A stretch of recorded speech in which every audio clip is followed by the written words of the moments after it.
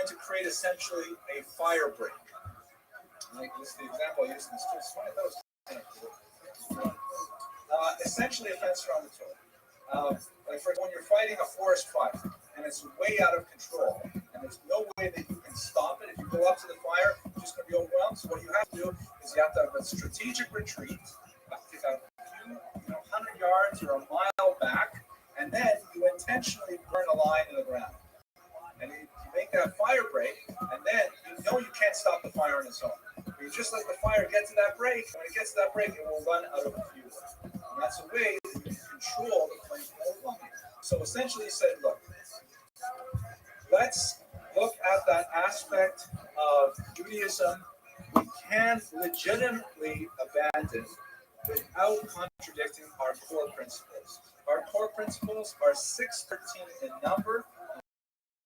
We will not vary. We will exactly maintain our standards on the entire mitzvah.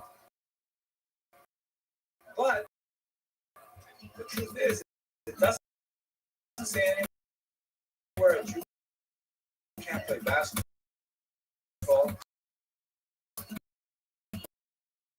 It doesn't say anywhere a Jew can't further their career economically and academically.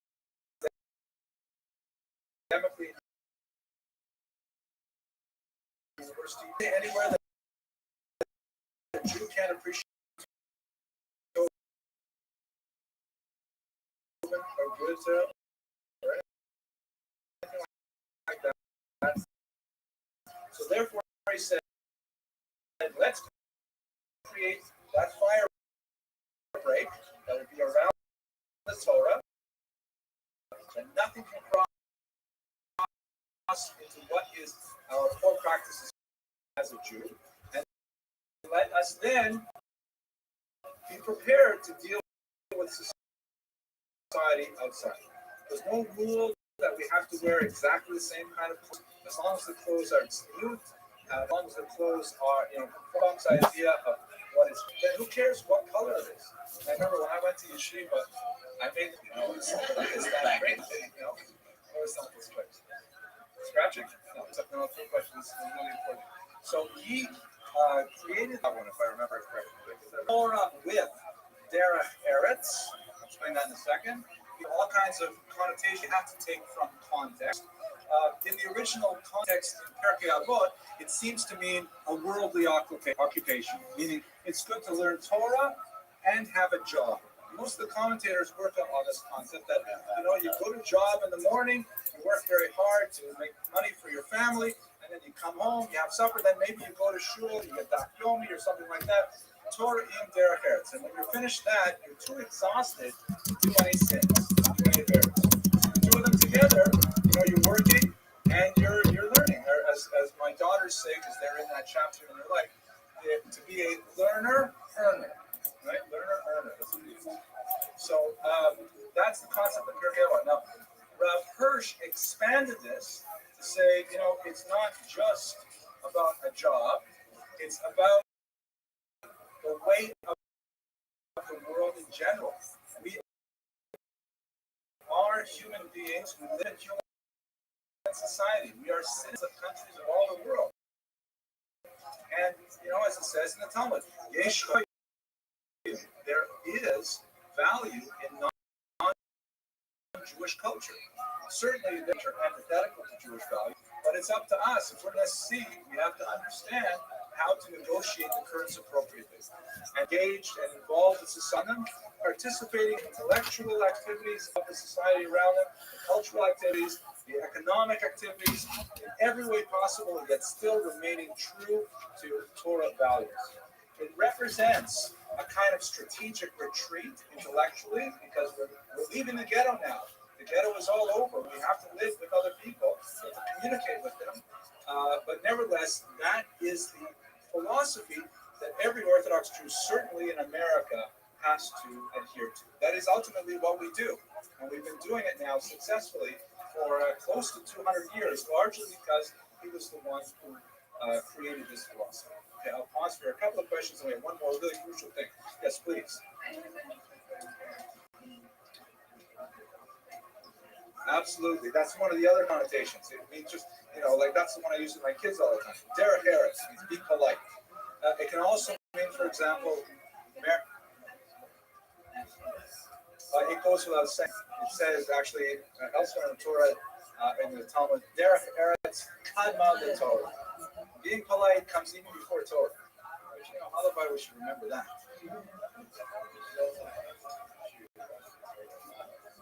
Precisely. Yeshiva University is a direct intellectual inheritor of Rav Hirsch's philosophy.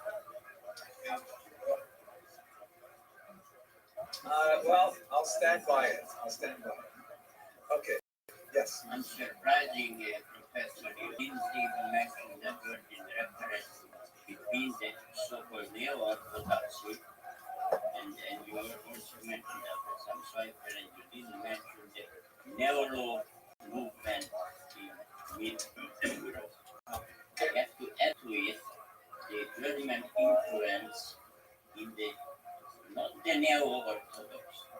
We did never use that word neo-orthodox. It is only American way to using this word.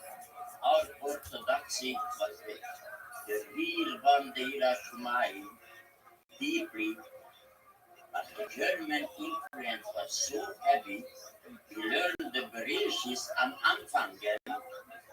We did not accept the English in the high orthodoxy from Carpats to down south towards west. Beyond the Carpats, Ukraine and other, then they started the Yiddish. But as far as neuro concerned, and second, in the middle of Europe, Czechoslovakia, Romania, Hungary, at that time Serbia, they do not accept reformism whatsoever.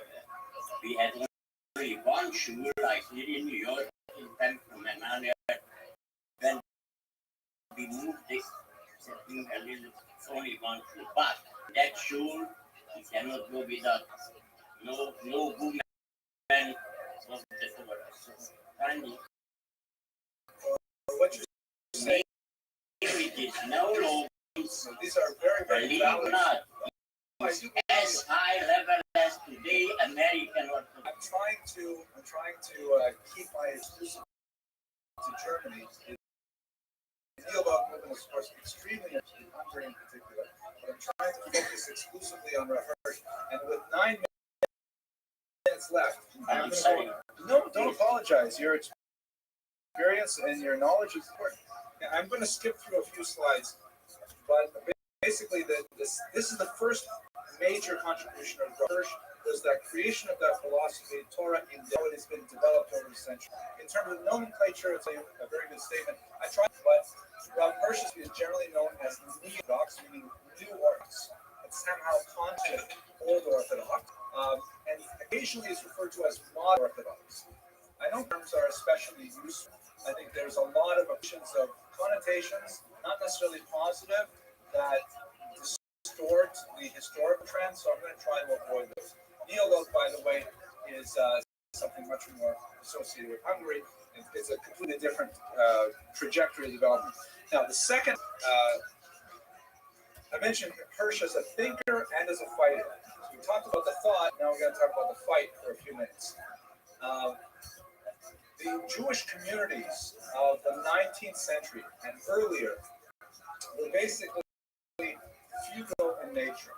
They were still in the old corporate method where the Jewish community, one community in every municipality, and they had an official leader, they had an official rabbi, a rabbiner, and he was actually in many places, many municipalities, actually paid by the state. First, when he was in Oldenburg, for example, he was paid by the municipality of Oldenburg from a Jew tax that was collected from all Jews in town. And he complained to the state to get more money, and they're saying, well, we have trouble collecting the tax. He says, well, is it possible to raise crying. My family is crying. Because, really, they told him, we'd rather not have a rabbi at all. Not necessarily to his benefit that he had a government job, because, it's hard to pressure him to actually pay what they were supposed to pay. At any rate, they're really medieval in origin. It goes back a long way. Well organized kehilot. To give you an example of the structure, and it may look familiar to you. Basically, self-governing communities, the Jews, and this could describe Sephardic communities, century, 13th century, is very similar, and it even describes those synagogues today, which adopt the same structure. There will be a group called the Tuvei Ha'ir, which means the good people of the city. Typically male, typically wealthier, and typically supporting the community with their charitable donations, and they form the functional equivalent to the board of directors of the community, not just shul, but the entire geographic locality. Under them would be a parnas, a president, who would serve for a number of years and would be elected typically from among the Tuvei Ha'ir, and he is invariably a he, would supervise a number of groups called chevras, or committees, we would say. There would be the Chevra Kadisha is the most important one. I'm going to show you something about them in a second, but you'd also have a Chevra Shas for people who want to study Talmud, Chevras Lina to take care of people who are traveling, Chevras Yason for orphan. This is one of the things that kept the Jews through their long exile, is that, at a time when kings were illiterate, and there was no such thing as services for the aged, the infirm, the sick, the widow, and so on, we had all these things built into our community. And then, so this is a larger community that have many, many chevros, a smaller community would have just a few. Then there would be the Beit Din, which would be in the shul, the equivalent of the rabbi, and they would have a group of people called the Gaba'im, which mean the enforcers, who would be charged with the task of being sure that people conform to the dictates of the Beit Din. This structure pertained to every Jewish community in Germany up until Rav Hirsch's time. Joe? Yes.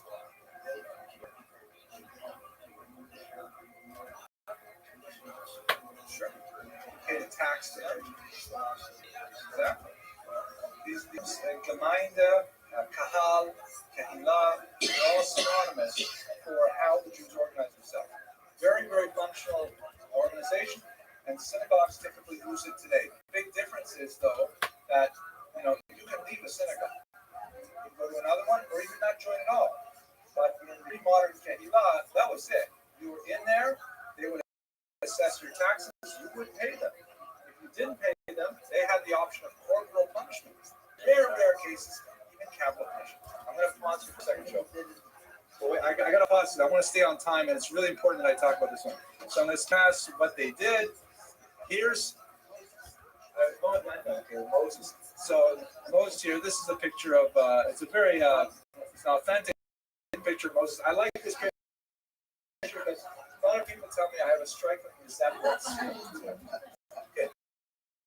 So here's what Rav Hirsch did, which was extremely important and controversial. Rav Hirsch said, when he was in Frankfurt, which is most important position, he discovered that he was so left-wing, and he was constantly under pressure to compromise, what was behind the firebreak.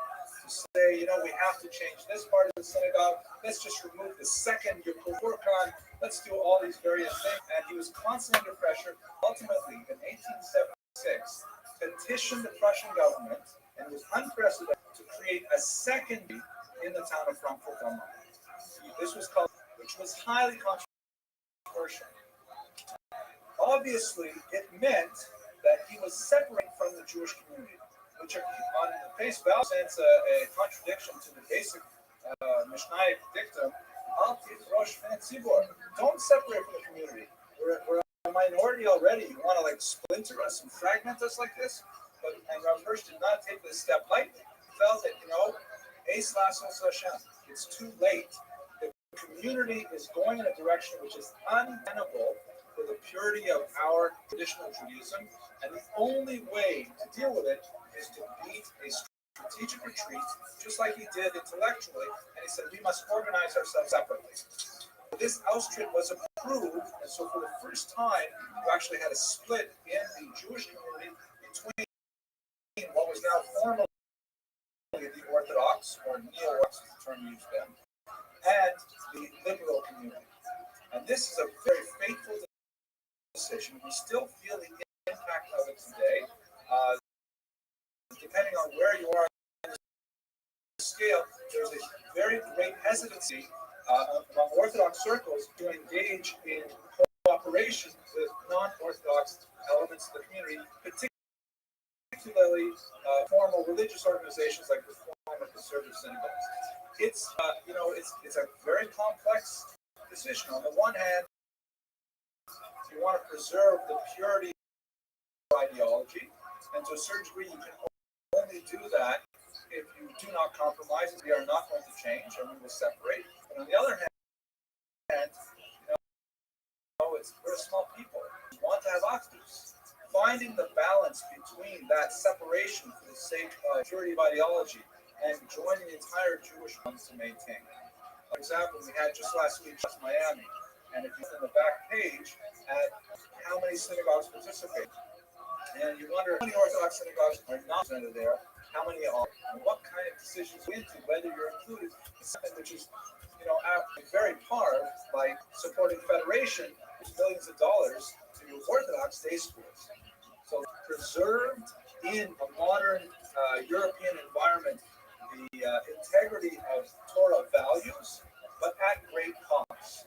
And we are still today trying to negotiate exactly how we are to deal with those things. Let me just conclude because I want to stay on time and I'll take questions afterwards.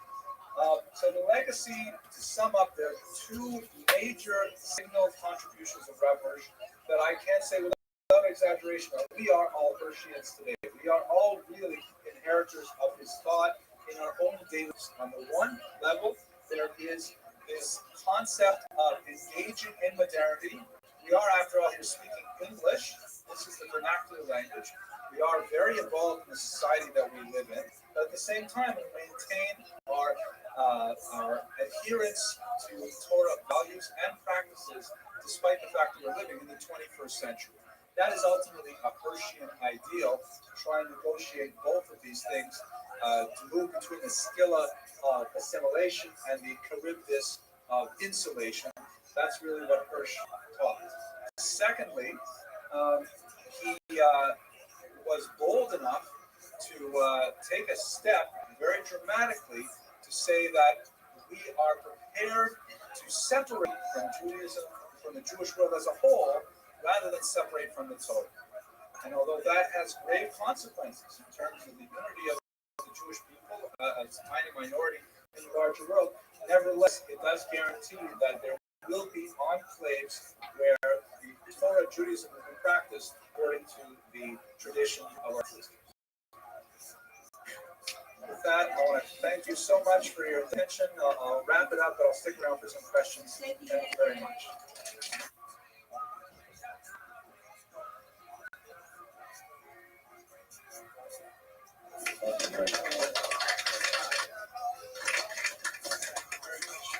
Jack and Shelley, appreciate it.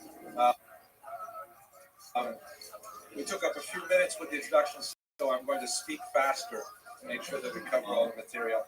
I just want to say a couple of words of thanks myself, and then we'll get straight to the material. First of all, I want to say thank you so much to the Kehila for expressing so much enthusiasm for these classes. Academics, we just need someone to talk to. If no one will listen to us, we feel so. It's so wonderful that all of you come out here and help me along with my first therapy. We talk about history and things like that. I certainly can't do it at home, so at least I can come here. When we edit this, just remove that little thing about home. Okay? At any rate, special thanks tonight to several people. First of all, I want to thank Joe and Zohara Weiss, who I think were the strongest supporters of this for what should happen here. And I think you've noticed a few improvements. First of all, at the end of tonight's lecture, no one will have to turn turn the chairs around for davening tomorrow.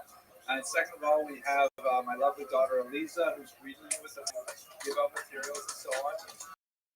And Mr. Rodriguez, one of our students, that's going to be videotaping it. And in case I didn't make it clear to you earlier, we're going to be putting these lectures entirely on the web as a service to the Jewish people. Just available for free, no charge, just like they are here. And we think this will be something that will enrich the Jewish people in a small way, but I think it's the right thing to do. Also, I want to thank my friend Stephen Mills, aka Meatloaf, who has been a great supporter of the technical aspects of this project, and he's helped with a lot of the search engine optimization that we've done. Last thing, we do have a donation page to help offset the cost. The shul has been very generous purchasing the camera and the projector and the screen and things like that, so we can make these lectures possible. We'd like to give that money back to the shul, so when you visit the website, which is very hard to remember, it's www.jewishhistorylectures.org. And if you click on .com, it will still work because I bought both domains. Then you'll be taken to a link where you can directly to the shul, and it'll be earmarked for the cost of this class and for its expansion. I think that's great. We have two sponsors for this week's lecture. The lectures happen whether we get sponsorships or not, but obviously we'd like to get more of them. Mr. and Mrs. Menachem Sternbaum and Susan Levinton and an anonymous donor have underwritten the costs of this week's lecture. We figured out for this semester it would cost approximately $265 to pay for everything we bought per lecture. So we're asking for $200 to sponsor the lecture. So whatever you want to give, if you want to give, is wonderful, and we're very appreciative. Okay, I think that's it for the general introductions.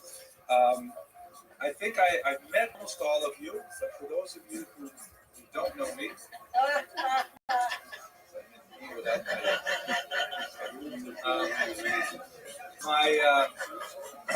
my background is I'm a historian. I received my PhD from the University of Toronto in 1995, and it coincided with my sort of discovery of Judaism together with my wife. And so I mixed my graduate career and my postgraduate career, bouncing around between the Hebrew University and Or Samea and the Oxford University and the Chai Society and Harvard and a few other really great schools, Cornell. And so I've had really a wonderful experience in some of the top universities of the world, Baruch Hashem, and I've also had the experience of learning Torah full time. And both these things really come together in my teaching, I think, and I really try to strive for the high work of academia that I've experienced in the Ivy League, and at the same time the Vankite and the brand of Torah that I received in Yeshiva, and I'm hoping I can communicate some of that to you tonight. The class is going to be initially a survey of modern Jewish history, and like a first year, it is pitched to a little bit higher level because so many of the people in the audience are very well educated, very well read, but it's still generic enough that if you have no idea what the topic is on, you should come away with some useful information. The approach is going to be biographical, just like last semester. Well, I will use people, sometimes famous, as today, sometimes not so famous, to illustrate the general trends of Jewish history, and primarily specialized in modern. Anytime I step, let's say, anywhere in Poland, and anytime before, let's say, 1648, I'd like you to please not ask any hard questions, because it's not my real area of expertise, but that's it. Okay. So are we ready for a quick joke, and then I'll talk about Rabbi Yosef Karo? Okay, so Rabbi Yosef Karo, he's known as the Mechaber in the yeshiva world, the author, meaning he is the ultimate composer of a book for the generations. And that book, of course, is none other than the Shulchan Aruch, the set table, which is that has become universally accepted in the Jewish normative behavior. In that context, I'd like to tell you about somewhat antinomian behavior, and it's a joke that involves a fictional rabbi that has no relationship to this shul at all, of course. But the joke goes like this: this rabbi, for years and years, he's been devotedly serving his congregation, but all his life he's been tortured. The question in his mind: what does pork really taste like? And he has, like, on Yom Kippur in particular, he has this terrible temptation. He just can't get rid of it. He decides he has to exercise this terrible deal from himself, and he's going to follow the advice of the Gemara, dress in dark clothes, and go far away neighborhood where he will, exercise his will and hopefully not have this demon torture him anymore. He goes way out, like West End or someplace like that, and he finds a Chinese restaurant. He goes into the very back in the dark place, and he's wearing, a baseball cap. I don't know if you've been walking around the beach lately, but I'm straight from Brooklyn with, the full black baseball cap. So it's like they're in guys. Nobody knows. You would never baseball cap. And he says to them, I want you to give your best. She walks away. He's sitting there, walks the presidium and the board members for a late dinner. Of course, not associated with this shul or anything in this neighborhood, but the presidium walk in and they see the rabbi in the room. He's trying to hide under his hat. And they walk up to him and they say, Rabbi, what are you doing here? And just as they're talking to him, the waitress comes with the best pork dish on the menu, and of course, you guessed it, it's a suckling pig. A huge pig. Can you, move the camera over here when thank you. People think everyone's anyway, it's a big suckling pig. And everyone's speechless, and the rabbi finally says, can you believe this restaurant? You order a piece of fresh fruit, and look how they touched it up. Okay, the start of the joke was better than the end, but let's go straight to the show. His dates are 1488 to 1575. Rabbi Yosef Karo, sometimes spelled with a C. It's the same person, obviously. He was born in Spain, possibly in Portugal, and he certainly suffered the deleterious effects of the Spanish and the Portuguese expulsion, which we discussed last semester in great detail. He was most famous as a halachist, but he has tremendous potential. Hi, Robbie. What's up, Ben? And I hope I just awoke. How are you? Try to describe how these two factors I just awoke. came together to create the unique personality that's found in the Shulchan Aruch itself. How are you? As I mentioned, his claim to fame, his main claim to fame, is that he is the author of this. Excellent. What's new? Do you have a good sleep? Yeah, thankfully. Where they were allowed to remain for several years, were expelled once again. Can you use Google Translator, please? Where he went from place to place. I'm working something right now, so I got to focus on it. So it was really very much a family affair the way that he Can you studied please Torah. Google Translator? He was married 3 times, and he had 7 known children. 3, please. unfortunately, predeceased him. Here's an interesting. Thank you.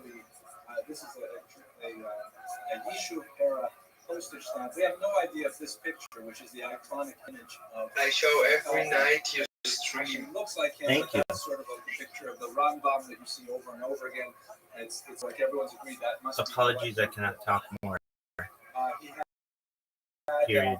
I am working quite on a close project. associations with many other rabbis of the period, and in fact, one of theirs married the son of the famous Arizal, Rabbi Isaac Lurie of Tzfat, and we'll speak about their association in greater detail. He also had some interesting influences from Shlomo Mofa, who was a fascinating character. We'll spend more time speaking of him in great detail in a later class, perhaps 2 semesters from now. Shlomo Mofa was also a Spanish origin, Verso, who, like Uriel da Costa that we spoke about a few weeks ago, decided to return to Judaism. But whereas Uriel da Costa, was never completely comfortable. Is it okay when I came in 20 minutes again? Space you can whenever you want. Okay. I'm helping you. I say my friends, you are, and you are helping. Yes. Okay, I thank you. Absolutely. Okay, then, Bye. Because they thought he was all just too radical. He circumcised himself when he was in his 20s. If he couldn't find a mohel who would do it, that's really extreme behavior.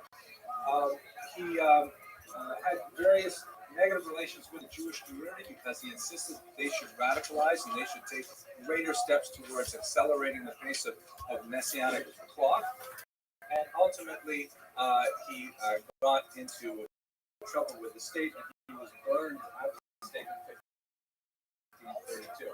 This is actually a tiny style that gives you a sense of what must be going on in his head if that's how we push John Hancock there.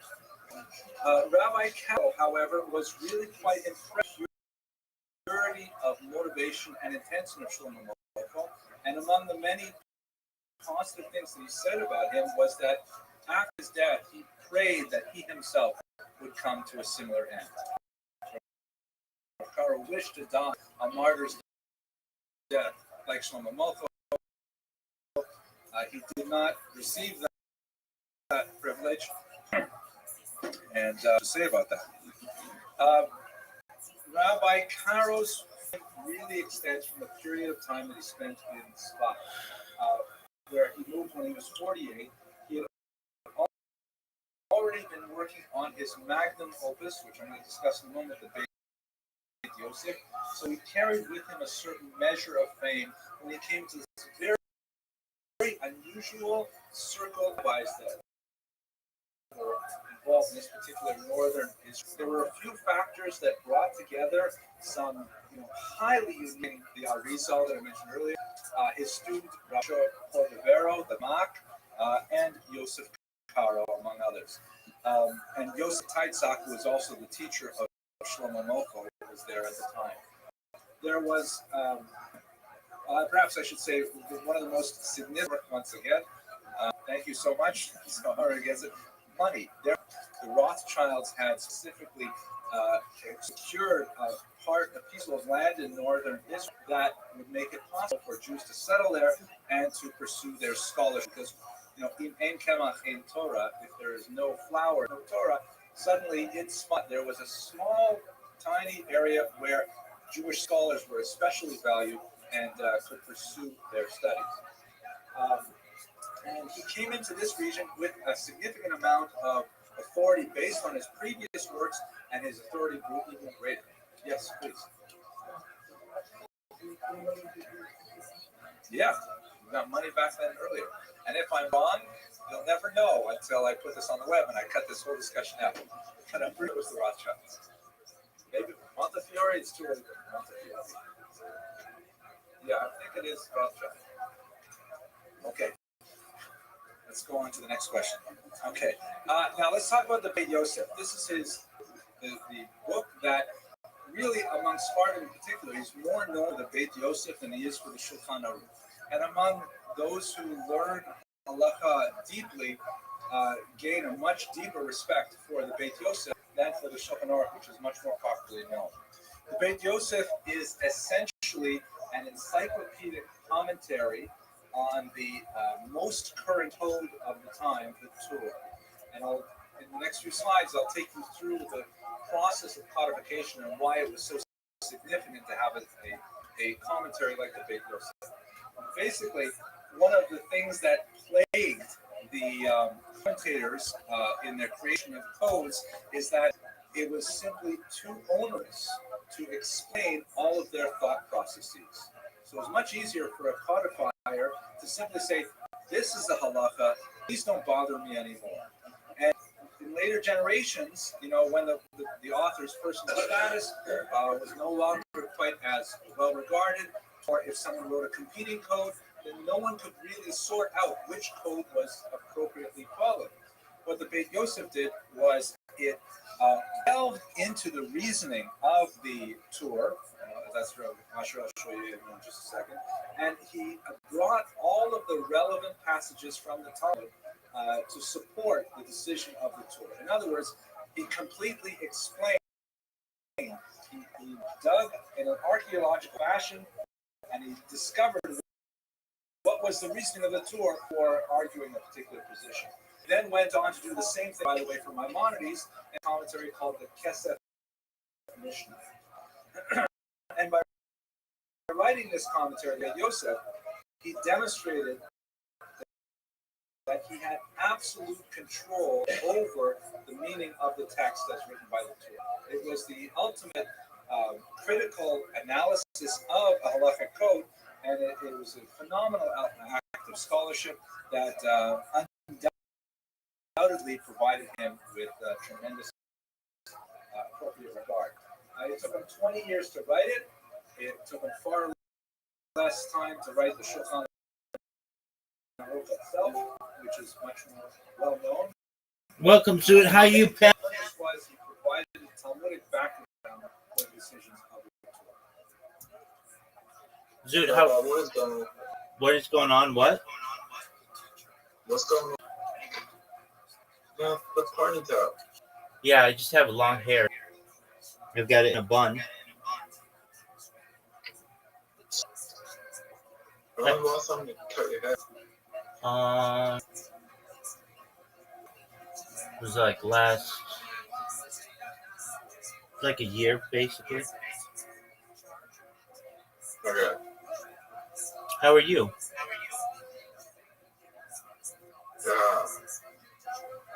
Okay, I guess. Okay, what's going on?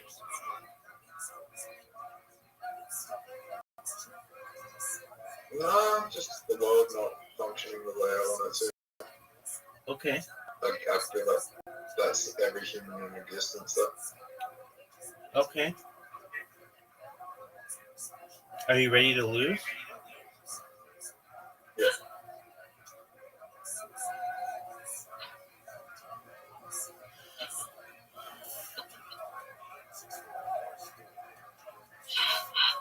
Did you know that you have an invitation?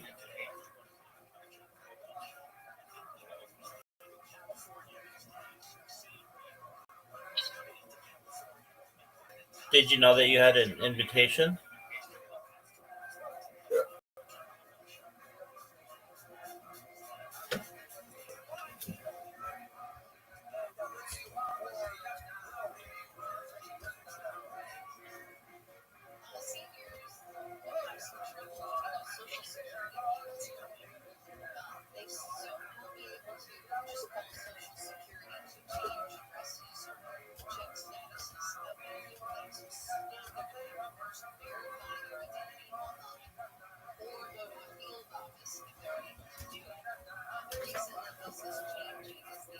I can't see the invitation.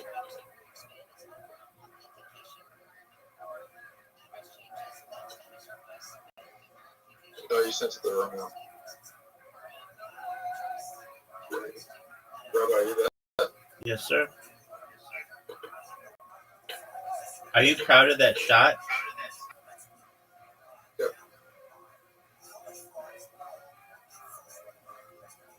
Oh.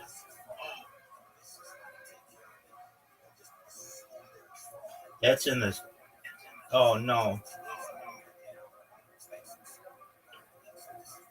You ready for an amazing shot? Oh, no.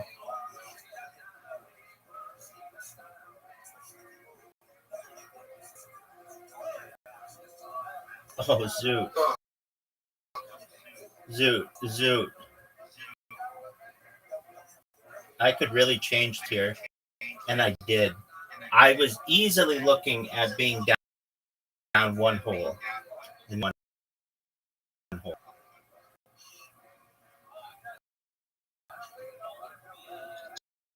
So, Rabbi, Yo, pimp.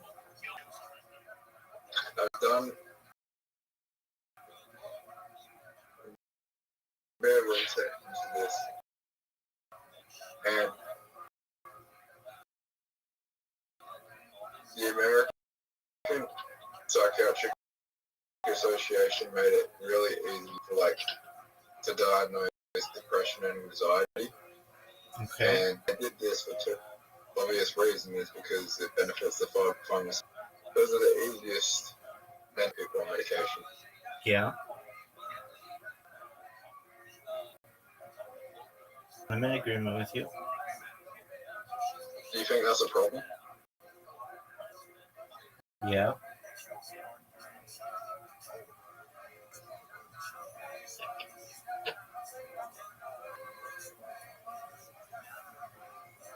I've been diagnosed with both, and I've been on SSRIs, and SSRIs really fucked me out.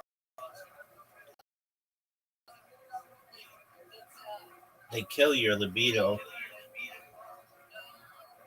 Yeah? It's hard to get an erection with them. But it's hard for me to calm. That's what I mean. I should have said that. Yeah. Do you think that's why you had such a problem with that girl in the adult store?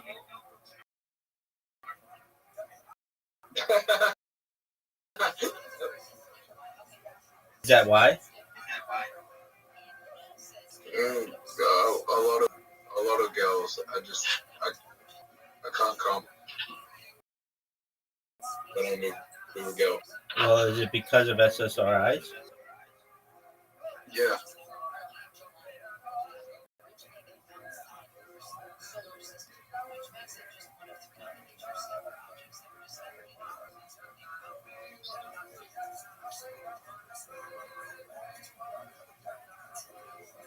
This would be the greatest shot I've ever had on this hole. Oh, man. Dude, it's so hard to hit a long shot on this hole.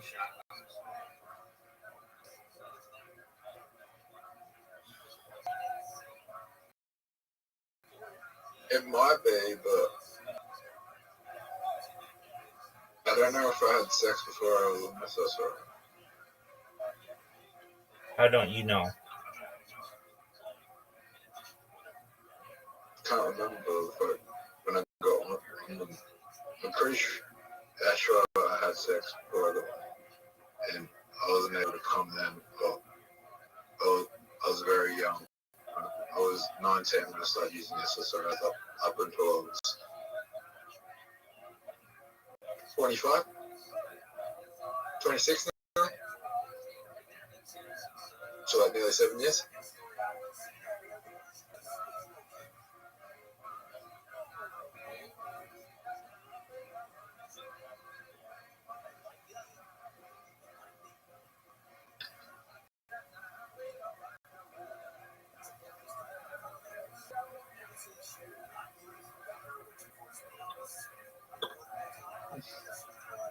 It wasn't an adult book store, it was an adult movie theater. Whatever. Did you know that they make an SSRI that allows you to come easier? Yeah, it's called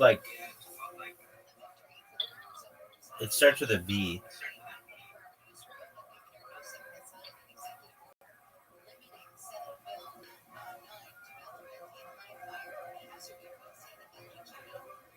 Benzo? No.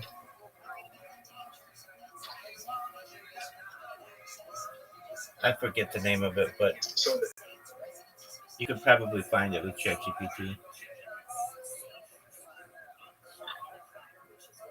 that is Grok. All right, well, Grok sucks cock.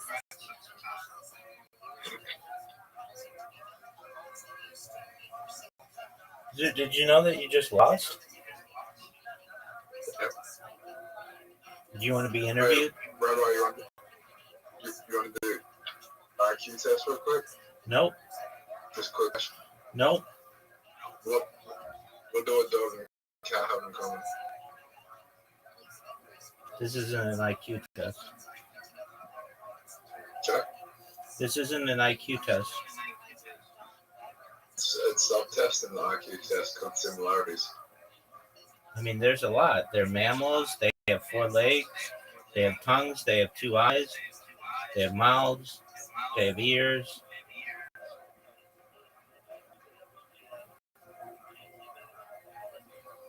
They have tails. They have hearts. They have rib cages. They have fur. They eat. They drink. What a shot. You have taken an IQ test before. Is that's the IQ test? That is all you do? Good shot. Well, I knew you taking an IQ. You know how I know? Because I'm sexy. Because you gave a lot of answers. Okay. Which means that you were trying to also get points for vocabulary as well. You know. Okay.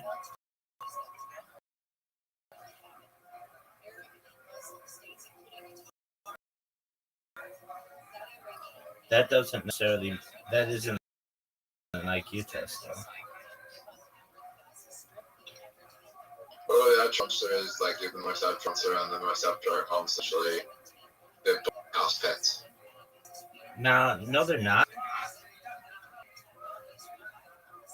There are feral dogs, cats. That's an English answer.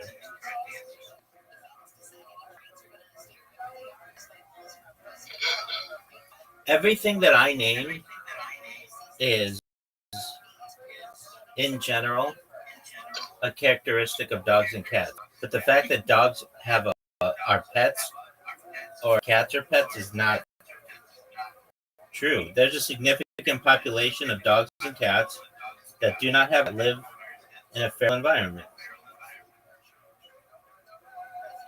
Most of feral children. There are.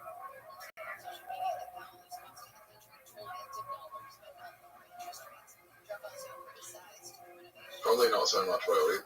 In America, how many feral children do you think there are? Well, do you count foster children? I wouldn't, because they have like some type of structure. You mean people who just live in the woods completely? I bet you there are some. In the United States, how many feral children do I think there are? Probably in like the South. There are probably some kids who ran away from home and their parents either don't care or weren't paying attention or something, or maybe they just were foster kids and they ran away and they're just living, especially if you were like 15, 16, 17, you count that, then there's a significant population of just people who are living off the land, basically. Hi, Robbie. Hello. 15? Hey, Loshi. Yeah. Ravi is a good human. Thank you. It is a friendly person. Thank you. Dankeschön. Bitte schön. Feral would mean just raised without He helping parents. other persons for him for hunger of the world. That's right. Okay, yeah.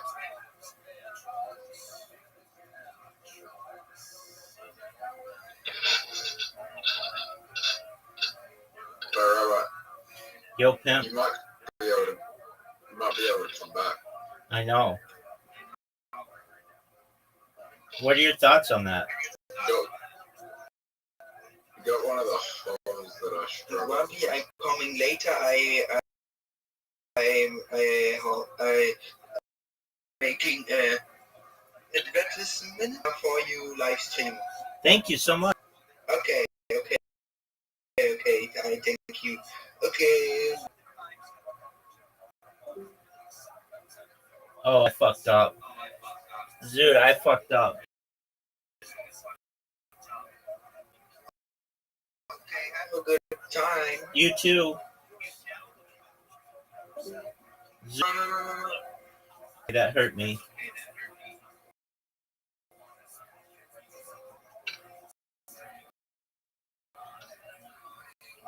Get up.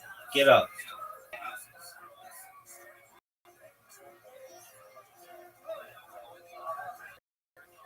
Okay, literally all I have to do is score.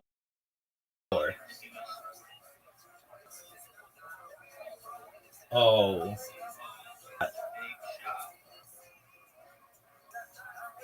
Alright, if I start making money again, I'll go to California. Okay. How you gonna make money? It's just been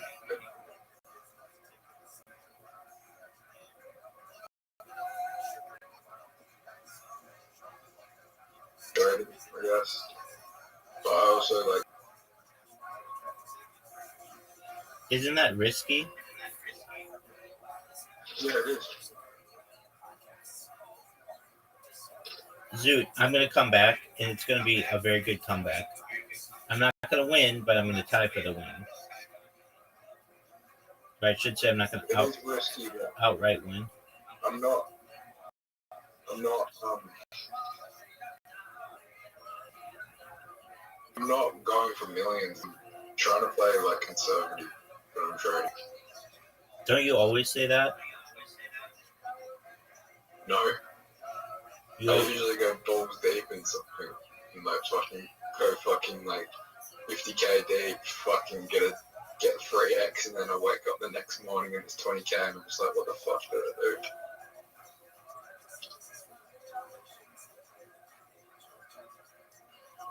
Did you know that I made one of the greatest comebacks in the history of this game?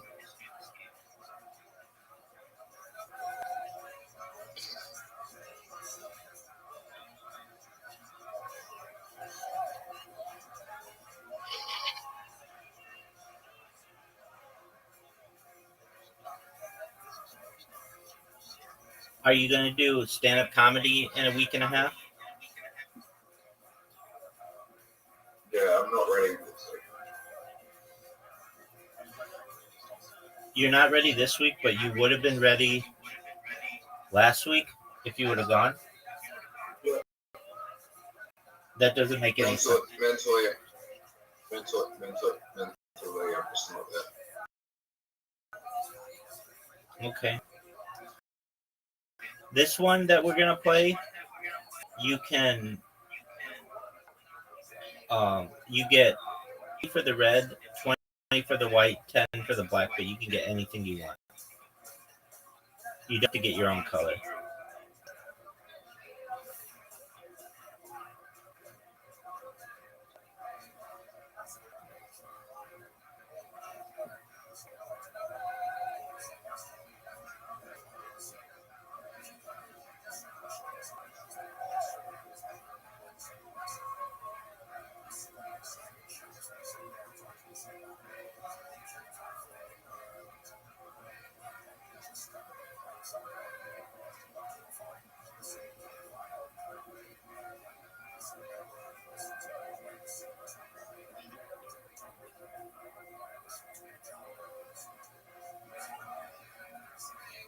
What happens if you cut it, right? You have to get in anything right now, any color, and then you get 50 points, more than 50.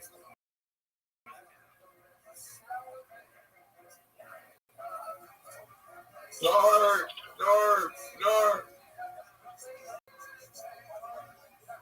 How bad was that? It was common. That happens. No.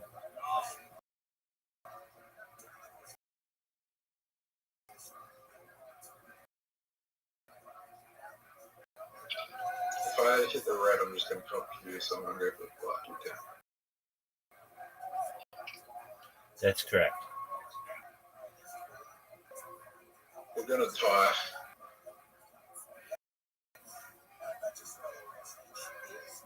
So eventually, you're gonna have to hit the red, which is gonna help me. That was a great shot. Thanks, big dog.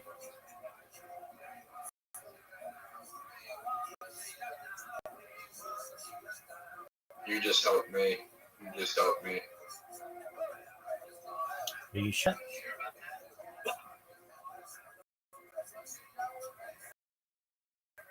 Yep. You just helped me there. I can't put it there, which makes it challenging. But it's not in the position that really helps you much.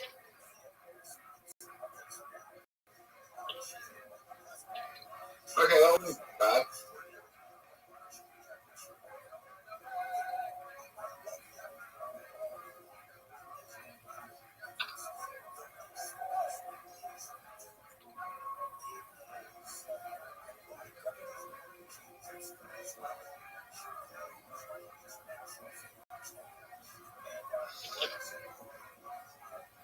See that white one? Watch this move. Ooh.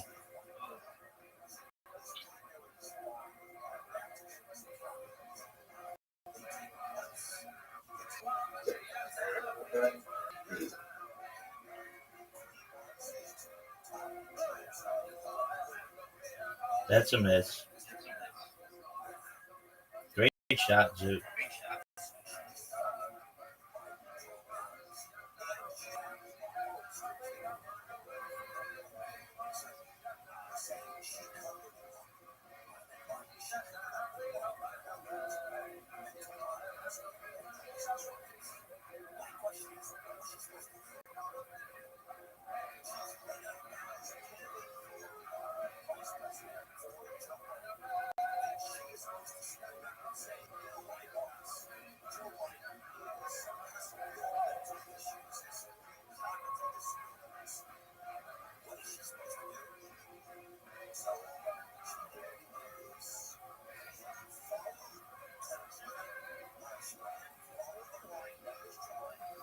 This is a risky move, Zoot. I wouldn't do that. I would just hit the white ones in. They're easier.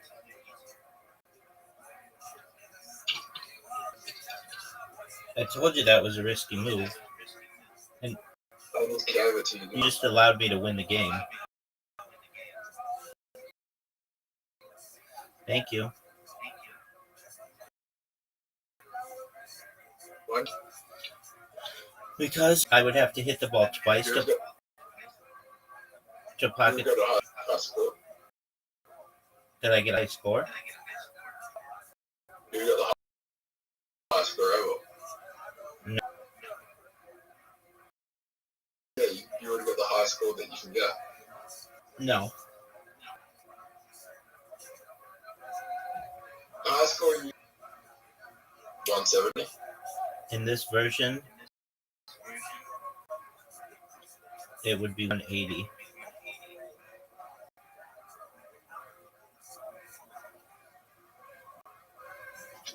Because you could have 110, and then get a 50, and then get a 20.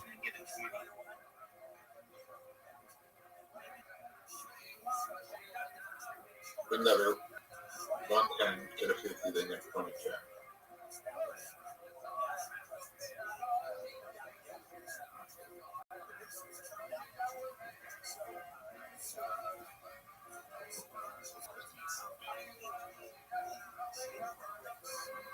Oh, Rabbi, you are done. So you've never beaten me in this game, and you're not going to beat me in this game. I've been. I don't know. Check when we're playing doubles against others. Yeah, maybe then.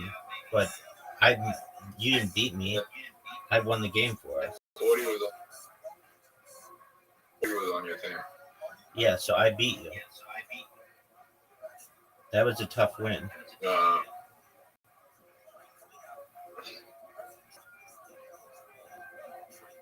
Fucking hell, you're playing good.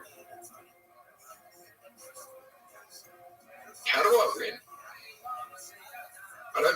Unless I get the red, I can't win.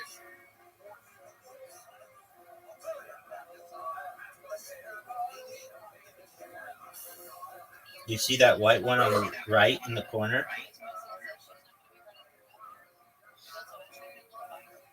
How do you do that? Because I'm dirty as fuck.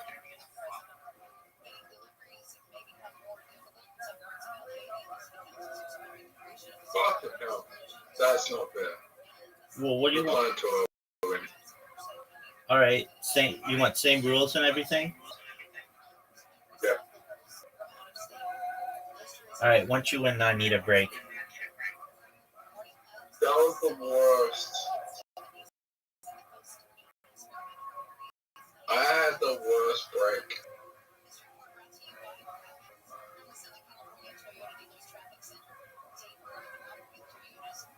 You love me? Yep. Took so.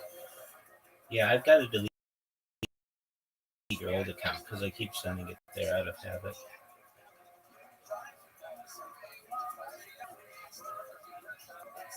Yeah, I'm never back on that account.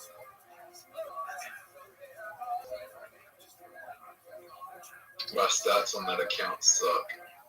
Your stats on that account are good.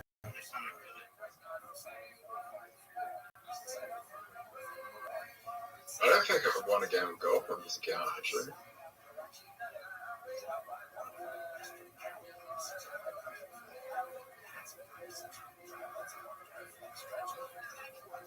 Bye-bye. Yo, pimp. It's kind of not fair that I break, get a shit break, and then you got the easiest fucking shots of your life. I mean, what about it?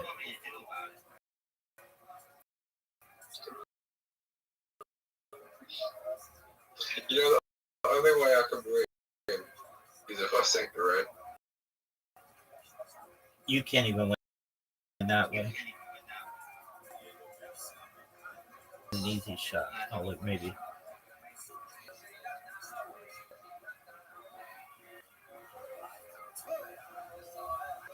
Zoo, do you know what the dragon attack is? No. Fuck! You just got swept. Yeah, I break. Give you the easiest fucking of a lifetime, and then What do you want me to do about it? I'd win. but I want you to break first. Why is it always me doing the break? You don't have to. You don't have. You just put it in the. You could have just put it in the pocket, and then you don't have to break.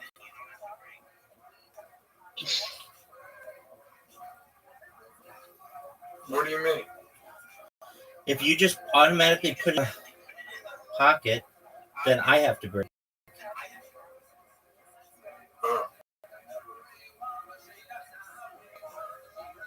See that white one in the corner? Oh, I missed. Dude, no matter how you play, though, I'm going to destroy you.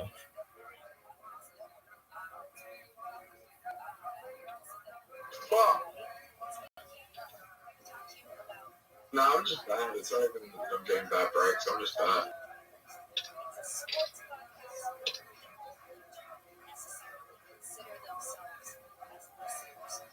Brother, you're not even good. I'm sick, dog. Look at this shot. Did you see that? I bounced it off the wall, dude.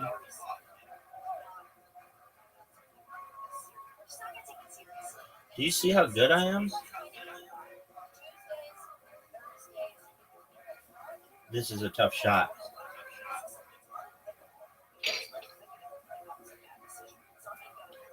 Did you just quit? No, you won. Oh, no way. I did win. Wow. All right, you want...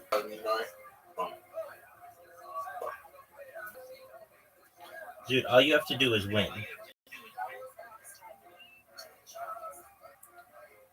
Okay, I'm going first.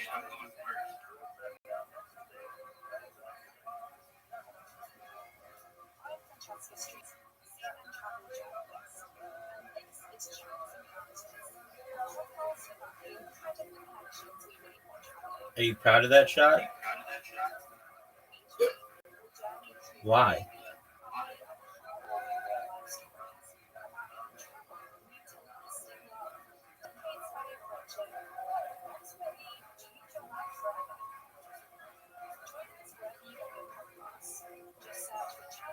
This is a tough.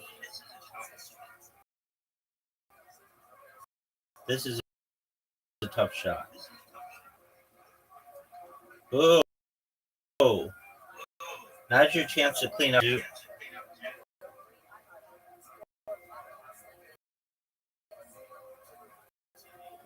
fucked up.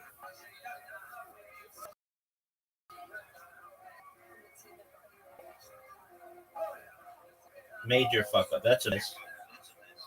Dude, oh no way. Shot. I think I know. That's a miss. You said a mistake. Get in. Yes. Oh,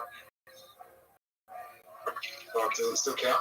Oh, and it takes away 20 points from you.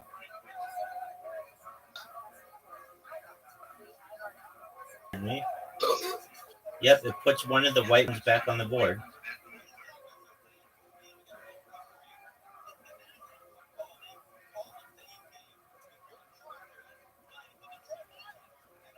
Dude, this is hard. Go for the red. Nope. Okay, now you have like the most impossible shot. Nope. No, right now. Okay, you want me to go for the red?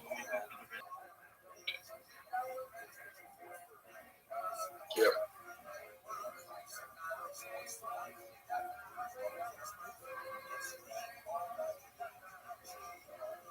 Oh, what a big miss.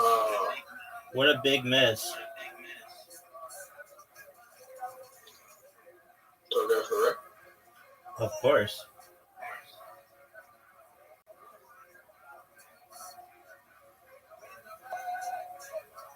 What's my best move here? To make a shot. Not that one. Fuck. And the red one goes back, son. Yeah, but it's hard for you to get it in. No, that's easy. Fuck. Oh my god, I got the easiest shot ever. That's a miss. Yep. Oh, did I make life easy for you? Yep. Oh, Dog. I have no... Miss. Oh, fudge. Big shot for Zoot. Big shot for Zoot. And Hey, Rabbi, yo, pimp.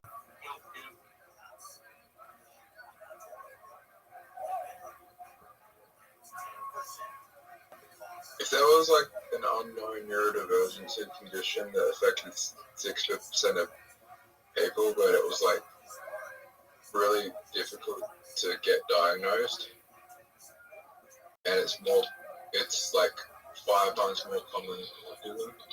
Why do you think that is?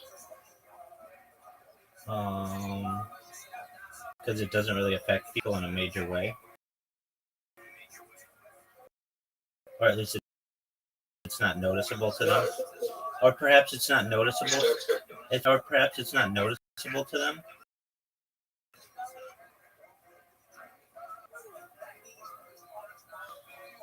Zoot, you know you're done? Do you know what the dragon attack is? Alright, Zoot, one more game, and then I need a break. But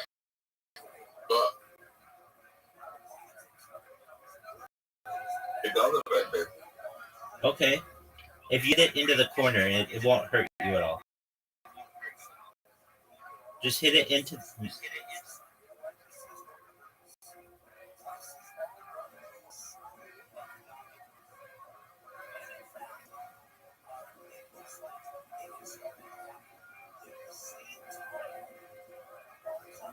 Are you seeing this?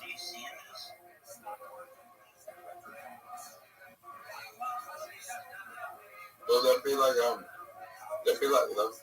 levels to it, right? There's levels to every neurodivergency where it affects people more than others. Everything's a spectrum, dude. Yeah. Oh no! I just hit it in, and I just lost 20 points. There's some people might have it mildly, some people might have it moderately, some people might have it severely. Are you proud of that shot?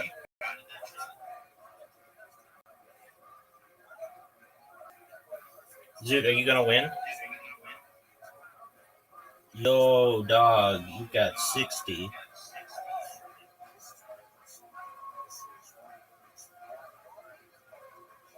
Dude.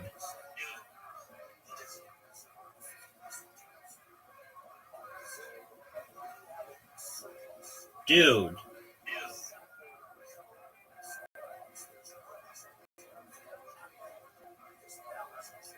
You just made it difficult to win. It's not like I'm not going to. I'm going to come back and just look you straight in the face. Breathe hot air on your mouth. What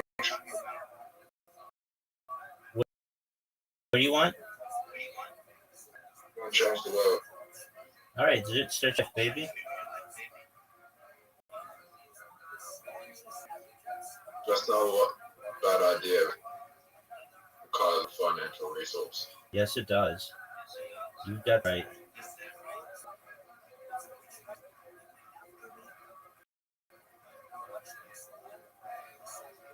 Oh. And there's a lot of people in my life that I want to keep private for Okay. their protection. Okay.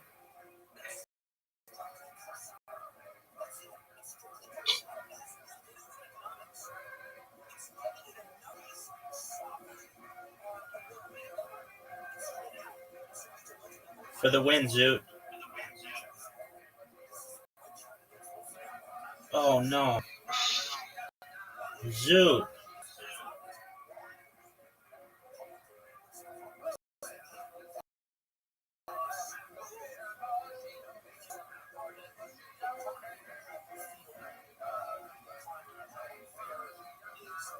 Get in, get in, get in. And you lost points, son. And you gave me an easy shot. And I missed. I don't think I can win now. Yeah, you can.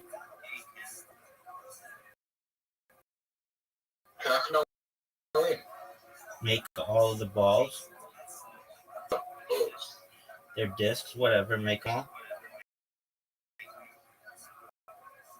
10, 6, 70, 90. I can win. Well, then do it. That's a miss. If you get one of them in, I can't win. You're right.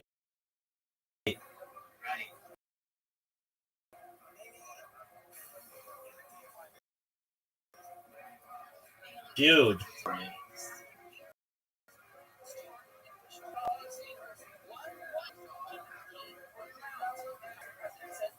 can win.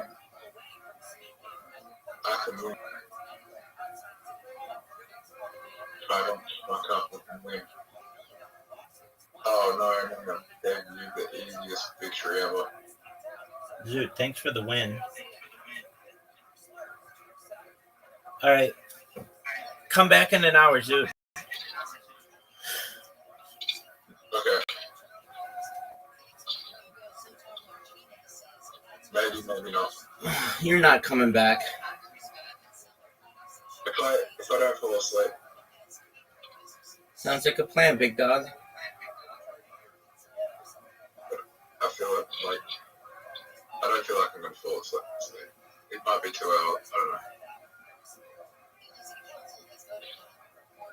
I'll see you today. Sounds like a plan. It's now. Sounds like a plan, Stan. It's now August 1st. That's tight. What's it like next month? Next month. Where, dog?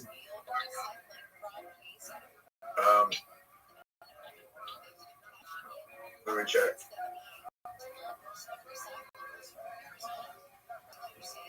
That's it. Peace. It's the same as last month, just a little bit colder. Okay.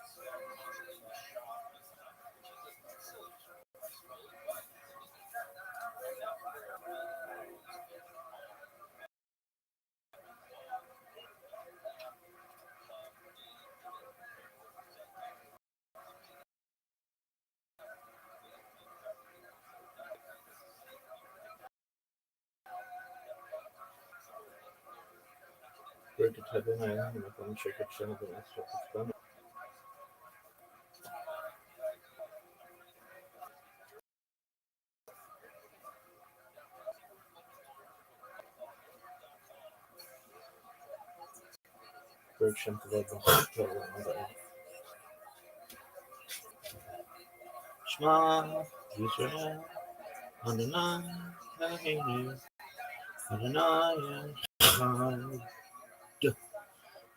Oh, bad.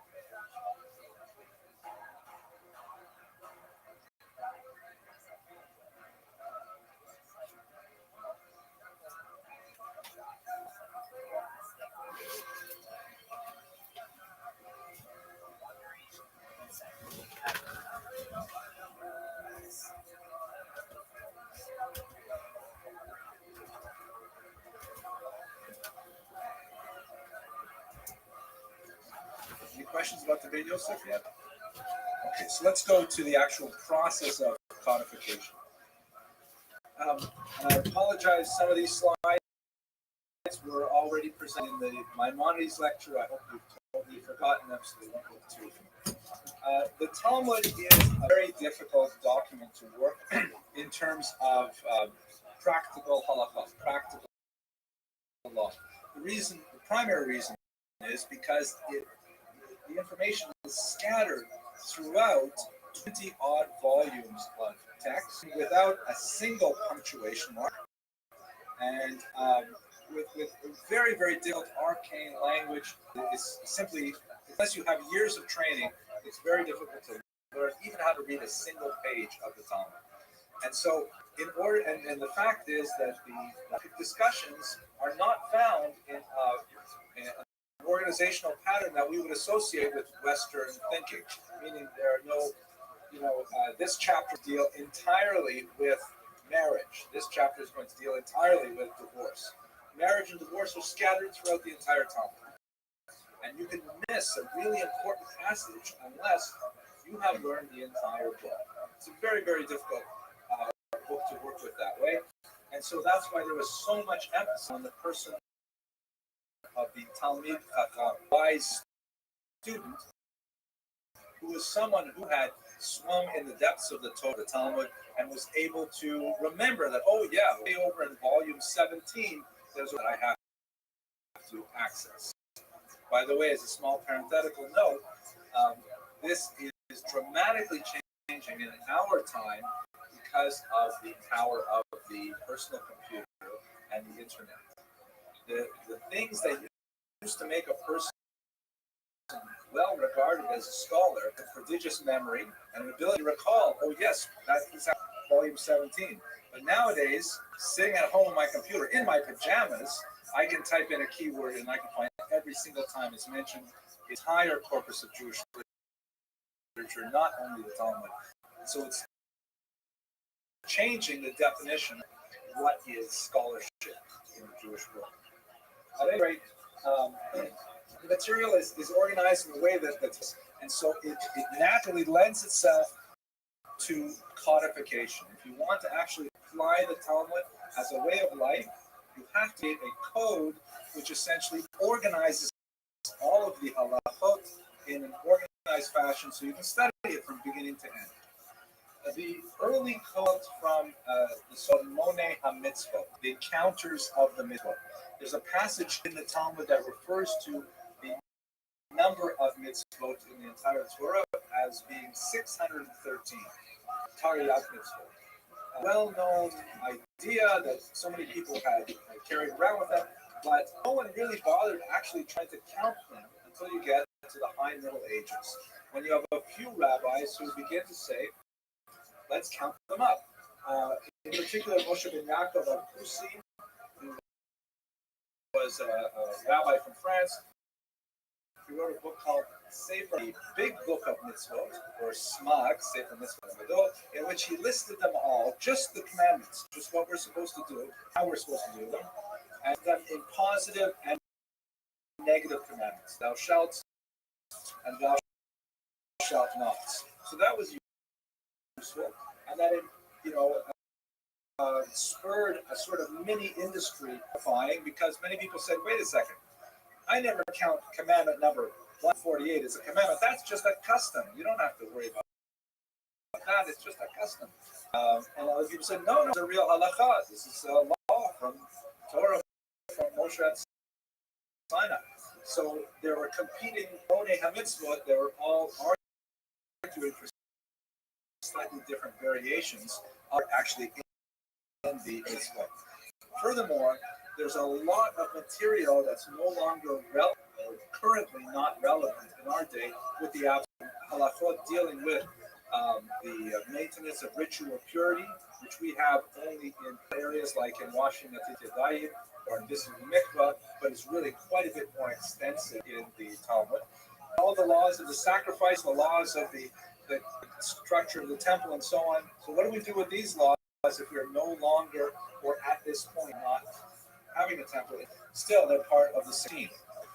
Maimonides created the greatest code of the in his Mishnah Torah, and I don't take too much time to speak about that because we did speak about it, in which he wrote completely concept code that the temple period, that covers the Messianic period, it covers all kinds of things like laws of opinions, how you should think, not how you should act.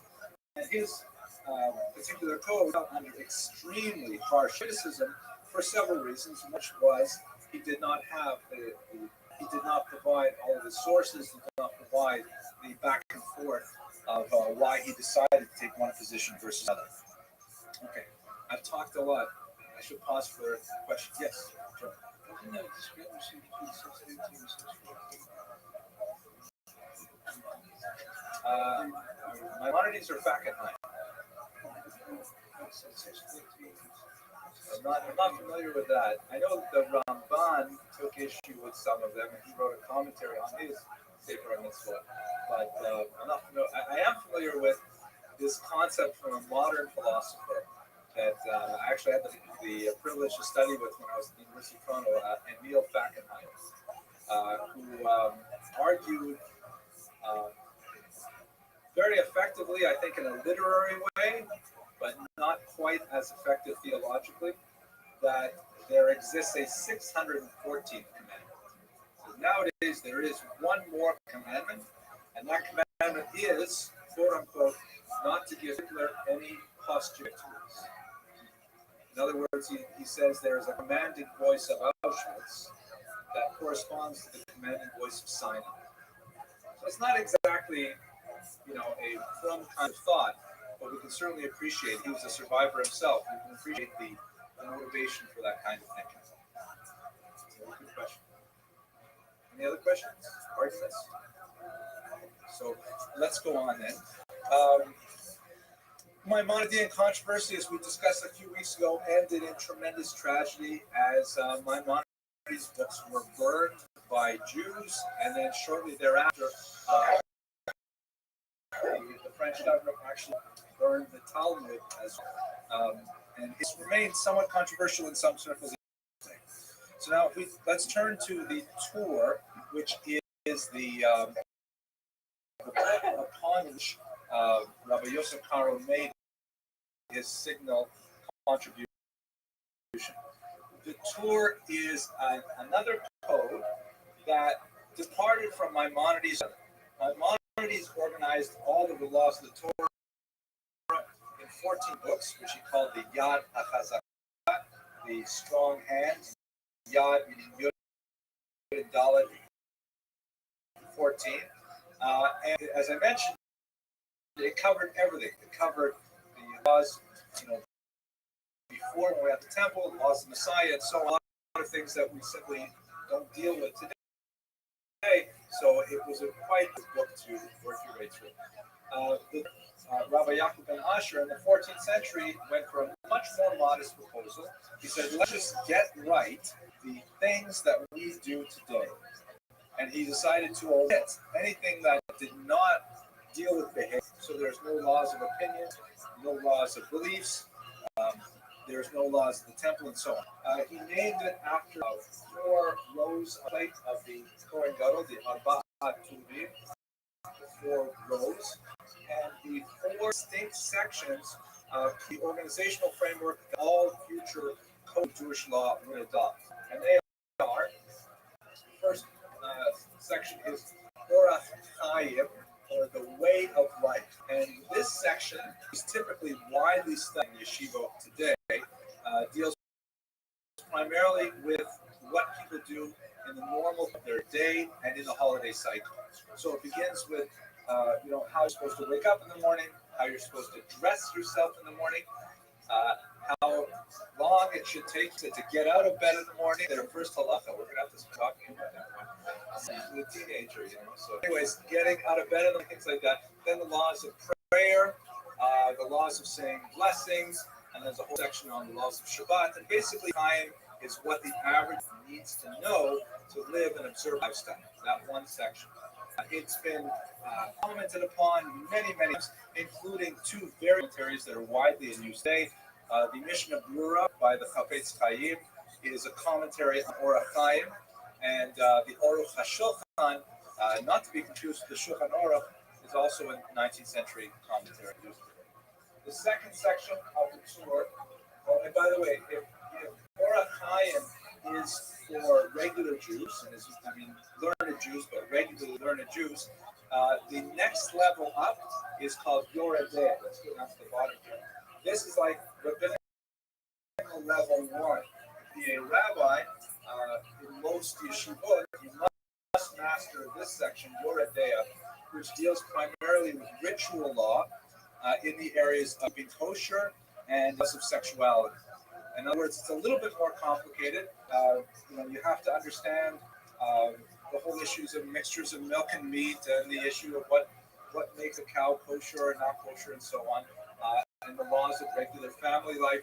And so, typically in yeshiva, Yoredeh is studied by rabbinical students, and then they have an examination on it. If they pass that examination, then they receive the smicha with the title Yoreh, meaning, can he teach? Yes, he can teach. Yoreh. That's assuming that he already knows Orach Chaim. You can't get to Yoredeh without knowing Orach Chaim. Then the next 2 levels are reserved for much higher levels of smicha. We have Eben HaEzer, which deals with marriage and divorce law, and strange laws like levirate marriage. If a man dies childless and the attachment is widowed, all those kinds of things. And finally, Choshen Mishpat, which deals with monetary law. The main reason why monetary law is highest is because with ritual law, if you get a question, is this chicken kosher, you can always sort of back out and say, you better consider it not kosher. And then, you may have caused someone a financial loss in the case of the chicken, but, it's not the worst thing that can happen. If you make a decision in monetary law, however, that's wrong. You'll be taking money out of pocket and putting it into it, so you're an accessory to theft in that regard. So kosher is considered a much more onerous level of still. The person who passes that level is called Yadin, which means, can he judge? Yes, he can judge. So this is the way the tour organized all of Jewish law, and you'll notice that it is quite comprehensive, but it's also quite limited to the kind of thing that we enjoy in this diaspora existence, not in Messianic scripture or anything like that. This civilization is completely different from the Torah, and in fact, the Torah's numbering system was totally abandoned after the Torah wrote his commentary. The Beis Yosef is the commentary on the tour explaining why he made all of his decisions the way he did. I should pause for questions. It's been 30 minutes since I told the joke. Maybe I should think of it. Does anyone have a good joke? Joke? You know, is it a joke that I can tell you? No, no joke. Okay, so I'm hoping that one will appear in my head shortly. Actually, did I tell you the joke about the anti-alcohol campaign? Yeah. Not yet. Okay, good. So this is a good joke. I forgot. So here's the joke. It's a joke I actually Ukrainian when I was studying it. It's funny in Ukrainian, but I'll try it in English anyways. That in the late 90s, as the late 80s, when the Soviet Union was collapsing, they had a serious problem with alcoholism. People were drinking a lot of vodka. People were drinking whiskey, horilka, and they were even drinking homemade moon, which they called samahon, which means self-cooked. And it was very dangerous, you know, it could be poisonous, you could be blind from it, it was terrible. So Gorbachev, and this is true, he started a massive anti-alcohol campaign, and he tried to promote, you know, more, what's the word for anti-alcoholism? Abstinence. Sobriety, and there's another word, temperance. Temperance, the word temperance. And he went all over the country. There were so many jokes about this period. So this joke goes like this. He gets on and he takes a whole bunch of journalists with him, and he goes to a construction factory in Syria. And he wants to speak to average Russians. And he brings the journalists with him right there into the factory floor, and there's a conveyor belt. And he picks on Russian worker. He goes up and says to him, Ivan, tell me, do you think a person can have a drink and go to work in the morning? And Ivan looks at him and says, well, Mikhail Sergeyevich, yes, I think it's possible. So he says, Ivan, do you think a person could have 3 shots of horilka and go to work in the morning? He says, Mr. President, yes, I think it's possible. He says to him, Ivan, do you think a person can have 10 shots of samahon and still go to work in the morning? He says, yeah, I'm working. I usually use that joke to tie up.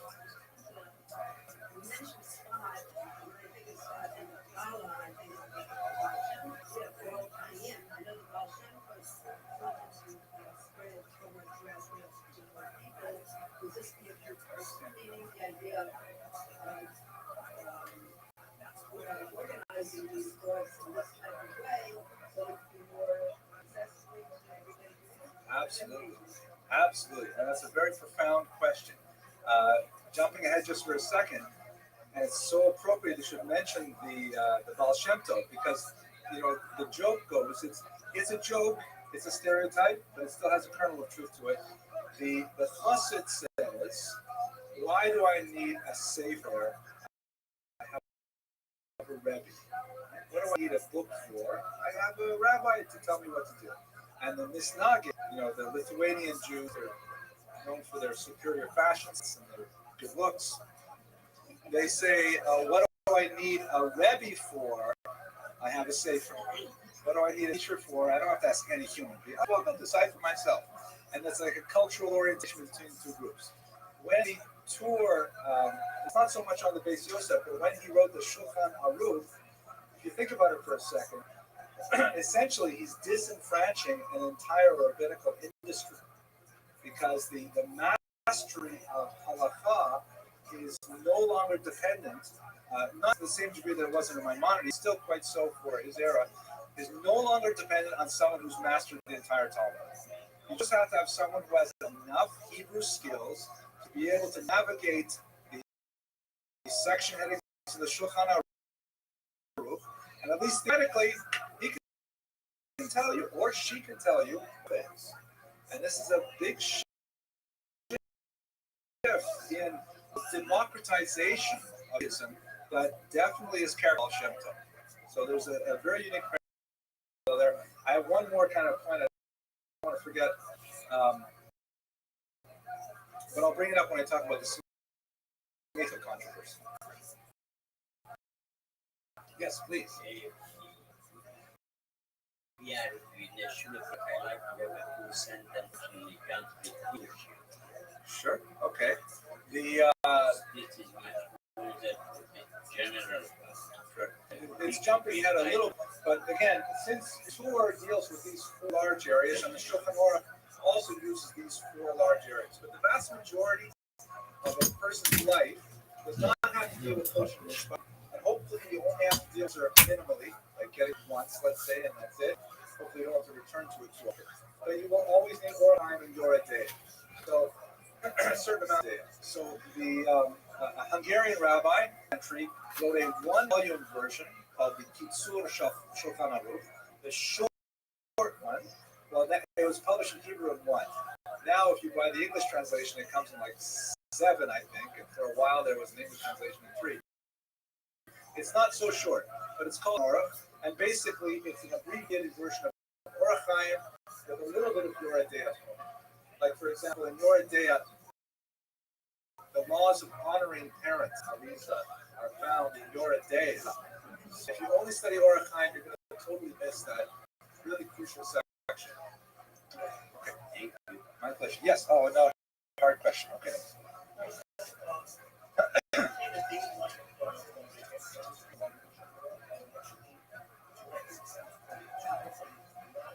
It's not the same as the text of Shulchan Aruch, but he totally took over the numbering system, and like a layman's guess would be maybe 30% of his language. The Torah, the Torah was written. Rabbi Yosef Kara wrote the commentary on the Torah. He wrote a commentary on the Rambam, and they said, "That's it. I'm writing my own halakha." And he wrote the Shulchan Aruch at this point, which is I'm going to talk about it in 1 second. But it is descended from the Torah, and if you really want to be no, it's a straight lineage. Torah, Beit Yosef, Shulchan Aruch, Kitzur Shulchan Aruch, Mishnah Berurah, Orach Chaim, they're all in one straight line. Maimonides is in a different row. Everybody else is. The context of this, you understand, it's a very wild time intellectually for Jews, especially in Spot. And one of the developments that's going on is the possibility of the renewal of Smicha is ordination. In English, it means to lean upon or to rely upon, and it comes from the original Smicha when Moshe gave Smicha to Joshua. Moses gave Joshua in the head, and he said, "Okay, you're the next leader of the Jewish people after I'm gone." This laying on of hands, Christian term, was practiced for many generations, well over period, and that's how the rabbis were ordained for Sanhedrin, the grand court. However, after the exile from Jerusalem in the first century, it was lost. The chain of transmission of who was authorized to give smicha to a student was completely lost, and so for 200 years, smicha had gone to waste. A rabbi today, which does not mean the same thing as it would have meant back in the ancient days. Rabbi today is a title of non-original who has accomplished a certain level of learning, let's say compared to, let's say, a Christian priest. It does not confer some kind of special magical power. Not all rabbis do that, it's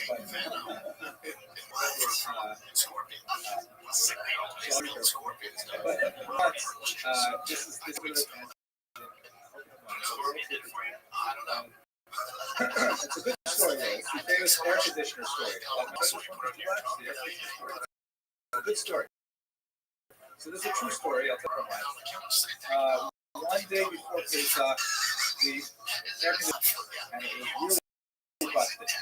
And the repairman said it was going to cost like $1,000 to replace it. So I go to shul the next morning. Shul was when I was working in the neighborhood. And the rabbi says to me, "So how's it going, Bill?" I said, "Oh, rabbi, it's going terrible. Tell me the air conditioner busted and it's the air conditioner." And they said, "Mazel tov." So I had breakfast. So I asked him, you know, she is not sure what they say happening, you know, but she says, so I told her that, you know, I told the rabbi about the air conditioning, and he wished me mazel tov. Why did he wish me mazel tov? I don't know. She says, why didn't you ask me? I'm afraid of the rabbi. So she says, go back and talk to him. And I said, Rabbi, why did you wish to talk that I air conditioning? And I said, oh, it's very simple. We have a basic idea in the Talmud, in the second Rosh Hashanah, that your become decided by Rosh Hashanah. Whatever money you're going to make the rest of the year, it's that day. Obviously, what happened is you made too much money. And therefore, that in itself was hard to believe. But I said, okay, but then if that's the case, why a mazel tov? And then he said to me, very wise, said, because we have a tradition in the Kabbalah that the fastest way to get rid of that kind of excess income is through marriage. So mazel tov, you got to get rid of your excess income by getting a new air conditioner and not through paying. It helps a little bit.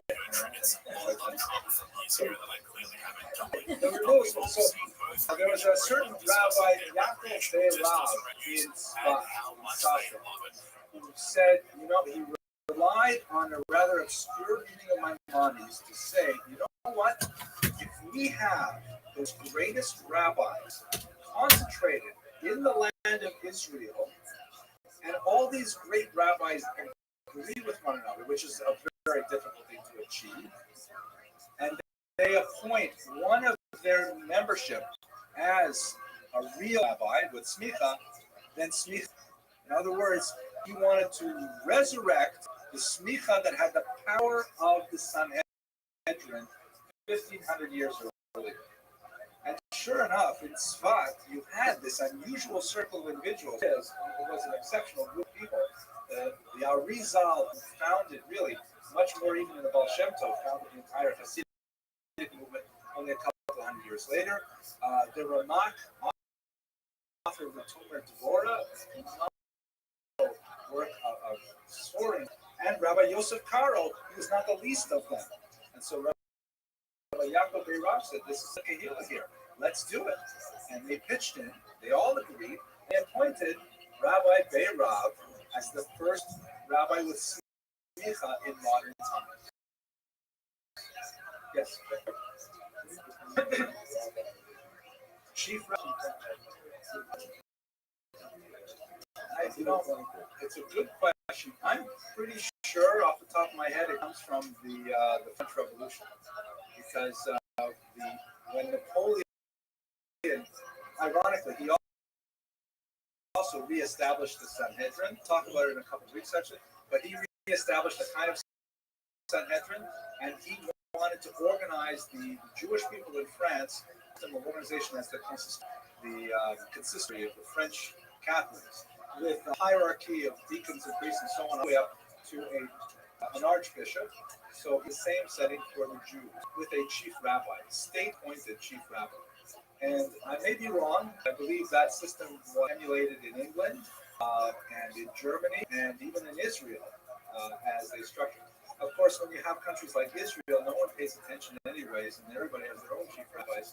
But whenever you involve money, and the idea of, like, if you want to be a rabbi in this country, you have to be licensed, you have to be associated with the official synagogue, then it makes a big difference. So I'm pretty sure that's what it is. I don't think you have chief rabbis in the Arab world at all. No, I'm serious. I mean, there are Jews in the Arab world. Okay, sorry, Stephen, you have a question? Oh, Jew.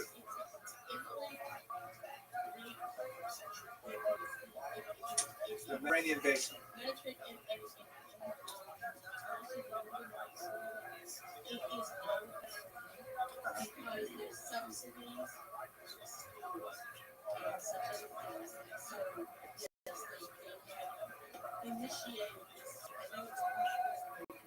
Yeah. Well, France is pre-World War II. That really is 1804. But I think that system was emulated for much of Europe. Okay, excellent question. Okay, so what happens is, now, Rabbi Beirav, once he is ordained, the first real rabbi, the real smicha, he of course ordains all the people with him. So we now have about 5 or 6 rabbis with the real smicha who are now ordaining their students. And Rabbi Yosef Karo himself, of course, was ordained, and he passed it along to several of his students. But there are several passing literary references that indicate that maybe he didn't take it so terribly seriously himself. He went along with it, but you don't see a great deal of enthusiasm for it on Rabbi Karo's part. Nevertheless, this relates directly to the Shulchan Aruch, which I'll get to as soon as answer Ms. Abrams' brilliant question.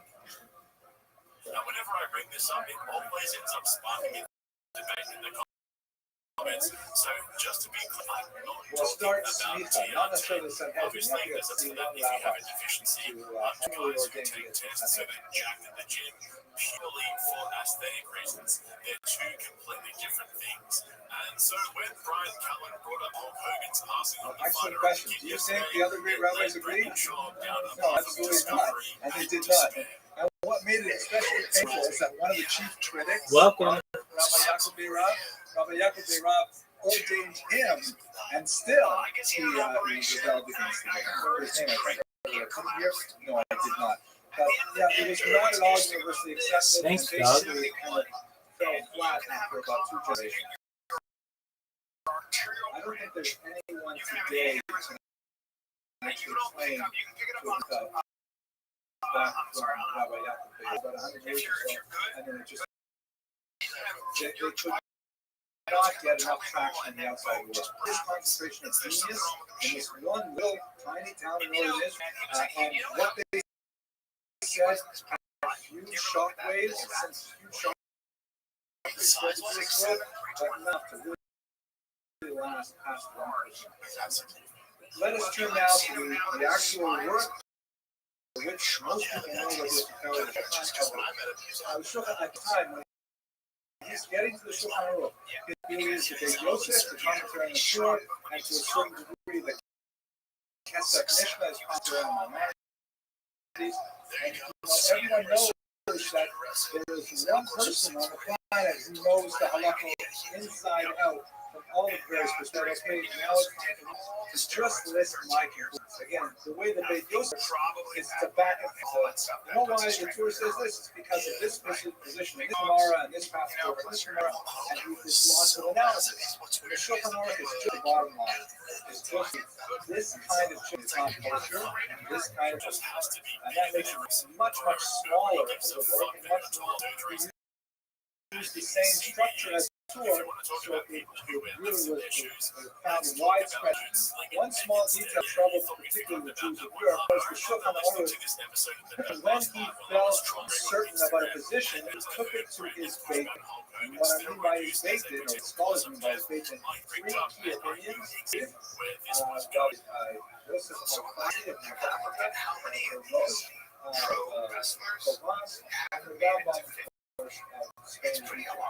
and between those 3 opinions, whichever way it went, this is the one that's the Jewish view of faith. Since 2 of those rabbis were Sephardic, and of course Rabbi Yosef was also Sephardi, the Shulchan Aruch definitely tests scholars. Whenever there's a difference between Ashkenazic and Sephardic practice, it definitely tilts towards Sephardic practice. One of the major sets of opinions of Europe at that time was the Ashkenazi scholars, 12th to the 15th century, and they had a feature in his work.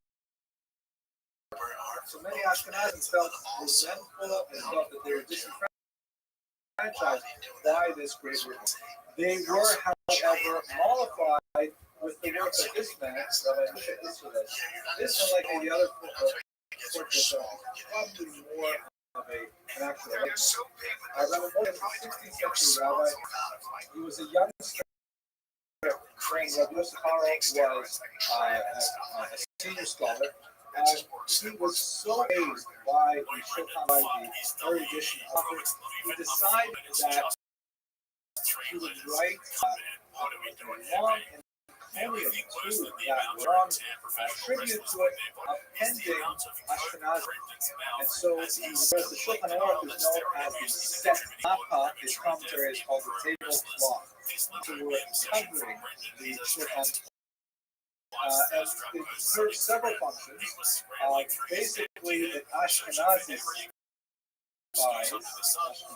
makes the Shulchan Aruch by describing dissenting opinion of European custom, but from time to time he disagrees with the Shulchan openly as well, just on source, not necessarily on customary. One of the brilliant aspects of his work, however, and I read publishers example, the way they presented it was genius. Instead of producing two separate books, or let's say the Shulchan Aruch in the center and then the Mappa around it, they actually interleave the text so that they use two different fonts and you get the same work. The Shulchan Aruch printed in traditional Assyrian block print and the Ramah written in Rashi style cursive right there in the same sentence. And it's like two people having a conversation. When you read them together, the Shulchan Aruch will begin a sentence, the Mappa will add a few comments, and then the sentence will pick up again by the Shulchan Aruch, and it feels like a unitary whole that brings together Ashkenazi and Sephardic custom. Together with the Mappa, the Shulchan Aruch became universally accepted, and his dissent virtually disappears. And that's why it has become to this day the most widely code in Jewish history. The legacy of the in terms of the Smicha, before I go on, one of the criticisms of the Shulchan Aruch at the time was that perhaps he wrote this relatively easy code because this was a way of disseminating the authority of the rabbis of Tzfat. This is a way of describing it. So this is the ultimate code forever. It didn't work out that way, but it was a kind of democratization of Judaism, specifically in this position. Now, one last thing that's very important to mention that ties us all together. The Shulchan Aruch is also a profound Calvinist. He wrote very little works of a Kabbalistic nature themselves, but quite often he introduces the Zohar as a source text in his writing, indicating that the Zohar for him, of course, the essential Kabbalistic work that was discovered in the 13th century, indicating that this has a phenomenal import to his thinking. As he confided to the streets and possibly even wrote about with some controversy over the authorship of it, he claimed not to have figured out the halacha, not to have it from the text, but rather he was ignited by a spiritual being called a Maggid, who would relate to him everything that he was supposed to write next to him. This was actually his position, ascribed to him by others. So there's no doubt that he was influenced by Kabbalism. And his work, we tend to think of halacha being fairly dry, straightforward, legalistic. It is law, it's legalistic, but in reality, it is infused throughout with the deeper sentiments of the mystical tradition. He brought these things together in the most amazing way, and particularly when you add the work of the Ramah, making it more of a monastic style, but the Shulchan Aruch leaves his legacy on all Jewish practice. He dies, and one of the leaders spoken over him at that point referred to the Pasuk. He had comes on tribe 11. Rojo Kesem Paz, his head is of fine gold, and the word for gold is Paz, spelled 87 in Hebrew. And Matria is the age at which he left a phenomenal legacy to the Jewish people. Thank you very much for your attention and your indulgence. If you're on the mailing list, when I got this loaded to the web properly, maybe Steve will help you with that. Then you'll be able to review this and critique kid of the with your harmful side friends. effects of steroid use Have an excellent evening. effects on the head. My point is that he spent years bragging about taking everything under the sun, doubling and tripling the doses, joking about it in front of Rogan to make him laugh and to get his approval. And now at the age of 42, he's finally realizing that he's Okay, so like tonight's lecture is on a topic that's very dear to me. I think it's going to be one that you'll find fascinating as well. I have some personal stories to share with you about the tremendous Ramchal and his impact on my life personally and hopefully on yours if you've never encountered him. I hope this will be an adequate introduction to his life and thought. I want to thank all of you for your kind wishes regarding my father. Thank God he's doing much better. The surgery went very well, although he's in his 80s and the recovery is slow and difficult process. So, he has trouble with him getting out of the anesthesia. After that, all the organs working right after the part of his colon. But thank God he's doing much better. In fact, they moved him from a district hospital in Timmins, about 50 miles away, to my hometown where my mother is in my city because she can drive. And it's really cold up there. When we were there, it was 4 degrees below zero. And if you're wondering whether that's Celsius or Fahrenheit, why? It's really, really cold. It's cold to 3 degrees below. And that's before the wind chill factor, which makes it about negative 700. Incredible. My family comes from both part of Canada and Northern Ontario. Just to give you a sense of it, the signs in the hospital when my father was treated are in English, French, and in fact some pamphlets from the hospital. I forgot. It's a fascinating place to live in many ways. I'm very grateful for Coach Borough that surgery went well. I'm also very grateful for showing your support. I apologize that I couldn't actually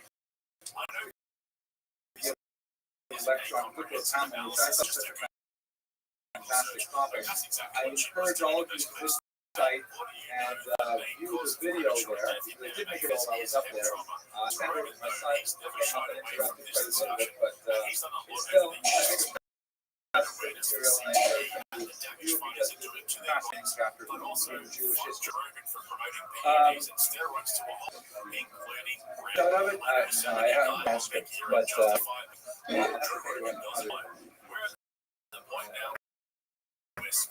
this week's lecture is sponsored, and that's just a way of saying no one else stepped forward to sponsor this week. Tremendous amount of personal pleasure when it helps support the show. So if anyone wants to step forward to sponsor future lectures, we have some of the dates are covered, and I'm very pleased about that. We're asking for $200 to sponsor lecture to create the cost, a nice screen and the camera and the projector and things like that. But the lectures happen anyway, as I like to do. Just because of sponsorship, it means a little here and you enjoy the classes and so on. Okay, so the topic is the great Ram. And I have to tell you to introduce Ram is without a doubt the clear author of the Shah, which we spoke about several months ago when we looked at British. But without doubt, the Ramchal Mesilat Yesharim is the preeminent text study in Musar Yeshivot today. And in this context, the only real Musar joke that I know that's clean, that I can repeat in this context, is one that I know I told you when we spoke about the Phobos of the Babos. So, if you don't mind, because this is going on to the internet, laugh anyways, if you remember the punchline. It goes like this.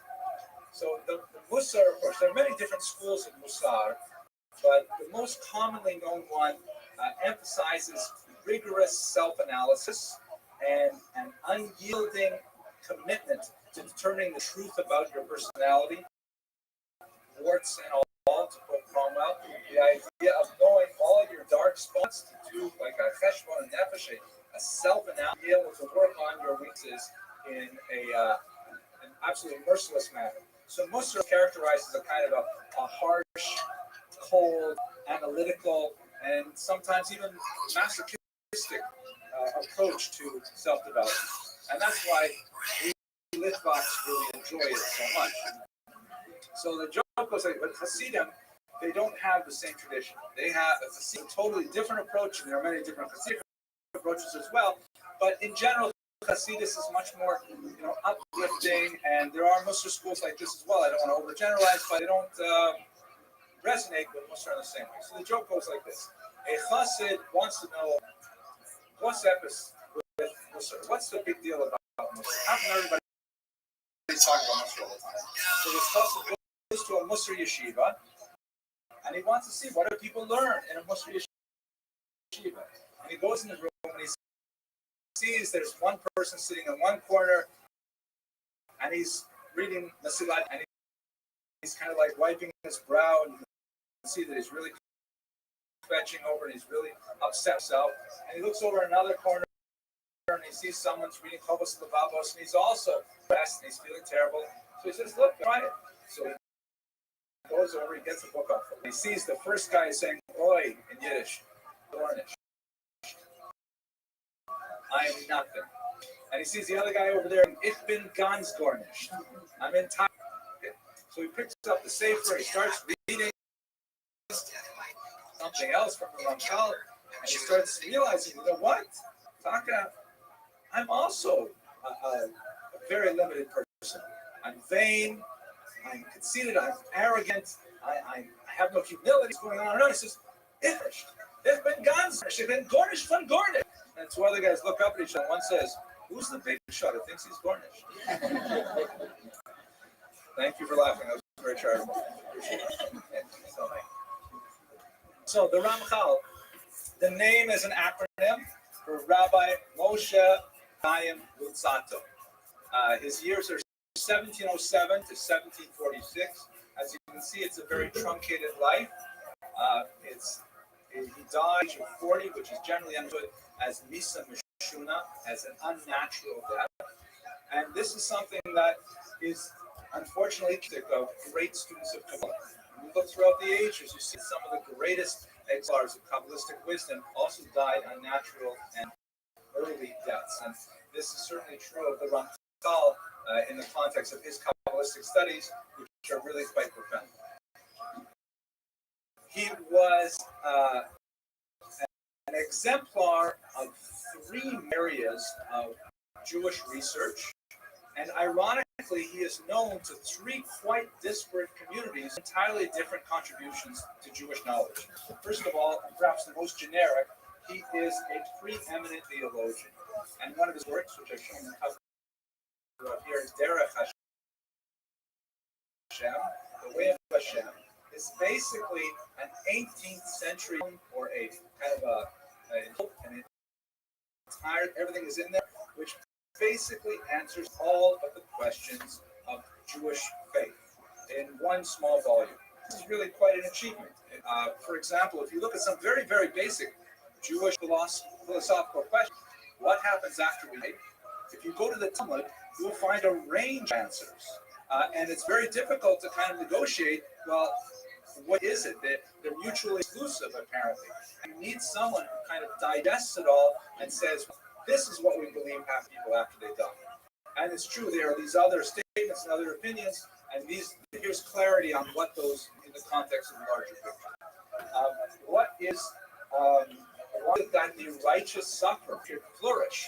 These are basic theological questions. If you go to the book, which is perhaps the most classicus for these questions, it's very difficult to tease out an answer from that. Even if you go skip to the end, conclusion, it's very hard to figure it out. So in Derech Hashem, he goes through all of these basic questions, and most believing Jews believe the way the Ramchal said it then. Even if you want to disagree with Jewish beliefs, basically disagree with the Ramchal, as he is the theologian and kind of organized everything for us in a contemporary manner that we consider absolutely normal. In fact, when you read Derech Hashem today, it almost seems like it's, well, of course, that's what Judaism is. Not so clear in the 18th century, which basically set the standard for many Jewish theological beliefs. that's kind of something that affected all Jews across the spectrum. He's also extremely well known for his Kabbalistic work, and that's perhaps his preeminent contribution to the Hasidic world.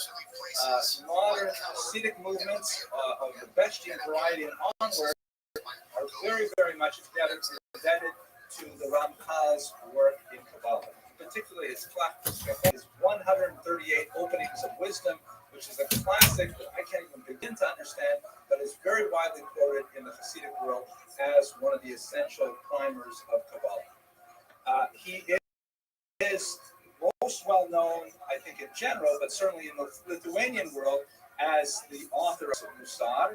The Mesilat Yesharim is one that I have a tremendous attachment to, and I'd like to spend more time talking about in a few minutes.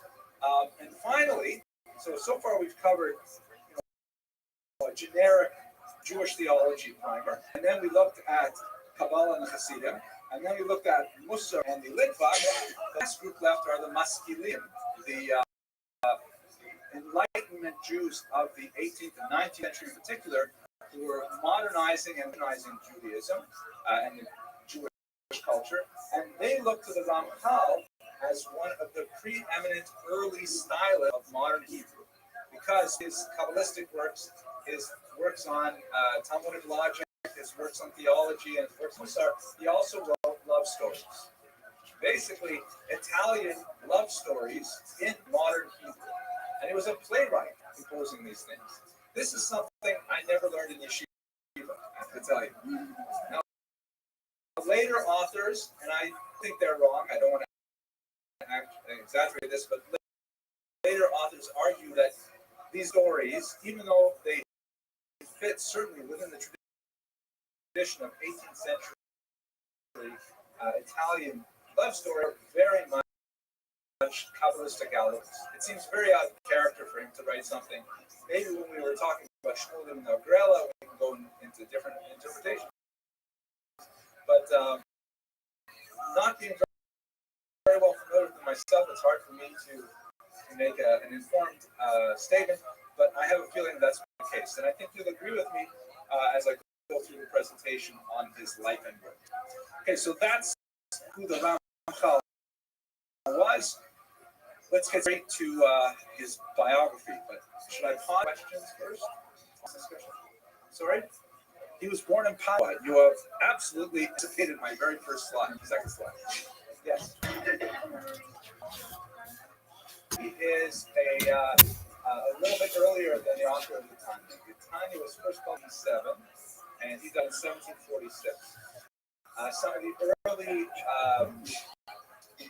Rabbi Shneur Zalman's grandson, well, that's a small detail, I don't want to go into that. Family background, came from a very famous family in Italy, originally Germany. The name Luzzatto was probably derived a town named Lien in German protectorate, and the name Luzzatto actually resonated deeply throughout history. There were many, many descendants of the Ramchal, either direct or from the family line, that made great contributions to Jewish thought. Some of them have acronyms of their own, the Shabbat, for example, in the 19th century, and there were authors who also acted in fields like translation and culture and archaeology and so on. There are also a great number of Luzzatos who left Judaism altogether and were quite prominent in Italian society as well. Whether or not they're aware of their connection to the Ramchal, nevertheless, the family resonated throughout Italian history for several centuries.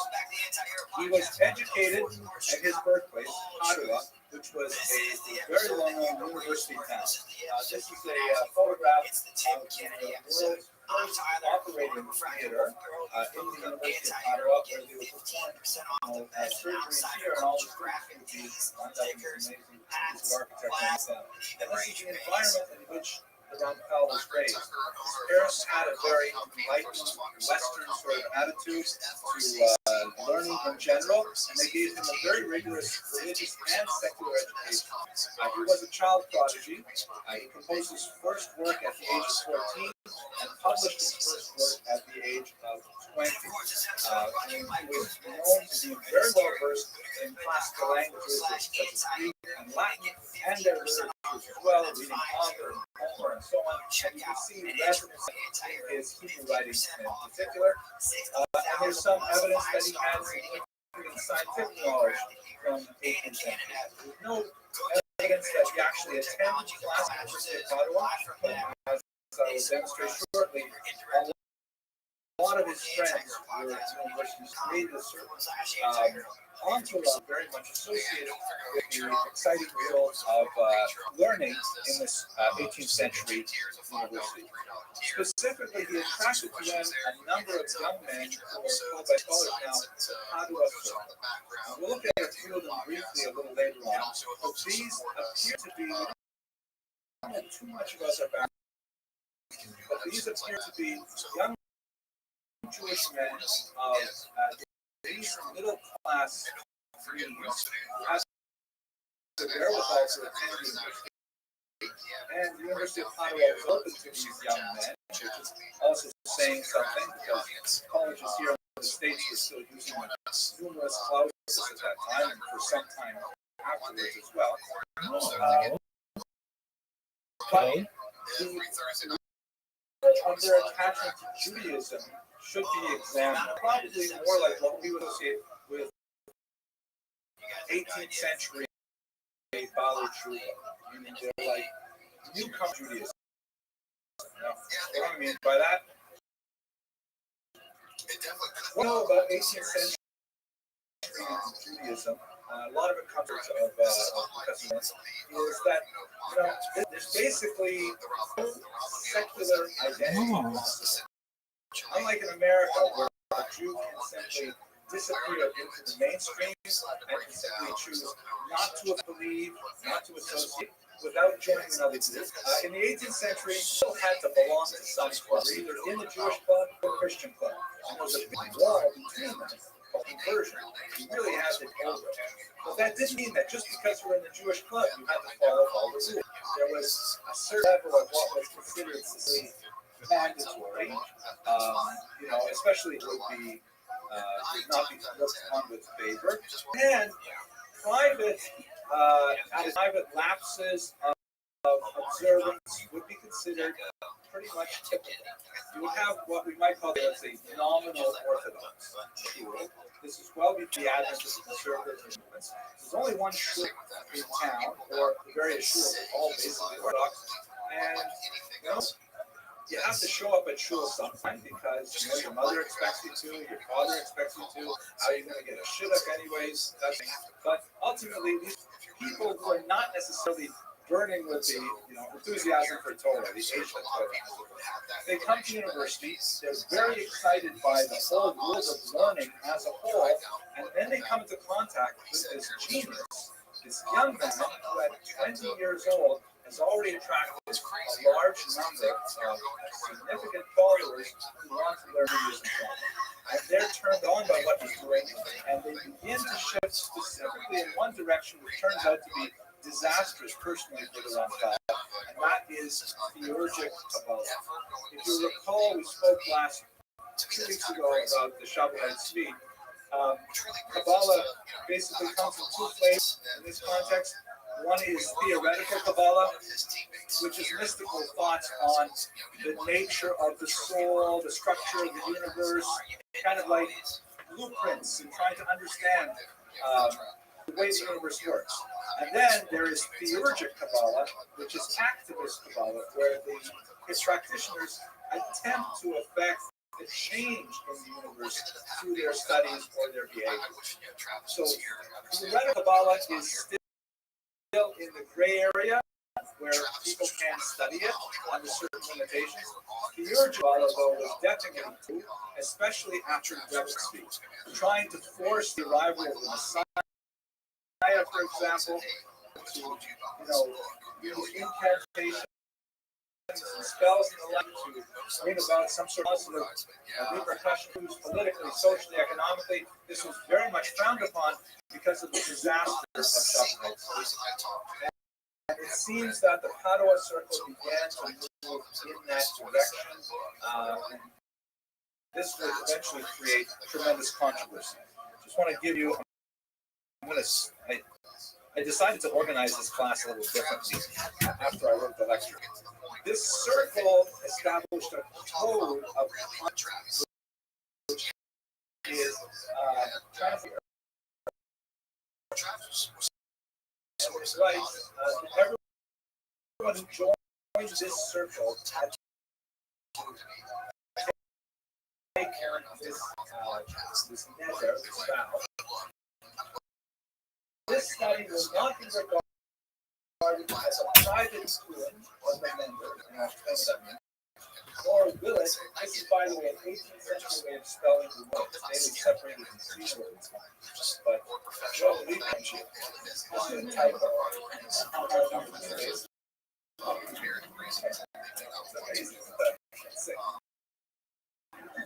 Nor will it be for personal benefit, but it's only Kavanah's own dedication, own shema, and probably heard the term tikkun about. In its original Kabbalistic sense, tikkun is some positive activity, study, prayer, mindfulness, that is meant to kind of repair the rift in the world created by the Kabbalistic separation of Kabbalah and the Shekhinah, which is aspect of it. I don't really know what I'm talking about. Why should it be any different right now? So the tikkun could be anything like, you see it in prayer books today. For example, one of the most common places in an Ashkenazi non-Hasidic prayer book is immediately before Psuke de Zimra, there's a little passage that says, Hare ani musan muzuman, behold, I am prepared and ready, to say these prayers in order to bring about the unity, bringing together the holy presence and the inland presence. So that's it. Now, the Padua circle would spend hours doing these tikkunim. And the whole point of these tikkunim were designed to somehow not be an atonement for their own ends. They're trying to do it as Shemayim for the Jewish people and the universe as a whole. In other words, trying to bring about the time of the Messiah, trying to bring us to that moment of perfection when the Messiah will arrive. And this got them into a lot of trouble. One of the things that I'll share with you, it's a little premature, but we have his correspondence. Scholars, especially Isaiah, Jerusalem has the private papers which were discovered many years later, and we have his correspondence with his teacher. And even his teacher, I'll speak about in a second, was constantly telling the Ramchal, slow a little bit, cool it, try getting yourself in trouble with these weird Kabbalistic things. And Ramchal responds tellingly at one point, but Rabbi, I really have cut back. I am only doing tikkunim no more than once every 15 minutes. You can imagine he's walking around saying he's just stopping and saying, Musa, 15 minutes. What kind of planes on? What kind of, officially to the spiritual universe around him. So anyways, what happened with the Padua Circle was in 1727, they had a remarkable turning point in this direction of spiritual Kabbalah when the Ramchal first recorded a visitation from a Maggid. And perhaps recall 4 weeks ago when we discussed Rabbi Yosef Karo, Maggid is a mystical figure, some angel that in the Jewish tradition will visit a scholar or a very pious person and relate some kind of ineffable wisdom that cannot otherwise be gained. One of the amazing things about the role of the Maggid, the life of Rabbi Yosef Karo, is that we tend to think of Jewish law as being very rational and analytical.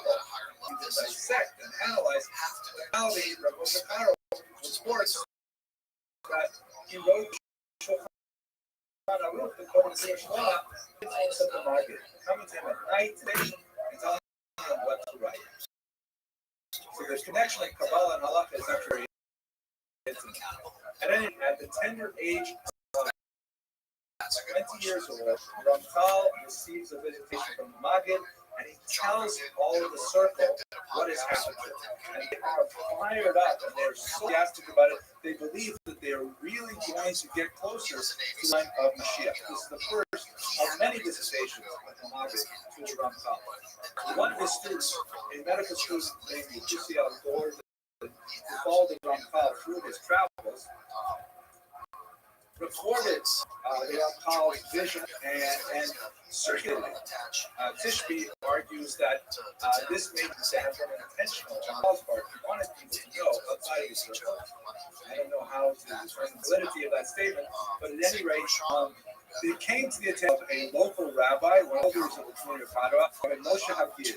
And Rabbi Hagiz was enraged because he felt that he influenced the Shabtai Tzvi some 90, actually a little bit less than about 75 years earlier.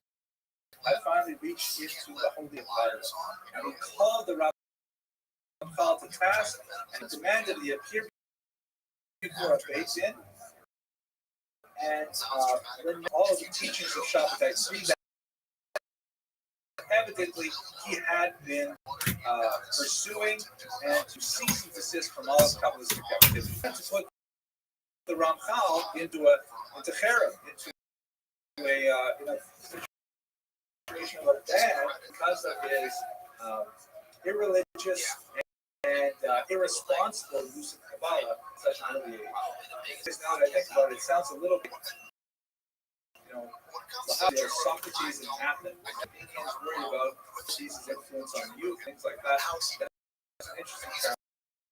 By the way, this is a new course of Socrates. Yes, Mr. Lax, questions? No?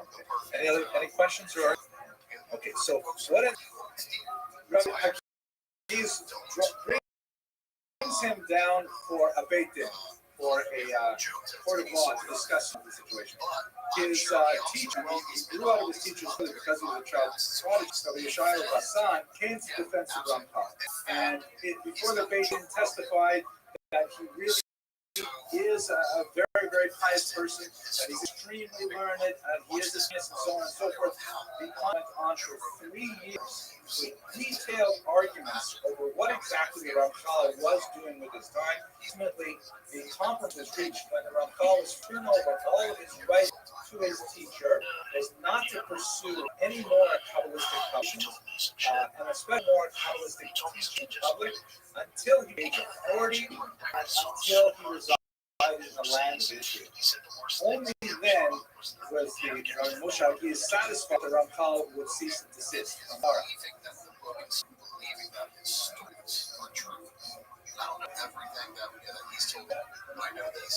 That's an excellent question. I have it in my head.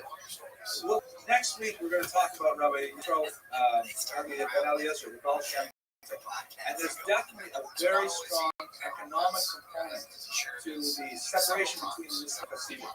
And so, standing on one foot, I would like to argue that perhaps, the influence of Shabtai Tzvi was very, very profound in so many ways. And I think there's a fear that if a Sabbatean synagogue starts up, or even a breakaway minyan, that teaching Shabtai Tzvi, that upsets the economic apple cart. And all of the established powers that be lose their effective control over the, especially the tax income that comes on Jewish products. There's a heavy tax called korobka that's associated with kosher meat, kosher Shabbos candles, things like that. Nowadays, kosher meat is exactly the same price as regular meat, as everybody knows. So I'm just guessing off the top of my head that besides the possibility that he's really filled with highest indignation, that was following this heretic, influencing others to follow, it could also be there's an economic incentive as well, wanting to maintain control over the economic that I think was valuable. I was really surprised after the Shabtai Tzvi lecture. I got a lot of comments back, both in person and emails and like that. What really came, I never really thought about it this way. Shabtai Tzvi definitely was a heretic who was off the rails entirely. He was not, correct Judaism. But on the other hand, we can We can vilify him, or we can view him as a brilliant scholar, which even his detractors admitted to, who was mentally disturbed. And that creates a whole different approach to understanding Shabbatai. And I believe that that's the approach that the Ramchal himself took, as we shall see momentarily. Yes, Judith. So it's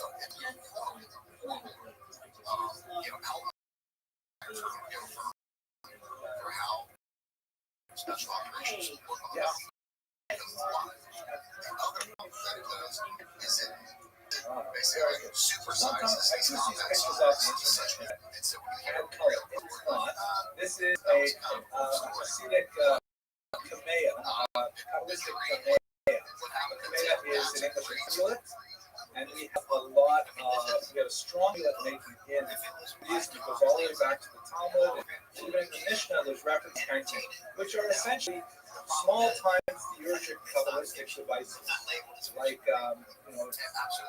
if you go to a store, chances are, by cash register, they'll have these laminated nails, which are like little prayers for parnasa or a shidduch or something like that. And you put them in your wallet or you put them in your baby's crib or something like that. And it goes back a long, long way. I have a spooky Kabbalistic story I can tell you myself. I just don't know if I should tell it, but I have a camera around me. I'll probably tell you later. Yes, last question.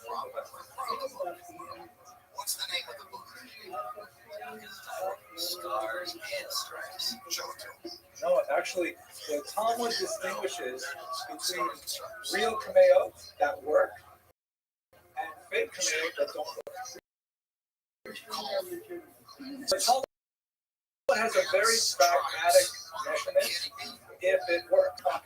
And there's a huge discussion in the Talmud about this. No, it usually is for, usually amulets are for healing one way or another. And in fact, again, I don't want to jump ahead too much into next week's lecture, but the founder of the Hasidic movement is known as the Baal Shem Tov, right? The master of the good name. That's because amulet makers were known as Baalei, masters of the name. And there were so many of them that when he came along, they called him, he's the Baal Shem Tov. He's the good amulet maker. His amulets, Taka, are very good. So it has a long tradition. Maybe you've seen, the mezuzah that people wear around their neck, which has no basis in halakha. It's a difficult thing to wear. You can't go to a bathroom with it. There's all these things. Nevertheless, that's an old-style amulet. I'm not casting any asparagus at amulets here. I have some spooky stories, I'll tell you. Okay, so anyways, 1730, that's 23 years old. He's been constrained, and only when he reaches the age of 40, which is considered the age of stability, sort of like the end of American adolescence for most people. He has to be married, which is also a sign of stability, and only then will you teach Kabbalah. Now, the critic that he was too young, obviously. And the first things he does, he says about get a shidduch. I mean, he's only 23 years old. Doesn't even have a parnasa yet, and he finds a young woman named Ora. Isaiah Tishby, in his work, he makes a great deal of about the idea that he specifically wanted to marry someone named Zipporah because his name was Moshe, and Moshe's wife was Zipporah. And in fact, the Ramchal wrote his own ketubah, which we have a copy of now. And the ketubah does make a lot of allusions to the original Moshe and Zipporah. And one of the arguments that Professor Tishby makes, which I think is very difficult to disagree with, is that the Padua circle felt that they were really on the brink of messianic times. And they felt that members of that circle, if they only performed the tikkunim correctly, could actually be zocheh, could have the merit of being some kind of incarnation of their original. There's no question that in this model, Professor Tishby puts it, the Ramchal saw himself as the Moshe of his generation. With humility. I don't want to make him sound like a lunatic because he was absolutely brilliant. I hope to share with you some of his brilliance in his thoughts. One of the members was going to be Eliyahu Navi, the one who was reveal who is the Mashiach, and a third member was, in fact, possibly Mashiach ben Yosef, one of the Messianic figures. And it's really rich and heady stuff. It's hard to imagine these group of young men sitting around doing these spiritual exercises, reaching great heights and so on. And if it weren't for the fact that the Ramchal, for dominant scholarship, you'd like to cast it aside. What happened to the Ramchal after this is, within a couple of years, he left Padua, and he was hoping to find a more conducive atmosphere to his research and study. He moved to Frankfurt first, but Rabbi Moshe Hagiz had anticipated it, and had already sent word ahead to Frankfurt that the local authorities should investigate this young man because he was very controversial. So he was brought to Beit Din a second time in Frankfurt. Once again, his teacher had to come and had to defend him. And once again, the Ramchal was supposed to turn over all the writings that he had completed since then to leave Frankfurt without it. So he continued on to Amsterdam, where he finally received some respite. So Amsterdam, as we discussed a couple of weeks ago, several weeks ago, was a very shipping town and allowed many different ways of approaching Judaism and so on. And so only in Amsterdam, the wherewithal and a piece of mind to be able to write. And it is in Amsterdam that he composed most of his greatest work. That said, there still was his followers from the Padua that did travel to Amsterdam with him, and there was continued activity of the nature that I have described. Now, I want to go to his Musar, get to the things that are really more mainstream in terms of understanding the things.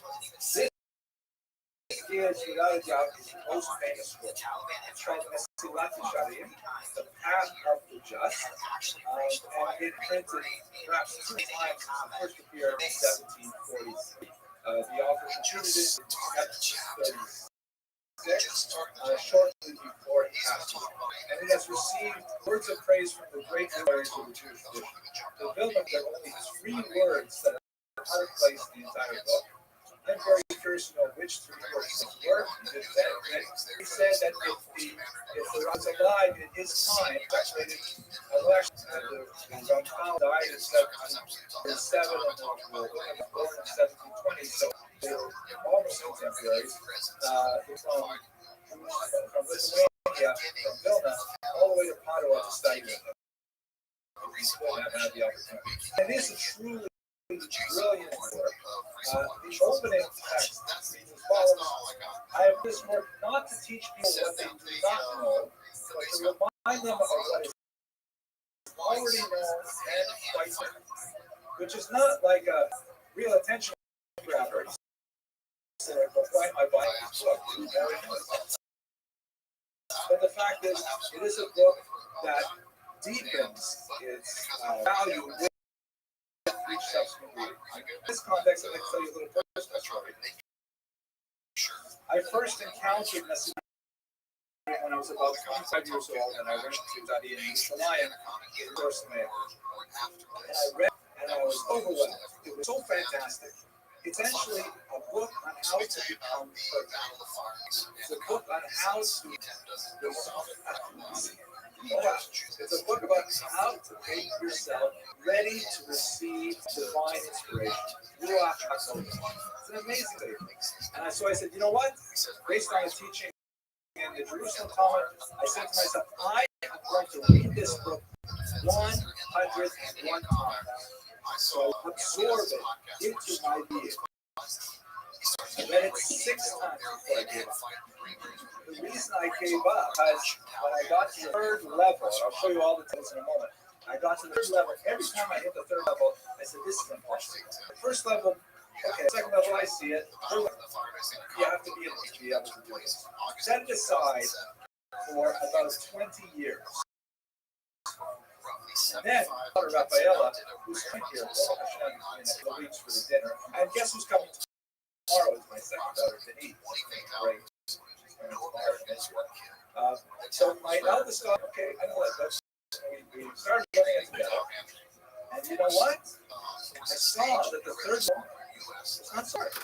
You know, when I made these, it's not like I got it down, like I knew it, but it just seems so alien, so far from my ground. Now, level 6 on the other hand, really hard. I probably worked to level 6, understanding it until I'm 60s. But all of a sudden, I realized that those 6 times reading it really did make a huge impression on me.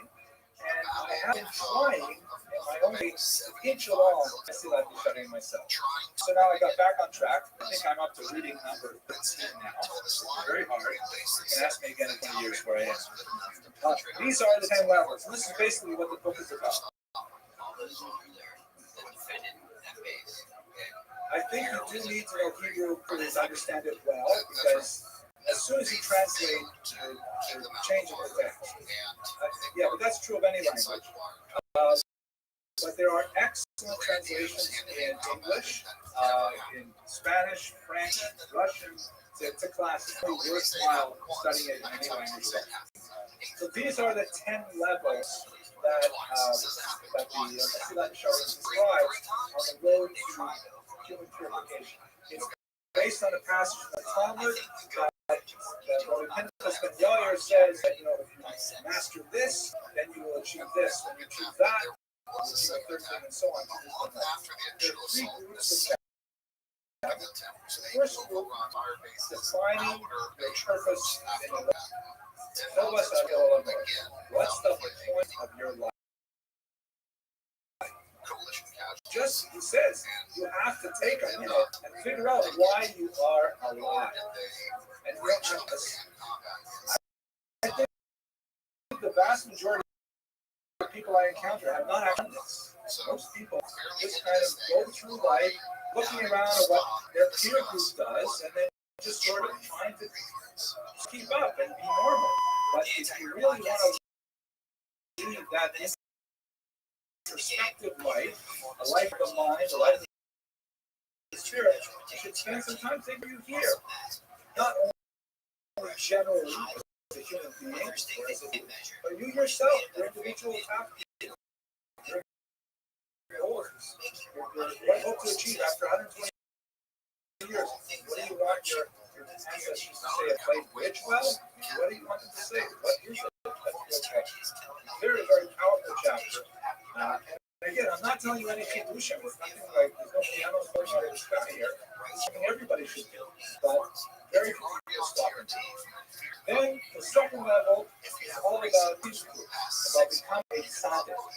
And as Ramchal says, everybody can achieve the level, which is becoming a chassid. But he says everybody should become a tzaddik. It's a very high level. Because the Ramchal says that's minimum requirement. Everybody has to become a tzaddik. In order to become a tzaddik, you have to get 3 basic traits. And I'll describe them to you. The first, you have to master rain. Which is translated, that's not an exact translation. The word in Hebrew means caution. Right? If you look at the buses in Israel, they have these big signs by the back wheels. Zehirut, put your foot under the big wheel, because you're supposed to be careful. Zehirut means basically identify those patterns of behavior that you have that are harmful and stop doing them. That's it. Now, it takes a lot of art, a lot of kunst to be able to do it. Look at your life carefully. It demands a lot of introspection. And see, what are you doing? Why do you keep making those mistakes? Why do you keep messing up this way or not succeeding in business that way? What is it that you're doing? And then stop doing it. That's simple, but that's a high level. It's quite a high level. So we know, I mean, here, what do they say in America? You can never have too much parking. We all have trouble with these things. And say, you know, it's just a level of being able to restrain yourself. And once you've got that level down, the second level is zizu, which means like zeal or alacrity, to jump to do something. I've translated that here as discipline. It refers to identify those things that will bring you closer to your goals and yet I can do them. Well, the first level is not doing things that harm. The second level is pursuing things that improve you. You know, you can sit at home, you can vegetate, and you can watch television, or you can go out to a class, or you can be with friends. Conversation. It takes energy to be able to get up and move yourself to do it. But that's the second level. That's the suit. Suit is staying away from things that harm you. Suit is going after things that are good for you. I know it sounds so basic, but for those of you, I suspect most of you have had children. I hope I want you to get this and so and go after things that are good for you. That's really basic, but it's so true. The third level, and this is where I got, she translates as, well, which is really translated as cleanliness. I translated as circumspection. And that means basically, okay, you stop doing things that harm you. You start doing it. Now you have to look at a magnifying glass and make doing those things properly. For example, he says in this chapter, you know what's wrong to steal. So nobody is so low, so calm as to reach into someone else's out there. We're not talking. That's already don't reach into someone else's pocket. But have you ever called someone to at night? That's stealing. Have you ever played someone with a long conversation when they were busy? That's stealing their time. Look at every single aspect of your life and try to imagine, am I stealing in a different way? Am I stealing a finer level? And he looks at just a few characteristics. He looks at theft, he looks at lust, and he looks at arrogance. And gives you a magnifying glass analysis of how you can still be doing this even though you're not doing it. The example that I like to give my students is if you walk into a messy room, so the very first thing you have to do is you have to get rid of the obstacles on the floor. And I know this because I have 3 sons. Go into the bedroom. The first thing you have to do is you got to pick up all the clothes and the toys off the floor. You're going to trip over them. You have to get rid of those things first. Second, that's like Sahila, getting rid of the bad things. Then, so you have to file them away in their appropriate places. The dirty laundry goes to the hamper, the 12 baskets, that's the result. Organizing your life goes away. Then, to you, cleanliness is the really tough job, because now you've got to get out the mop and the pail, and you've got to actually get down and scrub it.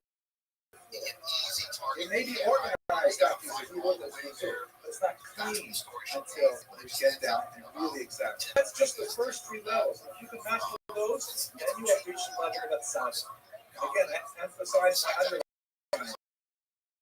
Just because I now understand the 3rd level doesn't mean I got it. I'm still a little bit number 1, number 2, maybe. But the fact that now it sort of makes sense is a great encouragement. The next level, pious, are just mind-blowing. And have totally transformed the way I look at myself and the world around me. In fact, this very class here is directly a result of something that I read specifically in the level of maybe say, I should be doing this kind of book. It's a great book that I strongly encourage you to study. Phenomenal influence on me, and I think on the entire world. Okay, question, please. Yes, these are not good translations. These are the literal words, and I have a book on this right now. So, when my book is completed, if I sell copies, and my translations because of the contextual information in each chapter. Indeed, very similar after about and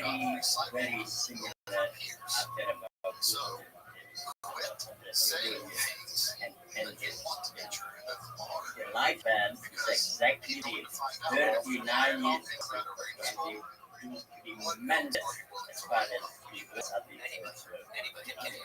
unreal.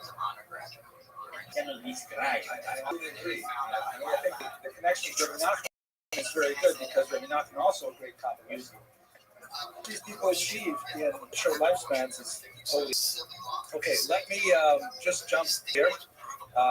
In Hebrew literature, he was also. Oh yes. You spent a very small time in active duty. You did some things. So just talk about that. But there's no need to say. Well, he was criticized for that. His detractors argued that he was heavily influenced by Shabbatai Tzvi. And actually, point out in this context that again we have his correspondence with his teacher, so a lot of the private background, and it's clear he was reading the teachings of Shabbatai Tzvi, and he was reading the writings of Manfred, Gaza, and so on. And what he would say to his teacher when he says, "You got to stop that, you got to get rid of it," he would say, "I keep the kernel and discard the husk." Very dangerous attitude. Certainly it's something that maybe only a Ramchal could do. But he says, you know what? There are things of value, even in the writings of Shabbatai Tzvi. I'm reading them, and what doesn't make sense, I toss away, but what does make sense, I keep. And that can get a lot of hot water. Please continue your question. As a great several points before that as a ranger. That's an excellent and here he is trying to. it's an excellent question. I mean, the fact is, the controversy was very well known that people knew about how he was hounded for the criticism of his Sabbatean attitudes. I don't think the Jewish world believed them. I think that most people assumed that he was, straight as an arrow in every respect. And I believe that's probably because of the tremendous immediate popularity of his books. As soon as they came out, they were so clear and so authoritative and so difficult to disagree with that people would come to him. It's only up to, historians have nothing better to do with their time to dig up kind of heartbreaking stuff. There was something else. The reason why they jumped out is one, being an issue. By that time, I'm unaware of. Don't forget, there's no organized education for women until the early 20th century.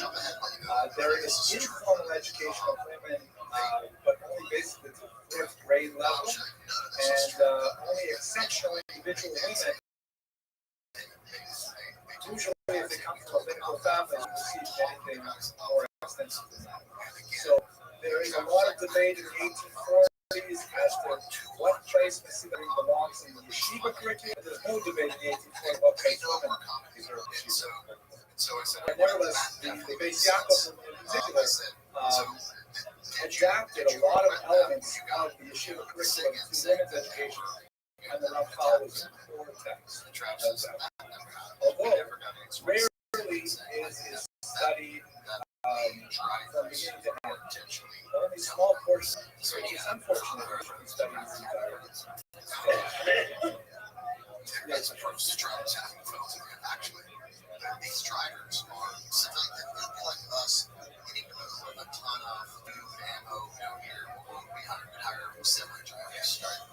And if you're semi-drivers out in the countryside, which is what these guys are, they know where to get gas. They know where to stop.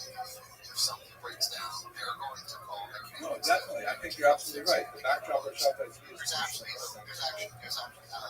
okay, just a moment on the Hebrew literature that he wrote, which I'm not as well familiar with. I haven't read anything of the original, but apparently he wrote his first work was called Maaseh Shimshon, which is a book on logic. He wrote several other books on logic, specifically Talmudic logic, for example. And he wrote the stories Migdal Oz and the Yeshar. Love stories which reflect the knowledge to study these things, from Kabbalistic ideas and his personal strength. I forgot to mention one little detail that I think comes from the question you've been asking as well. Fascinating aspect of this that I'm just curious, how many of you here have read Messilat? Okay, well, now I have a treat for you. have you read the new version of Messilat Party? The new version is this. When the Soviet Union fell in the early 90s, scholars went to the archives and they found all kinds of Judaic treasures. One of the things they found was a manuscript copy of a variant version of Mesilat Yesharim in the Rabb's own hand. He basically wrote two versions of it, like he did actually with several of his books. The one version that we have today is called the thematic version. And it's basically the Ramchal talking and us listening. It's a didactic, straightforward narrative from author to reader. The version that was published until I think 1999 by Opek, and that's the cover they show there, is a dialogue version, which is actually online and has a lot of affinity with plays and playwriting. That what it was is that there were two guys who, as children, went to school together, and then their lives diverged. One of them became ultra pious, spiritual individuals. The guy, although he went to yeshiva and he learned it, he got into business like that, he just never had enthusiasm. I'm thinking of other circle members before they go. And then by chance meet up, they're probably sometime in their 20s when they meet up, and the kind of more guy says to the more, spiritually moving guys, I always wonder, what do you guys do with your day all the time? I like what they ask rabbis, what do you do all the time? What do you do with your day all the time? I mean, you're spending all the time learning, saying to yourself, and they have a debate that goes over about 3 pages. And it's got a lot of drama to it, a lot of juice to it. In the beginning of the debate, the more moderate guy, he sounds like the more rational, and he sounds like he knows it all, and he sounds like he's saying, you guys are just like fanatics.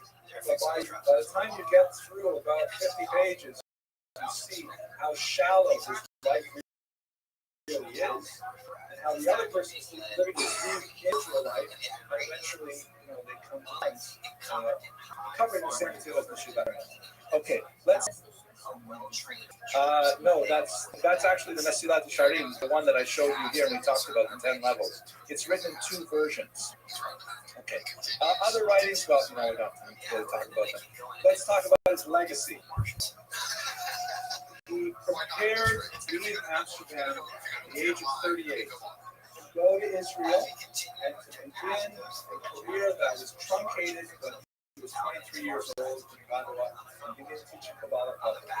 He took his wife Zipporah and children to Tiberia, traveled to Jerusalem and Israel, and he was there for only a few months before he died of a plague that was sweeping through the land.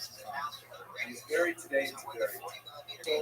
So his career is meteoric, and like a great meteor, it shed a tremendous amount of light over a wide, expansive territory of the Jewish mindset, and his influence on Jews theologically, in terms of Musar, is so profound and still felt today. I'm glad to have had the opportunity to share with you my personal encounter with Ramchal, and I hope they help you to manage this trauma to thank you once again for your indulgence.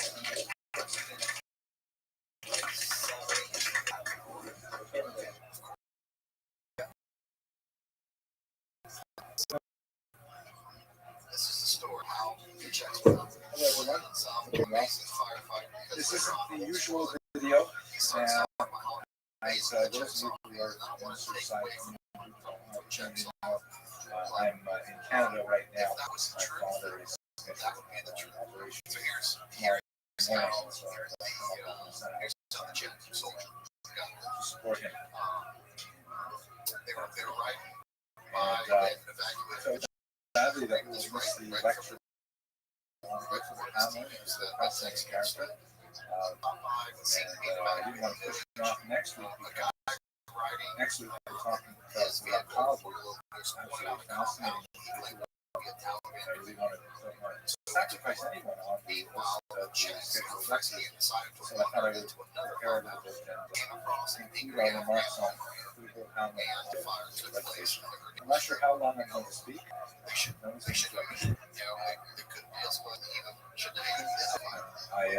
brought a copy of the plane, and I went over once again, fascinating, and I made my little PowerPoint notes here.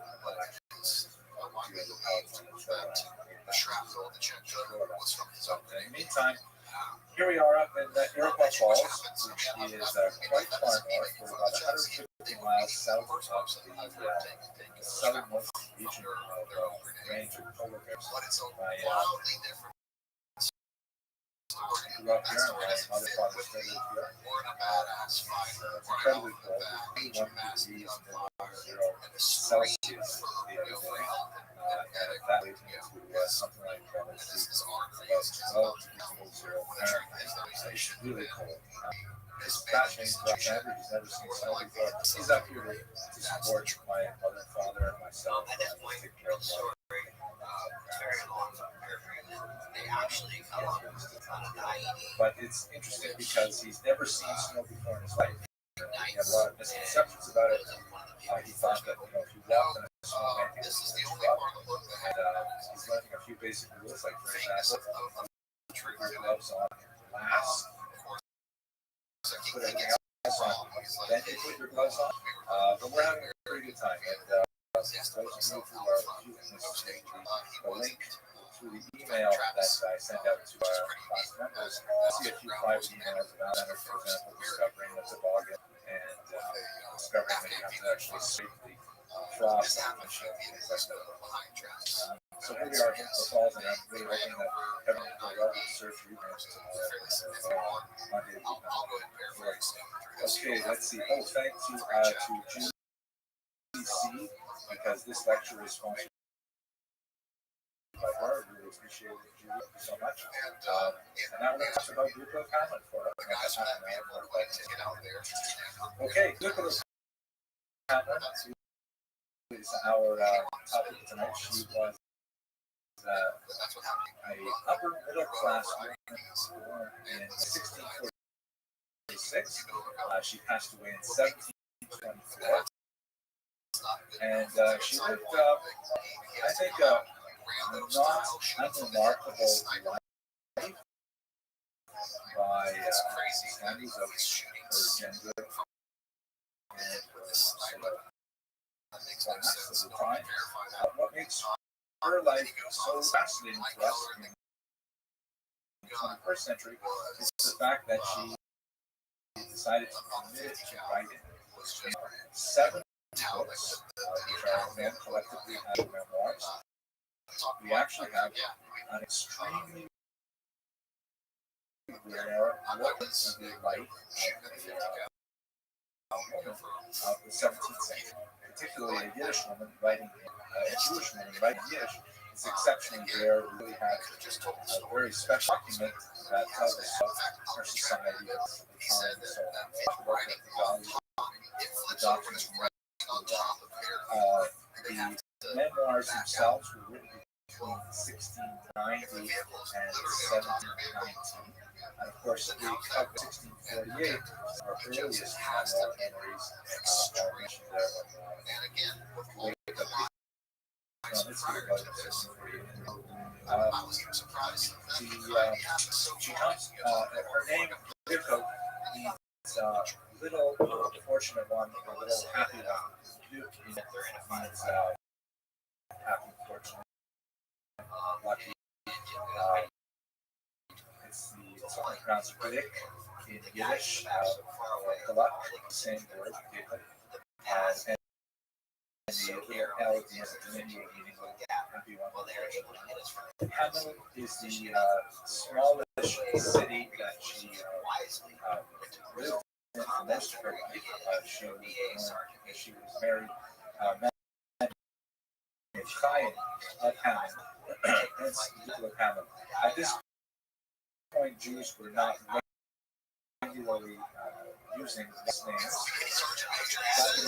as the modern Europeans begin to assign people last names, and quite often these names are simply absorbed from their lineage. For example, my own name Abramson. Chances are that at the time that my ancestor was first any questions about that? My ancestor was first required to choose a name. His father was probably named Alpha. He was the name comes sometimes there were drives involved in, for example, a name like Rosenthal or Rosenzweig are considered very food roles or things like that. You might pay for those. You have to be on higher social groups to get that. Sometimes they came from professions like Gofed, Schumacher, Shoemaker, things like that. And sometimes they were punitive, especially in Austria. Jews would get names like Smeagol. My favorite, Castanella, which means cats out there. Because he fell out of favor but at any rate, her life, she really didn't use one, nor as Nicola Pamela. She was actually in Hamburg, where her father, he was the Parna, who was the president of the Jewish community there. One of the earliest memories is that she was forced with her family to the Jews of Hamburg to flee to Altona because expelled from Hamburg at that time. At the time, they were allowed to return to Hamburg, but they received formal residence at the time. Their existence was basically year to year in and she describes the humiliation that they went through of being allowed to erect their permanent synagogue. They had to conduct their small, informal prayer houses and one of the 10 kilometers or so to Altona for Shabbos services that they're allowed to have, even from the ones somewhere. This is one of the interesting things about the memoirs is that you get a little bit of tenuous nature of the gospel. And I want to talk about that explicitly. First, this is where I normally pause for questions. Untruthful about the death getting hurt. Now he's untruthful about having issues with the letter. Okay, go. So, she received as a child a very great secular and Jewish education. Although one of the things that she lamented for most of her life was the fact that she never learned French. It's fascinating that later in high Jewish society, she's expected to know French and hanging out in French. Not at all a language that was open to all Jews at the time. Yiddish wasn't even popular, and business language might have been conducted in German or Polish, whatever has been in the streets. But French was the language of high culture. Somehow, she does tell a fascinating story of a friend of hers who had a yama, and the friend, a Jewish businessman, and he was holding pledges against loans, a kind of a pawnbroking industry, which Luther was also involved in, and was very common at that time. And a certain note conspired to go back and to run out of the house without paying and then have the Jew come and try to collect the money that was originally loaned to the heading nobleman. So while the nobleman with his friend was waiting in the anteroom, and they had asked the Jew to go get the pledge so that they could redeem it. Of course, they had no redeeming it. They were talking about this with one another in French, not realizing that the Jew's 8-year-old daughter playing the piano was in fact fluent in French because her father had given her lessons. And when her father came down, the daughter began singing in oh no, don't give them the pledge. He realized, of course, what and he demanded money first before giving back the pledge. So, little remarks in the story as an example of one more reason why I really have to make that trip. At any rate, we're going to service what's going on. You want to step into the camera and say hello? No? Okay.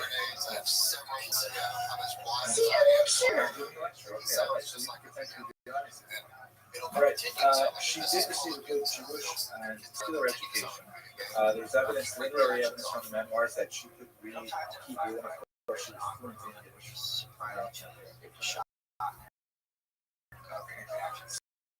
So, and she got quite familiar with a lot of halacha, especially business halacha, which she referred to from her business dealings.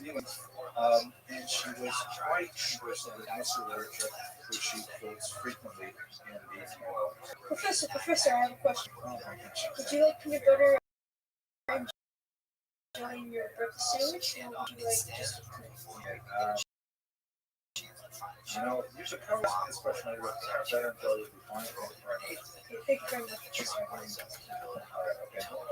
Question, please, before I finish. The coffee is very quick. All right, now she was. I learned it from those Jones on our lights. So he describes Oh, this. ROI. Okay, good. Go you guys! Okay. Okay, all right. Okay, this is my professional. All right. So, she was betrothed, engaged at age 12 to Chaim, and married to him 2 years by a long visa process, which was something very common at the time. She would eventually bear him 13 children, remarkable 12 of them married to adulthood. Little kind of missed the first part of the poppy seeds, okay? This is so good. That takes care of the three that they were talking about. Anyway, she was married to Chaim for 30 years, and then she was widowed at age 54. I'll speak a little bit about her life after the widowhood, which is also quite fascinating. But at this time, let's look at the memoirs themselves and their value for the story. So first of all, as I mentioned, there are 7 books. They date from 1690 to 1790. Her stated purpose for writing these memoirs was to inform her children, grandchildren, and other descendants of the nature of their lineage. She wanted to convey the sense of what kind of people they came from. So it has a strong genealogical trend within it. Implicitly, there's a phenomenal amount of Musa in the text, meaning she's giving them exhortation as to how I just want to introduce our latest sponsor, that they absorb some of the fundamental lessons of life that she absorbed from her parents, from her husband, and from the school of Knox that she endured. She denies this. She actually has a very appealing, self-deprecating manner where she speaks of herself as a sinner and she speaks of herself as having wronged many people and so on. But in reality, she is very conscious of Mr. literature and she gives a lot of it in the text. We are not well served by the editors. The first published version of Freedom of Memoirs came out in 1896 and 2 other editions, in German translations, Yiddish, Hebrew, and later English translations came out. But almost all of them remove so much of the Muslim material that she gives over, even that represents excessive moralizing of self. And I think that's an unfortunate omission. I would have liked more to know about what was valued on a religious and ethical level. And I could skip a lot of the other stuff myself. But anyway, the common English translation is available today omits much of it and is not apologetic. Later, after the death of her husband, Chaim, she would state that the last 2 books in particular were written to drive away thoughts of it was a cathartic, therapeutic activity. And she used it to exercise. Pepper spray, handcuff, and flashlight holsters, organized case allows for control. It's a fascinating from a historian point of view. That is, when historians take a book like this and say, well, what are you going to do? On one level, this is just one woman's life as she describes it to her children. And, She didn't like change the world in any dramatic and overt manner. They were not like themselves, and so no one would remember her. The audience was just the circle of the descendants and descendants after that. She had no larger literary ambitions besides that small coterie of readers. Although we do get a sense from her memoir as a larger historical occurrence, I'll tell you a little bit about some of the things that like about Shakespeare and the parents who were going and so on, how these made an impact on the class and so on. But I think the most important that you can get from this book is just a snapshot of how representative it is of her work. Sorry about that distraction. Remember in these campbells.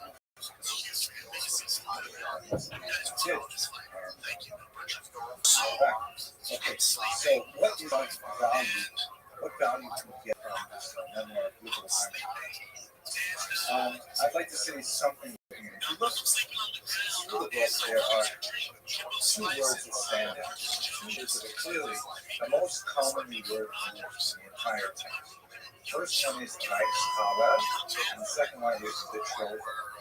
The first word, the most common word in the memoir, the book kind of grasps it, with the exception of the word the, is the word Reichshaber, which is meaningless. It's about money. It's about love. Discussion of money. Who's worth how much, and who's married to who has how much, and how much money you can make this way, and how much money you can make that way, and how much money you can make. Money is deeply involved with it, and it's a major theme of the second word, which is related to this word, is moving. People spend the vast majority of their memoir talking about making money, protecting money, paying her kids off, hopefully with money. Now, I think it would be a misjudgment to say that that's all that she was about. But I would think that it's reasonable to say these are things that are performing most in her life, most expressing in her. She's definitely a very pious woman. There's a lot of deeply pious sentiments. I'd like to return to that later. But there's no question that this is a very bourgeois memoir about the quotidianity of food on the table. Sometimes in a very dry sense, at other times perhaps in the realm of more luxurious fare. But nevertheless, it's a lot about money and a lot about connections to people with money. You might read the for example, the names of all of her children, and even those ones that we know their names, they get passing reference to them, usually A, when she's about to betroth them to someone, or B, if they get very, very sick, or C, if there's something interesting about them. She does have a few sons who seem to show significant promise in learning, and so she has an interesting aside on their life. Nevertheless, it's really about money and connections to money. That's certainly the most prominent theme that runs throughout the book.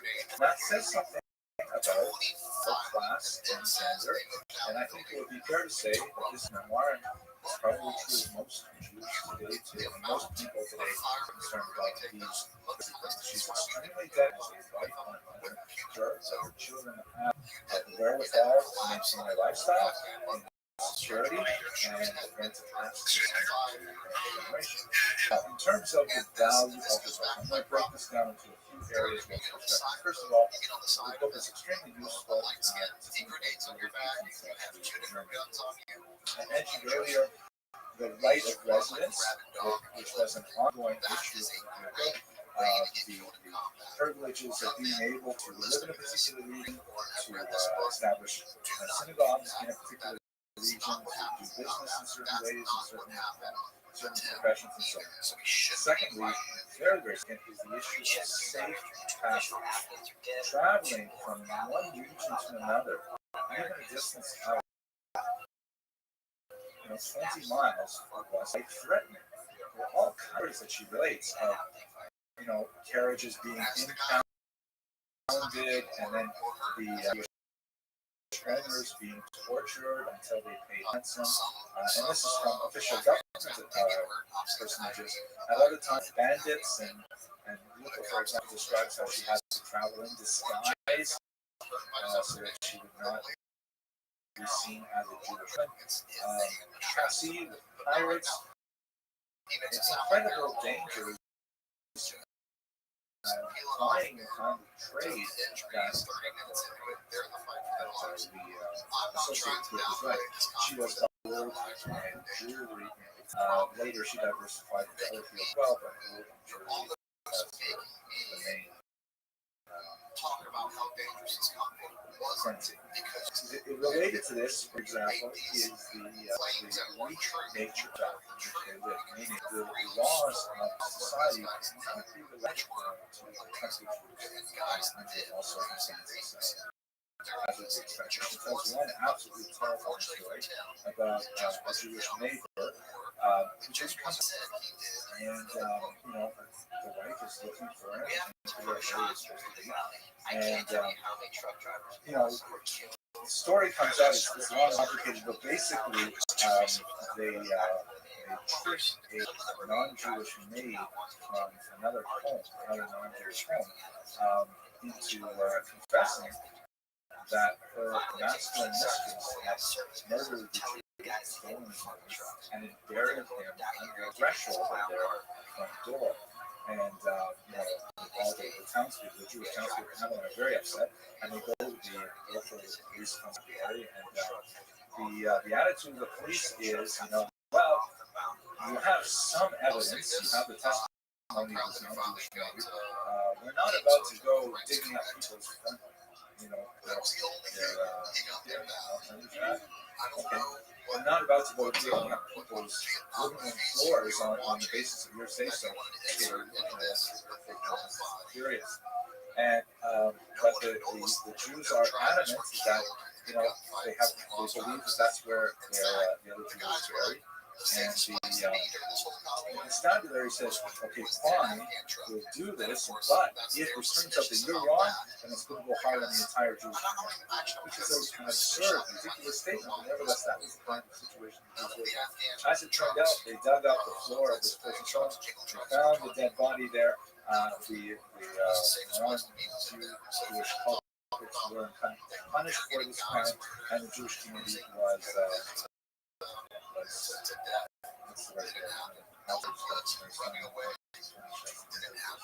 there's also occasional references in Luca Hamlet's book to the relationship with the Jews from Poland, the so-called Austrian or Eastern Jews, who were looked on with some disdain by the German Jews.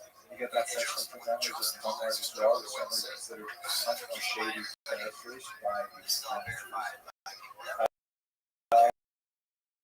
And I think it's rather fascinating. This is the relationship in Germany maintain themselves at some distance. They quite often had slightly better residences and so on than the local Jews. Okay, that's cool. What are you doing? I'm giving a lecture, okay? I know it doesn't seem like a lecture, but okay. The Sephardi, especially fascinating in this context, I think, was when the Shopify speed difficulty we spoke about last week occurred in Germany. Whenever a letter arrives maybe from Gaza or someone else who was associated with the Shopify movement, the Sephardi would invite community to their shul, and everyone would be, the Sephardi in particular, would be dressed in green. They would read the letter with great circumstance, and everyone was very excited about it. Luca's own father-in-law sold everything that he had and placed everything in non-perishable goods. The word much of it with Luca for 3 years. years, waiting for the news of the arrival of the so definitely Chuck Knight's being made an impact on her as well. We also get a sense from Griffith of the devastation brought to the boat of 1649 when so many refugees came to northern Germany that Philip's father put them up to their home and gave up the dead. Around 10 of them staying in the home. Second value in Luca's memoirs is the status of women. Because never in the memoir mentions any disadvantage to her status as a woman. Clearly, she understands there's a division of labor, and her task is to produce children basically every 2 years. But she is an active partner in her husband Chaim's business, and she prides herself on being the most prominent advisor. And then, once Chaim passes away, she might actually step into as the president and CEO of the business. She's not right anymore, those set up pylons. Set up the I'm serious, okay? I'm a little upset.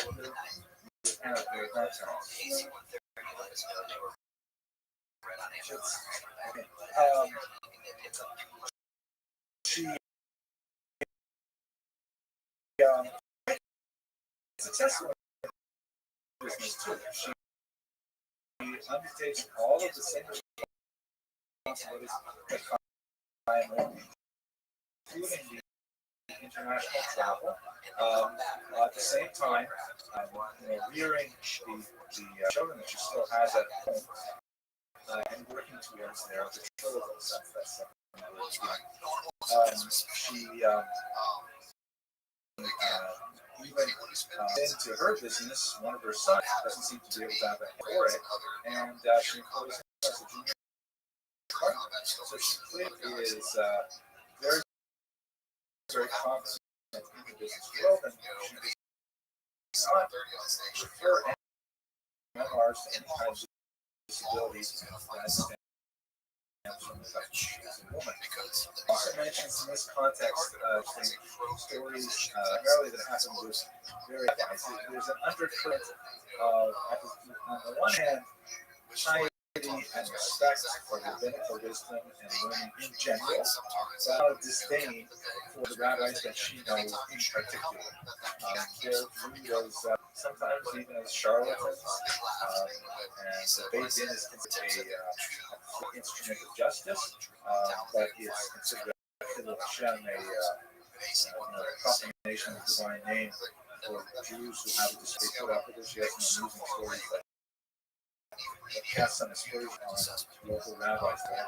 I think the most fascinating story that she tells, and this is one that perhaps she is at some disadvantage, not so much because she's a because of her class, where she sends one of her brighter sons, Joseph, off to study with a particular rabbi, and was for 6 months at a time, and the rabbi asks if he can be paid in advance. So it doesn't matter to her, she pays him in advance. So, and then she gets a letter for her son indicating the Jews at that particular time are being hard pressed by the local authorities and come up with thousands of dollars in ransom, begging her for more money. And she shows it to one of her other sons. It doesn't seem quite right, and so the rabbi was fleecing her son for money. It's been so far as to off the silver buttons on his coat, and with the older brother, they removed her son's hat particular. As a storyteller, he's clearly chosen yeshiva. So she perhaps another area of value of the memoirs is in its description of religious rituals and folk culture as well. There's so many fascinating little tales that, mice shot type stories, things that happen type stories. I'll only look forward to one of them because there's so many fascinating details. Apparently, a young woman died in childbirth, and she was buried, and then she appeared to one of her friends in a dream, saying that her grave was run up and her taflifim were stolen. Burial cloths were stolen. It seems that burial cloths, which were made out of cotton or wealthy people or linen, were of significant value enough to actually raise. And then there was a hue and cry in the tree, and ultimately they got exhumed the body, but in fact, the taflifim. And then the second story is that when the women got together to new taflifim, burial shrouds for deceased, one of the women often saw an apparition of them sitting together with them as they prepared these burials. So the whole story, there's so many elements of, and this is the song, these are the kinds that people refer to frequently. There's also, finally, fascinating information, I believe, in the German profile, because she reports several stories that, parables and teachings on that have no Jewish source to me, and in fact, I would be highly surprised if you have Jewish origins. So, for example, she tells one story, and this is meant kind of as a Musser story for her children. It's got kind of a bizarre twist to it. That a certain nobleman was sent away his father with a huge amount of money and told to true friends. And so he went away to an island and came back many years later. And the king said to himself, "What did you do? Find true friends?" And he said, "Oh, I found them." And so the king said, How did you get those true friends? Hundreds of them. Is an amazing number. And he says, "Well, I used to give these lavish dinner parties, and I invited all these people, and I gave them all kinds of gifts, and they all became my enemies." So, those two guys, those are not true friends. If you want to know who is a true friend, what you gotta do is you have to slaughter and put it in a big sack and then carry it to all of your troops and tell them that you have murdered someone and you need their help hiding it. Then you'll see who your true friend is. So that's what the guy does. He carries a sack and goes to all these true friends. None of his true friends will actually help him hide the body until finally he goes to his valet, his personal butler, and the personal butler doesn't want to do it, but he's afraid that he'll be implicated, so he ends up helping him out. And so the prince goes to the father and says, "Well, you were right, Dad. I only found one true friend, and that was the valet." And the king says, "You didn't even find one true friend. He's only half a true friend because he really didn't want to help you in the first place." And so the king says, "So what should I do?" He says, "Well, first of all, you should beat all the other people so that they will fear you, and then you keep the power." It's a bizarre story, but these are the kinds of stories that because will reveal in their discussions with their children as things that have a certain moral truism. And even though they may not be of a Jewish source, they have a valuable lesson to learn. So, a father is carrying one of his young constantly raging over. The father is carrying his raging my child, if I carry you over this river, will you care for me? And the bird says, "Oh yes, Father, I promise I'll care for you." And the father says, "Liar." This happens several times. Again, this is like a Jewish story. And then it happens several times until finally he's taking one of his chicks over and he says the question, "These are my own promise." And the baby says, "Father, I cannot promise that. But what I can promise you is that I will take care of my children as well as you have." And with that, the father was satisfied, and the father gave God. Somehow I feel a connection to that story. Okay, so let's conclude by talking about the end of Oedipus' life.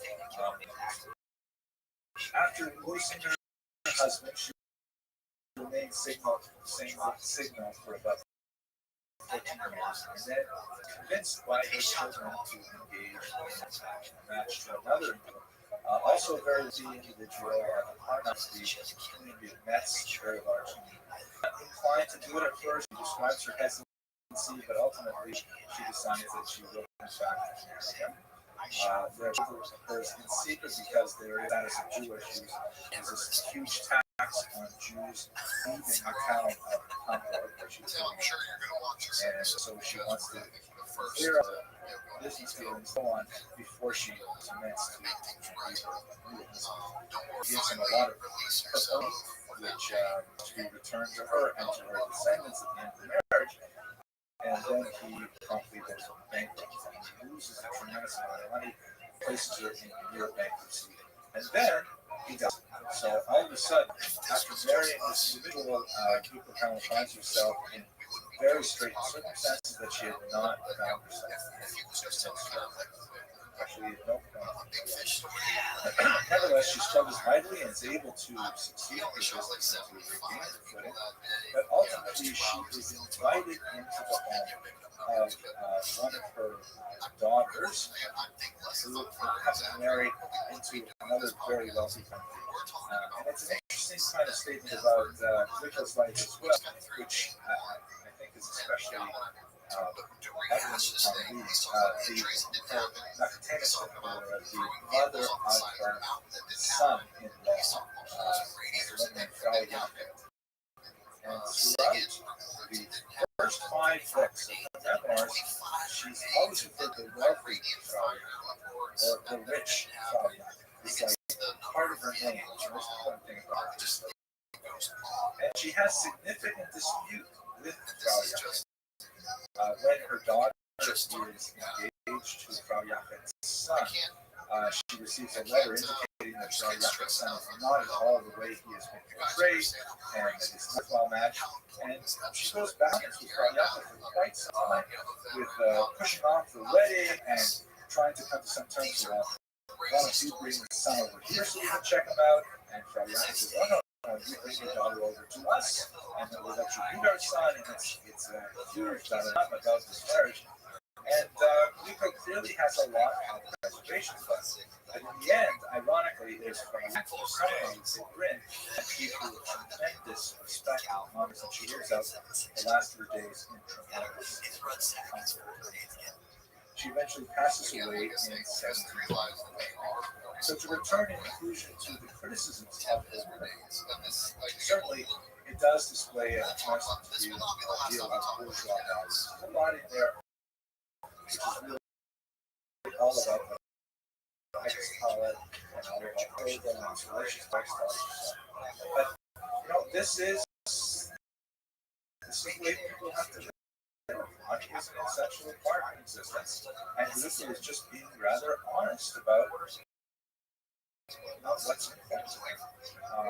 And I think it would be unfair of us to judge her in a work that semi-private was really intended for her descendants to pass some kind of judgment. Had she known that millions of people would be reading her book in the next few centuries, perhaps she would have changed her. She would have modulated it. We don't know. But even saying that, there's a phenomenal amount of research and basic human. For example, even though Reichstag are very important, it looked at is scrupulously honest. Even when she has extreme pain that she did in order to take each and every day. And the pride that she feels when she has no depth whatsoever, that she has in fact learned everyone there to. It's very clear and it's honest and important. So we can certainly identify values of honesty in business quickly first. In fact, one of the highest words of praise that she can offer to her ancestors was a phrase that repeats over and over again. He was respected by Jew and Gentile, meaning that my father-in-law, cousins, brother, they're all respected because of their honesty and forgiveness. I think that's something that says great things about them. She herself was deeply pious, as I mentioned. She wished to return to Israel, and in fact, it was her children who talked her out of it to have her get married once again. And it's clear that she had a strong, deeply religious sense within her. She was for moms and so forth. Her legacy is of pivotal value for the sedimentary, English history, students' history, some degree students. She went on to have many significant descent in the 19th century, including the great poet Heinrich Heine. And Joyce and reading from a little bit about what life is like for her. I'm especially grateful that you could sit through this whole video. And I'm really looking forward to speaking to all of you in person. Travis hadn't read the book, and he's like, no way he said that. I My father took and a I picture of him because I'm reading it. I took a picture of it and sent it to him. I was like, it's in the book. I was like, I'm going to get the book. I was like, yeah, you should. Much more people would read the book and be more upset about it. So, again, just like the fact thing, it wasn't an issue, but he wanted to make it an issue so he could go on this rant about justice, what he thinks, what he thinks right. And if you ever see him doing a podcast, he's always like, oh, fuck combat. Okay, ladies and gentlemen, time to get started. Against us. Again, It's already 7 seconds late. he's using a fake story to drive home and just make that point with a real story. Ladies and gentlemen, let's get started. I can understand the position of the Rob trying to shush the people in the back there. Wait a second, two of the people in the back are my offspring. Girl, stop talking. Let everyone up here. Yes, today's a special day because we have in town my famous second daughter, Denise Malka, and she's just come back from Israel for a short visit. And the aura in our home has changed. It's been elevated by her presence. Learned a lot of interesting things about her seminary experience. She's looking forward to going back to the year. She's not coming back every day, so I told her the dinner next Sunday. Thank you all for your kind wishes regarding my father and recovery. Lord, I'm happy for that today. It's a big change. A lot easier, I think, on my father, primary caregivers. And I was asked to go back and my father is a Quebecer. And my father, he's not a Quebecer. He doesn't change. He's not a Quebecer. That's what he does. He has a persona of himself that wants to back. Tonight's topic is Israel and Eliezer, the Maal Shem founder of the Hasidic movement. And it's a fascinating topic. It's very, very contemporary. A lot of the issues we'll discuss today are quite relevant to our contemporary Jewish world and our local community as well, because we have strong Hasidic presence in this neighborhood. I think we'll learn a little bit about the intellectual and the economic origins of the Hasidic movement. This will be a useful discussion. I'm also grateful to report that since last week, when I indicated that we need some sponsors to help pay the shul back for all the equipment they purchased for this lecture series, we immediately got 3 sponsors, and that's very gratifying. Again, just coming here tonight, this sponsorship would be sales or something. So it's really great that you made your way over to this class. I appreciate your presence here. But if you want to sponsor the lectures, we offer them for $200 a lecture.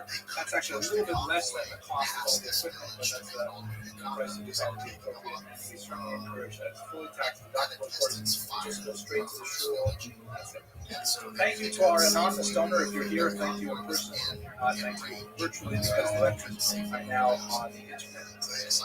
So I should start with a little bit of a joke, and it's getting harder and harder. So I think this may be the second lecture I've given here, and I really only have a dozen jokes to recycle. So I've either had to make up new ones or find really cool ones. This particular joke, I don't often tell it because I think that it can be misunderstood and it can exploit a certain stereotype of the Jewish people that I think is less than salubrious and maybe one that I'd rather want to avoid. But I think in the context, maybe it'll work anyways. So the joke goes like this. This is set on a train in Tsarist Russia, and a Jew is sitting on the train, and he's going a long distance, and he's eating his lunch. And a non-Jewish peasant comes up and sits in the chair opposite him, one of the chairs facing each other, and says to him, "You're a Jew, right?" And he says, "Yes, I am." He says, "You know, I'm very curious. You Jews are all so intelligent. You excel in so many areas of activity. What is your secret?" You really got to tell me. No. I don't believe you. There's got to be some special thing that you do to make it so smart. And he starts using the Yiddish expression, talking about China, he won't let him go. He's like, no, I really got, what's the secret? So finally, the Jew says, okay, listen, I'll tell you. It's the herring. What's the herring? We eat a certain special herring. You know this truck right now. There's a special herring that we eat that, really bulks up our intelligence. And it's the herring, what can I say? The guy says, really? Yeah, it's the herring, okay. The guy says, well, do you have any? He says, it's my lunch. I'm not giving you my herring, it's my lunch. He says, I have some of that herring. The Jew says, I'm going to an important business meeting. I have to eat my herring, so I'll be ready for that meeting. He says, no, I'll give you 10 rubles for your herring sandwich. 10 rubles. I can't do it. Finally, he talks him to 25 rubles, and just to get him off his back, he gives him the herring sandwich for 25 rubles. The non-Jew is he unwraps it from a newspaper, and he's, wait a minute, this tastes just like regular herring. And the Jew says, you see, it's ready. Right, maybe not the most important joke, maybe we'll edit that out, but cast some asparagus at stereotypes of Jews. Great, let's talk about Hasidic movement. What is the movement? What is Hasidism? It is basically an 18th century religious revival. It is ironically the first modern Jewish reform movement. It is a rebellious movement that's moved to challenge the status quo and created in many ways a rather different form of Judaism that had been practiced heretofore. It was a dramatically vibrant movement that drew in literally thousands of followers within its first few decades, and now is arguably the largest single demographic element in the Orthodox world. I can't quantify that. I don't have any statistics to support it. Rabbi Wein says in one of his videos, and it's probably true, that at least the plurality of Jews, if not the majority, of Orthodox Jews are Hasidic. So it stands to reason we should understand something about this movement. The origins are in southern Poland and western Ukraine, and I'll give you a few maps later to see exactly where it begins. And it's more than anything else a populist movement. It is a grassroots movement that, at least in the 18th century and early 19th century, spoke to the masses where they lived and was supported by the mass not only intellectually, religiously, but also economically. And we'll discuss the economic aspect of the origins of Hasidism in a few moments. In many ways, it is very innovative. A lot of new traditions, like, for example, shuckling or movement during prayer is essentially a Hasidic innovation, which has swept the Orthodox world. It's very hard to find a real cult of Litvak who doesn't shuckle when he does. That is one of thousands of Hasidic innovations. In some cases, it's even antinomian, meaning it has halakha to many non-Hasidim who feel that it's broken. We discuss those as well in this minute.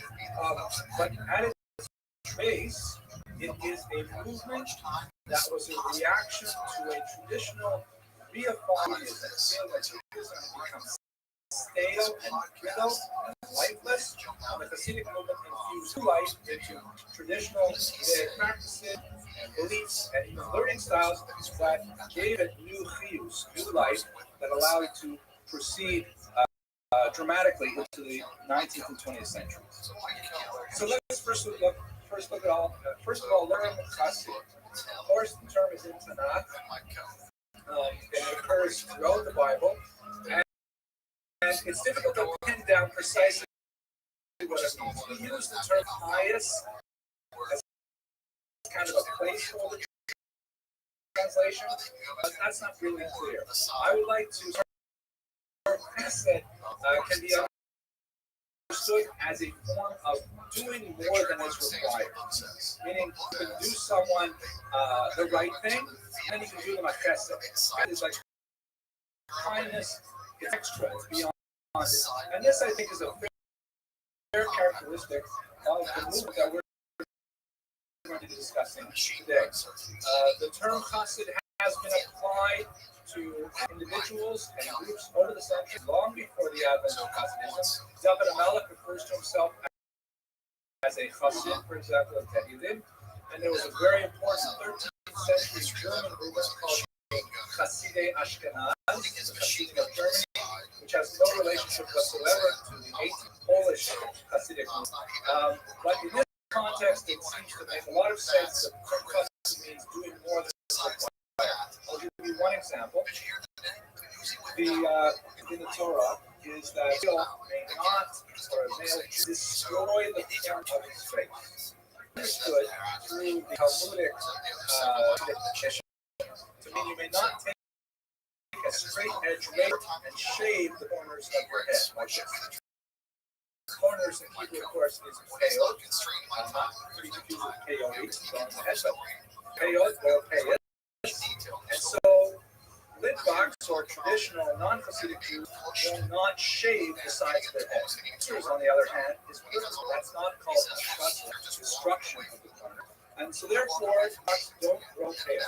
So they don't like long pale. However, Hasidim developed this custom where they said, look, if we can't cut them with scissors, we're not going to cut them at all. We're going to let them go long. We're going to be, I don't care who knows.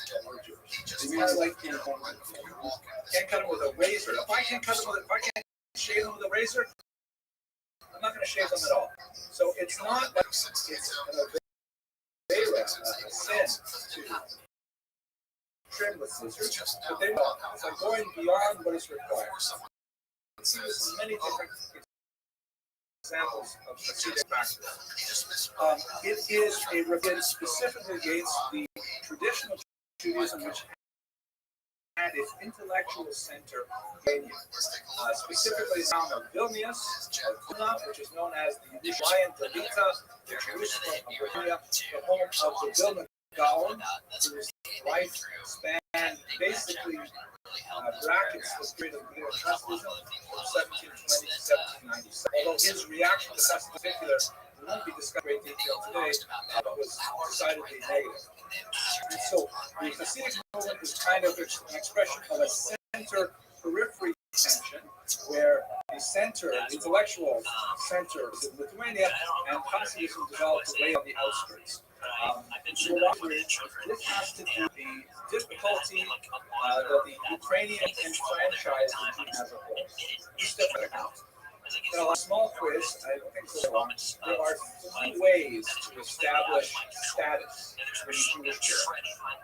What are those 3 ways that you can get that? Okay.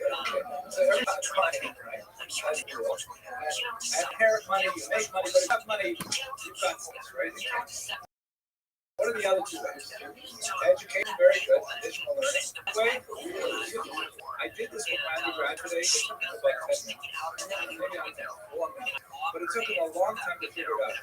Obviously, this one was for very experienced people who know status in the Jewish world. Put it in the right order. So now here's the thing. If you don't have interest, you don't have lineage, you don't come from a famous family, and you don't have money never, then the only way to get status is through learning. And so Judaism as a culture developed a meritocracy, particularly the Lithuanian expression of Judaism, that really emphasized the status of learning and privileged those who were able to negotiate the annals of the Talmud, with very complex vocabulary and syntax, and place those people on for their learning. If, however, you are not able to achieve any of those three markers of status, the Lithuanian movement, the Lithuanian society, basically had no place for you. And if I could perhaps open up a small window into our contemporary period, I think that in many ways we are failing our youth today because we don't have all that many avenues open to young Jews who are perfectly willing and able to make contributions to our society, but they can't do it in one of those three ways. Now, what would be terrible if we had a really conscientious, hardworking Jewish promise? That's such a terrible thing. We need all kinds of people in our society today. But today, it doesn't get a master's degree is sometimes considered like a high school dropout in the Jewish community. We really have a problem, I think, in that, and that carries over from the language. So the Talmud was considered really the be-all and end-all of status in the 18th century, and there was a particularly pernicious type of Talmud learning that was very popular at the time, something which the greater rabbis such as the Vilna Gaon really railed against, known as Pilcourse. Pilcourse learning Talmud that was developed in the 15th century in Poland, and it emphasized kind of a mental gymnastics where you could take a Talmudic text, learn the simple meaning, and then twist it in 18 different ways, none of which have any bearing on the actual meaning of the text. And this demonstrated your intellectual acuity, it demonstrated your creativity and artistic flair, but it did not necessarily demonstrate your commitment to the truth of the text as you saw it before you. So with that kind of like, if you will, crossword puzzle kind of study, the Polish and Lithuanian Jews felt like they just weren't getting any access, they weren't getting any care and love from leaders of the community as a whole, and it stands to reason that they would find themselves just for their fault. What the Hasidic movement did to try and bring back in the founding is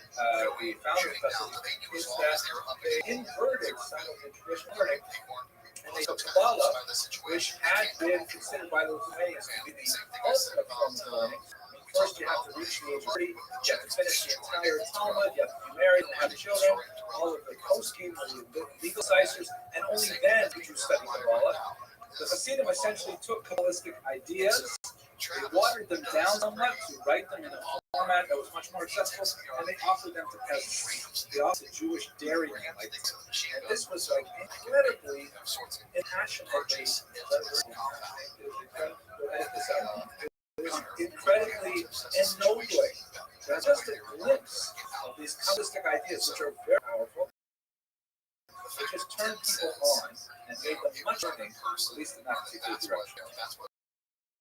So let's have a quick look at the geography of Hasidism. This is my favorite map because it's all black and white. You can't really see anything. So basically, we're looking here at Central Europe. Here is the here center. I think I was better with it done now. It's like we has it stretches it. My son said to me on the video, he says, "You look like you have a six-pack." Anyways, so here's the Baltic Sea up here. The Black Sea will be around here somewhere. This would be Germany, Prussia, of course, Königsberg in this region. Russia proper Ural Mountains over here. This region with a heavy fact is where Hasidism first see how far it is from Vilna, which has virtually nothing happening politically. And then expanded to see where the less dense action of it. Note interestingly that Lubavitch here is the home of the Kabbalah movement, and Lubavitch are considered in many ways to be the most Lithuanian of the Hasidic movements. They have many They borrowed quite a bit in the style of writing Talmud with the Siddur. I'm sure I did a lot of arguments and a lot of comments back on my video. But the Lubavitch are the ones who are the most important historically. So that's basically how it's spread. Let me pause and take questions. Yes, please.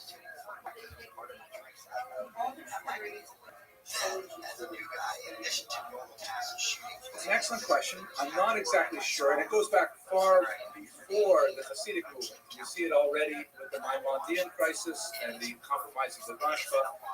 40 is considered in the Mishnah the age of Bina, of wisdom. The 20s are the age of running after a job, you're running after a spouse, all kinds of things. The 30s are the age of power, that's when you start coming into your home and things start to fall in place. 40s are when things apparently start to make sense. The age of stability. 50, which I'm pushing, I'm going to be there soon, God willing, that's the age of advice. And oh my gosh, are my kids going to get it? Because up until now, I've been holding back. So when I hit 50, that's it. Okay. So I think 40 is considered, that's stable. At 40, you should sort of have it together. Also, neurologically, it's 4 square. So 4 points in the ground, until it's not moving, it's nice and square. Yes. If that's true, you're unathletic, and you can't throw to save your life. Yeah. Do you think every MMA fighter, athlete, combat person, what's their moniker?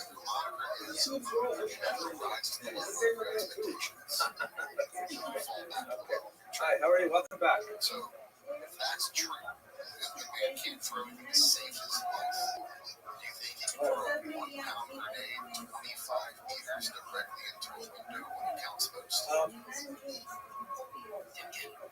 I think that's very fair. There are definitely in the Ukrainian and Polish regions.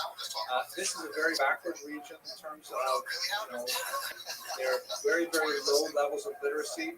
And by the way, Jewish literacy, although it's been vastly superior to non-Jews historically, even 100 years after, the census shows that the Jews living in this region only had 60% literacy. Meaning 4 out of 10 Jews could not read in any language. And that was far better than the surrounding peasant population, but still pretty shocking that 4 out of 10 could not. So there were itinerant preachers of types. There were actually some messianic movements that were popular among the peasants. And so to a large degree, there's a certain amount of borrowing back and forth. I would also say, and I better get moving because I want to get to listen to the lecture, but this is a region where folk culture has a very large impact on religions in general. And a lot of civic behaviors really cross that divide between the Jewish and the non-Jewish world. In some cases, they result in what the Pope call a minhag shtus, a stupid custom that has to be eradicated. In other cases, they actually become very welcome customs that we absorb in our tradition. Okay, let's go a little bit further. How did the Jews get there? I have a couple of maps here, but I'm not sure a lot of but basically, this map shows the migration to Germany from the 10th to the 15th century. They're basically invited into these regions to act as leaseholders for the Polish landlords. And so, these small villages that surround the part of Poland and Ukraine, they're very close to peasant cultures. In particular, women. There's a lot of cultural cross-fertilization with women. That's quite important. Actually, we had a great speaker here in the Shabbat last week, where the mayor sort of gave a fantastic question, and that was about Yiddish. But I took the task because if you don't know Slavic, you miss a good 50% of Yiddish. It's really so cool. We borrowed so many terms, and really the juiciest insults, like pastudna. That's a Russian word. That's a Slavic word. And he talked about the term shlemazel. He had difficulty understanding it. The word slay in Slavic means bad. So shlemazel means simply bad luck. Shamil is a little more difficult, but at any rate, it was a great talk. Right? Here is where the Jews were living around the time of the Baal Shem Tov. This was actually Europe's largest country at the time, the result of a dynastic union between the Polish and Lithuanian crowns. It was a weak state politically and economically, very backward, and it was ripe for capture by its neighbors, which in fact in the 18th century, almost exactly what happened in the 20th century in World War II. Germany, Austria, and Russia all felt that Poland was too weak to exist, so they simply divided it up among themselves. A series of three partitions that was important off the map.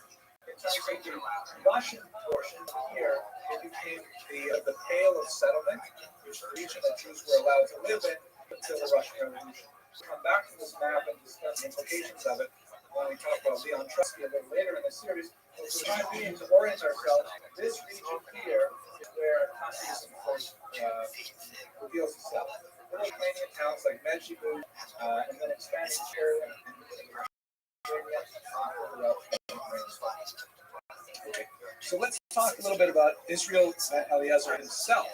His years are approximately 1700 to 1760. We don't have a lot of solid historical information about his life, and I'll discuss the implications of sources shortly. He is known as the Baal Shem Tov, and this is a fascinating the only person who is so called. He called the Baal Shem Tov. This was the period when there were hundreds of people called Shem. Shem, or extra of the name, is amulet maker. Basically, what we would have happening in this part of the world, again, this is a lot of folk culture. It's not really necessarily high Talmudic culture, although the idea of the amulet definitely goes back into Talmudic tradition. If you would have a problem like you needed a shidduch, or your business was going poorly, you needed parnasa, or your wife was having difficulty, or something like that, you would go to your local Baal Shem, and you would pay a fee, and the Baal Shem would write you a mystical amulet, which you would then dispose of in some way. You would put it, let's say, on your bed, or you would put it on your door, or you would carry it around with you, and these were kind of like so to speak, a good luck charm. Again, it is definitely authorized by the Hori tradition of the Talmud. There's long discussions in Tractate Shabbos, for example, as to whether or not you can carry one of these in Shabbos and you wear one of these and so on.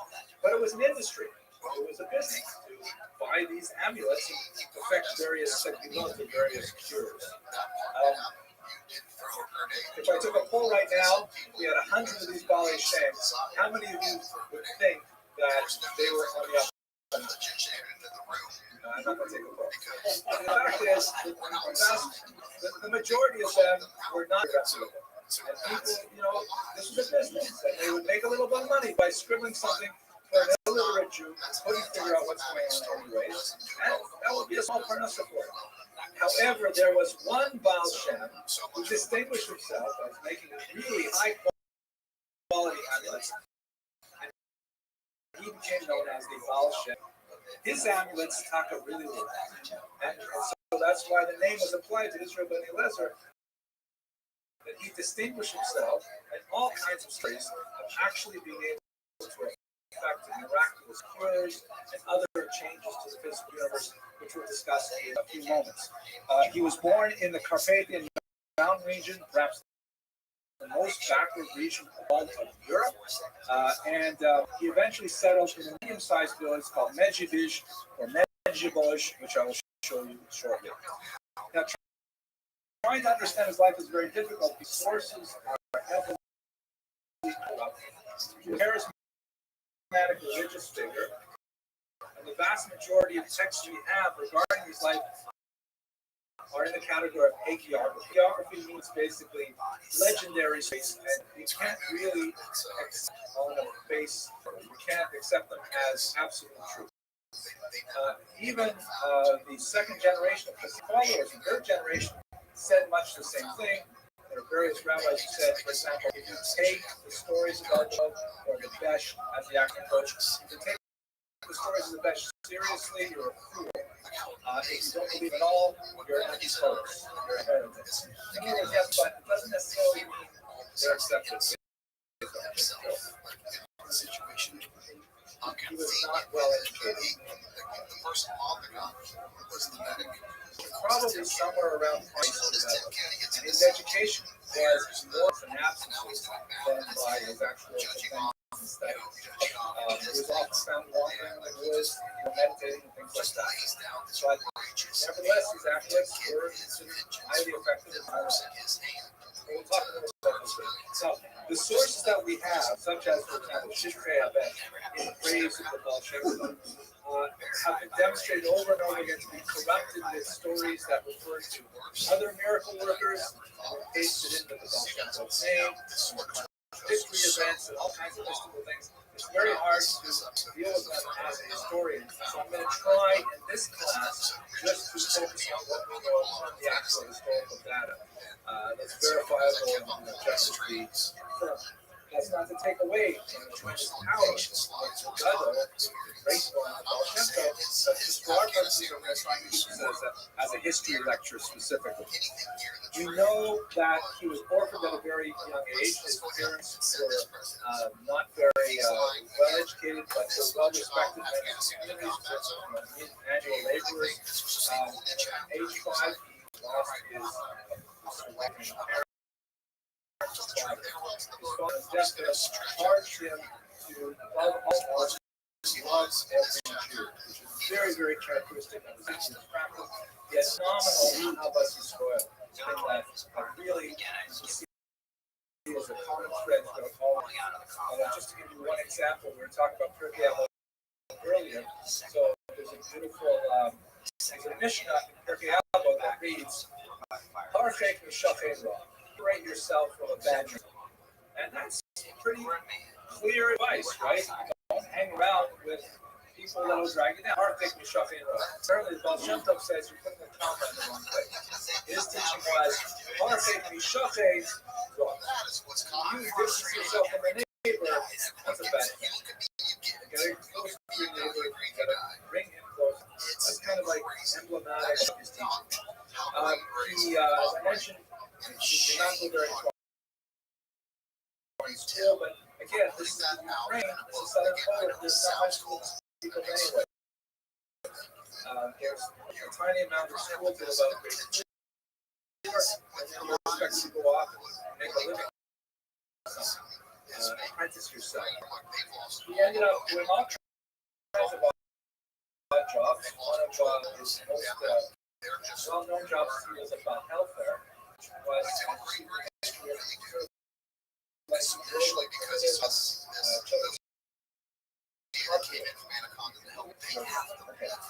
his job was to bring children to school. That is, he would wander all the homes and collect up the children, walk to school, and bring them back at the end of the day. And he was up around the shul, all these kinds of manual jobs. And much of his married life, he done until he reestablished in Medjugorje, he played in line and sold that for a living. Again, not such an profession, but he was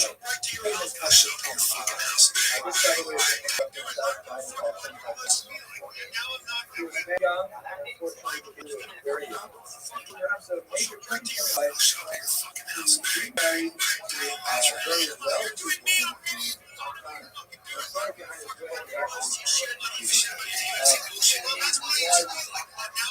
began to develop a reputation while he was still single. He began to develop a reputation as someone who could affect mediation. He was able to, people who were arguing about something, he was able to bring them together before they went to Beit Din. He was able to find a pshara, a compromise that left both parties feeling satisfied. And he handled many things like this on an informal basis. And his expertise in this regard was observed by a particular wealthy man in Portuguese. And this man interviewed the Baal Shem Tov and he said, Taka, I think that you might be right for my daughter. He wrote down on a paper that information. My daughter's name Hannah, yes, and I'd like you to come visit me and we'll talk more about this. And they separated, and then the man died.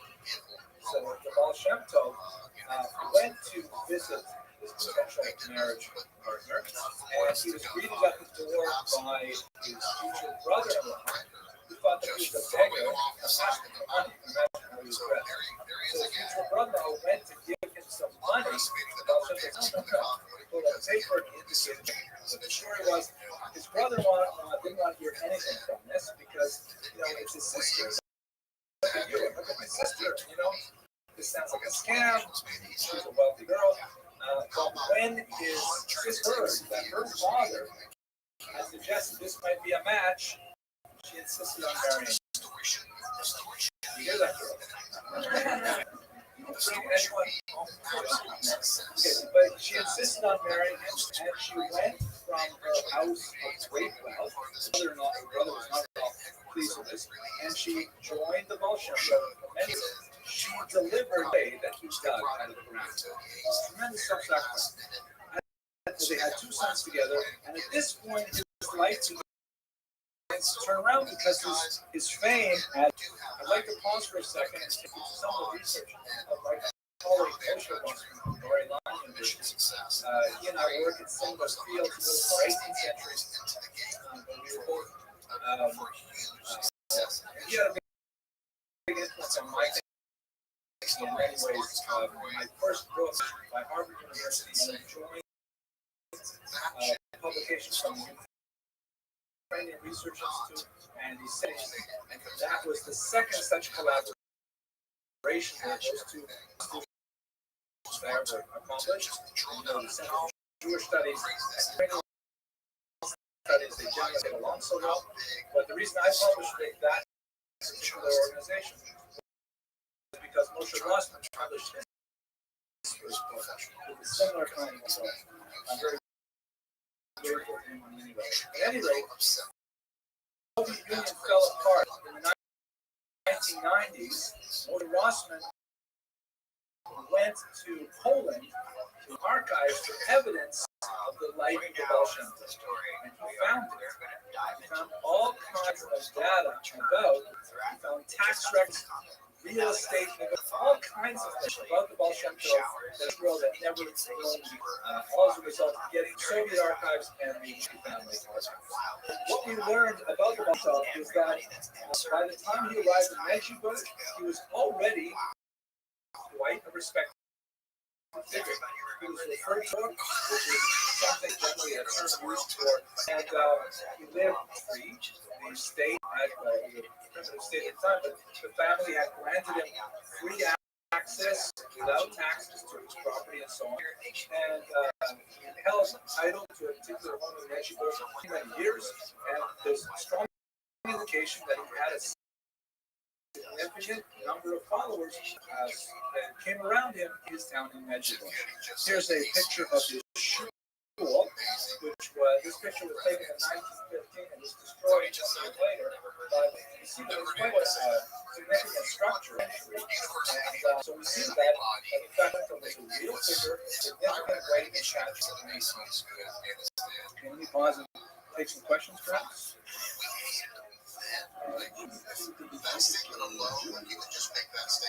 Well, that it's an excellent question. What exactly is the Judaism means to be educated? He was not a Talmudist. He never wrote Chidushim on the Talmud. But he had a deep and profound, abiding sense of Jewish morality. And the stories of the consideration that he had for other people were legendary and inspiring. And people went to him because he was a charismatic individual who they felt really cared about the tower. And I'm going to get to that specific when I talk about going past Israel ben Eliezer and going to the Hasidic world in general. It's essentially a sniper that I want to use. Mike Shane and I grabbed a three-way and a four-way Cheyenne tactical before she and climb up in the tower.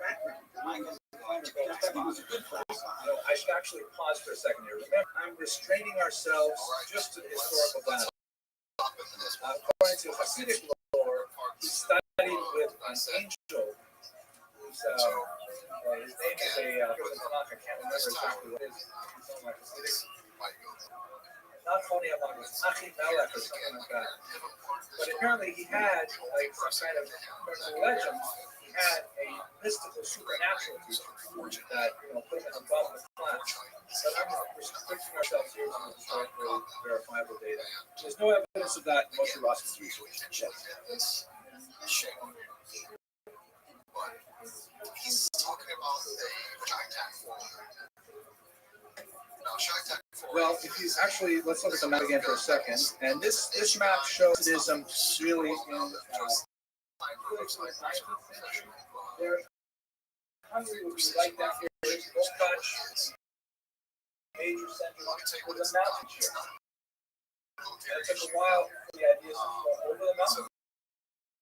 Once you get to the southern region of the Carpathian, it was huge. This is a very, very strong Hasidic stronghold. But it was primarily in the second half of the 19th century. Earlier in the 19th century, it hasn't penetrated over the mountain.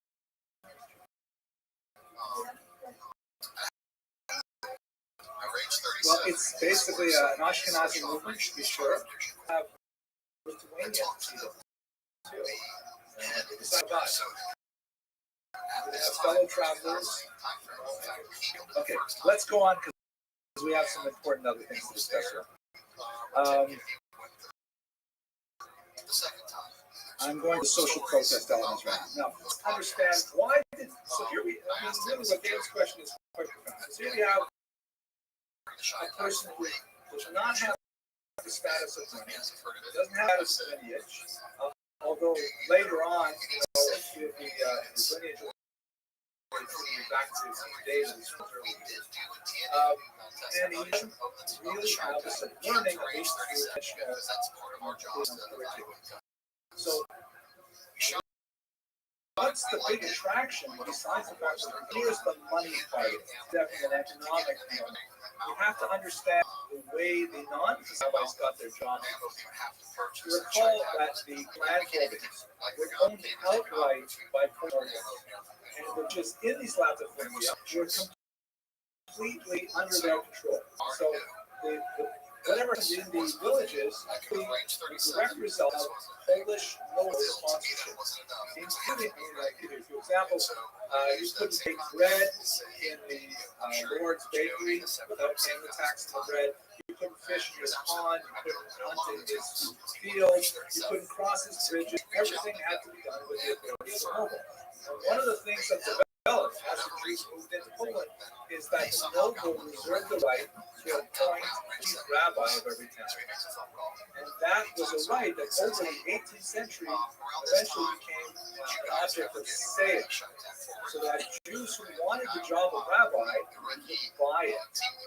So why would you want to buy the position of rabbi? Okay, there's a lot of cover and things like that. It's nice. Really, we got the position of rabbi, we got an automatic revenue stream from kosher tax. Because the Jewish community were paying all kinds of sort of Jewish services. For example, today, we live in an age where kosher meat is exactly the same price as Jews. Okay. Obviously, we pay a tax on kosher meat. It costs money to the pita and to the shkafa and things like that. And all kosher products are kind of taxed by them. There are all kinds of things like that. But in Polish society, if you wanted to get your opinion done to the shochet that was done, you had the shochet. The shochet collected a tax and then forwarded to the rabbi. If you wanted to buy Shabbos sandals, if you wanted to partake in all kinds of Jewish activities, there was this rabbi and you had to pay a tax for all of these things. So that's the chief rabbi. Now, once the rabbi is ensconced in this kind of position and his revenue stream is taxed, doesn't necessarily care about the pastoral aspects of it. Keep your clothing, the sick, take one of those things. It's just so cool. Counseling people with problems. What do you want to bother yourself with people with problems? You can basically show up at school late, sit on the Eastern Wall, let everybody else dump it, and just collect your funds. So not surprisingly, a good portion of the chief rabbis in these Polish towns were good for nothing. And people felt, they felt like certain far from Judaism, no one cared about them, and everything in the Jewish establishment was far from their identity. Whatsoever. So when you put in place a local charismatic Rebbe, distinction from the Rav, the Rebbe actually cared about their learning, about their joy in Judaism. Offers them a glass of mashka, and maybe sings with them. Engages them in appreciation of Judaism that is outside of the traditional activities, then all people are very enthusiastic about it. So instead of going, we'll talk about more details, but let's say, for example, well, maybe I'll have to give you one example. I see a question, Joe. Let me just give you an example and a question. Let's say, for example, so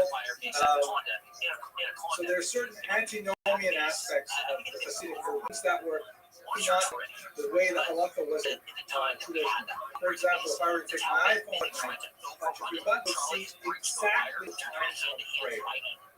You can't pray for a certain time in the morning, and you can't say the Shema or the bracha to put it after a certain time. There's very like strict standards for prayer. But especially if you live in the northern part of the world where the sun rises very early in the summer, so actually I get myself up out of bed so early to be able to feel the mitzvah of saying prayer. I'm not focused, I'm just going through the motions. So if you have a Rebbe who says, does God want that kind of prayer? No. Get your rest, wake up, pull yourself together, and then you can daven like a man. So that means you have to have a second opinion. The daven's later. And that means that you will stop going to the traditional chief rabbi. They start going to the shiva, little home-based movement of the week. And all of the pledges on Seshas Torah, they don't go to the traditional shul. They go to the Rebbe. All of a sudden, this opens up new revenue streams with an alternate power structure that really alters the balance of power in the Jewish community. There are reasons for it, which are philosophical, theological, and very much so economic. I'm going to give you examples of this in a moment. Yes, Joe.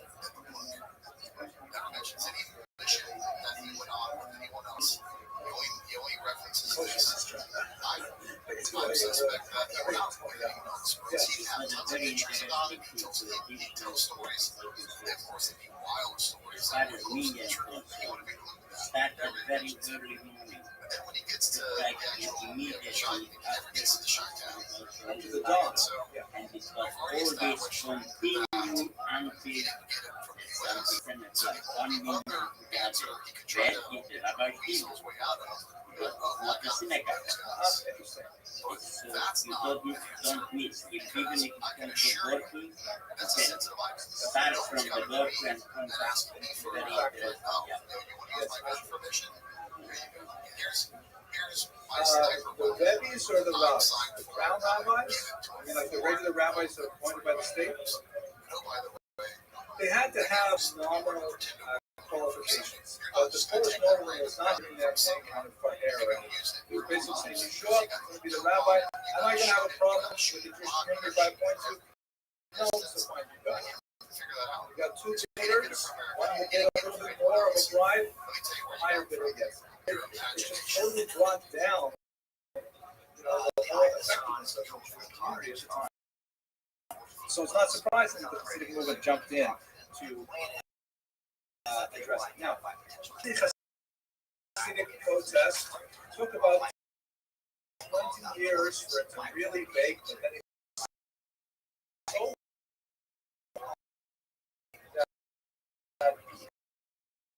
the controversy between the blocks, the way it came to be known from this time on as the which means the opponents. What are they opposing? They're opposing crossing. So what exactly was so this guy is a purported picture of the Vilna Gaon. It's most likely not what he looked like, but it's a direction. On a level, on a general level, there's a question of with the Lithuanian theory and creating mentions totally our structure. By the way, around like borrowing heavily some research of Vince, he did some pioneering work in economics. But there were some legitimate halachic disputes which also had implications for the ultimate question. For example, I mentioned another very important aspect is the issue of slaughter, kosher shkita, and Hasidic. Now, some of you may be more knowledgeable of this than I. Please don't hesitate to question. In the shkita, there are 5 specific things you can do wrong with slaughtering the animal. 2 of them are you're not allowed to push on the meat. You can't force the blade to cut. And the second thing is you can't have a nick in the blade. In both cases, you're causing the animal additional pain. It has to be really sharp so you can draw it across the neck of the animal, and it has to be perfectly smooth so it doesn't tear the animal. Now the problem is, if you want to do both of those things, you have to strike a balance between the rigidity of the blade and the fineness of the blade. So if you have a razor sharp blade, it's so easy for it to get nicked. Even just moving it on the cow's neck, you can cause a nick on it. So you have some kind of balance between how sharp it is and how rigid it is. So the Lithuanian standard was one way. I've forgotten whether the Hasidic standard was a sharper blade or a more richer blade. But at any rate, they developed a different opinion on how the blade should be prepared. So all of a sudden, we have a whole new system of shkita. Oh, did I get that wrong, Joe?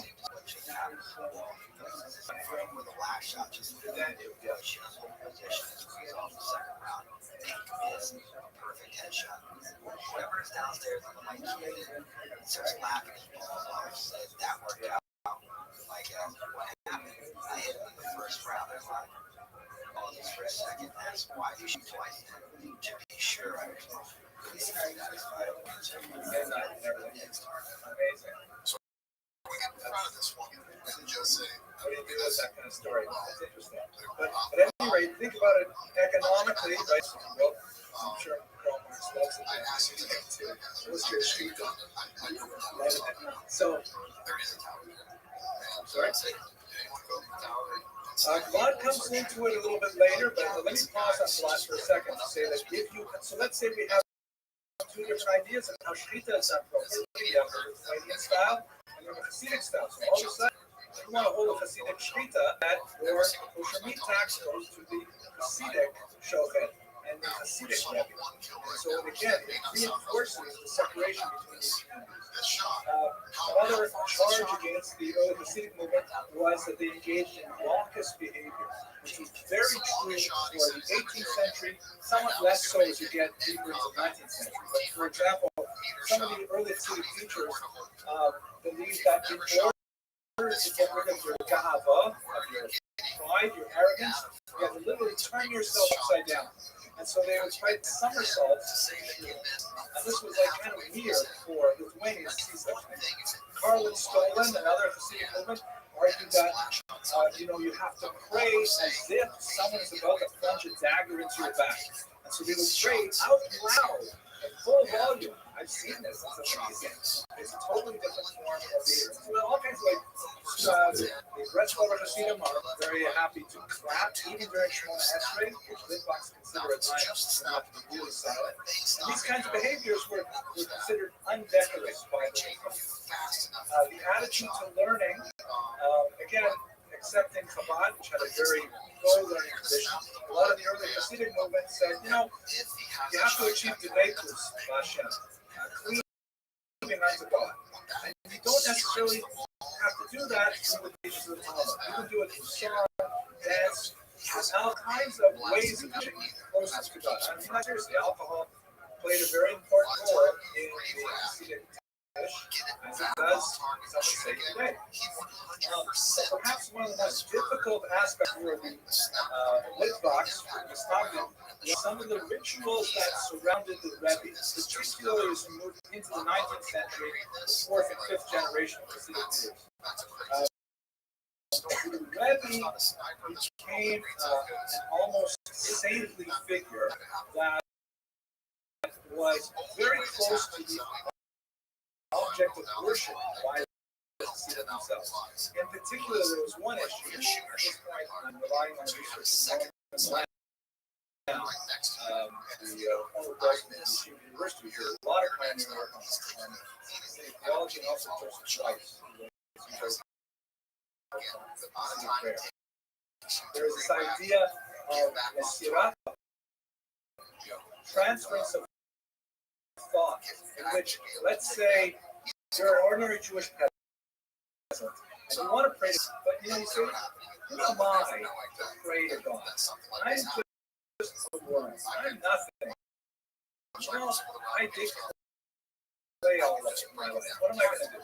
So, but my Rebbe, on the other hand, he is a very, very holy Jew. And our prayers are accepted by God immediately. And therefore, I am going to pray that my prayers be included in my Rebbe's prayers. And this is kind of like a transference of prayer from myself to my Rebbe to God. And a lot of the Misnagdim said, well, yes, that's not Jewish law. All Jews pray directly to God. No intermediaries. Don't pray to saints or to angels or to human beings for sure.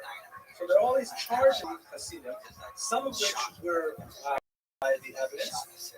And what ended up happening is in the bitterness of the dispute, particularly the last quarter of the 18th century, this is long after the Baal Shem Tov himself had passed away in 1760, but very much characteristic of the generation following Negative Mesrich, who passed away in 1772, that where the Lithuanians would literally complain to Russian authorities about some of these antinomian practices. Like the Hasidic movement was like fomenting dissent within the Jewish community, perhaps even okay, fine, let's just take one of the leaders and throw them in jail.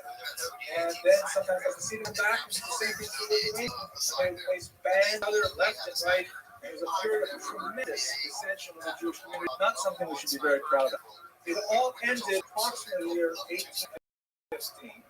And a major rapprochement as the Lithuanians and the Hasidim realized that they had a much more powerful common enemy. And that was the Haskalah. So we'll be discussing really next week in greater detail. The Haskalah, or the Jewish Enlightenment, which began in the 1780s in Germany, began to penetrate. And some of the ideas of Haskalah were very much against ideas of the Hasidim and Misnagdim. For example, the Hasidim and Misnagdim were arguing over how to shekel the chicken. The Misnagdim were saying, why don't we just serve pork? So they realized, wait a second. Sorry, that was like a sort of Hasidic I gotta say that over here. It was the Maskilim, the people from Haskalah, right? Sorry. So the Maskilim were saying, let's just serve pork. So they, obviously, if they're arguing about what makes a chicken kosher, the Maskilim are saying there's no such thing as kosher. That's a huge challenge. The Hasidim and the Misnagdim are arguing about whether they can daven before 9:30 a.m. or not, and the Haskalah about moving Shabbos to Sunday for greater convenience. Really, they realized they have to present a united front, or there's going to be a much more serious challenge to Jewish belief and practice. And that happened. The Hasidim and Misnagdim stopped disputing in the second decade of the 19th century, and they effected an uneasy truce that has implications for the present day. Mr. Collins.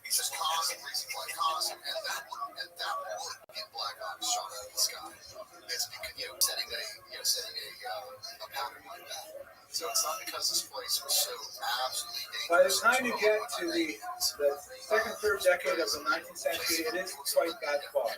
They're already putting church bells in synagogues at that point.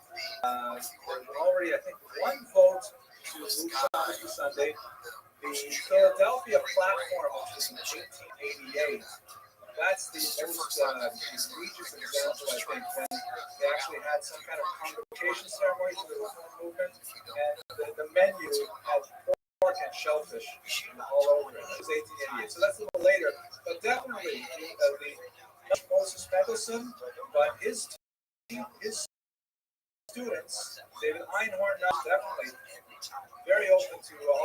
So the Hasidim Misnagdim said, obviously we have to like join ranks because we disagree with these people. We have so much in common. It's ridiculous. It's like there's a I can't put this on tape. Very accurate. Okay, no, don't put it on. Let's finish the lecture and then we'll tell you. So the legacy of the Baal Shem Tov. He passed away in 1760. He had two principal students who would continue in his teachings. And after one of them, in particular, the Maggid of Mezrich, had 5 different schools of Hasidic thought developing, and we now have literally tens of Hasidic movements, all tracing their ideologies back to one figure called Hashem. The gravestone, actually, a little earlier, I showed you the building around this. The Hasidic movement has had a phenomenal impact on Judaism as a whole. I've already given you the demographic impression. But it's also interesting to note that the culture of Hasidism has, in a century and a half since the rapprochement, really come to make an impact on Lithuanian style Judaism and vice versa. For example, this is the research of Joseph Dunn, who's looked at contemporary Hasidic and Lithuanian movements. The Lithuanian movement has been very taken the Hasidic adulation of the Rebbe. And the regard for the Rosh Yeshiva, in many ways, is a transplantation of Hasidic attitudes into the Lithuanian movement. The Das Torah, very controversial repercussions in some circles, is certainly something that moves from the Hasidic into the Lithuanian world as well. And at the same time, have clearly moved far away from their early education of traditional Talmud learning, and now Hasidic people, although they still have a different balance of the curriculum, how much time they spend doing chesed, for example, nevertheless, traditional Hasidic yeshivas now place Talmud at the center of their curriculum as well, influenced by the Lithuanians. But I'm going to conclude for tonight. Thank you, as always, for your attention, and we'll see you again next week. Let me know that I'm Charlie or Michigan. My piece of this operation, I messaged and said I have options. The message I have 2 options. Option A, which is what he strongly wants me to do, is fly back on the cloud because I'm a coalition ass.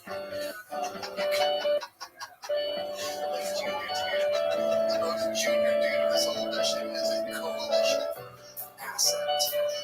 And I'm a coalition asset. It's time to do more coalition. Option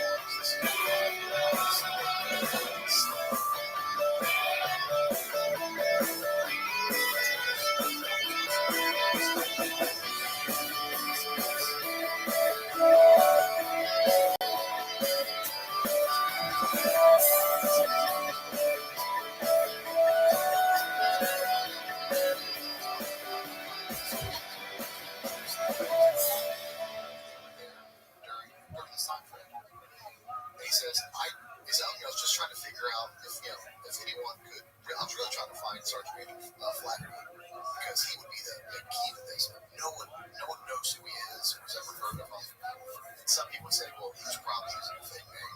And when I would always reply, oh, trust me, he's using real names. I've talked to former EMS guys with them, to former firefighters with them.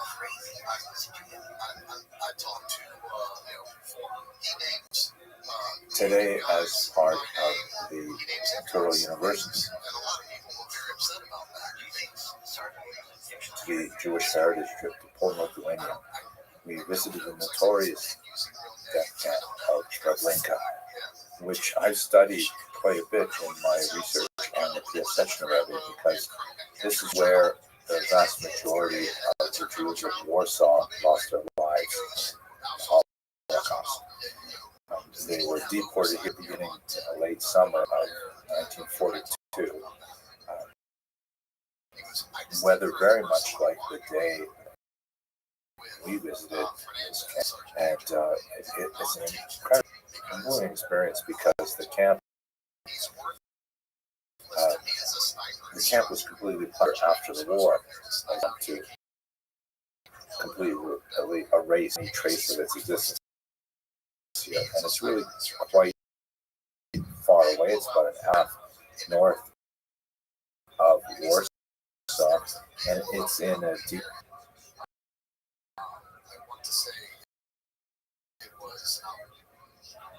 deeply wooded area. As we walked through, I not shake the feeling that it was so much like when I was a kid going to summer camp with the sound of the bird song and the smell of the pine trees. You got our address, and this was here. Ultimately 10 years. With the permission of Dr. Lyon, I'm just going to say a few words, and then with the hope that he will add to some point of our experience here. Beautiful place. No, as Reagan said, this is like coming to summer camp. Thinking in a few hours, my wife runs a camp for special needs children. The buses are going to be arriving. The kids are going to be coming bus, and they're going to be met with hugs and kisses and warmth and embrace and smiles. Looking forward to an incredible summer of them. When our brothers and sisters were brought in, the line said when they got off at the platform, there was a train station motif here. There were ticket stands, and there was benches and so on. But what they also were greeted with were SS guards and Sonderkommando with attack doors. And the prisoners literally had to run for their lives. Run for their lives and run towards their death. Dr. Lyman said it took minutes for this process to unfold. Prisoners that were in a stupor because they were on a train with no air, no water, no comfort, were roused from their slumber as the train doors opened up and they were screamed at, they were beaten, dogs were sent to attack them. And they headed in this direction, and there was only one purpose. You're running to your death. Very, very few rolled out to serve in the front line, and they eventually were also sent to their death.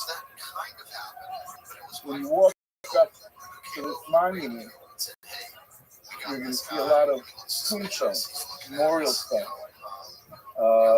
representing, and on the stones are written the town, Stetler, countries of the victims that were sent here. Different signs say 800,000, 900,000.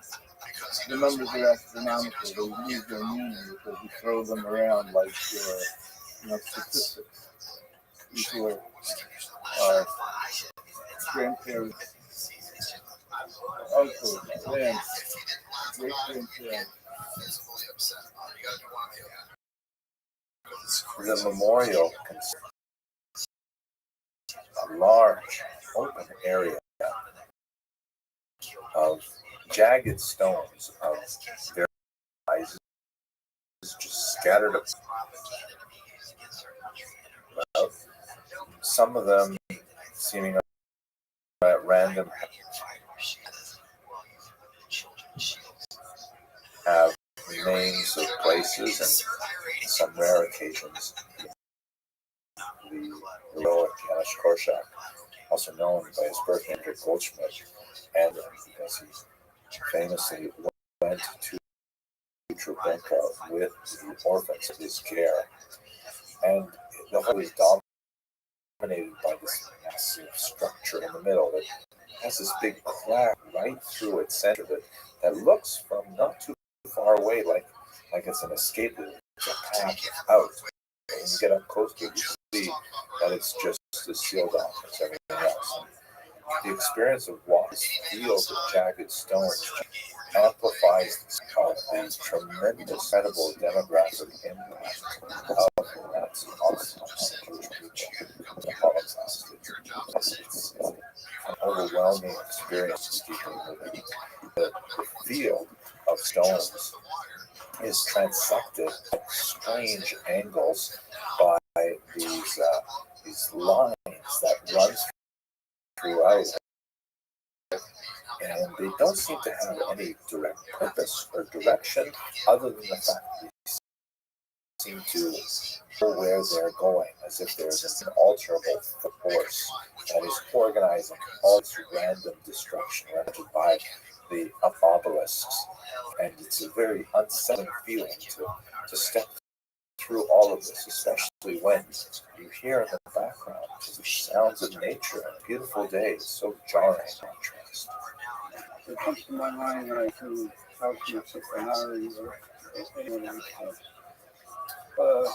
we came in, we were going to leave. All those who came here,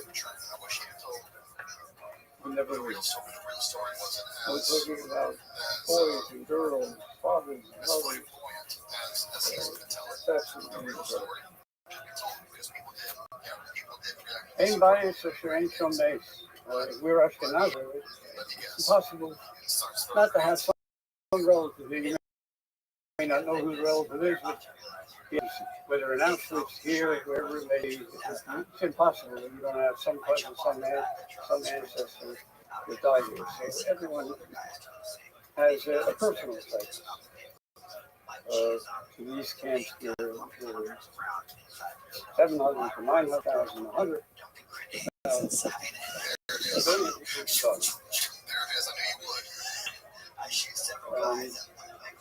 So this is what is that we're going to leave. It's open. What is this? We'll be alive. How many carriers died and got descendants?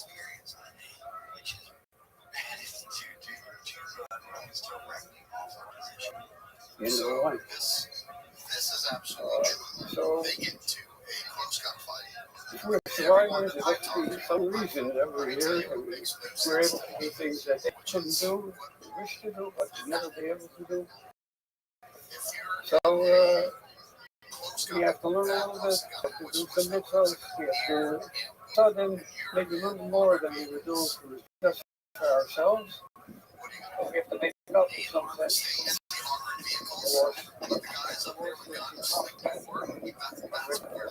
That's what everyone in us walk here and walk out and be a better you when we walk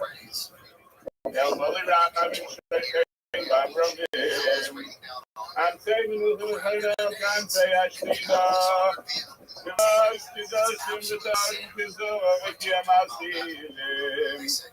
es nishmas hakitoshim v'hatohovim shehom so v'shenego v'shenishchato v'shenizrafu v'shenechnitu al kidush Hashem al yidei atzar v'agermani v'ozreihem yidach shemam v'zichram v'avur Shebli neder, etein stop milamit v'yaraskova s'inu nishmoshehem v'ganei detehei minukasam l'chein balarachamim yastirei v'seisek nafam l'yahlamim yitzran v'tzran hayim es nishmoshehem Adonai hu nachalosam v'yeduhu v'shalom l'shtivei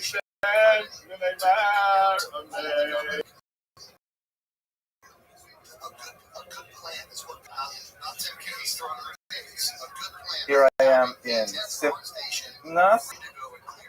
This is my ancestral homeland in Lithuania, in the Alytus district. This is the first time any member of our family has been back here in 100 years since my grandmother left, and I'm very much looking forward to seeing the streets where she grew up and where our family is from in Lithuania. Walking at the top of the town square right now, and I'm going to do a so you can get a sense of where is located in terms of the cobblestone area is the old medieval town square. This town is over 500 years old, and Jews were here at 100 of those years. So the grand expanse of downtown, you can see right to the very end of it, and just looking around behind me, that's the other end of it, and it stops there. And there's this big, rather new municipal, like was built in 1990s to 2000, after they joined the EU. And then right there is the old synagogue. How prominent it would be in the overall geography of this little shtetl, that just right off the main square, at the under from the church, very typical to have church on one end of town, and if you find a church, you just go to the other end of town, you'll find the synagogue. That's where the synagogue will be located. Very prominent, closely town market, and closely related to the Jewish stores in the neighborhood. Things that my grandmother always used was how when she was a little girl, the peasants come into Simnas from their villages, and would come to my great-grandfather's house, and they would change their clothes there. They would take off their traveling clothes and their heavy, muddy boots. She specifically remembered muddy boots, and they would leave them in her house, this church back here. So if we think about that, if it's hard to tell, but perhaps my grandmother lived somewhere along this street, or maybe down further behind me, but we have no idea which house it would have been, or even if the house is existing. So this is the end of the street is basically where the large building is, correct? Yes. And the other end of the street is basically just past the church a little bit. Yeah, so the main street is probably about 3 kilometers long at the most.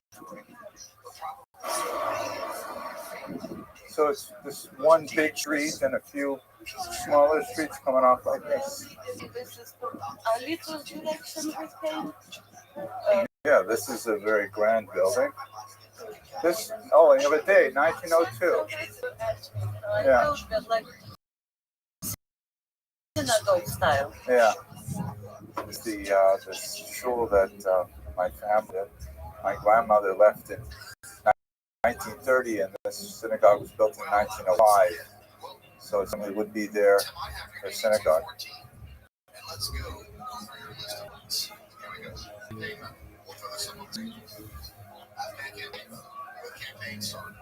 Here's that the windows were bricked over.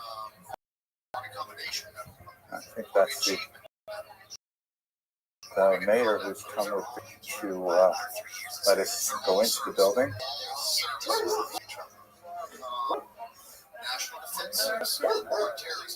Hello. Vlad. Henry. Приємно вас пізнати.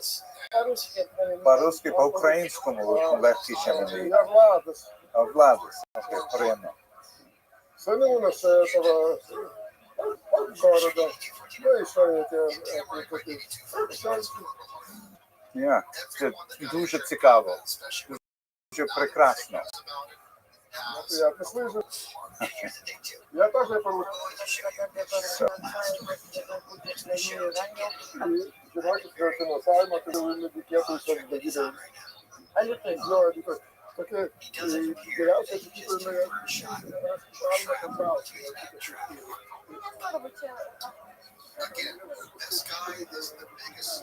As we're trying to communicate with my broken Russian, you can see that there's some architectural features that remain to the synagogue. I mean, compared to the looks like the original houses that are, most of them are wood.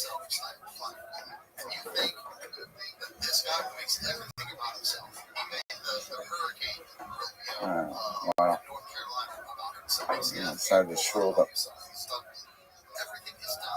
my family davened in. That's the type of guy who's going to hide a Purple Heart.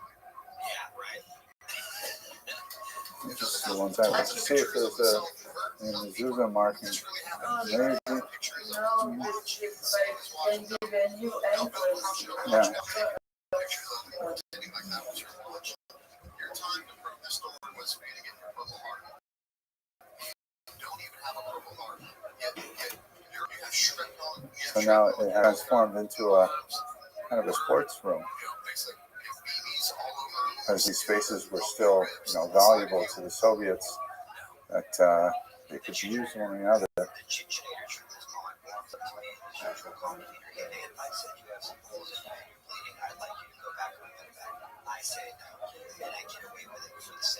The ceiling is probably not original too, right? The ceiling was probably.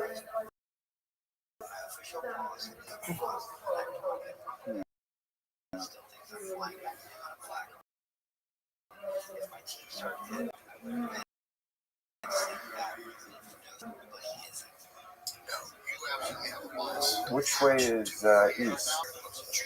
So the Aron Kodesh would have been where the goal is right now.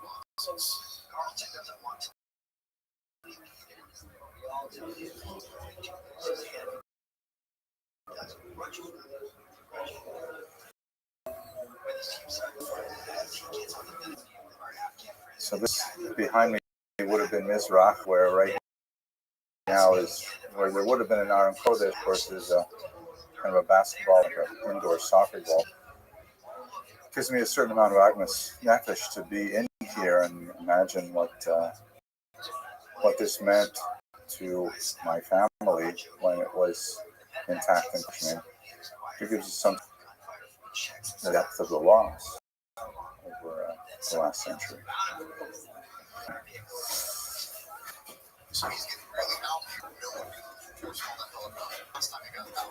So this probably would have been a gallery.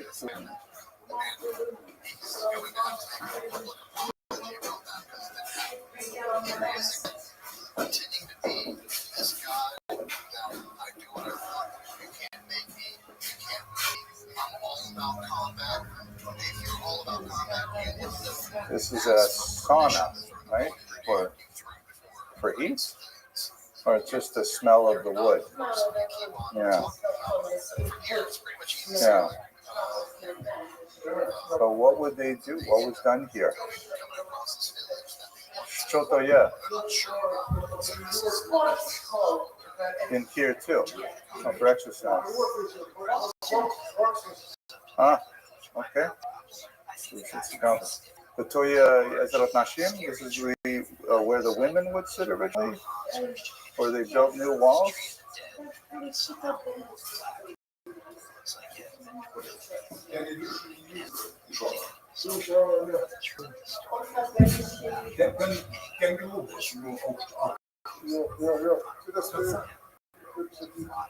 And there was like a balcony. These windows here.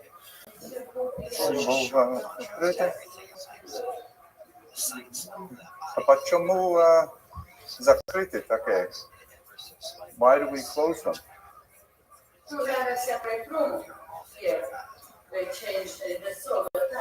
Ah.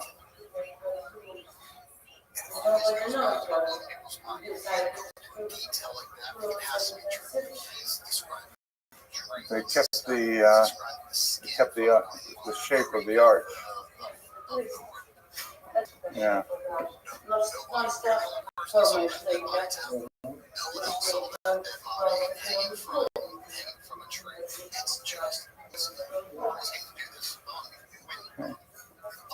Maybe someone will renovate this sometime. Bring it back, restore. Yes. Yeah. It's will in the future. Next year will come. Is this with the original ceiling up there?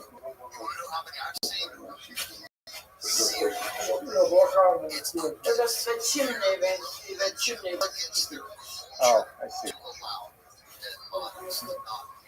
And this maybe was small room for the rabbi or something.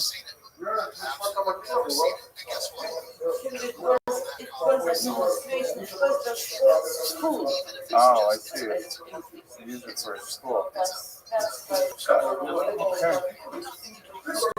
solar panels. And what does this word mean? You need to solid? No, wrestling. Wrestling, huh? Okay.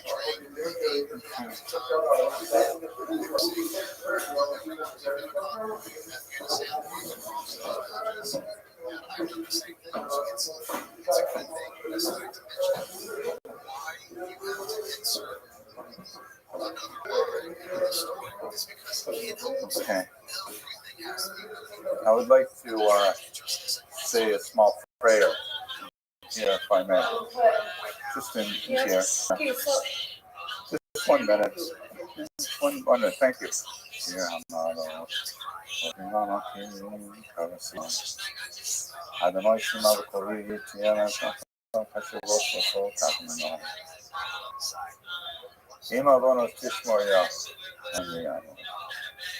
Im Chas. Mantra. V'Yisrael Kisa Nafshi V'Baro Hochalti. Nafshi Lado Noim Yishomim Laboker. Shomim Laboker. Yachel Yisrael El Adonai. Kihim Adonai Chesed. V'Hazar Malchut. There's no way this guy, and he just starts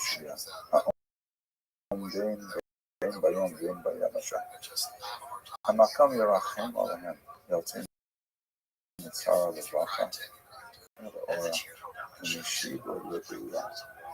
השעה דרה, ראשון חמיד.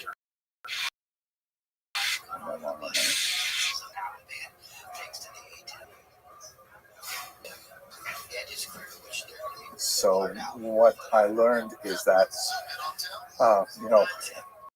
after the war, the Soviets took advantage of this large open space, and they made it originally into essentially a kind of a city hall, because it was a prominent, unfortunately empty structure. And then when they built this building next to it, which is much more grand, my guide calls it a palace, that's their new municipal center, and they switched the synagogue into the sports hall. And we should bear in mind that, although it certainly is distressing to see in some ways it's actually preserved the structure, because if it was completely abandoned, and people would be coming in here, and kids would be messing, building bonfires inside that. At least in use as a sports hall, it meant that the roof was maintained and the outer shell was maintained, and then now it is ready for someone to finance for renovation, so that it can be preserved by the cultural heritage. So it appears that this open field behind me, which is really just a 3-minute walk from the center, is the area of the Jewish cemetery. As you can see, there's no more matzevos, no more gravestones.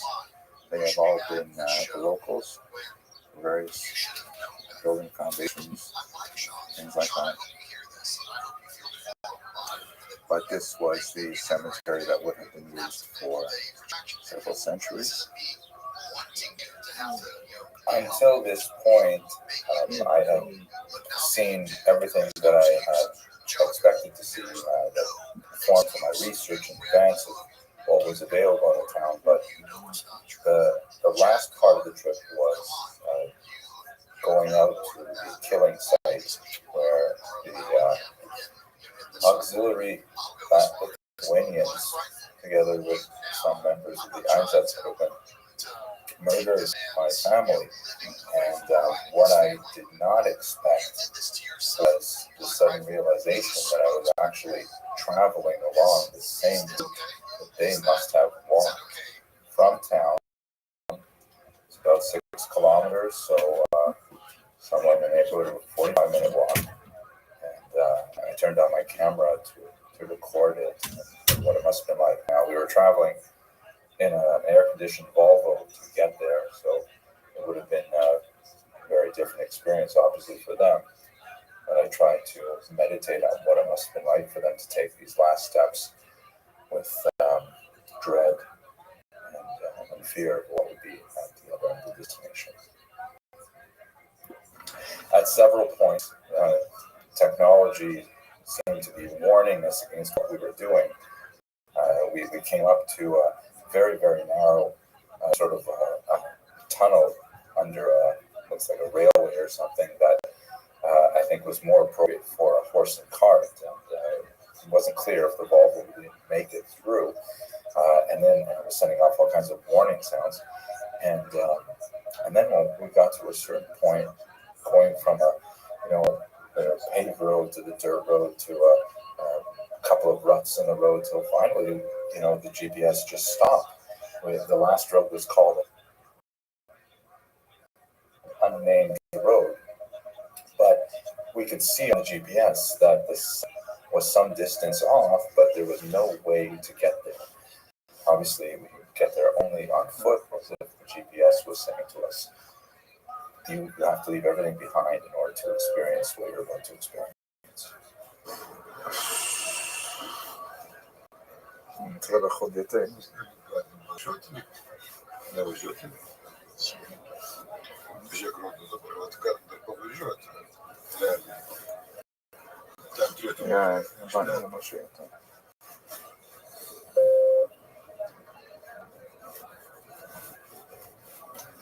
Недалеко.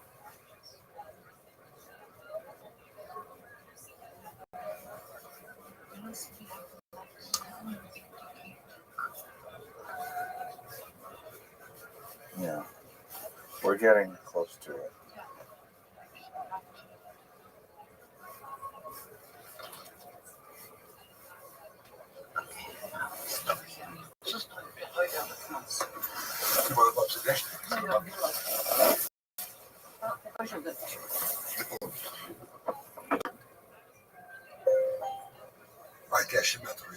Yeah. Okay, дякую.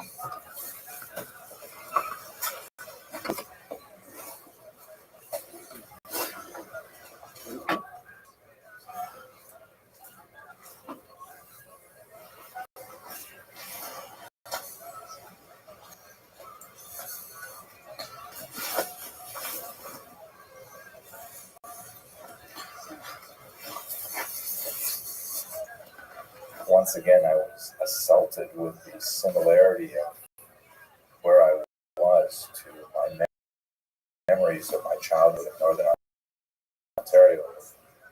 The smell of the needles and the sap. There was a huge number of black flies that were huge. They were the size of small cats. And buzzing around my head like the wolf flies. I made my way through the copse into that clearing ahead.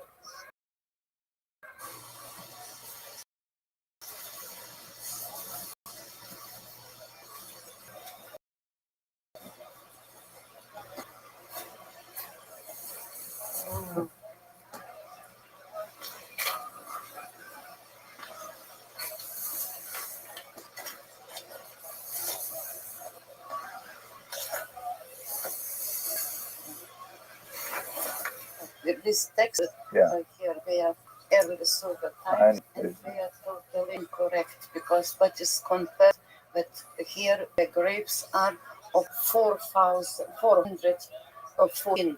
414. Old people, men, women, children who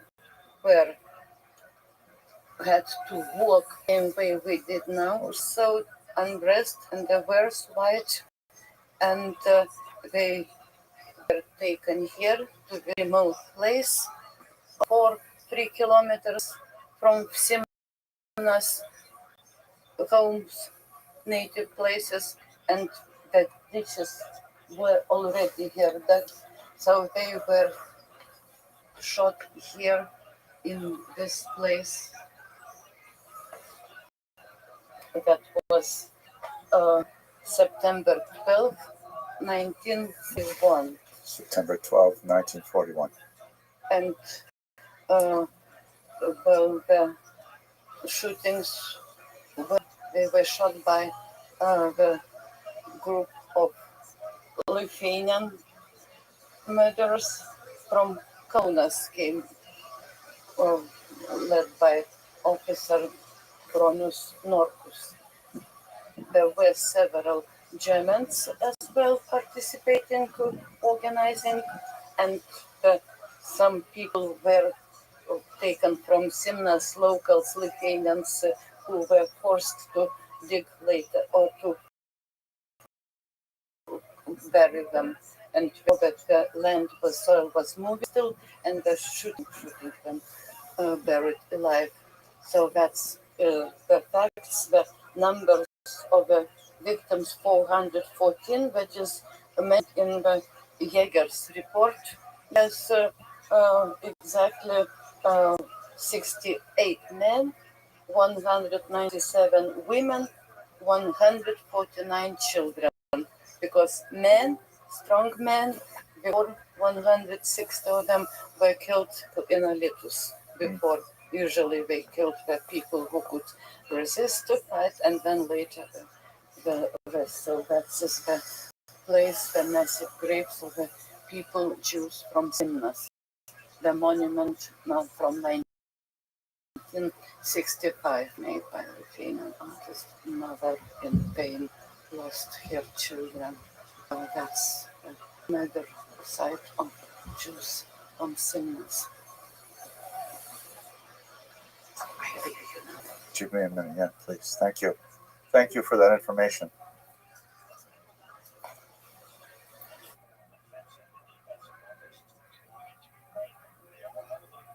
Hello, fellow students of Jewish history. I am so delighted to be speaking today with my colleague, Dr. Schneier Lyman, who is one of the great missionaries. He doesn't like when I talk about him like this, but one of the great names in the history of the Jews of Eastern Europe, in particular, rabbinic history. He knows so much about the yeshivas and about the Hasidic dynasties, and it's just going to be such a fantastic experience to visit Poland and Lithuania with Dr. Lyman and hear so much of his wisdom about this remarkable civilization that existed for 1,000 years in Eastern Europe. So I just want to have a brief conversation with Dr. Lyman. Can you tell us what's on your mind about this trip? What are you thinking about? Well, first, Professor Augustin, I want to make it very clear that it's a great honor for me to be traveling together with you. On behalf of Tour University, visit to Poland and Lithuania. You are a distinguished scholar and historian, world traveler, and I hope to learn a lot from you and from the group that will join us on our trip. I think it's very important to make such a trip for Jews to visit the sites where Jews once thrived and learn from the history of those Jewish communities. So I thought I might give a small sample, if that's all right with you. That would be great. And of the kind of thing that interests me, and hopefully will interest others as well. Father of the Haskalah movement,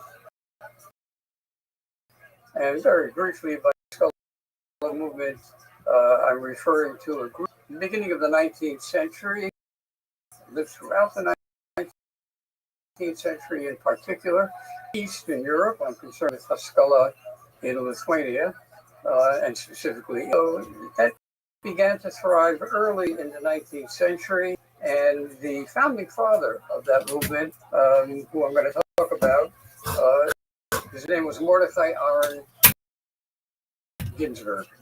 Mordechai Aaron Ginsburg.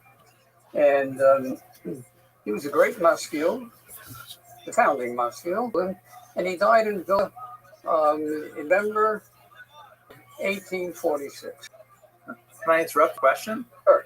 Like if I hear the phrase founding father of the Haskalah, I Yo, would Frosty, immediately what's up, big say dog? Moses Mendelssohn. Right. So I'm referring to the founder of the Haskalah in Eastern Europe. Moses Mendelssohn should certainly be considered as the founding father of Haskalah in general, but that was in Germany. Okay, very good. Thank you. But it didn't way to Eastern Europe until the beginning of the 19th century. Okay, fascinating. And Mendelssohn, of course, died, I think, in 1786. So Yeah. it took a few decades before it made. That's right. There are people who are called in Hebrew Mivasrei Haskalah, masculine before Haskalah started. There were such people in the 18th century in Vilna. How you living, Pam? All medical doctors, but none of them were really masculine. Yep. So the Haskalah movement that I'm referring to in Eastern Europe begins beginning of the 19th century. That's very good. Let me just ask you one more question, and this is really for the benefit of my viewing audience. Could you just define Haskalah in a thumbnail definition? Yeah, that's very difficult to do, but I'll give it a try. The masculine in general, whether it was France or Eastern Europe, first of all, came under the influence of the Enlightenment, and whatever values the Enlightenment pushed forward, they were interested in those, very specifically rationalism, for example, and they felt that there was some changes that needed place in the lives of Jews in the countries where they lived, if they were going to be living in the modern world. And the modern world begins for us, with the emancipation. That's in a nutshell. Okay, so what kind of changes? I'll let you go. I'll let you go. I'll get to that shortly. Okay, all right. So, what if Aaron Ginsberg dies, and the Maskilim, his followers, and by the way, we're talking about a very small group of people when we talk about Haskalah in Vilna at the beginning of the 19th century. What's up, Tim? 1850 How are you? or so, in the entire Pale of Settlement, there were 2,300,000 Jews. What's good, Frosty? Not more than 100 masculine. So with a large amount. In any event, as Jews did in Vilna at the time, they turned to the Maggid of Vilna. Very cool. Do you enjoy it? And asked him to speak at the funeral. And very briefly, you asked me another question about it. The rabbis in Vilna, Are they nice to you? after the end of the 18th century, when no chief rabbi was ever elected in Vilna, for a variety of reasons, the decision was made that they would appoint rabbis, but rabbis would never have the title of Bet Din, which is ordinarily translated as chief rabbi. Instead, every rabbi appointed in Vilna received the title Moreh Tzedek. What's good in your neck of the woods? And which translates as teacher. Righteous judge. The point was, they're not of Bet Din, they're not the chief rabbi. Only it's a smaller title, and many rabbis who share that title. Vilna was a huge city with a huge population, and at times there would be as many as 50 Moreh Tzedeks in Vilna. And each Moreh would have a specific job, or whatever it was. One was an expert in Gittin, in divorce documents. Another took care of the mikveh, made sure that everything in the mikveh was kosher, and still another, and many others were in charge of shoftim and so on. And everyone had the same title, and even the greatest Gaon in the world, and there was very great Gaon in Vilna, who are members of this committee, we'll call it, the Moreh Tzedek. They had the same title, Moreh Tzedek. Of course, everybody recognized who the greatest scholars were, but the same title, Moreh Tzedek. One person, all the rabbi had a different title, and he was called Moreh Tzedek Maggid Meisharim. He was the preacher of Vilna, the Maggid of Vilna. And the Maggid of Vilna, how does that make you feel? Would be the main speaker in the main synagogue, the Grand Synagogue of Vilna, the Knesset HaGadol. And he certainly would speak on all those occasions when any rabbi speaks, Shabbos Shuvah, Shabbos Agadol. Shabbos Hagadol, and so on, and on many other occasions too. We actually spoke fairly regularly. And he was a very special kind of person, trying to speak publicly. He would entertain. All right, Pimp. He would, large crowds would come to hear the Maggid of Vilna. There were many famous such Maggidim. One of them, Rabbi Jacob Joseph, became Take chief care, rabbi Pimp. of New York in a much later period. Anyway, so of course they immediately invited. One of the tasks of the Motor Tzedek Maggid Mesharim was that he spoke. He delivered the eulogy, usually at any funeral. That was part of his job. And so of course the committee went immediately, family went, and a committee of other Jews, important Jews, they all came to him and they told him that they wanted to speak at the funeral.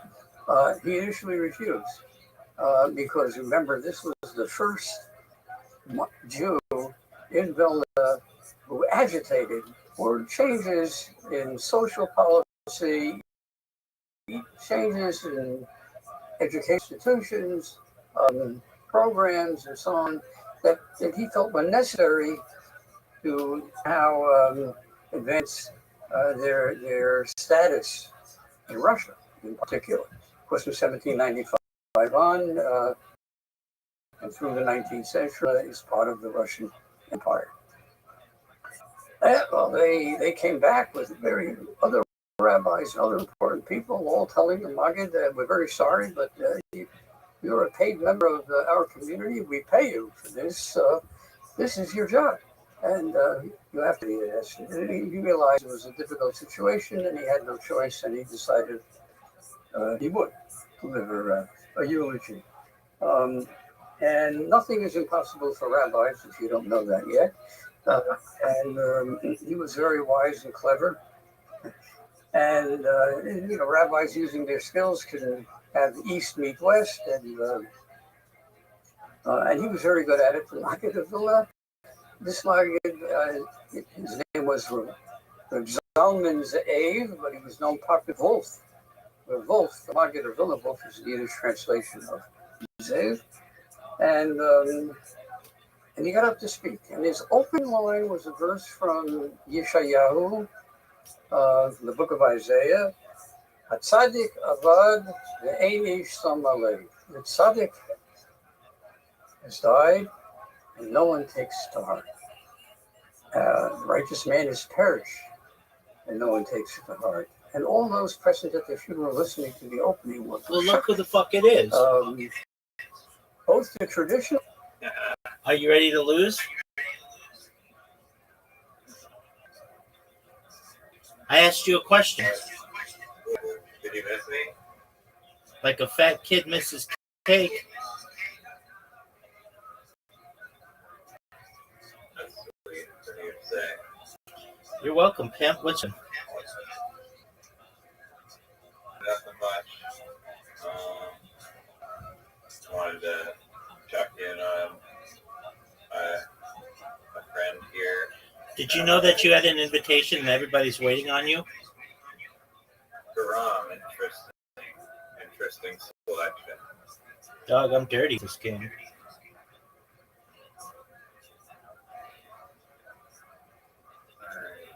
Oh, first mover advantage. Fine, then I'll hit it in the fucking thing. Dude. Kidding. No, Kidding. I don't want to hear that bullshit. I don't want excuses. I don't want your fucking excuses. Well, you did the hard one. What Not shitty, it's just more difficult. What do you? That's not gonna work. Dog. It will not work. What a terrible decision that was. You know it was great. Are you happy with that shot? Are you proud of it? I'm proud of that shot. That shot sucked. Now that's a shot right there. That shot sucked. Want to see this shot? Put my ball in, baby. Put my disc in. Get your fucking thing in. You clear everything on the board, and I'll come back, guaranteed. That's a miss. I'm just telling you right now. I'm telling you right now. Didn't me in this game. The newfiness of that shot. Yeah, I saw it. Did you watch William on yesterday's William Montgomery show? I did watch the call episode, yeah. Did you enjoy it?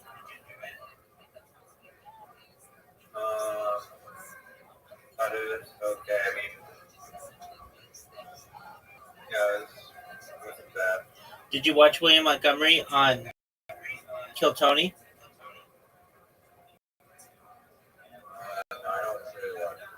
Yeah, because you're not a true William Montgomery fan. Well, just so you know, he wasn't on this week. Why is that?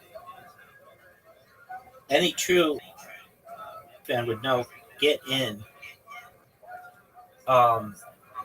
They didn't give a reason.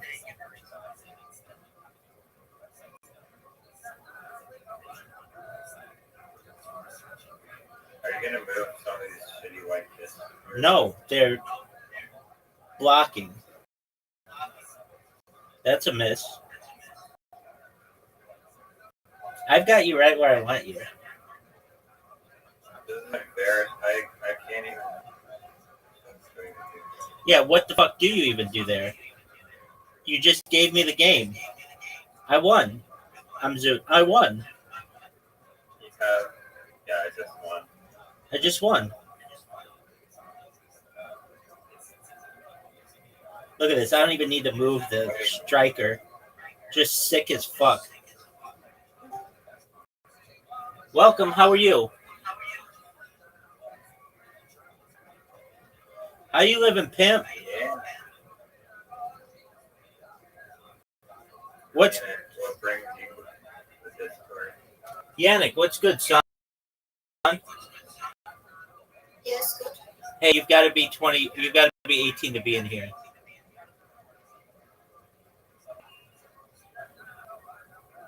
Okay. So leave if you're not 18.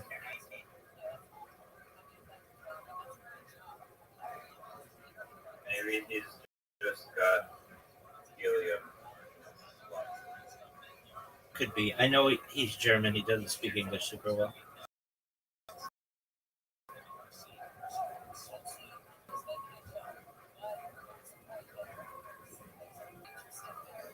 Do you hear me almost say you have to be 21 to be in here? I mean, yeah, isn't that kind of Redonk? Dude, you've got a difficult here. What are you going to do, son? What are you going to do? That's shitty shot. That's garbage. And you just gave me a fucking disc. Thanks, dude. I didn't give you a disc. I gave myself a disc. Thank you very much. Look how sick. Terrible shot. What do you mean terrible shot? The red thing out of the most difficult spot. Dog, doesn't even matter. I'm going to hit everything in. So it doesn't even matter.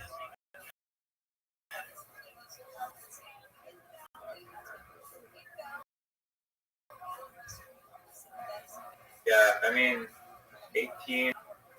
Are you going by drinking age, Pornhub age, or what age are you going by? I don't know. Whatever determines to be an adult wherever you are. Hey, dude, you're making fun of me. Hey, you know what the dragon attack is? Yo, pimp, do you know what the dragon attack is? Did you see me come back? Did you see me? Was egregious. Never seen. I'll give credit where credit's due. Dog, I looked you in the face. I breathed hot air on your mouth, and I slapped you on the cheek. Here's your bitch ass way of playing. Here's your bitch ass way of playing. You fucked me harder than Adam Sandler fucked up Happy Gilmore. Dog, and I gave you the first shot.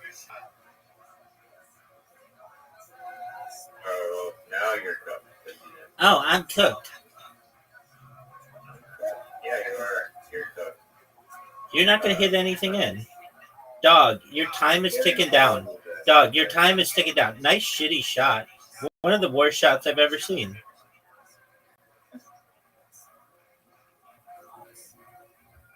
Dog, what do I hit? You ever hear the expression, if you don't have something nice to say, don't say it at all? Go fuck yourself, dog. Go fuck yourself, dog. You know that was amazing. Piggybacking off walk is pretty cool. No skill involved. Dog, I just beat you. I had one of the greatest comebacks in the history of this game. Are you ready for this Newfie shot?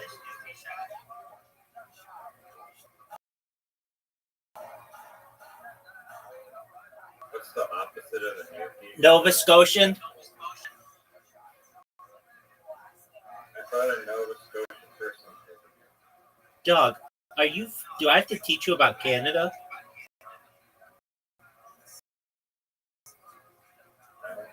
Nova Scotia is different than Newfoundland, dog. And probably be. No, but why are they just, I forgot I could get the white ones. Oh, you forgot you could get the white ones in. Well, you didn't. That was garbage. Okay, it's probably a Vancouver Islander.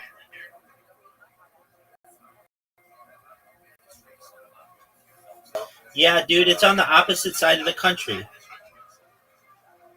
Yeah, but look at this Newfie shot. The Newfie joke is actually, like, I guess, rooted in truth. Even though I've never heard, like, I didn't know that Newfie was a derogatory. Dude, I've heard Professor Henry Abramson say that on here.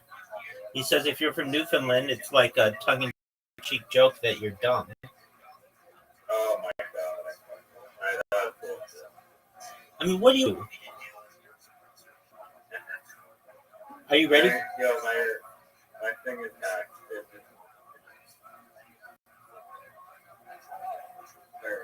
I'll still win, but. Oh, like you won the last game? I'm pretty sure I'm winning here, yeah. I mean, it's a good strategy on you to just not get any of your shitty pucks in and just play around my fucking shitty disc, so I had to, like, move your shitty disc out of my way. Yeah, it was a pretty good strategy, wasn't it? Yeah, it was. It was a great strategy. Good. I'm glad we're in agreement. What a great fucking strategy. Thanks, big dog. That's a miss. That's a miss. That's a big miss.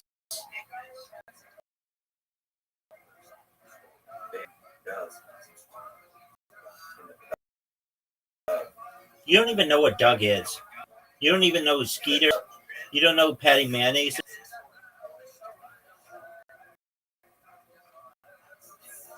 You don't know who fucking. You don't know. No, that sucks. No way. Are you fucking serious? Dog. Look at this move. Well, you better cover it. Or no, you don't even have to cover it. Yeah, I do. And I just did. No. You just fucked up. Boom. Colossal error. Dude, that was huge. That was huge. Dog, you know that was huge. Dog, you know that was huge. Giant. 70-point swing. Yeah, because this version sucks. It doesn't take any skill.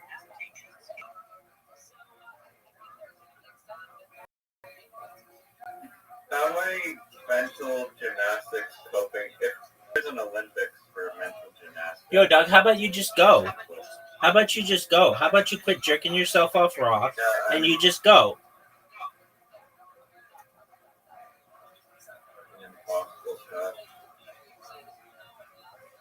Not impossible. Look how sick this shot is. What are your thoughts on this move? What are your thoughts on this move? I'm not even gonna move this shit. I mean, you go break up some of the ones that are on bus there. Dog, how about without the red one? Take the easy black one. Dog, how about I just win? Actually contribute something to the game. Break up that one. Just maybe. New fee. New fee. Oh, just win, baby. What the fuck is that? Doug, you know what? What kind of Lion King symbol bullshit is that? Look at this move. Alright. Now you might actually need to have like a skilled shot. Okay, well then maybe I will. You're fortunate. You got fucking fortunate. Oh, You're gonna miss. Don't miss, dog. You're on your fucking giant iPad playing on a billboard. This motherfucker's playing on a billboard. oh, what the fuck? Dude, that's an easy shot. I'd make that shot. How is this an easy shot? It's easy. You hit the white one into the corner. You hit the white disc into the corner. It's easy. That shot sucks. That's a miss. Don't fuck up. Where would you aim it? Right there. I'd aim it right there. Oh, right there? Yeah, like that. Just like that.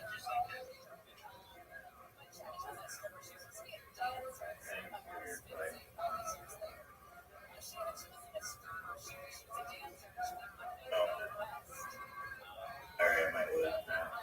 Probably gonna lose.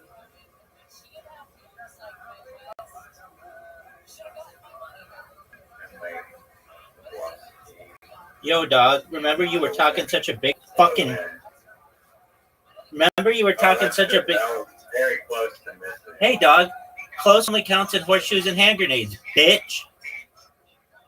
Oh, sorry. What are you at? 2 in a row? What did I get on you? Like 8 in a row? Dude, you're making up figures. You're not Dog. even a quarter way to my Dog. record. I am a quarter way up to your made up figures.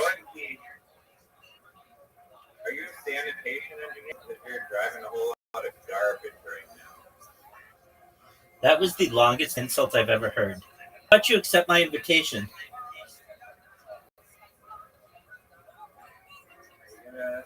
Yeah, dude, I am gonna win.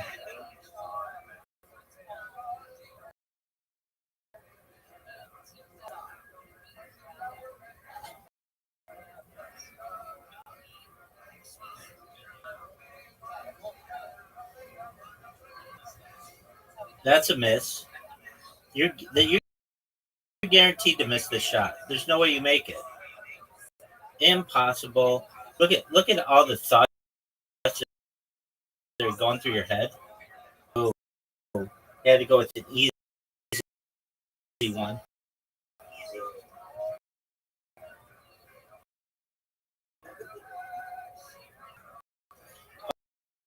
Oh, yeah, right. You know, Yeah, right. dog.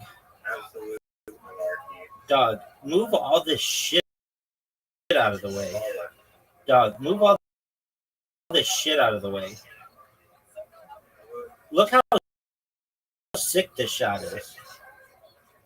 Now, you ready for the noofiest shot you've ever seen?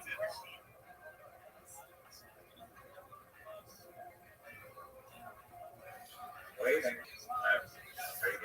I've got you in the perfect position.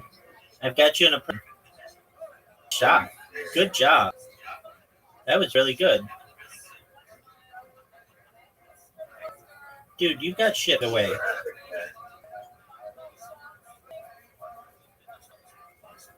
You're gonna win this game, or are you just trying to lose? I'm gonna win.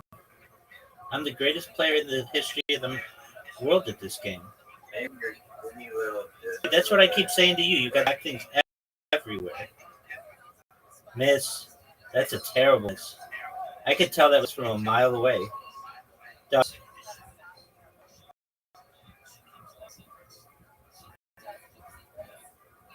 You're gonna get one more, and then you're gonna miss. If you get another one here, I'll be. Dude, how do I get this? I mean, there's always done one. Dude, how do I get this?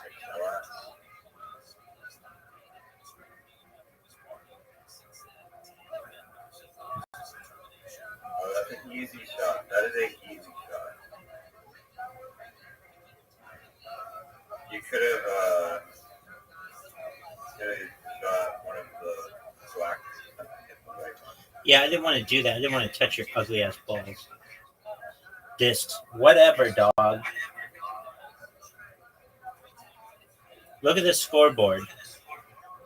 Have you ever done archery in real life? Yeah, when I was a little kid. Did you excel at it or did you suck? It was just like a one-time thing, I think.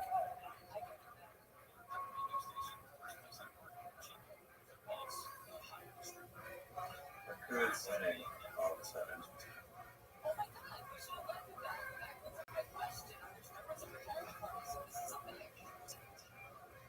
What a shot. What a shot. Now get the red one, douche. Get the red one. It's not impossible. It's an easy shot. That's an easy shot. Like the black one there. No, that's easy. I get it. Get it. Just like that. Except don't miss. Don't miss. Don't miss. You missed, dude. Now the red one comes back. Now you have all easy ones. I would kind of have to clear the board again for you to get easiest.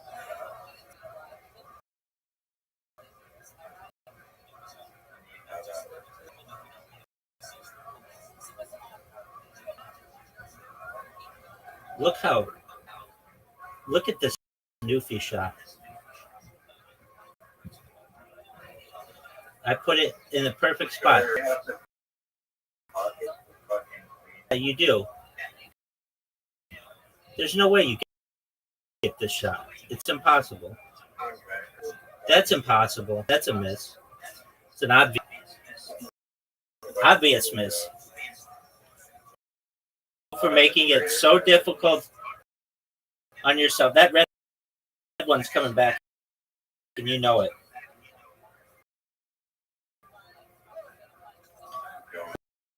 Way. That was fucking. That was great. We're gonna get first like the side one or just be like a cakewalk. Take me on in a real game. Oh, dude, you've never beat. Did you watch your thing on Mancala yet? Did you watch your thing on Mancala yet? I don't need to, dog. I got all the intuition. Bryzer, you suck. Just grade A dick, dog. Look how sick this shot is. See that?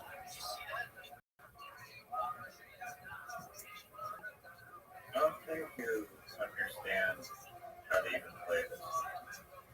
But that's not a good shot. I've seen good shots, and that's not one.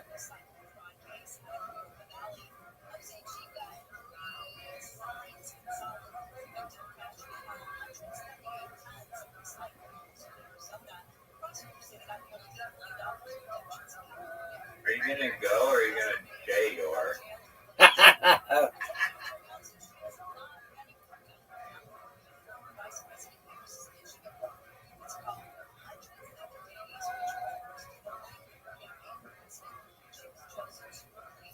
Are you gonna go or are you gonna J your? I'm J-Orin, dog. I'm J-Orin. Give me a moment. What a sick shot I just had. What a bitch move. What a sick shot I just had. What a bitch move. You're done. It's game over.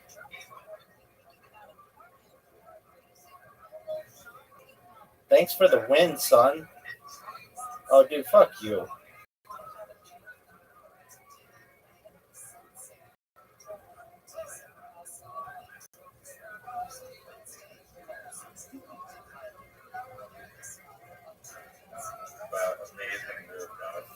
I didn't even make it. It was the computer. I was still thinking.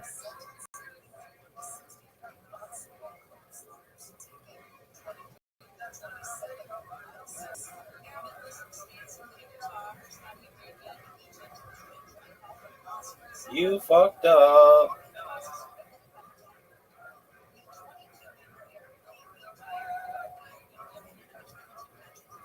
Are you gonna go?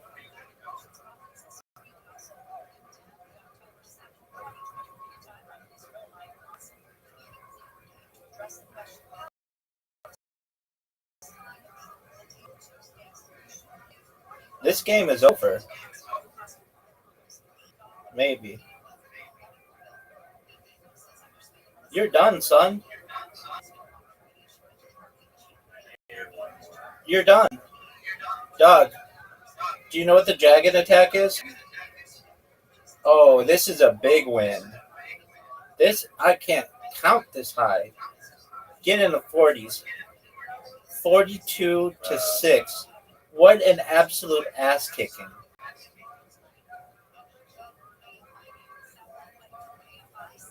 I don't know what happened there. I think. Hello? Free turn, B. Free turn, B. Are you gonna go or are you gonna fucking? J-Yor.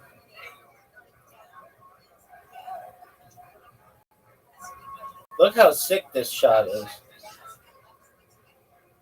Garbage.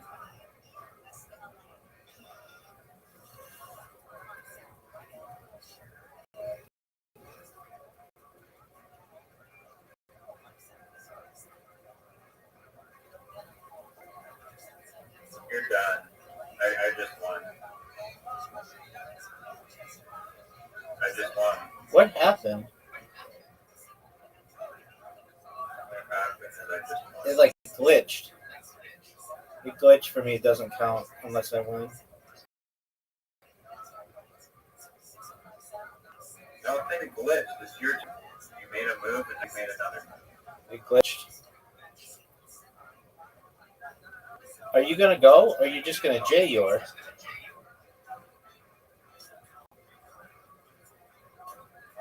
Oh, you're fine.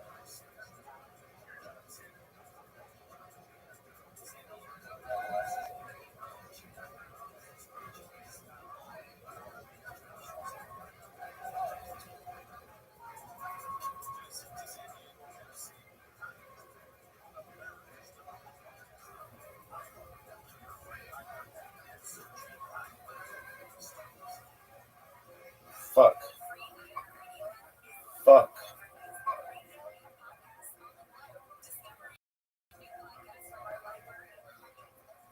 Oh, I won.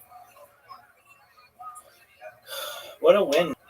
I had 2 points and then I just came back and destroyed you, son. Ow. Because I'm better than you are. Ow. Because I'm better than you are. I don't fucking. It's the intricate. Oh, you want basketball? You want some of this fire?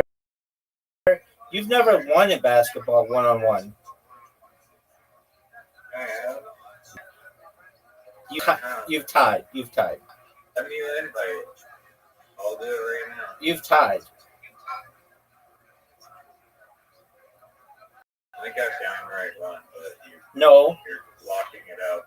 You don't No. have You mental capacity. in a 3-way game you may have, but not in a 2-way game when I've been focused. That's a miss. Oh, make. That's a miss. That's a miss. That's a make. That's a swish. That's a make. That's a make. That's a make. 7 points? Do you think 7 points is... Are you happy with that? Do you want to be interviewed? I'll be interviewed on the Tonight Show for that incredible 7-point. Airball, airball, airball, I didn't airball anything. airball, airball. Wait. How'd you like that, son? All the damage. It must be nice having a little phone advantage. What do you mean phone advantage? That's not even a thing. If anything, it's more difficult. That's a make. That's a make. That's a miss. That's a make. Dude, you're doing well. You're doing well.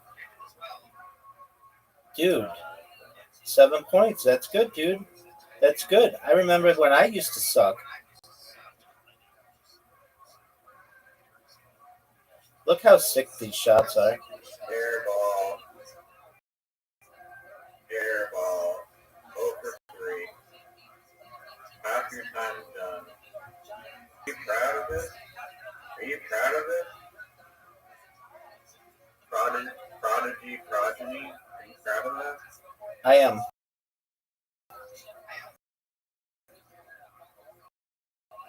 Can you do a little air guitar performance of like, Dylan after that? Maybe. Suck dick. You're still losing. Dog, you're still losing. Finally, you take the lead. Oh, okay. 19, 20. I have to get 3. Do you know I get 3 in the first half of this? Dog, I dedicate this to you. I dedicate this to you. I dedicate this to you. That's 1 make. This is not an award. That's 2 makes. That's 3 makes. 3 larva, non.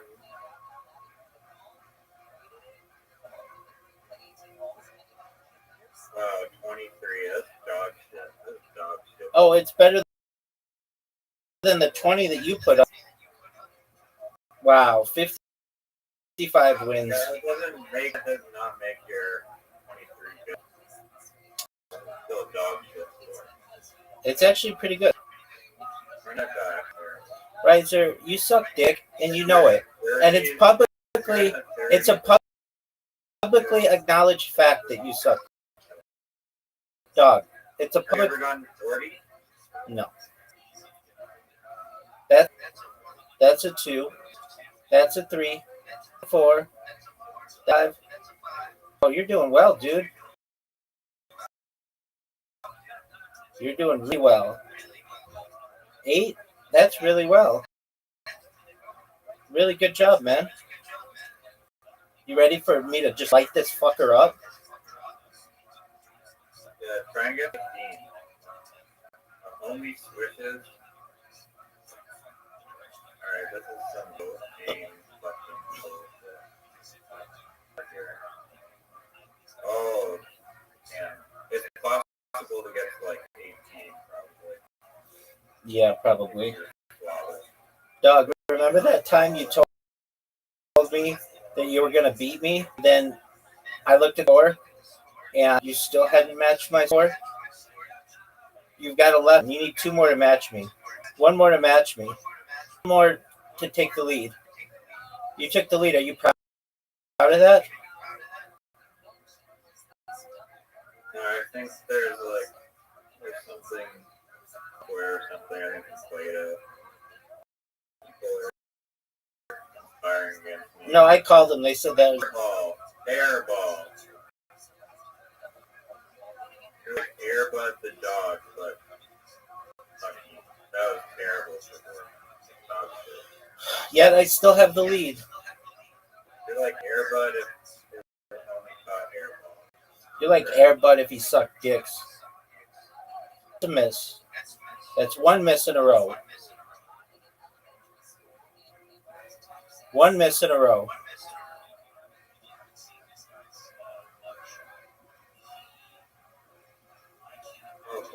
Dude, you did pretty well. 8 points is not bad.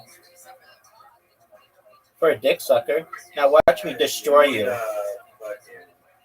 need 6. Miss. That's a miss. That's another miss. Another miss.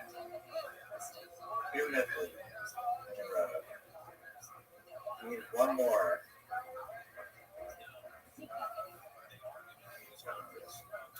Dog, why do you suck so much dick at this game?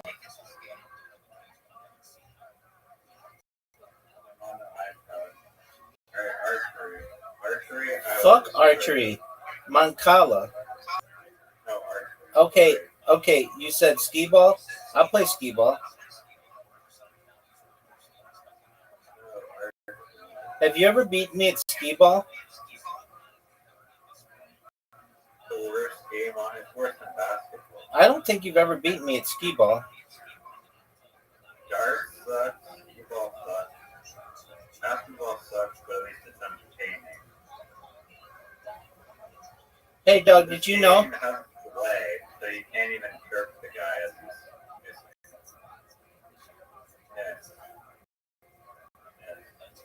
Yo, Doug, did you know that Malcolm Jamal Warner died? Yeah, he was like swimming on the land, right? No, he was scuba diving in Costa Rica.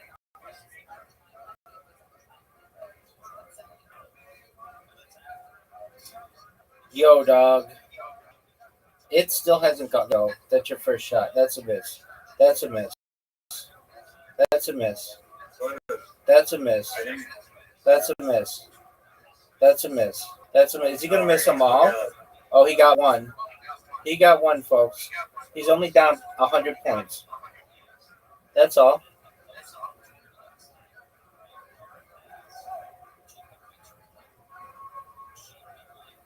Why do you always go for the right one?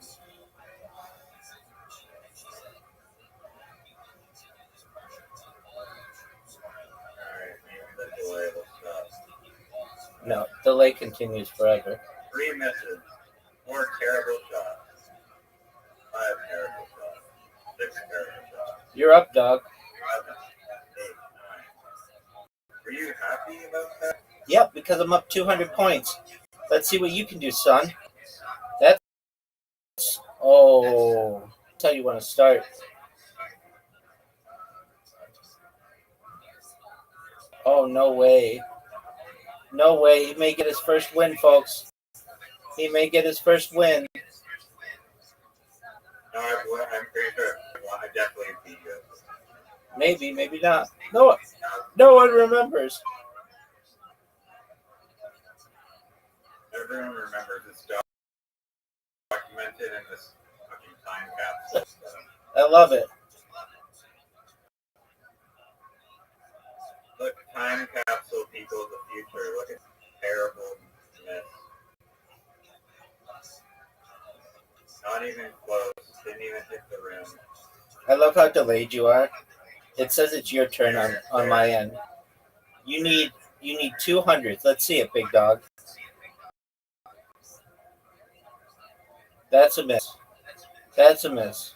That's a miss. That's a miss. That's a miss. That's a miss. That's a miss. That's a miss. That's a miss. That's a miss. That's a miss. That's a miss. That's a miss. That's a miss. That's a miss. That's a miss. Dude, you just lost. You just lost. What thoughts on losing? You had the lead. I think you're too afraid to play me in chess, even though my elo is like equivalent to like a carrot. No one needs to play that. It takes too much out of me. That makes no sense. You just fucking move a little piece on the board. You don't have to care about winning so much that you think like 4,000 steps in that. I do. I do like some kind of savant.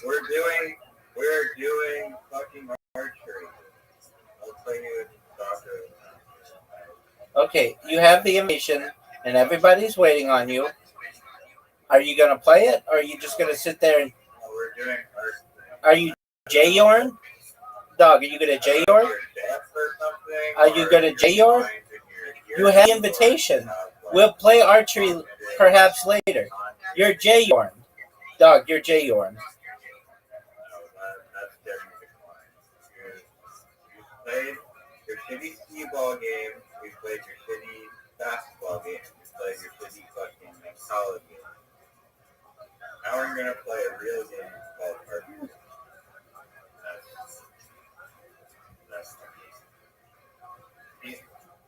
This is how I know you're gonna lose is because you're too afraid to play. Dog, I'm waiting on you to go. Send the invite before the game starts. Look at this shitty shot. You make me laugh. Not even an 8. Are we watching the same game, son?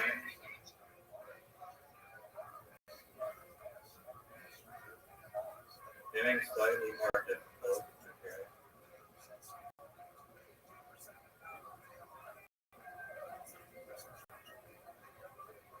Oh, that was bad.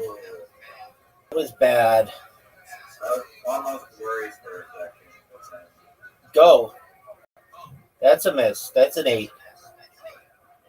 Yep, I got it. You got an 8. That's a miss. Big time miss. Another 8. Now the most difficult one in the world.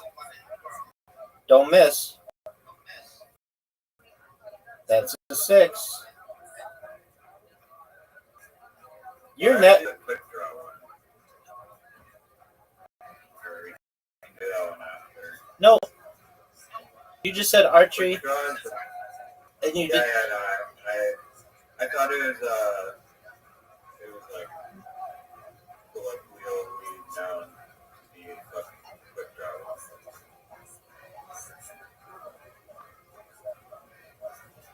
Dog. I'll win that vote. I'm not even worried. Dog. Let's see what you got. That's a miss. It gives me a 5.9 insane. I had a 6.3, dog. Welcome. Is that Mr. Quick? No. Who's that? I don't know. You've got to be 18. It all comes down to this. Yeah, unfortunately, you're too young to witness a brutal 3 over forever. I need one of the best shots of my career right now.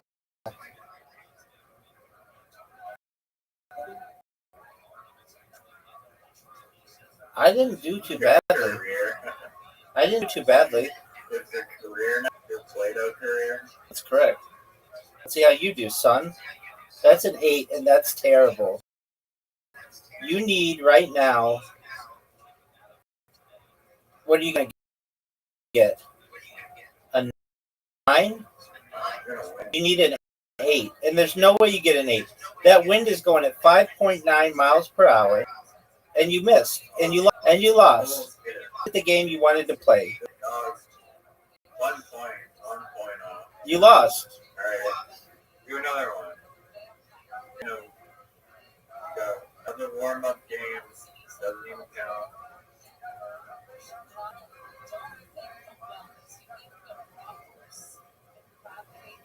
Two.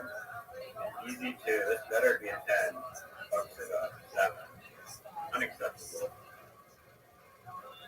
Robin Hood here, back-to-back 7. Putting no pressure on me. Oh, we're doing a quick draw. Interesting. That's even worse now. It takes forever to shoot. That's not good. Are you kidding me? That was bullshit. The last one at the end was bullshit. I mean, what do you want me to do about it? Ooh, bullseye. I'm scared.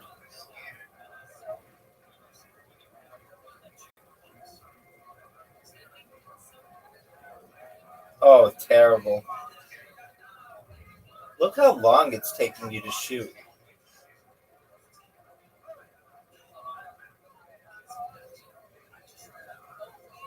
Oh, that should be more. Wow, tied? Are you serious? I tied with this guy? You know you're terrible when you tie with him.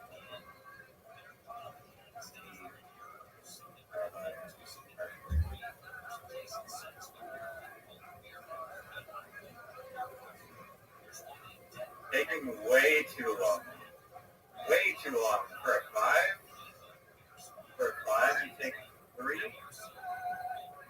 I haven't seen a 3 in this game in like 20 games.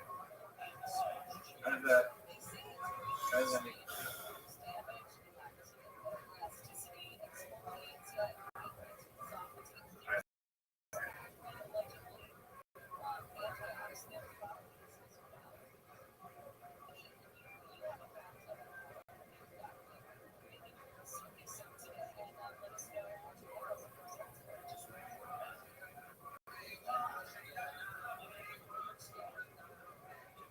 No way. Oh, I'm just killing. I'm just like not even in your lane. Destroying you. You're done. Taking forever. Never gonna work. You're gonna have to move a little quicker, guy. You're the floor. What was that? What? Did anyone seeing this hack? He literally insta shot like a 9. Like instantly didn't move the cursor. I mean, he's still gonna lose, but like he's relying on some external program.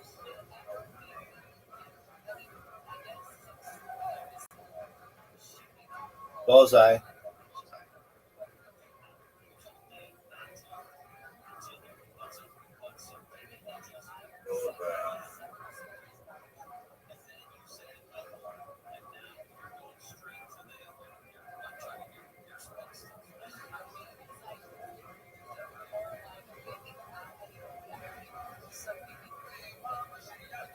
Oh, look, when the game is actually not a warm-up game, it actually matters. Dude. It's quick draw, not some ridiculous. Dude, it's easier for you. Flip the win. It's easier for you. This is normal. What? This is normal. All I'm hearing is excuses for why you suck. And, it's just, okay. Changing the format, eh? Yeah, A. Oh, off to a good start there, bud.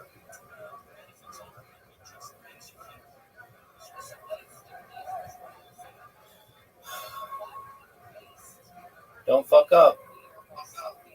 That's a miss.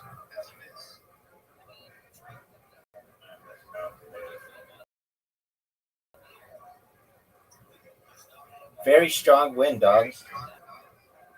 What? Eek. Eek. Eek, dog. Very strong win. Oh, dog. Shifting the wind direction.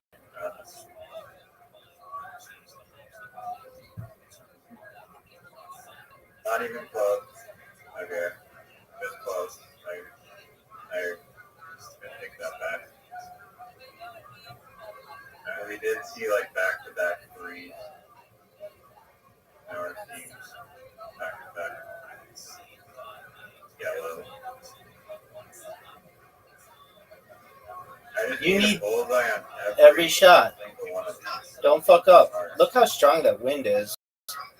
That's a miss. That is a minus 4 you can achieve. That's a miss. That should have been a 10. It might have been, but it was not. Oh, easy one. Oh, that's yeah. Dog. I'm down by like nothing. You're gonna have to not rip any shots here.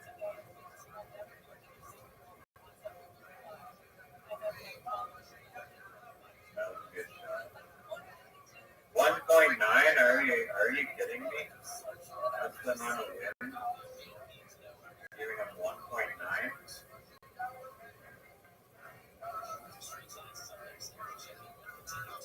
It's over for you. You need 3 10s. A flawless round. It's never been done. That's a miss. It's over. It's over. You should just click the 3 dots in the corner and press resign. Because this bitch is over. I mean, good job, but you lost. That's another miss. I didn't run away from a quick draw. Change the game. And too scared to play in the actual game format the pros play. Are you doing a quick draw here? You didn't make it a quick draw? What the fuck? Why are you? Because you lost in quick draw. You're too scared. You need like. Oh wait, this is a quick draw. You forgot. right one.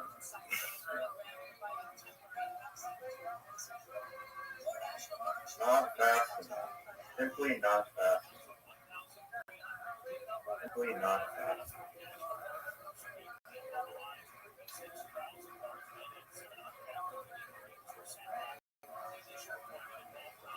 That's a miss. Wow, you are taking so long. You are taking so When I'm watching so long. That's what she said. Oh, you got fortunate. I agree. That's been terrible. Way too long. Time's ticking.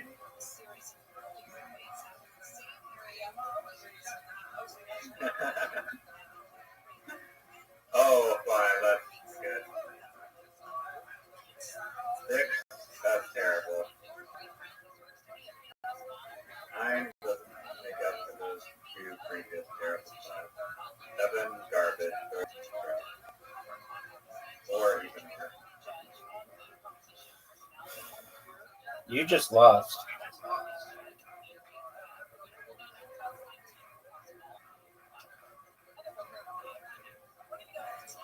Dog, you need 3 bullseyes. You got 1. You got 2. Dude, that was amazing. Get it. You got 3. Oh, dog, that was 3 in a beautiful. row, dog. 3 bullseyes in a row. 3 bullseyes in a row. Now the pressure's on you to not perform terrible. You're going to see. Oh, 4. Oh, 4. He just shot himself. Self-stimulated with the 4. Again, another hack shot where he instantly shoots, like, the arrow. I don't know what that was. Sorry, it shouldn't be hard at all.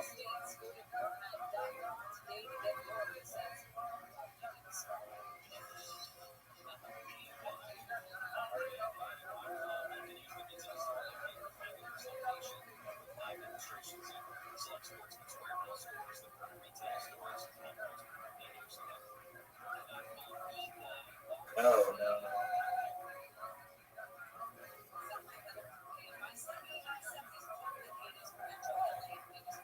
Easy win. Yeah, that game Wasn't even sucks. trying.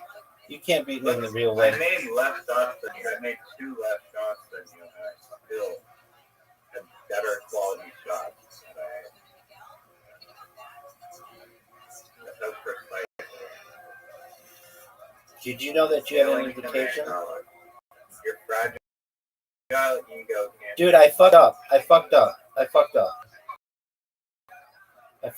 My first shot, I fucked up. Dog, I fucked up. No, hit your shitty shot. I fucked up. Hit your shitty shot. No one cares.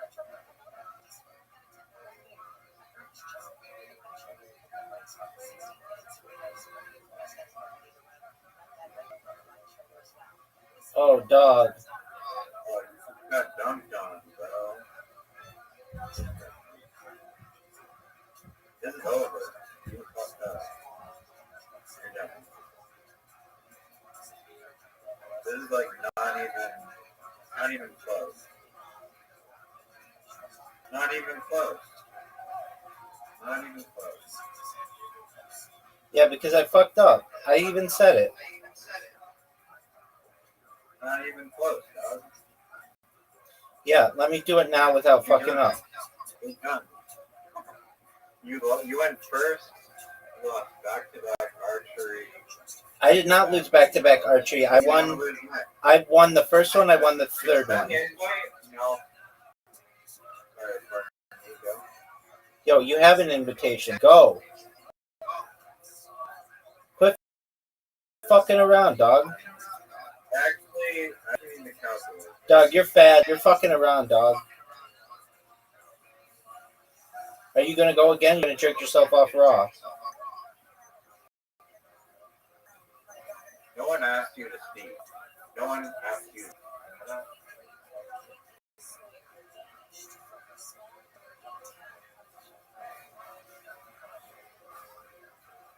Are you gonna go, or are you just gonna J your? I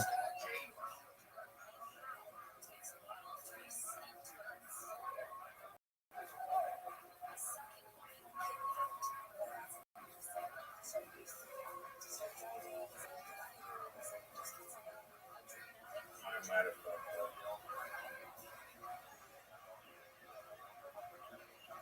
Oh no, you. It's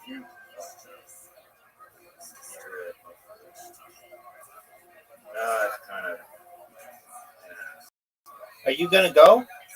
Or are you gonna J your?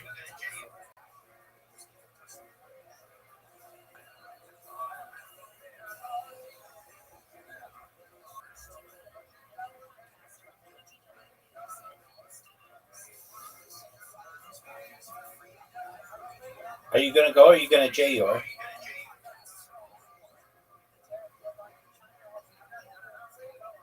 You're J yoring.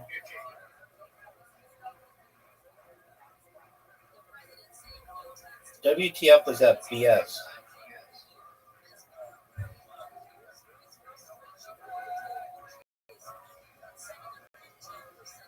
Are you gonna go?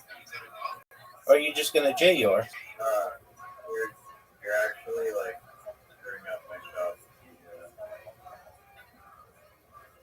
I'm trying to play like I can't listen to your. Doug, I can't hear you over all the sounds you're making, sounding like a little bitch.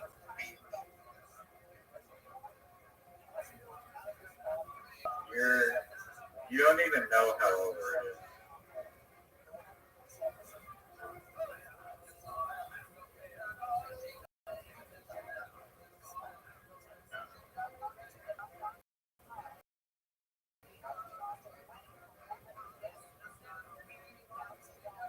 Look how sick that shot was.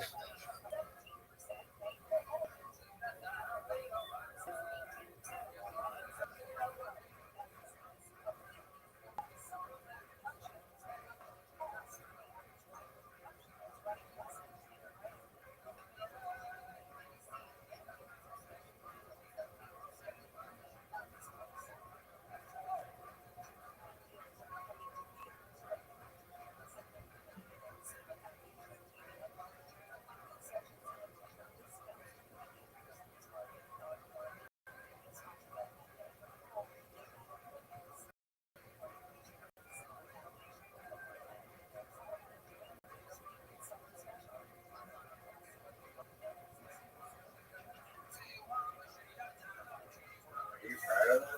Yeah, I am. Yeah.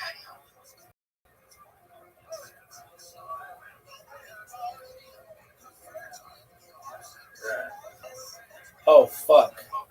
Congrats on losing. No, I just lost. Good job losing, Doc. Oh, it should be a tie. Oh, I think it might be a tie. Yeah, we tied. Actually, is it 24? I won, dog. Tie. No, it's a tie. Tie. We both lose. That's true. Can you read numbers? Are you gonna go? Or are you just gonna J yours?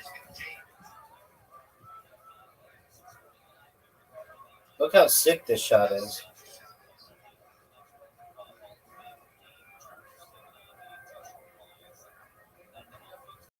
Did you know that Martin Luther King died? I did.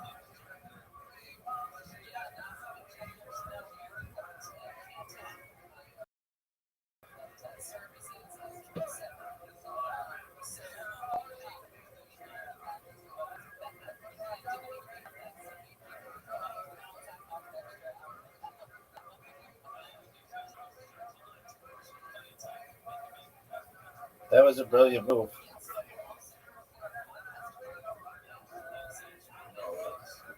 Albert Einstein. Incredible.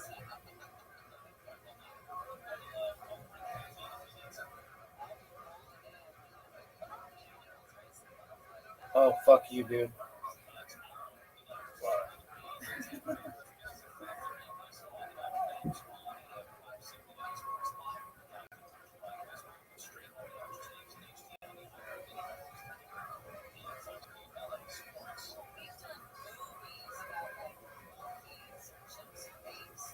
This bitch might be over. Why didn't you try and get my thing? You could have signed 7 of my. Because I chose not to. Oh, you're so done. You are so done. Yep. It's not even funny. No, it's not. Are you gonna go?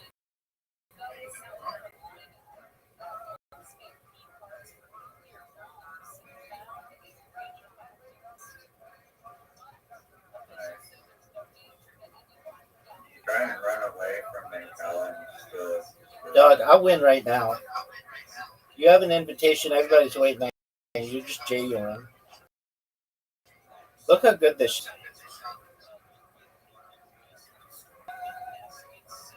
I don't even know how to play this game, and I still just. I like how you keep saying that when you really do know, to the point where you were even going to look up strategies online. I legitimately, I swear on the Bible, holy, spirit. Yeah. Go. You do know how to play. I don't. I literally just said that I don't. I literally just heard you, dog. No one even knows what you're talking about. Dog. That was a terrible move. Why? That was a terrible move. Why?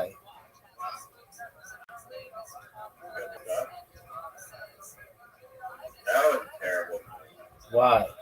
That was a awful move. Congrats, dog. Oh, fudge.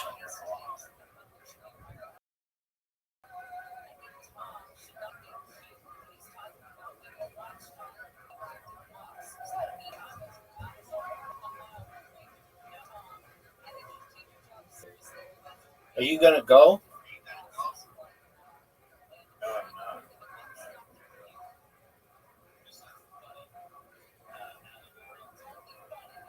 I just gave you an extra.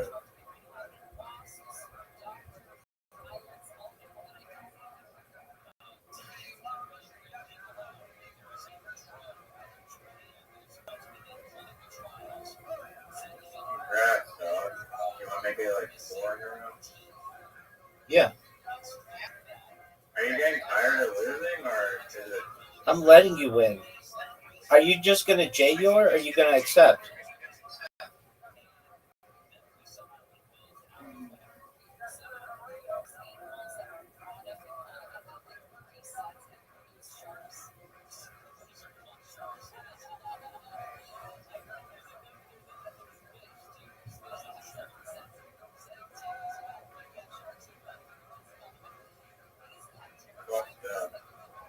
You already done. I don't think so. Joey Diaz called, and he wanted to know why you suck so much dick.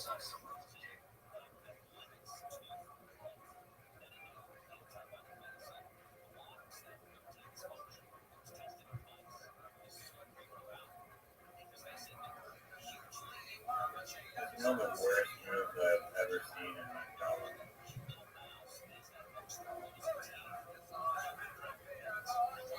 You could have captured my. I could have done a lot of things, son. I could have done a lot of things, son.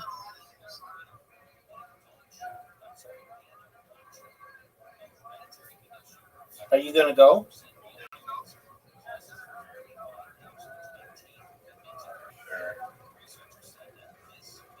That was a major mistake.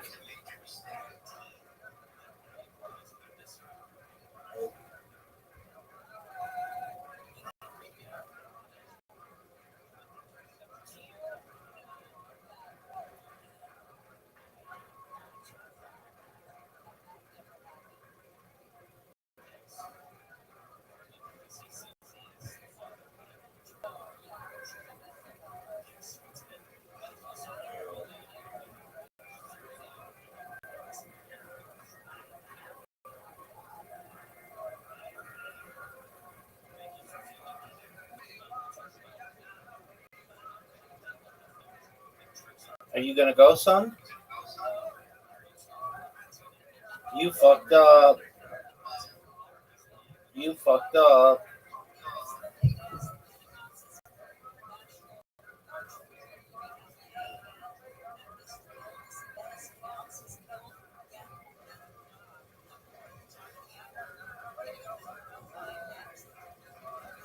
Thanks, dog. Fuck. You lost again. Yeah. Right. I actually won. Or tied. Oh, Yep. in what world is 25 time? Oh, yeah, you're right. 25, You got me.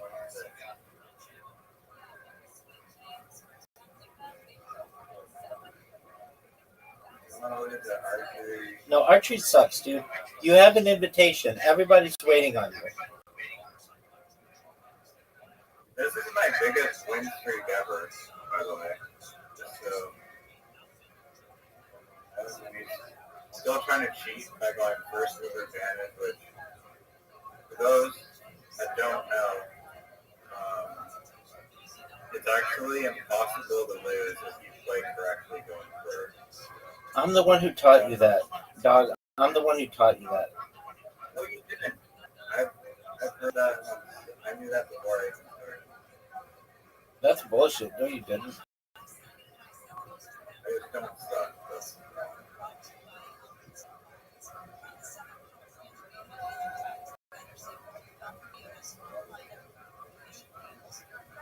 Terrible strategy.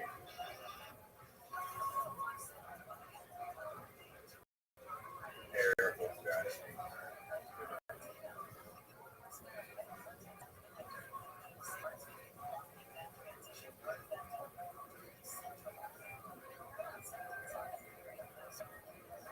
Are you gonna go? Or are you gonna just J your?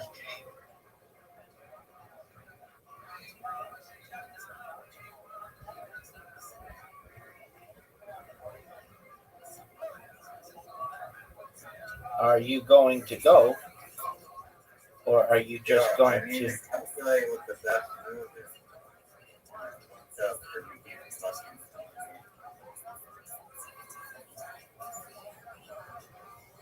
That was a terrible move, just so you're aware. Thank you.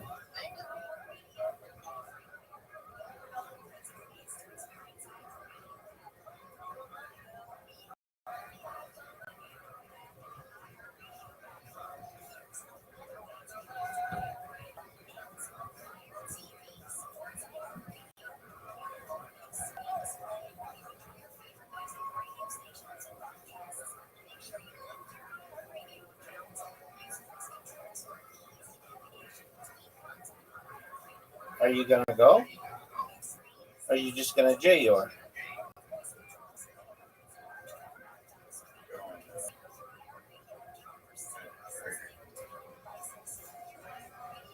One of the worst moves I've ever seen in the history of mankind. You lost again, 4 in a row. I don't know about that. It's just not adequate enough. I don't know about that, dog. It's your turn. And everybody's waiting on you. You just lost.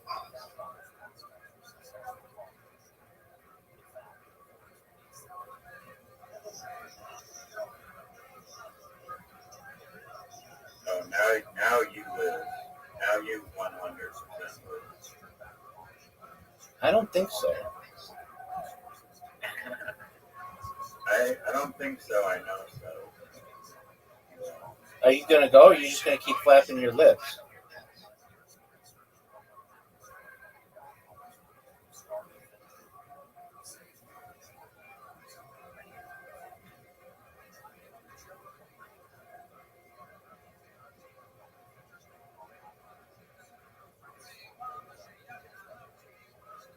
Oh, you're fucked. You're done. You're done. You're done.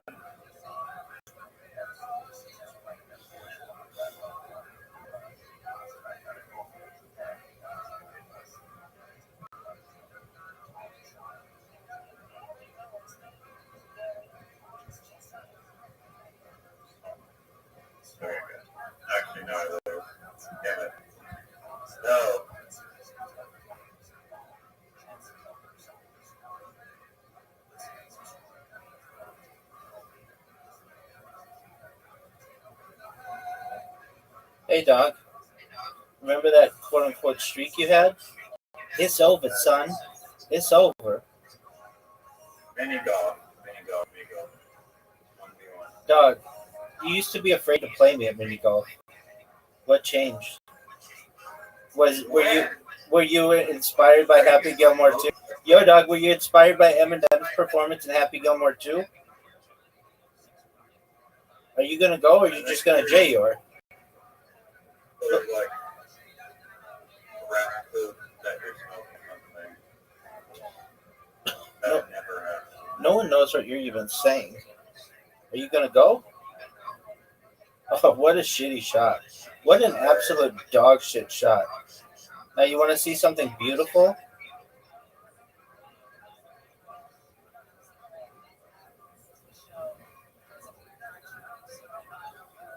I don't even know if it's possible for you to get in the little part. Oh, keep rolling, baby. Keep rolling, baby. Do you know the song "Rolling"? Do you know the song "Rolling Down the River" by Ike and Tina Turner? Everyone knows that. Do you? No, not really. It starts off like this. We're gonna tell you a little story now, and it goes a little something like this. Now, first, you should know that we ever do nothing nice and easy. We do it nice and rough. Left a good job in the city. Look at this fucking bullshit fucking headshot. I think they need to change the map. Water.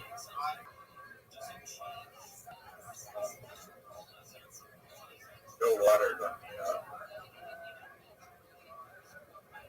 Look how good. Dude, look at the scoreboard. Look at the scoreboard, dog. Riser, you know you're supposed to get points, right? You know you're supposed to get points, right? Dog, do you know that you're supposed to get points? I don't have to rely on shitty fucking bullshit fucking cheats to get by. You're stealing my strategy, and that sucked.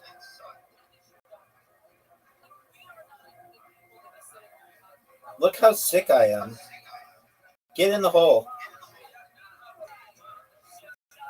You stole strategy.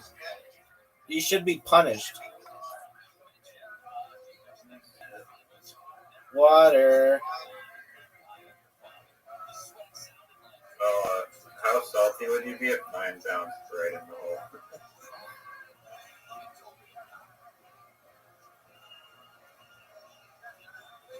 Are you fucking Dog. That was one of the worst shots I've ever seen.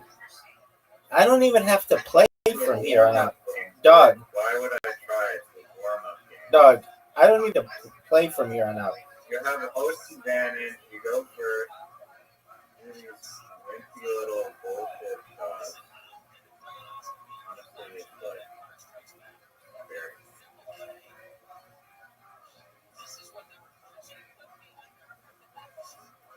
Do you think that was gonna work, though? Did you think that was gonna work? Water pumping. Water pumping, dog. Terrible. That shot sucks.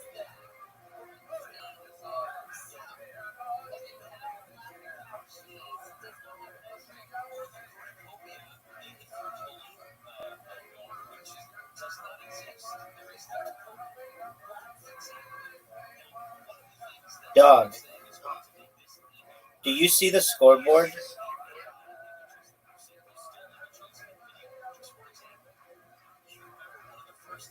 just I got a point. You didn't get a point. Dude, scoreboard. Scoreboard doesn't matter. You're only as good as your last hole. And your last hole sucks. Dog, I can't hear you over all the dick sucking you've done.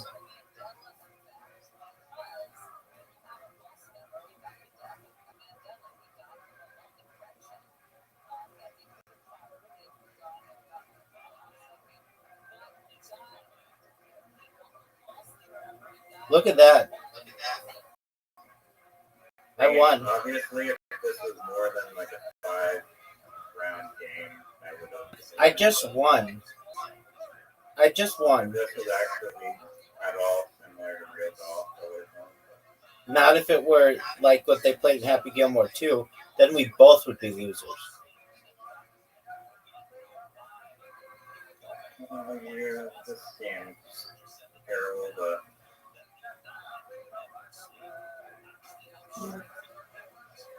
Look how sick this shot is.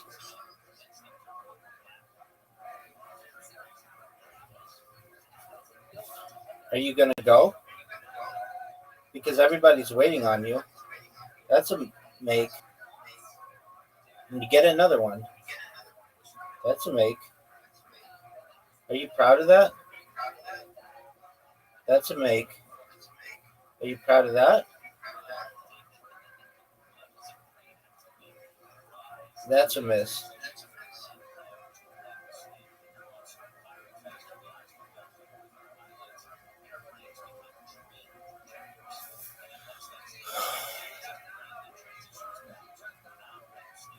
That's a miss. That's a miss.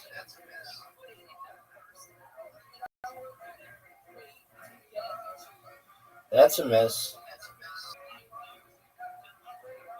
That's a miss.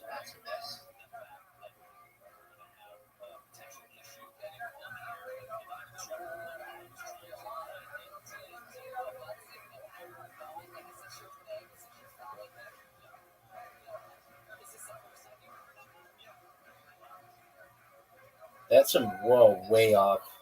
Terrible shot.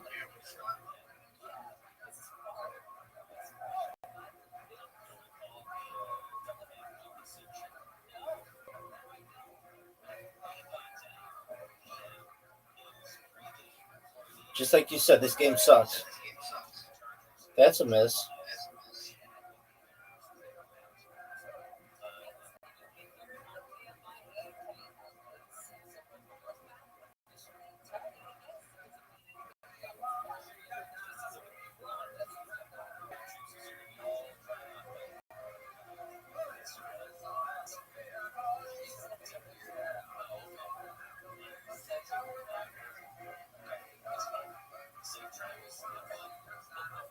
That was your first win ever?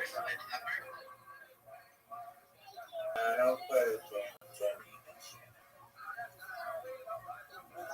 All right, one more game of carom. My arms are.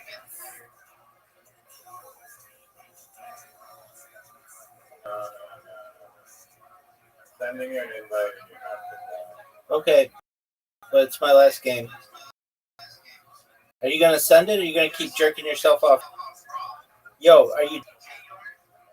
are you Jay Yorn? Are you gone? No way. No way. Absolutely not. Good, just play. It's fun. Nope. Just play. It drains me, dude. No, it doesn't. It drains me. Just play one game. You don't have to try. It drains me. You and I have played. And wait, and I'm telling you this. When we play, it always comes down to whatever person was white.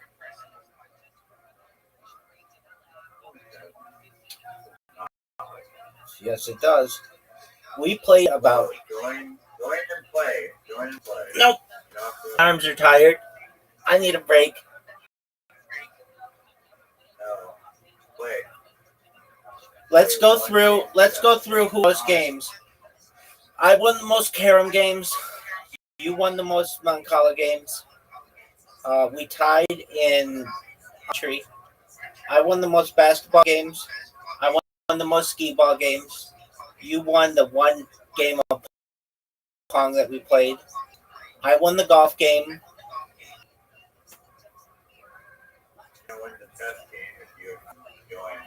I refuse. It takes too much out of me, dude. Mentally, it takes too much out of me. It doesn't. There's no reason for that. Why? It doesn't require brain power. It really doesn't. Dog, I've played you numerous times, and it comes down to whichever person starts as white. Okay, I don't want to hear this nonsensical argument. Are you gonna play one game of chess? Dog.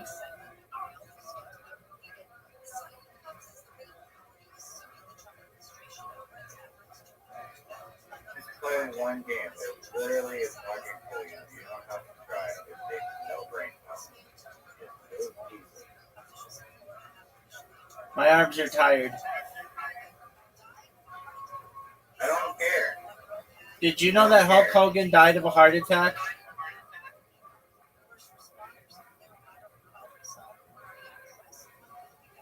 Are you gonna join or are you gonna keep fucking jail? Dog, I rejected that invitation like years ago. You have an invitation. You have an invitation. And I rejected it. Join. I rejected it. I rejected it. Join the game. I'm sending you a new one. I'm never playing you in chess. Join the game. We are equals. Except I'm a little better. Yo, can you please stop being incredibly annoying and just join the chess? No. You can. You'll actually like it when you actually play in real life. You've played before on Discord and it works. I know. And I beat you many times. But it comes down to whatever person is white. That's not true. Yes, it is, dog. So does Mancala comes down to whoever starts first there, but No, it doesn't. it literally does more than chess. There's way more combinations of chess pieces, multiple chess piece arrangements than Mancala. Dog, I beat you in Go.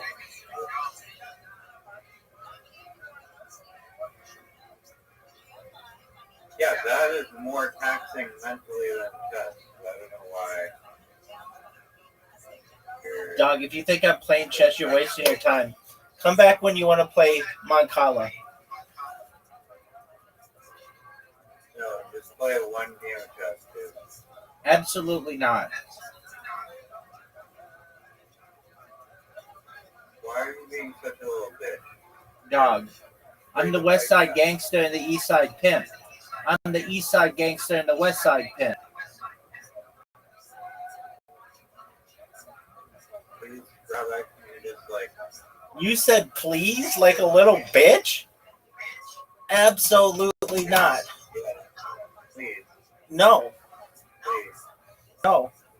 I will never play a Mancala. You actually said one day that, oh, if I play Mancala, you'll play me chess and fail. I never said that. I'll never play. I never said I'm that. never playing Mancala with you again. Okay, fine. No, it's not fine. It's absolutely fine. No, because the moment I join Discord, you're going to see, like, you have an invite to Mancala. Let's get over this, like, irrational belief system about chess and taxing. Dog, are you still trying to get me to play chess? It's really not. It's seriously not. It's not. You don't have to apply any effort. Dog, it's over. You accept? Nope. You can go white. I don't care. Make yourself go white every game. It's over, baby. What's over? The game. We're not playing. Send me an invite. You want to play Mancala? I'm never playing Mancala again unless you play that. One time. Nope. One time. Let me see if I have an invitation. I do, and I'm rejecting it. Why are you so stubborn? It makes no sense. It takes two. Chess literally makes me think really, really hard, and I don't want to. Why? You really analyze where the opponent's pieces might go and you react accordingly. Like Mancala. Crazy. Like Mancala.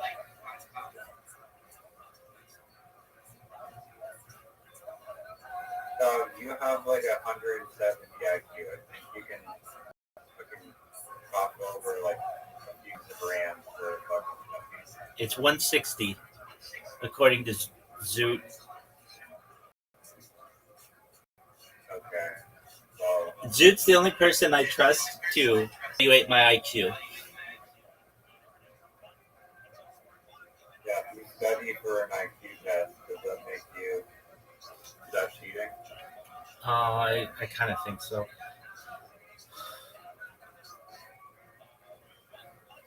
Yo, dog. Did you see what those Canadians are using to build houses?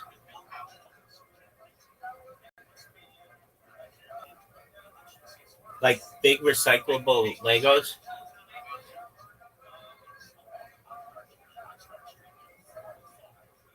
Yeah.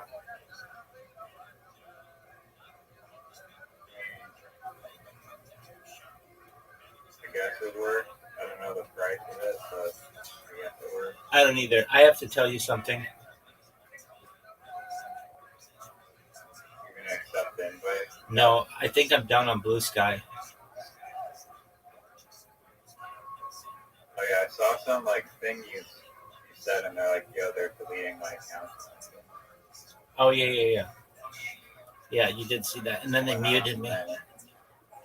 They must have gotten some. They had some team work on it, so that if I create any account, I can create the account. That's not the big deal. But describe myself in the in the in the. I guess as soon as you write Rothschild, you're fine. Oh, it's been like that for a long time. I can't even write like R and then the at symbol and then 2 8s and then a 1 like as rabbi. They fucking every time I spam somebody, they just take that name and put it in a big database that if anybody uses these characters, they're automatically banned. Why don't you just not describe yourself then as the world's longest stream? Then they take the term world's longest streamer and put it in there. And then anytime you use the How word, do they know that it's your account though? How do they know it's your account? nobody else just follow or nobody else. Frequency of like the posting. Yeah. Like, are they analyzing the frequency? Yeah, I think they finally got some kind of system to see what devices I used, and that's okay. I had a bunch of people in here last night. I have another strategy that I've been using that I have to work on right now. Beautiful. So it is. I have a Kick bot and I have a Twitch bot, and they basically, as it currently seems, they work without me having to do anything, which is the key. Even the Blue Sky bot, I had to do a whole bunch of work for it. I was doing captchas all day for months, and that's just not very enjoyable. But Kick does not require a captcha, nor does Twitch. And so what this bot does is it creates a clip of somebody, and in the clip it has my username, and it has, or not my username, it says YouTube Rabbi Rothschild, and then it has a link to the Discord. And I had somebody come in here last night, and they're like, hey, how'd you find out about me? They're like, through a Kick clip. I'm like, no shit. They're like, yeah, I'm going to get my friends in here. And they brought in like, I don't know, other people, and they were nice. And we did an interview on Kick, and I was like, I can't believe they're like, I'm like, so you just were randomly scrolling on Kick, and like, how'd you find my clip? And they're like, accounts, and they, you had your clip in there, and so I went to I did a whole bunch of research on you, and so I like, even when the guy came in here yesterday, he was like, I know all about you. I'm like, hey, do you mind if I tell you about myself? And he's like, I know all about you. I mean, go for it. But he's like, I did a bunch of research on you. I'm like, oh, okay, cool. And so I've built 2 bots. I have to build a 3rd bot, which should take me about an hour to build, and then another 2 or 3 hours of quality assurance. And then I'm going to try to build them on, or like some kind of version of it on cell phones. So that should be enjoyable. Do you like my story?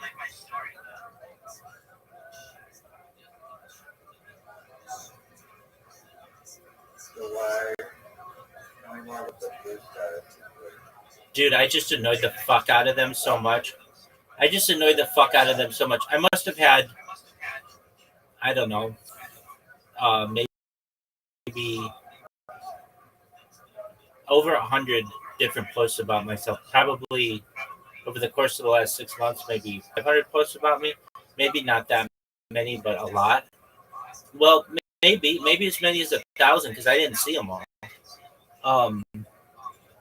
But they just got to the point where I had like 1,200 accounts I had made, and then just one day, when you starting in those in, all banned. They just went through and mass banned me. That's what I said. Like, I think that they developed something on their end that they could see what device I was using. Like, basically it's really hard to change your MAC address. I mean, it's not, but there are many ways to fingerprint you using the internet that I just felt like, you know what? I will. Yeah, and even if I do that, that's fine. I can create accounts and stuff, but it's whenever I use a name to tell people who I am, they ban it. So if I use like the letter. Why don't you just not use your name? I did. So then I was just doing join my Discord, and they would ban that. Like, if you use the term Discord in your name, they started to ban that. If you used a Discord link in your name, it would ban that. If you use the term rabbi, if you use the term Rothschild, if you use the term pussy eating, or like. How are they banning the Discord word? Because nobody calls themselves by Discord. Like, people use a real name. They'll use, like, you know, John Smith or whatever. Why don't you copy some actual users' names on this guy that they can't ban? I did that with one lady. And they ban it. But because she already has the name, they don't do anything to her account, but they ban me with new accounts.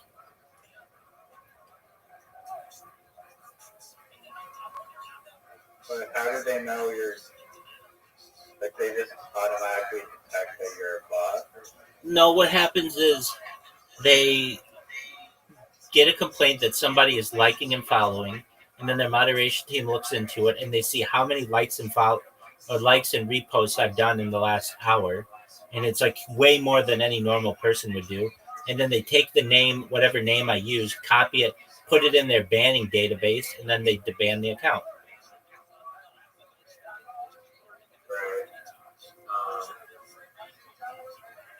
So it's like your frequency. They finally caught on to catching the frequency.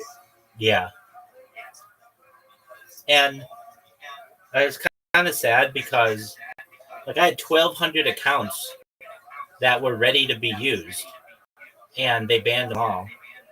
And that's a lot of work. That's like weeks of work. But it's like, okay, whatever. I did everything I could to go viral on that. And at least on Discord. Like I couldn't tell everybody what I wanted on Discord, or not on Discord, on Blue Sky, on Kick and um Twitch. I can spam a whole lot of stuff. Like I say, please join my Discord. We discuss Santa Claus machines and mind uploading and life extension technology, artificial general intelligence or super intelligence, invisibility cloaks, gray goo. I mean, like, all right, I have an idea, Rabbi. I think it requires you to potentially leave the house. But I think there's like a good way to get viral. I leave. I don't have a. Do I need data? Do I need data? I leave the house, but Need a big dick? no. Do I have data? Do I need data? Like a phone plan? Yeah. To stream it? Do you have that or no? No, that's why I don't stream outside. I can only stream around where my Wi-Fi is. And a team of Wi-Fi extender that reaches your house. And walk around with a giant like fucking satellite dish on your backpack. Okay, but what's your idea? I mean, if it's good enough, then I'll consider. Like, I think you have to do something so insane that it like actually captures like the media's attention. And I'm thinking along the lines of like Nathan For You. If it's done where there actually is like a hoax or something that actually gets like the news, like put you on the like put you or like something that you're doing involved with one page of the news that's just like so insane that like literally it's on TV and like people are. Doug, you sometimes have really good ideas, and then sometimes you have dog shit ideas. Your salmon cannon was a dog shit idea, and this is a dog shit That's idea. the fucking greatest. You can ask your non-Joey Diaz fucking pessimistic Tom if it'll override the sense of the bear. Not if it's charging you, dog. I read on a daily basis people getting mauled to death by grizzlies, and I just think, you know, if they had the fucking salmon cannon, there's probably 80 to 100% chance that they'd be fucking alive right now, but they didn't. No, if they had bear scare, there would be. The salmon cannon just makes you bear scare would obviously be an additional self-defense No, device. it's the But primary. literally the No, salmon it's the primary self-defense device. It's the primary self-defense device. I agree with that, but the salmon cannon is like a great distraction so that you don't even need to use the bear scare. No, you use the bear scare and fuck your salmon cannon. That's just going to attract bears to you. You're going to smell like salmon. No, dog, it only fucking releases the salmon. It's encapsulated in like a smell-proof device. It deploys when the grenade explodes. So you're going to be drawn by the scent to like 50 feet away. You're going to be, the salmon's dispersed all over, so it takes them like fucking minutes, like 8 minutes or whatever to get all the pieces of salmon. You're gone. You're not cooked. There is I heard it on the radio. Hold on. It's like the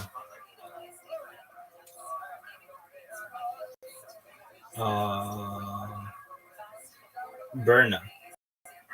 It feels like a gun. It simply doesn't kill people like a gun.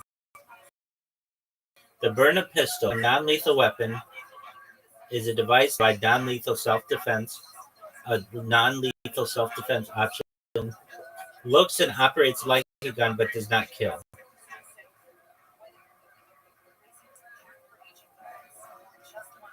What are your thoughts?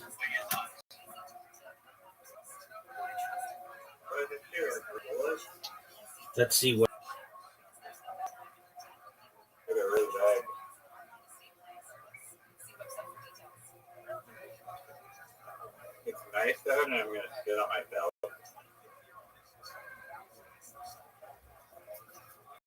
It shoots a 68 millimeter caliber or 68 caliber kinetic projectiles and or chemical irritant rounds, such as pepper balls containing pava powder, powered by a 12-gram CO2 cartridge, capable of disabling a threat from 60 feet away. Then they make another one that fires a 68 caliber chemical irritant, kinetic and inert projectiles with an effective range of up to 80 feet, utilizing an 8-gram CO2 cartridge and delivering a muzzle velocity of up to 330 feet per second. Then there's a compact one that launches a 61 caliber kinetic and or chemical irritant projectiles using compressed air, effective of up to 60 feet, designed for maximum concealability.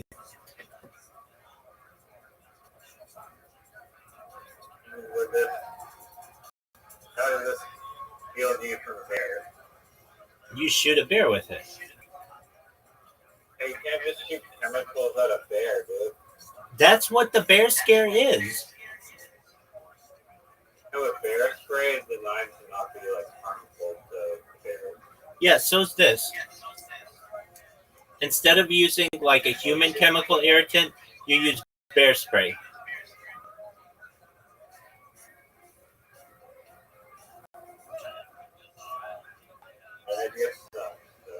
It's better than your fucking idea.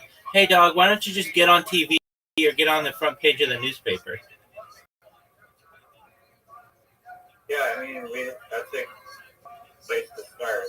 Better than getting your bots banned. You don't think I've tried that? You don't think I've emailed? You don't think I've emailed the LA Times and the Orange County Register, tried telling them what I do, and they were just like, "It needs to be." No. That is way different. That's not a like an insane news story. It's a interesting. It's a noble quest, but it's not like a crazy thing where they have to be like, "Oh, what the hell?" Like, I'm asking the Nathan for you, ChatGPT, right now. Okay. We're gonna find something. I mean, I could probably help out too, actually.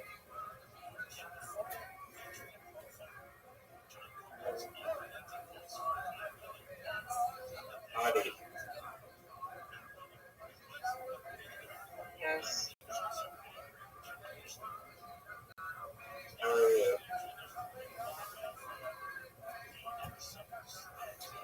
Another $1.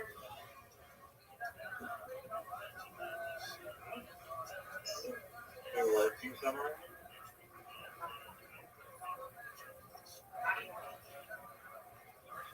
I gotta do second chance program. I have to fucking cope. But if I really need a second chance, I guess I'll take it. And then we start there. We started. The second chance program for like criminals. I have a record that just fucking developed. So that's why I didn't be able to find a job. Can I ask what your criminal record is for? I'm not judging. I'm very close to having a criminal record for a big local. I had a DUI when I was 20 or 21. I can't remember. And the case got closed. They did everything else good. My license is fine. And then since I had nothing, and then my mom was my grandmother. So it kind of like, when I'm looking for employment, it's showing up like I'm some kind of like crazy person that doesn't know how to act in public type of thing. But I guess this place like assesses you to filter out whether or not you're able to continue.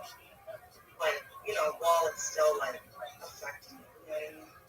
Because I have to wait for it to finish in order for it to get expunged. But it doesn't matter. Like, I have to get it expunged either way because basically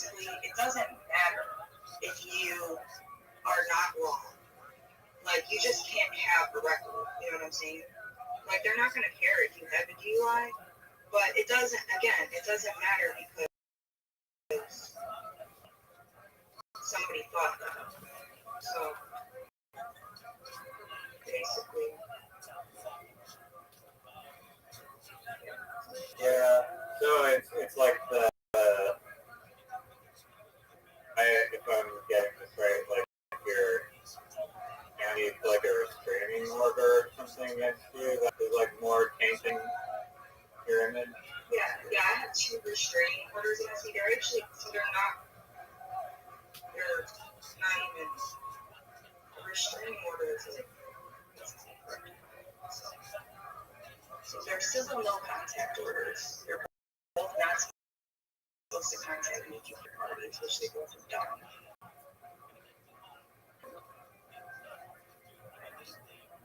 I thought the order is for you not to cut that.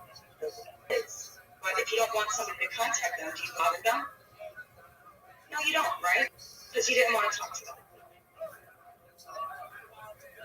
Yeah.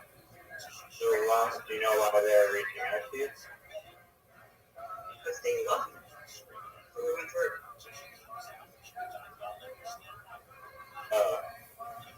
So I mean, are you able to ask them to get rid of those like things on the record? So you can, No, I just sponge it a little bit. And I just have to go through the process. Do you think that the judges give a fuck? They don't give a fuck. They don't, I made it to this court date for the things we fucking enacted for my grandmother. The judge talked to me. First of all, the judge talked to me about fucking abuse of somebody with a disability. I'm like, the only disability this bitch has is a learning disability. My friend told me that right now. So, I was respectful and everything. And she wasn't. And so I ran out of the courtroom. And I said, I got I've got to search the paper. I've got to search the long form. But, I'm not going to go over there. I'm not going to contact them. But right now, you're not talking to me, right? And I'm going to leave. And then, and just for the record, so-and-so's leaving. So I walked right back in there and I said, yeah, and for the record, I'll be at my next court date and I'm leaving because you're fucking abusing me. You should fucking know what the fuck you're talking to. I wonder why in that court case, they don't want to offer you or ask if you're about to have a lawyer. Because at that next date, I'm about to say, oh, pardon me, but you're not allowed to talk to me like that or at all. I'm going to need a public defender for this one, bitch.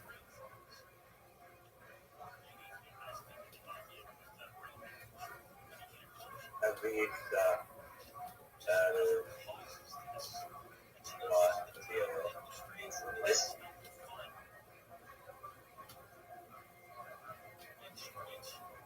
Anytime.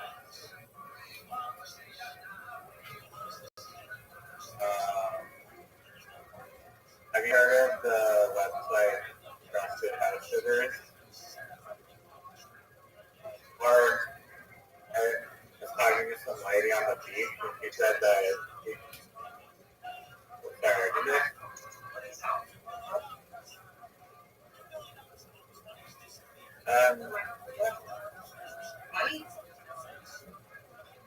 Yeah, you get paid to look over people's houses while they're away and like water their plants and like make sure their cat doesn't die. So like not a lot of work.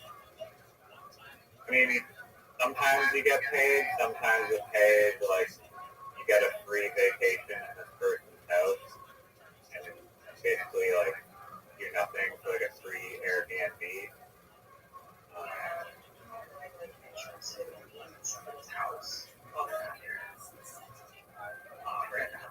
You don't like babysitting cats? I thought you liked cats. No, yeah, I like cats for like right now, like it's just right now. Like, for instance, right now,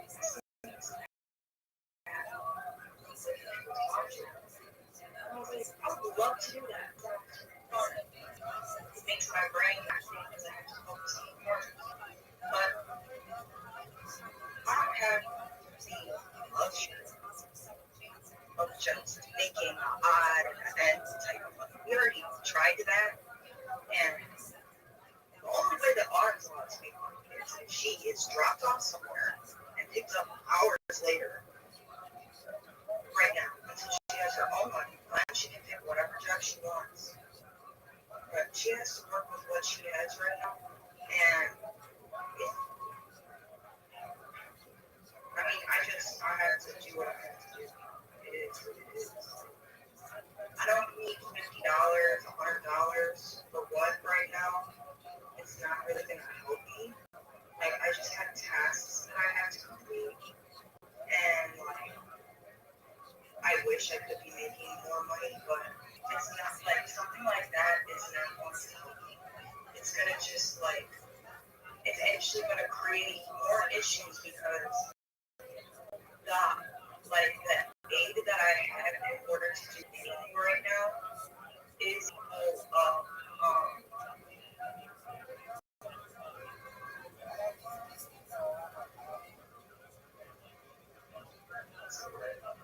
coherence. Therefore, I have to work by myself, and I also don't think that I can stay in other people's houses because even if I'm just babysitting their cat, like, I'm pretty sure that I would have to hear about. Oh yeah, and please you just get dressed too because I bet y'all fucking tell I was standing there right now. That's a great impression. It is, right? Word. Yeah, so my partner has been receiving money from random women. One's named Erica, one's named Colleen. $100. And at first I was like, these aren't real people. They can't be. They can't be. So I started to, investigate. And this all started about 2 weeks ago. Actually, a month ago, if you look at the cash app statements.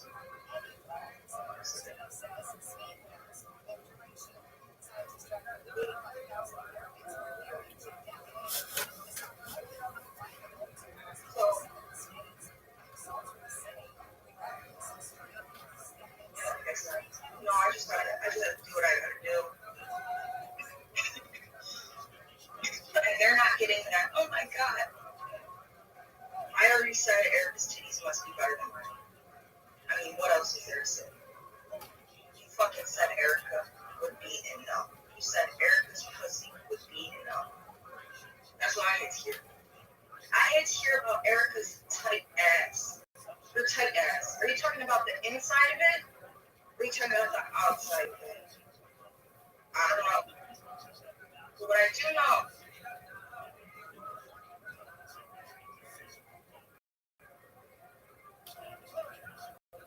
this shit's not right. And I saw it long ago. This shit is not right. You fucking looked at my porn history. Okay, well, looked at my Google history. And you found porn in there, right? So he screenshots it and he sends it to me. And the shit is funny as hell, though, because, like, after one of the searches, it's a Bible search right after. And then he's telling me how lesbian. What's that? No, I think it was a couple hours there. It's just part of the routine. Like, the Bible's part of the routine, and then, like, at one point, sexuality was, so then, like, when it was away, I'm like, well, I guess I gotta go to the internet for it. That's not a person, because that's weird. So, he caught me, he's been calling me a lesbian, and I tried to tell him that the reason why it's that and AI porn is because I don't want to get clean and wash everything that's specific. And I actually expected this to come about. I expected this to be a problem. And I was like, porn has been a problem in our relationship for a while here, actually. There was like a year ago, he told me just randomly, you cured me of watching porn. I don't watch porn anymore. Like, I have this photo gallery. But in order to get to that point, first he, like, would watch it next to me in bed. Ew. A couple times, like, ew. Like, I freaked the fuck out. Was watching it, like, in the bathroom, loud as fuck. And I'm like, what the fuck's going on in here? It's like, oh, that's you. And I'm like, really? Show me the video. Never saw the video. I'm like confused because I'm like, I'm literally right here. Like, and you had to be so disrespectful about it. Like, that's what it is. It's like, you know, so anyways. Then, you know, he had stopped doing that shit in front of me. And one day I was in his car and his fucking, I noticed it on the fucking home screen. There's Pornhub and some kind of like, I don't know which one it was. But it was another porn site. I knew that. And now I was like, really? Like a whole app for it? Like, and you want to show me your phone? Like, I swear, it's like you must want me to see this shit. I'm like, you got 2 apps for porn, dude. I don't want to see that shit. You know, don't show me your phone. They actually downloaded an app for that? 2 porn apps, bro, on the home screen. So anyways, in the future, yeah, he stopped and he was all like, yeah, like, I don't do that anymore. And then, like, I don't know, he got a hold of my Google searches. Now he's like, you always told me. I'm like, whoa, like, porn is cheating. You're not supposed to watch that on your partner. At least, like, that's how I feel about it. Like, that's why. I even told on myself before, like, when I did it during the relationship because, like, just me as a person, like, I'm not trying to do that.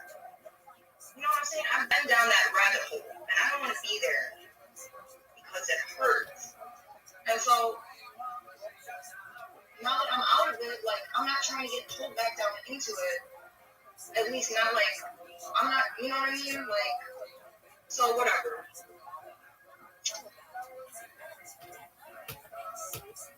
So now, you can receive money from women, you can describe their bodies in detail. And then the other day when I said she had big titties, he's telling me like, I don't know what her titties look like, blah, blah, blah. Then he switches up and describes them to me. And I'm like, well, they definitely don't sound big, but whatever. It's been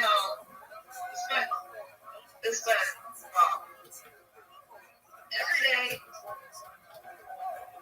is something new. I'll tell you that.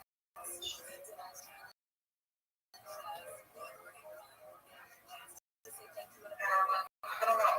Of course I feel bad about it. I feel embarrassed about it. Like, but I don't get that like that. Like, bro, like, if he would actually reflected on the way that he had been talking, like, he might be able to see where,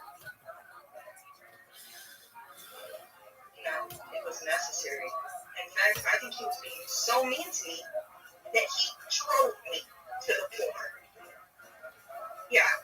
And I think he's just lucky that I didn't go fuck a homeless guy. You know what I'm saying? And then I gotta hear about, you gave it up for a black mile. You just gave it away. Oh, so you admitted it. Man, every day, I swear to God, he goes inside, it's 2 to 3 hours of him trying to convince me that I wasn't fucking raped. But like, I'm not understanding.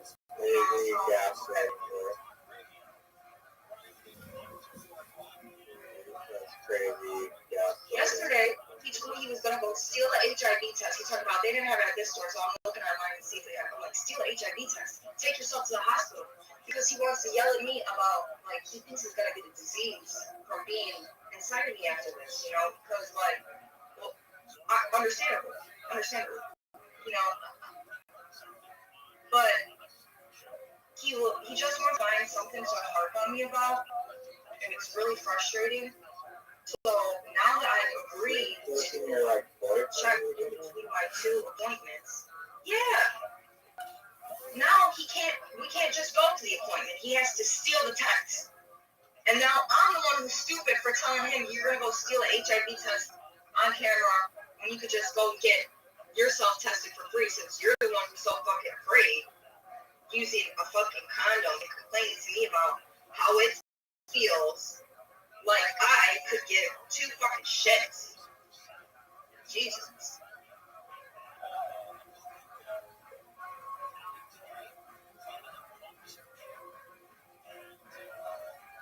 It's torture. Every time I have to fuck him in order to have my goddamn fucking little shit so that I could be in my own little bubble rather than in the fucking community cloud. It's like, you fucking think. But actually, after stabbing me so many times, there's no coming back. There's no fucking coming back to this shit. I'm just settled right now, you know, and I'm learning more as I need to about Bison's father so that I can figure out exactly what type of head he's about to have, because this shit doesn't make no motherfucking sense. If you do that shit to me, who's to say you're not about to do that shit to my motherfucking kid, and especially on the day that you're mad, or because I went to go kiss somebody else? Let's be crazy. Absolutely are.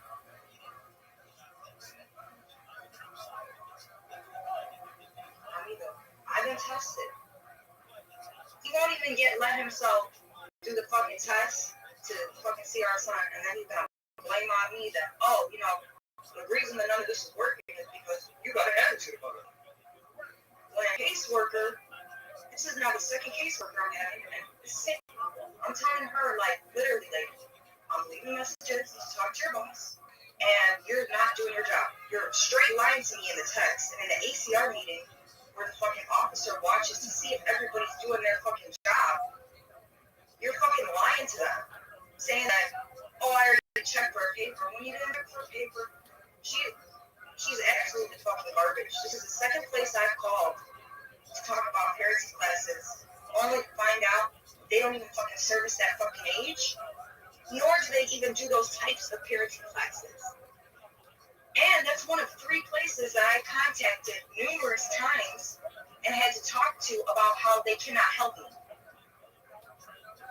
So today I got some texts about how whatever quote-unquote name of organization is going to call me, and they're going to get some information from me to set up the parenting classes.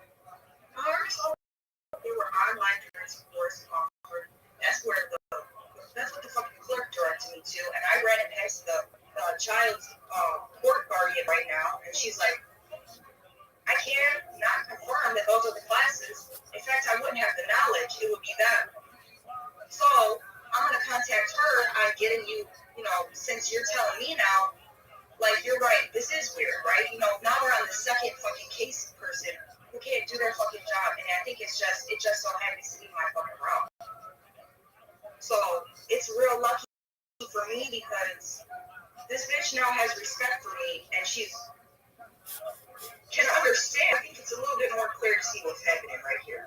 We just had the meeting, and this bitch is being told by me, my mother, and the fucking dude doing the fucking thing to just do her job in a very nice way. Now today I told her, hey, you know those people that were supposed to contact me? As I just sent you the message about me saying I'm going to be proactive about it and let you know what if I make contact or leave a message. Hey, I did make contact. And again, they don't service kids until at least 8 years old or have finished 2nd grade. And they don't even do those types of classes. So, literally, what is going on? You know, and she's like, they do offer those classes. They're going to call you back. I'm like, listen, the lady didn't just lie to me on the phone right now. And, like, you've been trying to pull this shit for months. You've had the case for 6 months. And you know what she tells me? Contact me by email. I said, that's not in your employment description. You're supposed to be sending me a link tomorrow to do a FaceTime call in place of an in-person visitation. I don't know what the fuck this bitch that she's on, but I think she's on some misappropriation. And I also believe that I'm learning more about how cryptocurrency works, and it's real weird. Doesn't make any motherfucking sense at all. Don't bother researching this cryptocurrency. It's all garbage. Except Bitcoin and like Harry Potter or something. And yellow on red. I haven't given up on yellow on red yet.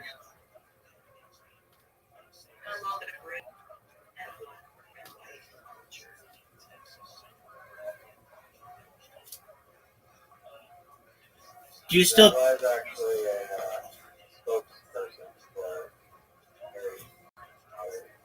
I know, it's actually the only reason we're friends.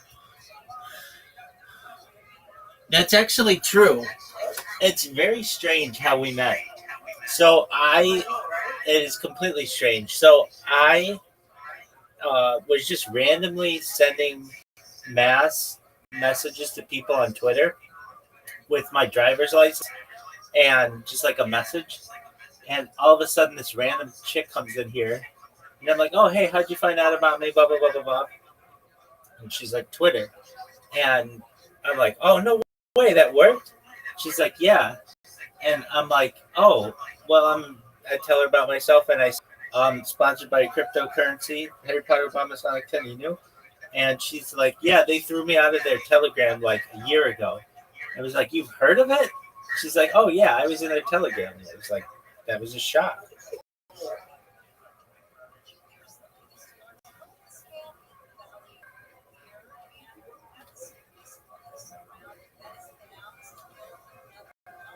Did you know that Dogecoin has been pronounced Dogecoin this entire time and everybody was heard it?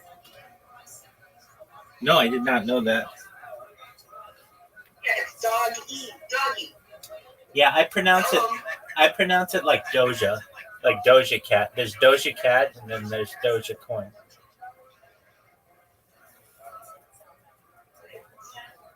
Do you know the artist Doja Cat? Yeah, but her name is. Yeah. Well, anyway. But yeah, she found out about me through Harry Potter Obama Sonic 10, you knew. Technically through Twitter. But the reason why I even had her Twitter account was she was following the Harry Potter Obama Sonic 10, you knew. Or she was following its main account, and I did a thing where I exported all the followers of the Harry Potter Obama Sonic 10 Enu Twitter account and then just send them all a message.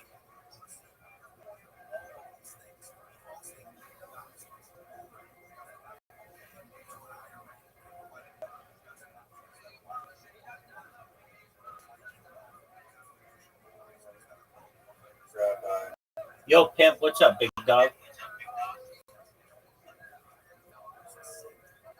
Have you come up with any ideas yet for how to grow?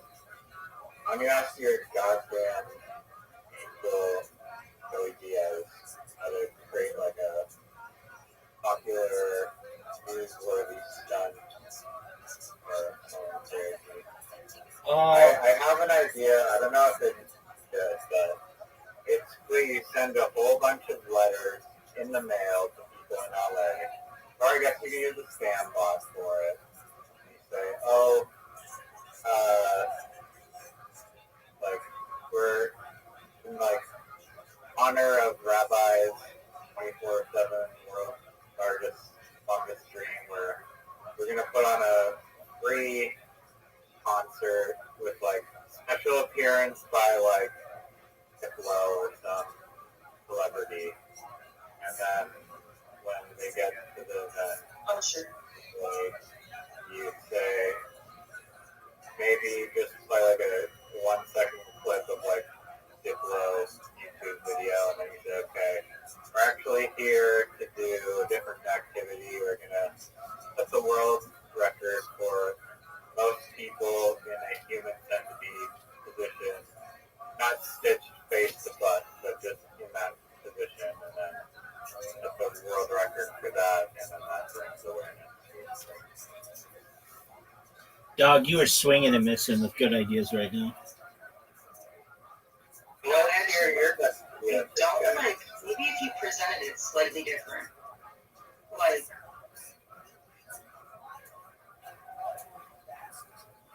when they do that, like, people say, big circle.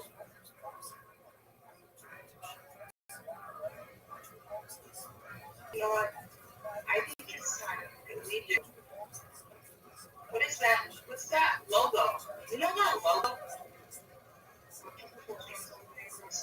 That's the one you want to do. No, I want to do that, but when I go viral, it's called Hands Across America. but we have to do the world. Dude, there was a thing in the 1980s where they did that, and it like brought peace in the United States for like one day. Like everybody did it.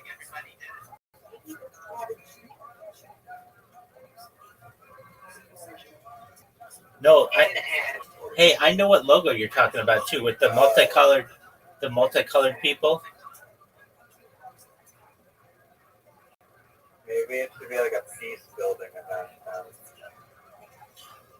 Yeah, but do you know how big? The world's largest peace gathering protest, and then we protest for. I don't know. Maybe just a protest for peace.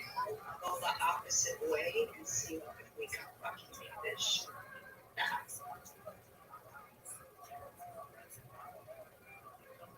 You think that we can make the earth stop?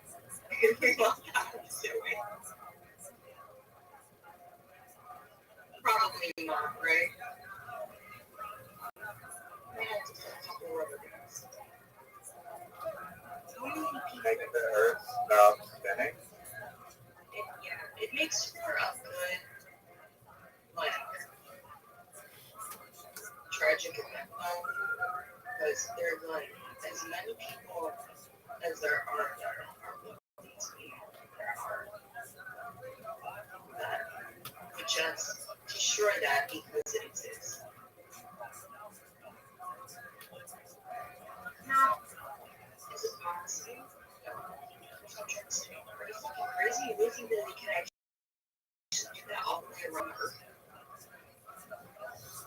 We don't have the funds, the time, energy, the willingness. This might be all of it right here. That would be like very possible. Stop. Sorry.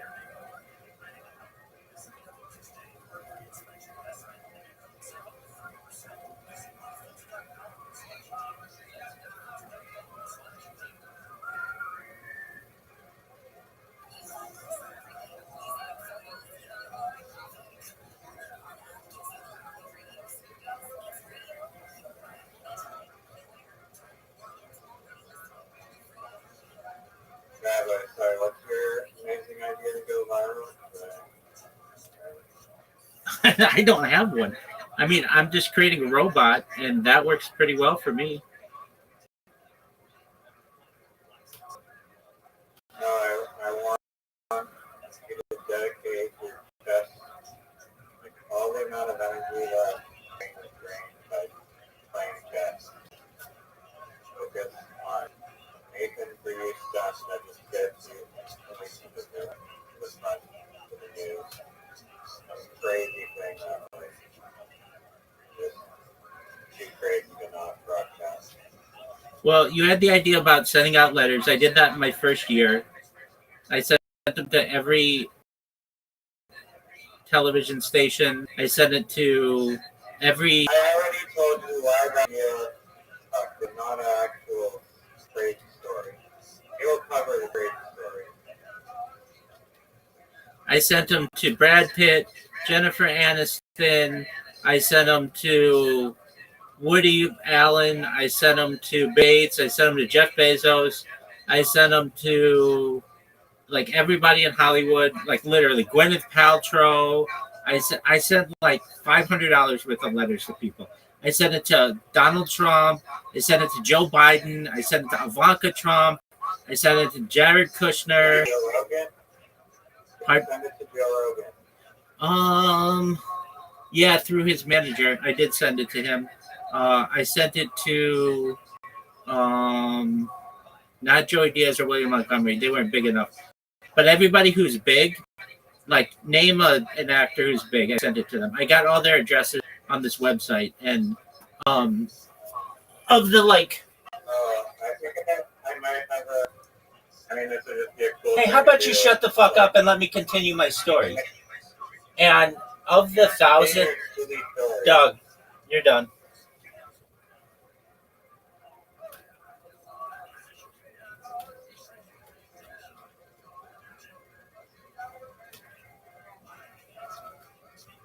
What's up? What's up, buddy?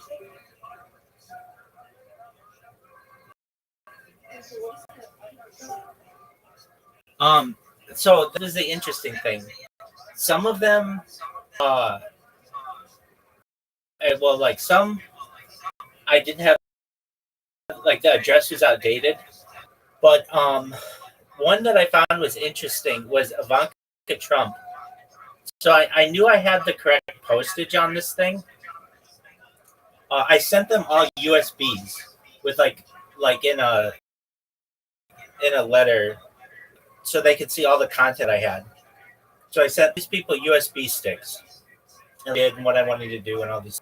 And um, I sent them to like top, like I didn't just send it to like many billionaires and also um, like big trusts, like like the Gates Foundation and things like that.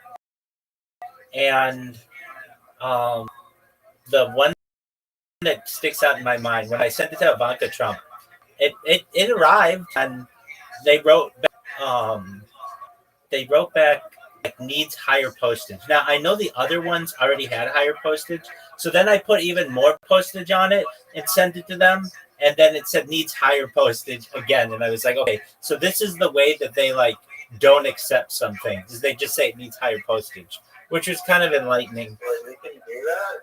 So Yeah. just charge you money to send them mail. You just charge them. I mean, How do I set that up? I mean, in Telegram, you can charge people to send you a message. yeah. So I did that, and I've done press releases, contacted like news organizations, and not just in Southern California, but like globally. And I mean, what I was told when I would contact the news organizations is it needs to be newsworthy, and they didn't consider it newsworthy, even though I've been doing it like for a year. And then to get into like a newspaper, we did at least some online applications. You have to pay to do that, which I did. And the biggest one that I got it into was Market Watch, which was pretty big. At Bloomberg, but it wasn't gonna it wasn't gonna be published that long, and they were gonna take it down. It was gonna be like permanent published, and it was gonna be like $1,500 or something to do that. Yeah, I mean it's pretty expensive to do. Why didn't they do it? Well, it was $1,500 to have it in there for a week, and I just didn't think that that was necessarily that worth it. It wasn't like it was gonna be. Forbes, you should be like the Forbes magazine for like world's first billionaire. That's like you on like a pool table, like a leaf covering your crotch and like legs crossed. Okay. Yeah, to get into Forbes is like $20,000. It's expensive. I've been in Forbes. Well, yeah, I mean it's expensive. There's a news. Just like the hotel, and you just like charge it to the room and be like just ding the Rothschild the invoice and they'll pay it. Yeah, I wish that was all. That, like the person that just like committed like millions in fraud by just sending fake invoices to major companies. Like, Yeah. That might work with the Rothschilds, to be honest. Yeah. We don't know how their accounting firm.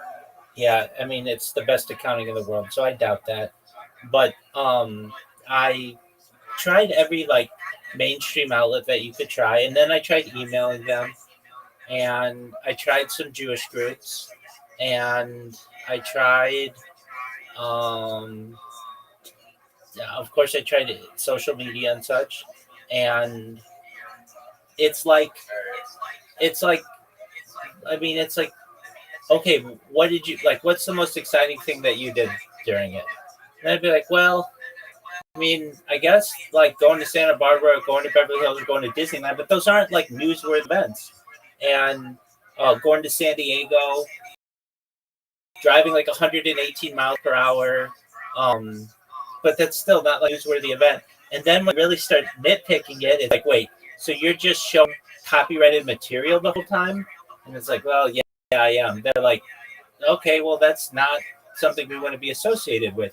We have commerce. Our clientele, our clients are advertisers, and we just don't want to endorse someone who basically is infringing on copyrights. So it's like, yeah, no, I am. So I tried all that. I think I have an idea. And I think it's so dumb that it might work. Okay, what's your idea? This perfectly involves with you. You're gonna make the largest human centipede Guinness World Record ever assembled for world peace awareness, or like for in the name of world peace. And I think that a headline of like Guinness World Record for largest human centipede ever recorded for world peace would go viral. Okay. Can you stop making that reference altogether? That's like that's up there as one of like the worst things that my eyes ever saw. That's why it's so perfect, because it's such a contrast between this like disgusting thing and like world peace, that it's like it's gonna attract people's attention, and they're gonna start talking about like why the fuck would they choose that symbol as like their protest. But we argue that it's the obscurity and absurdity that will get our message through a lot better. And we're not like gonna do it naked or anything. It's just gonna be like fully clothed, like head near crotch area of the person in front of you.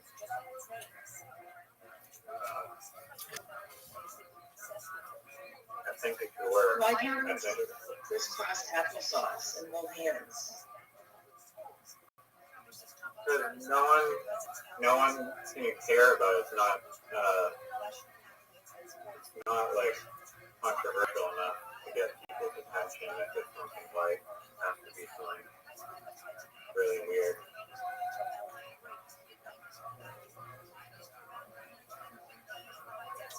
The largest human centipede was done in Singapore.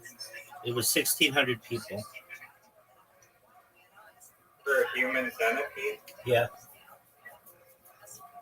Why don't you do like a string and have everybody bring a string that is like their wingspan and then tie it together?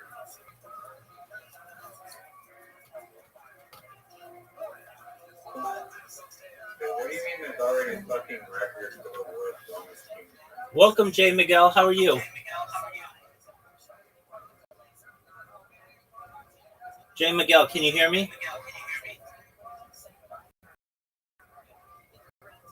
Jay Miguel, can you hear me? The longest human centipede.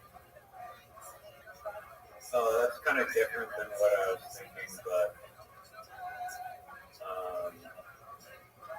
they were not doing like head in like the butt of the person in front of them. They were doing just like a squiggle in the grass, which is not really what we're talking about.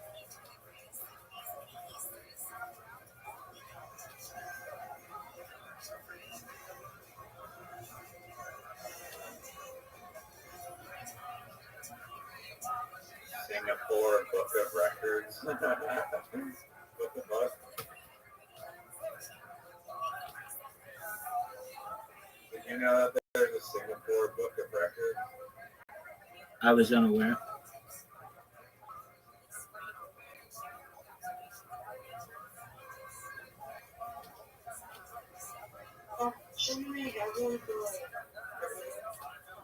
Great question. It might.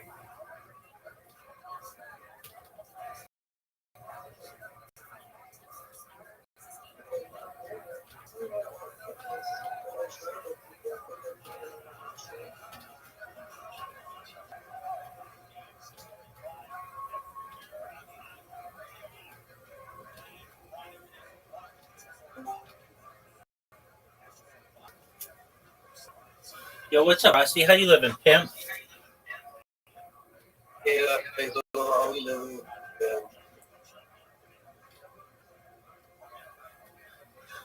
Riser, he just asked you a question. You're just sitting there jerking yourself off raw. How about you fucking answer him? I know I couldn't even hear him, dude. Yo, Rocky, what did you say? He asked you how you're doing. My apologies. Doing good. Just looking at that. I still if you want to survive the goals. Are you concentrating still, right? I'm listening to you. Are you concentrating still? Concentrating on this phone? Yeah, I was just saying. Or in this phone. So, are you concentrating in general again? Like, do you do that often? Do I have ADHD or something? Probably. Yep. Probably, I was thinking about getting an Adderall prescription today just to try it, but I don't know if that's a good idea.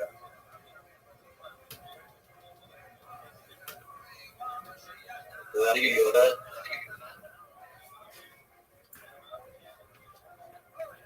Bro, let's go get Adderall.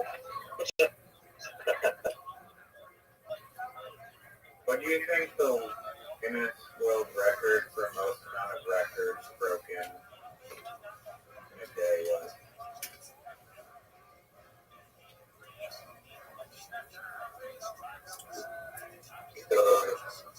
I don't know, the less you fast and jerk yourself off. Less you jerk yourself off, the better you are, things like that. Then I get to a point where people who don't so on, they just put up random stuff.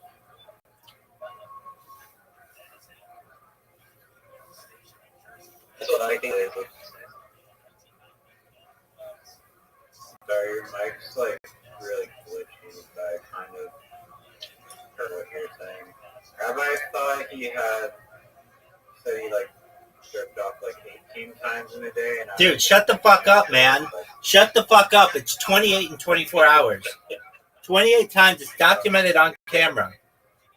Okay, well, I was just thinking that's a good amount. But No, and let me just say this. And I wasn't even trying. I wasn't even trying.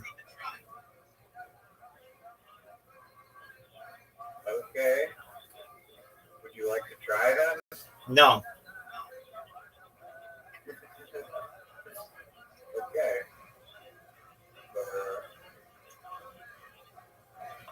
Not only did I have it documented for science. I try getting on something that's not as bad. Just if you say like me to that Discord. Well, fuck.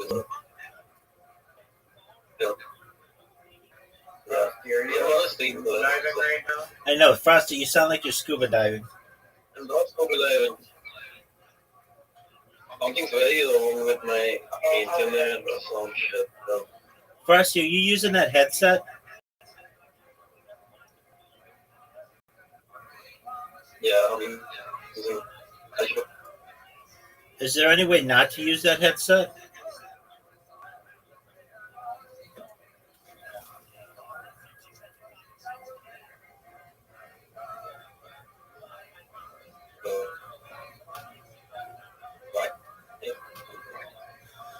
Frosty, big dog, we can't hear you. Is there any way you can not use that headset?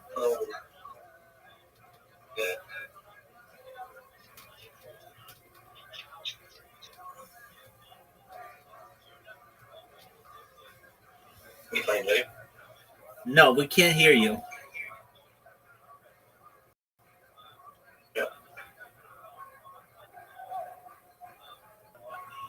Yeah, that's pretty good. I don't know why this is happening. This is on there. Yeah, I was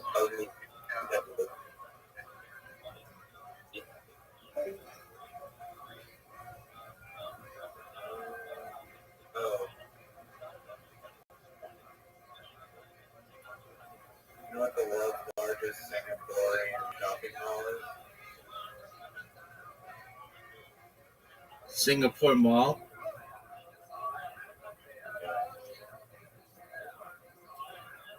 This is a really weird trip. Yeah, it's Singaporean world record trivia.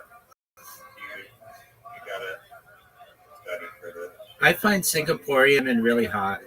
I can tell the difference between someone from Singapore and someone not from Singapore.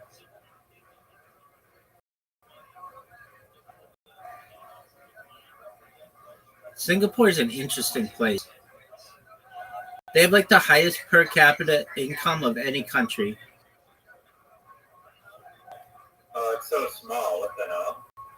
You didn't know where it's an island nation, dog.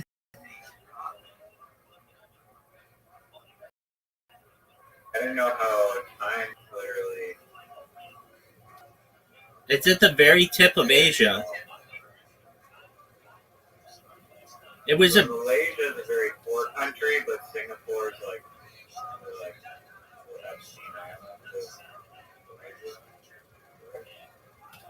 I don't know if it's that. It's wealthy. They don't abuse people like that.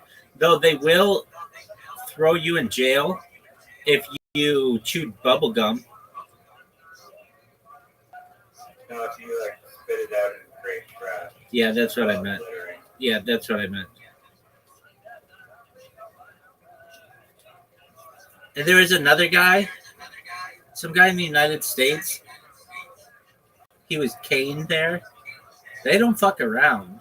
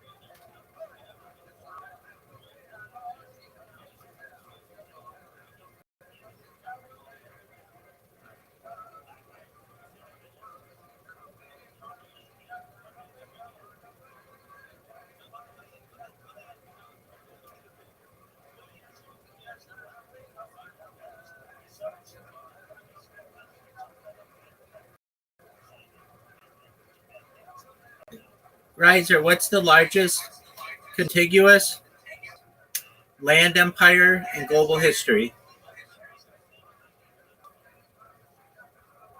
What the fuck is a land empire? Like Russia? That's number 3. Or no, that's number 2 contiguous.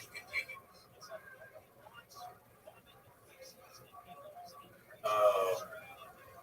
Wait, like, what do you mean? Like, by land empire? Like, just on their land the longest? No, I said largest. Not oldest or longest or whatever. The largest, meaning what empire controlled the most amount of land territory in a contiguous fashion, bits and pieces, but like all the land.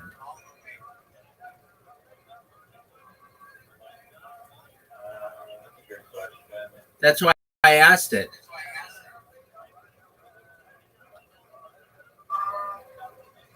Was it Ming Dynasty? That's close.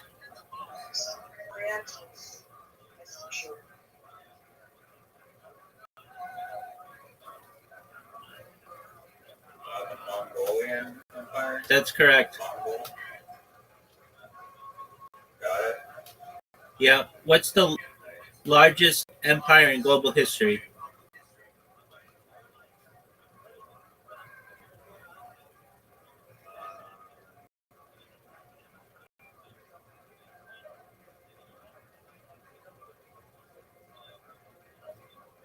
The Han Dynasty? Incorrect. The British Empire. When did it reach its peak?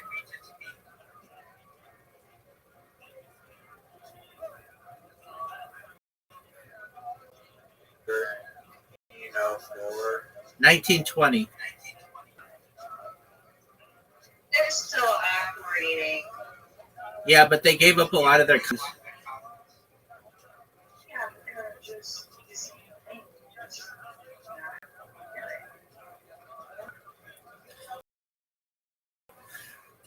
I agree with you. Maybe not using those words, but I agree with you. Riser, how many times have you ever played Valorant? The video game, Valorant, I've never played that one. Why not? This video game sucks. I don't get any. I like Adodonia for video games, usually. Except if it's chess or Mancala or Play-Doh. There you go.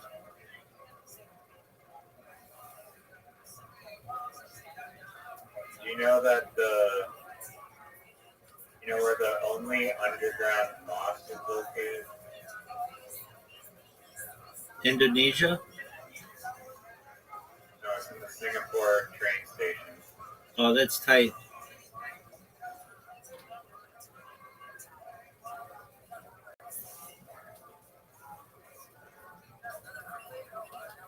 Do you know what a satellite town is? Yeah.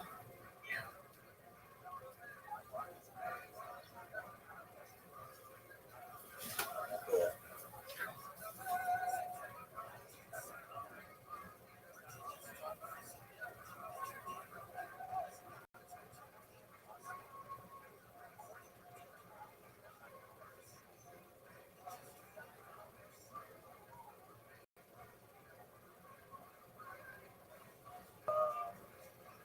Do you have any ideas as to like a crazy like hoax or like newsworthy story or something?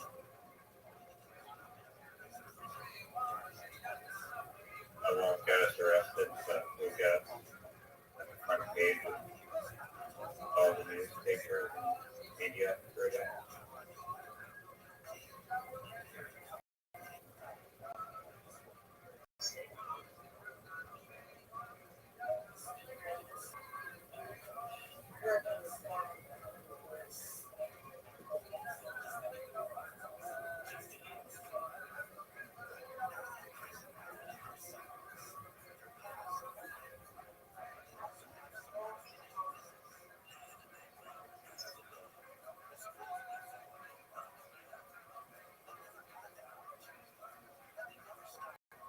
Rabbi, do you know the like assassin of that CEO of like the insurance company, Luigi? Word, dog. There's a musical about Luigi and Simon Bankman-Fried and Sam Bankman-Fried and Sean P. Diddy Combs. Yeah, because apparently they're all in like the same cell. They weren't in the same cell. They were in the same facility. Right. There's a musical about them. Could be coming from New York.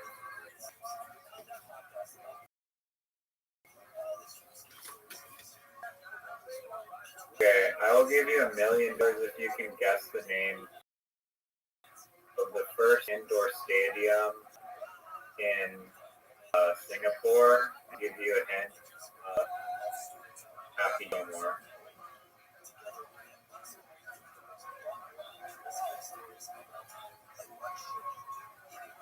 It's not Singapore Indoor Stadium. No, that would not have anything to do with the hint that I just gave. But Singapore Indoor Stadium is the first indoor stadium in Singapore. You wouldn't know that unless you're cheating and Googling stuff, so you're automatically disqualified. I'm not Googling anything. Would you like to Yeah, do you mean the Gay World? Do you mean Gay World Stadium? Would you like to make enough?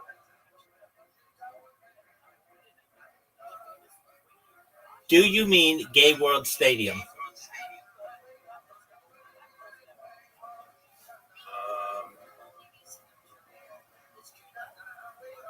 not what it's called, but you're very close. It is called Gay World Stadium. What the fuck? No, it's not. It's not called that. Yeah, it is. It's called Gay World Stadium. The one before Singapore Indoor Stadium. Gay World. What the fuck? Oh, no. But they renamed it. They renamed it. You weren't using the name. Well, okay. Formerly, Did Gay Lang? Happy World. Yeah. The correct answer was Happy World Stadium. No, it's Gay World Stadium. It's Gay World Stadium. No, not on. According to the world records, we are a Singapore country. Dog, it's called Gay World Stadium. Happy World Stadium. It's Happy World. It's Gay World Stadium. When it opened, it was called Happy World Amusement Park. No, it wasn't. It's Gay World Stadium. That makes it even funnier that it's called Gay World Stadium. Right. Why did they rename it that? Is it actually talking about homosexuality? No, gay means happy. But then why would they rename it from happy to gay? Oh yeah, it was previously known as Happy World.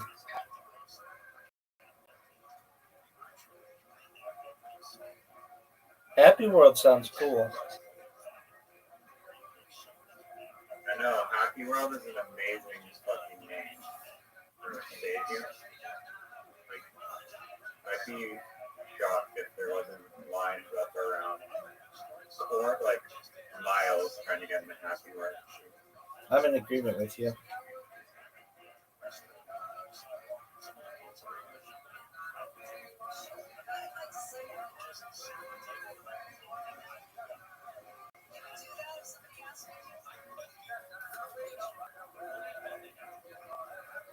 Do you think Gay World Amusement Park is popular in the future? Bigger than Disneyland. I mean, they're pretty ahead of their. Wait, they don't speak English there, right? So Some people do. translate. I know, but I don't think. Dog, I don't know. Like, get this. The name of the amusement park was changed from Happy World to Gay World due to a rebranding effort. You would think that they would have gone the other way. It was originally founded in 1936 by George Lee Jok Eng and was known as Happy World, offering a mix of Eastern and Western entertainment. During the Japanese occupation from 1942 to 1945, the park was converted into a gambling den, and after the war, it reverted back to amusement park. In 1966, the park was renamed Gay World. The exact reasons for the name change are not explicitly stated in the provided context, but it is possible that the rebranding was intended to reflect a new identity or attract a different audience.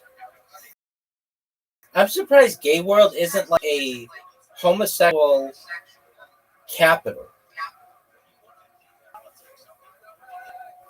okay, well, this is like a weird name change because they didn't actually change the meaning of the world. They literally went with a synonym of the same word because somehow Happy World Stadium was not adequate enough of a name for the stadium. But then they just changed it to a synonym of Gay World. But they must have known that gay has two meanings, not the other meaning of that is homosexual. They must have known that. So I'm really interested in knowing the reasoning behind it. You would be. I am. I'm really interested to know why they would make that decision. I think any newbie would be interested in that. any newbie that understands the value of cannons would understand. Yeah, nobody understands that. That idea sucks. But anybody who wants to understand marketing might want to understand that.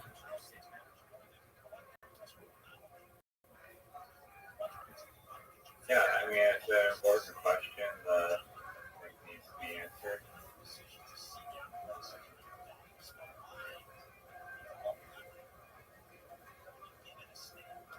Here.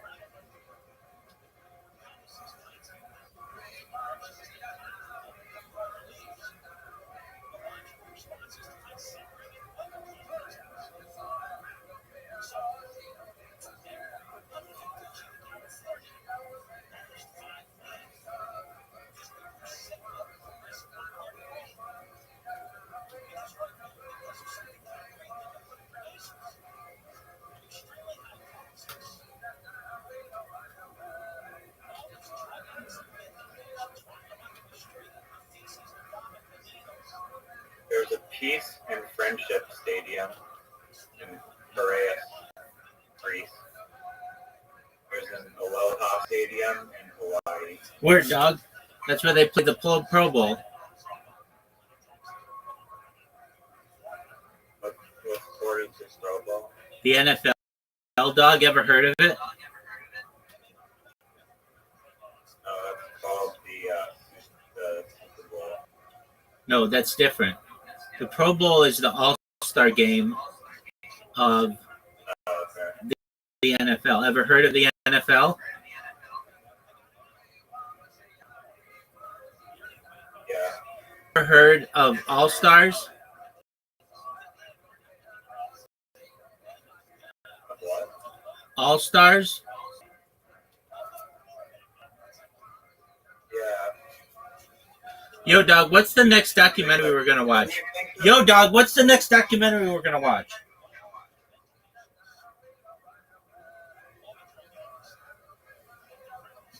I don't know. We didn't select one. I want you to come up. One on Happy World Stadium. Is there one? That sounds kind of boring. Except for the Japanese occupation where it became a gambling den.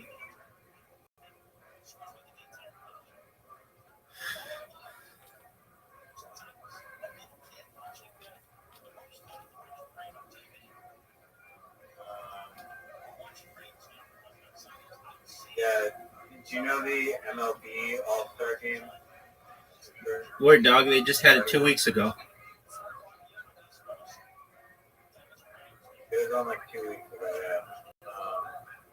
But do they do any other games besides the Run Derby?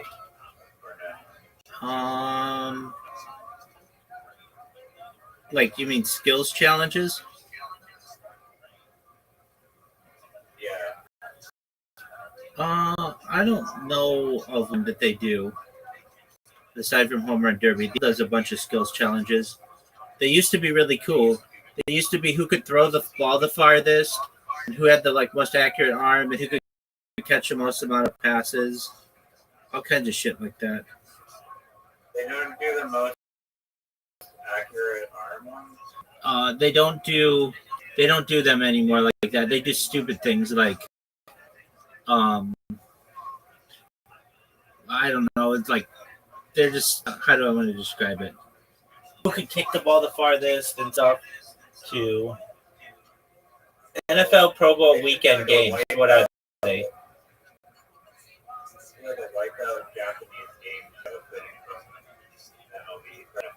So they do. Or like a World's Strongest Man competition where that's like ultra. They do like a relay race. They do like a game show testing player knowledge of their teammates. No. They do capture the flag. They do dodge. They do dodgeball. They do dodgeball and tug of war. What do you mean the NFL people who capture the flag in dodgeball? They do dodgeball. Really? There's an NFL dodgeball game? Weird, dog.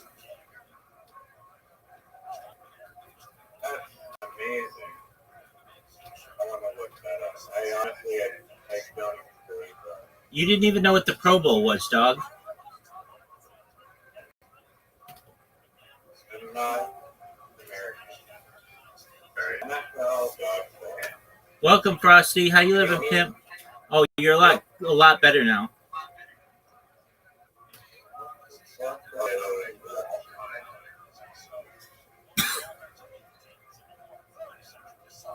Frosty, talk. Let's test it out, baby. Yeah, I'm gonna go back to the game. I'm on this one. It sounds like somebody's hitting wood while you talk. No one taking up on it.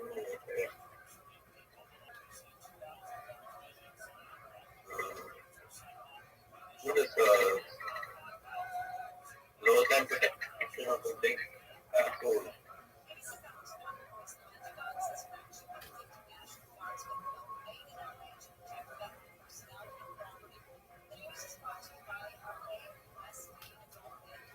You see that fucking taser, ultimate taser thing that I found? Word, dog. That seems like it would be very dangerous.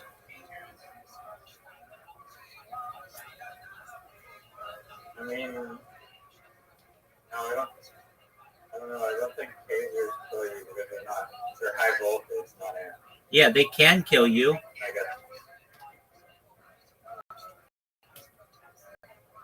Somebody Yeah, with there's not only like a heart condition or something. which again part of the population does. I'll let you tase me in an odd accident somewhere weird and then for nothing else.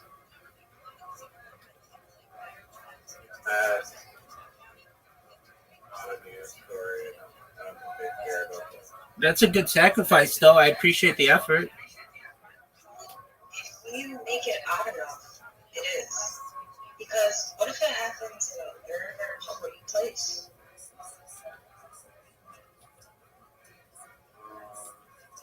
I mean, we don't want to go to jail. Yeah, we'll probably get in trouble for public. I also don't want to be tased. Now that I'm thinking about it, I don't want to be the subject. Right. I mean, there's lots of people on tubes that get like they're sprayed or like tased and that. There's like a lot of jackasses. Does anybody get salmon cannon? I was thinking, so if you were to post a story as random man teases women in this area, then all we need to just be the witness of what you saw, and then you just have to be the person who animates the story. Yeah, but if we live stream it, then I'd lose my because we're promoting violence.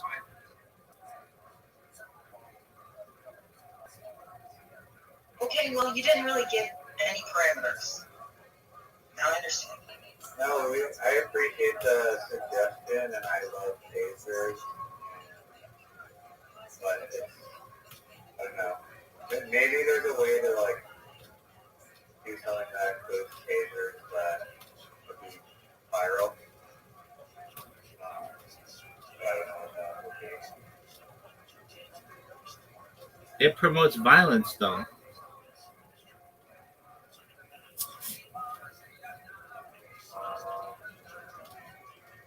No, there's plenty of violent videos on Instagram. They don't get their account banned. YouTube, you do.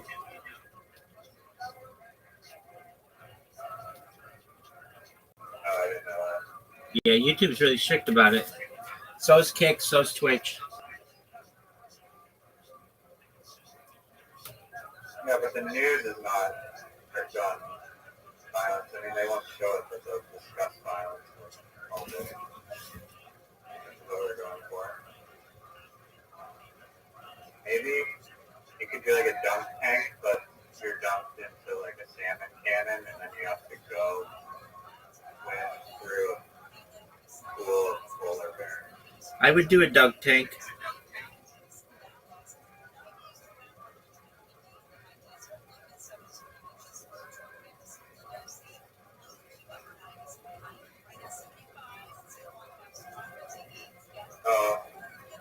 know what the best strategy for musical chairs is if it's a one-on-one? Yeah, to just take the chair. Yeah, do you mean like pull it away from the other person? Allowed to do that. Or just like bake. You keep your ass as close to the seat as possible. Yeah, I mean, last time I checked, there's no rules in musical chairs that say you can't fall into the chair, but maybe there is. Yeah, that's against the rules. If there is, then you have to like walk really, really slowly while you're in front of it, and then like around the back, and then, or just bribe the person playing the music, or tackle your opponent, or tase your opponent. What if your opponent is a bear?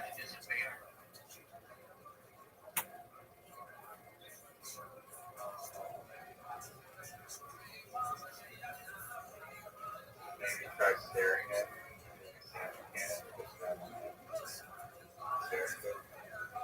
Bear scare might work. Salmon cannon sucks. Like, I don't know what world you're living in, but it's actually probably the most effective means to deter a bear because their sense is like number one thing. Like, I live in the real world, pimp. I live in the Joey Diaz world. And even Joey Diaz's AI large language model said that idea sucks. Because you primed it to be negative. I literally asked it the same question. It's like, yo, that's a genius idea. Like, of course, that'll override bear's anger towards you because it'll just want the salmon way more than it wants to hurt you. Must be like run between its cubs or something. That'd be fun, but bear probably won't help. So actually wants to kill you. And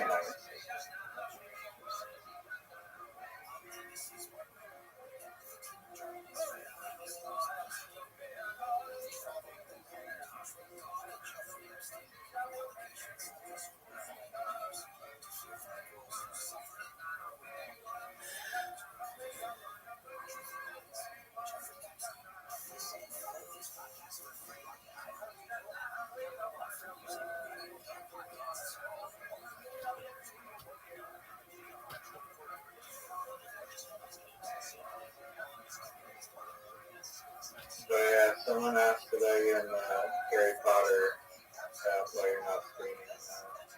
I told them I had to reset my computer that I use for that, and I don't have my account for Telegram. Like I have a bunch of Telegram accounts, but Telegram is not accepting like VoIP numbers anymore, or not that easily. So I had to wait 1 week to be able to relog in, and I checked earlier today, and it said I needed to wait another 9 hours. And so it's probably working about this time. So once I program this robot, that was my next project.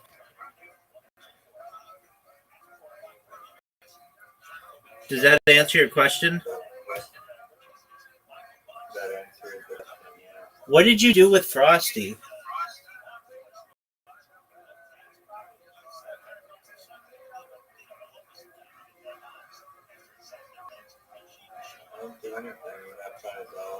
Did it sound like somebody was playing like wood knockers when he was speaking the second time? Yeah, it was like that, but in like a different way. Exactly. First one was like scuba diving. The second one was like weird, like McDonald's fryer sounds. All right. That's a weird thing about McDonald's. That you go into McDonald's and you're being like sound tortured by like these crazy alarms and shit, like bombarding you. What do you mean? I don't go into a restaurant. What do you mean? I don't Never go into walked McDonald's. McDonald's, dude, and it's like beep, beep, beep, beep, beep. It's like crazy ass like fire alarm beeping at you from the fryers constantly the whole time. No other restaurant is doing that. It's loud in a McDonald's? I can't believe you've never experienced that. Like, that is like part of the reason I don't like McDonald's is because like the fryer sounds, like the alarm, always going off and like really hectic. It's not calming at all. Not calming at all. I mean, I can definitely find a clip of what it sounds like.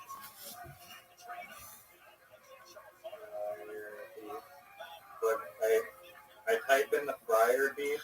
Oh, here's, wait, let's see.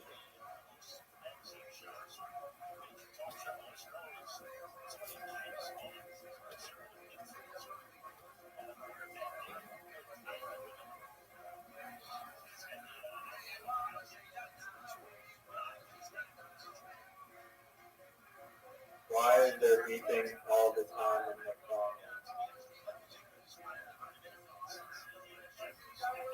And what was the answer?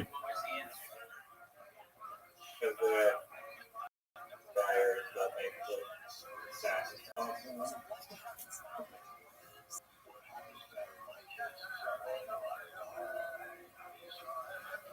Is this a common question? I mean, I think it's very, like it's a known thing. Like I'm not the only person to be aware of that. There's videos on diving where the hell the beats come from. Did you ever watch that thing by, I think his name is like, I forget his name. Anyway, why, like McDonald's has this issue with its shake machines not working? And it's like, it's fascinating. Yeah. Jimmy Harris or something? Johnny Harris, I don't think I watched, I didn't think he had a video on but possibly, but Oh, yeah, he does. It's amazing. His video, that's how I found out about him. Because, is it Johnny Harris? yeah, it's fascinating. It all goes back to this one company. And, like, McDonald's has to get their fixed through this one company.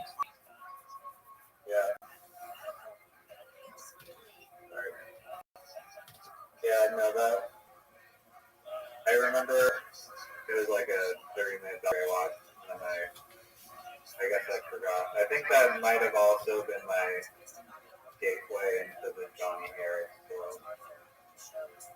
And I guess I'm kind of like, he doesn't normally cover like topics like that because his channel's like basically like dedicated towards geopolitics and like shit, but that one he was covering McDonald's ice cream. I think his shit is fascinating. Johnny Harris, yeah, I do like his videos. I watched an hour one, long one on like the deep sea mining that they're doing.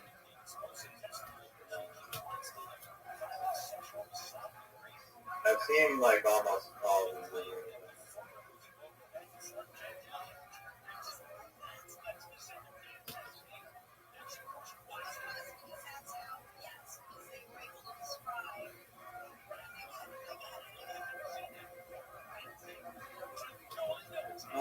Rabbi, what do you know about Easter Island?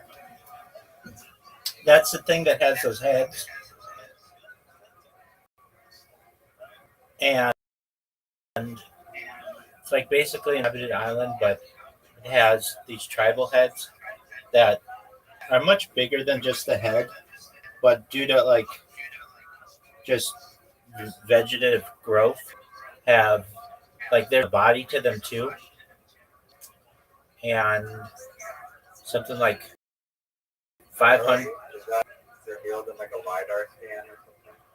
Yeah, I think people have dug them though too.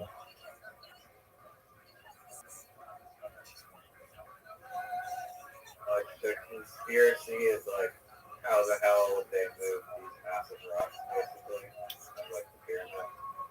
Yeah, that one isn't that surprising to me, especially the pyramid one. When you learn how they did it, or like the different ways that they can do it.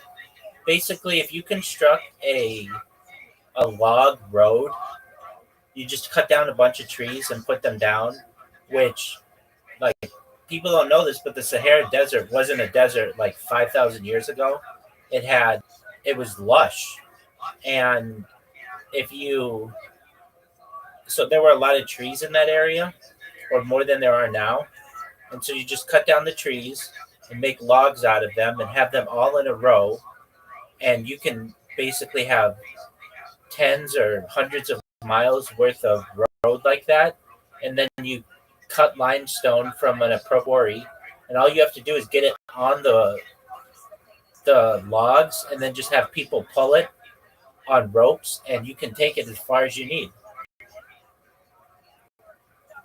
When you need like, you don't need full roads made of logs. You can just use like 20 of them and then just move the last one. That's true too. But when you have just like basically unlimited labor, then why not? Giant tree there, though. But they'd still be rotating like the trees. I guess they could be spaced far enough. Word, dog.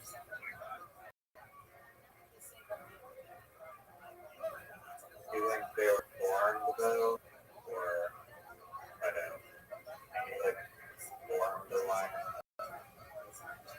I think it was cut out of like quarries, Where's the quarry then? like 400 miles away. Is there actually a quarry miles away? Yeah, it's pretty far away. Let me look it up. Yo, dog, how far is the quarry of limestone for the pyramids? What if they weren't like? What if they weren't slaves and everybody was just down to build a couple pyramids as worship structures? There's a lot of evidence that they were paid to do it, but then there's evidence that there may have been some slaves or prisoners as well. It depends on the. It depends, but some as far as 500 miles away. They also built a a canal connecting the Mediterranean to the Red Sea before the Suez Canal was built, but it eventually just eroded with sand. They did a lot of cool shit.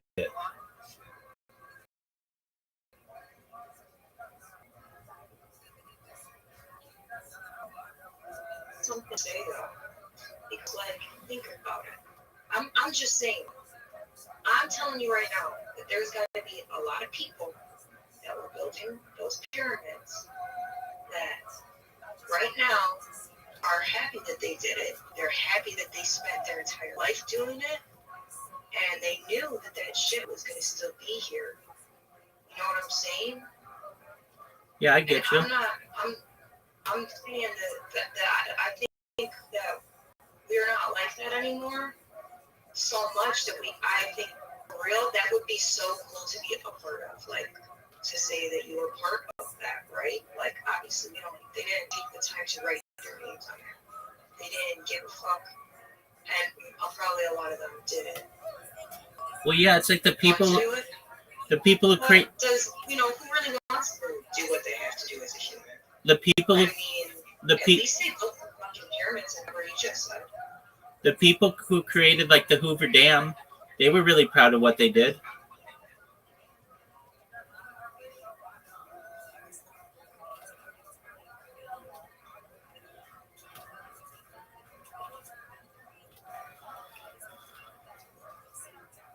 I'm agreeing with you. Basically, if you were a part of something like a really big project like that, you would want to be remembered for it. Yeah, but and think of it like this, like for just a really long time, a bunch of people just like that's just all they did, like, and then they had kids, and then that's what they did, and then you know what I'm saying, and that's all they knew. Wow.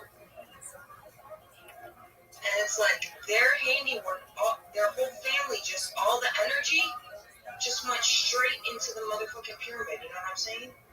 Word. That's pretty cool. I agree.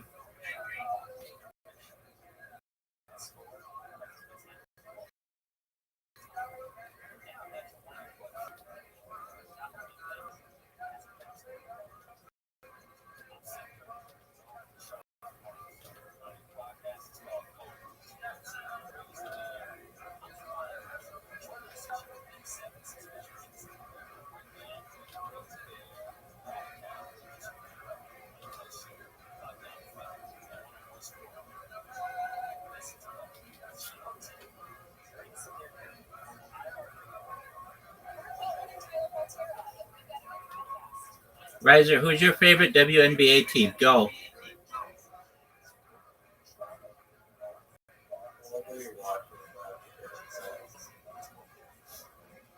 What do you mean?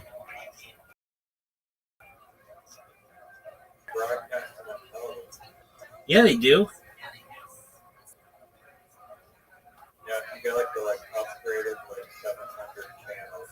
No, it's on ESPN. Probably like ESPN 5 or ESPN 6. No, it's on the main one, but it's just in the summer when nothing else is on. So, who's your favorite WNBA team?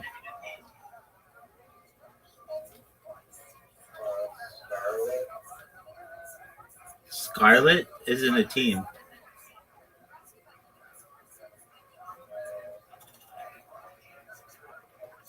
Pretty sure it is. No, Pretty sure it is. it definitely is not.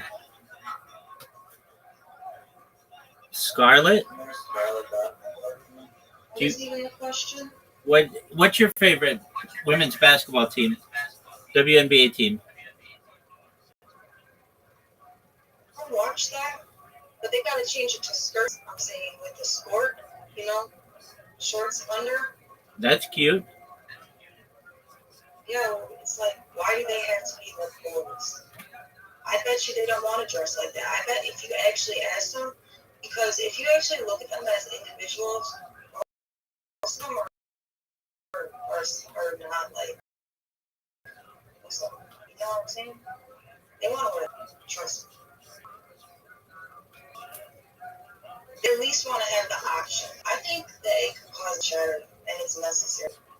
Also, it could like help with desensitization, which we really need, and that's like causing a huge problem. Desensitization?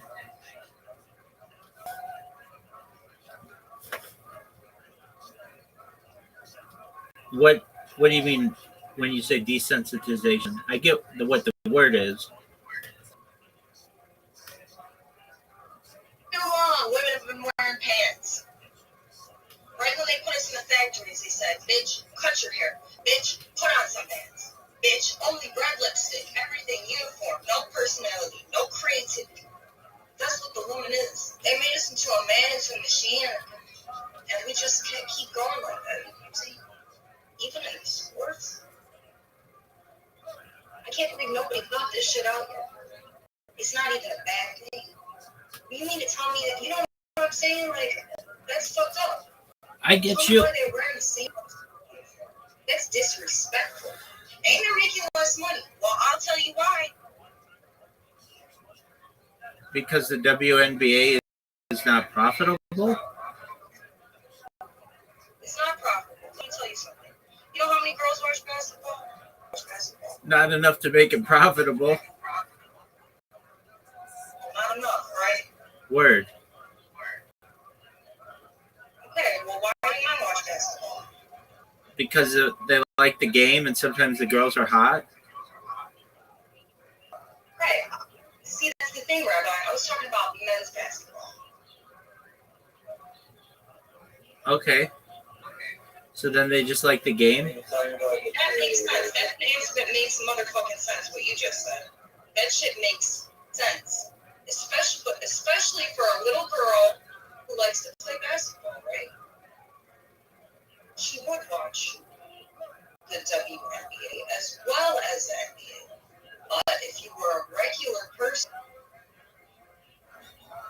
and you didn't really like basketball, you would just watch the NBA as a woman. Doug, nobody even watches the NBA. As a man, yeah.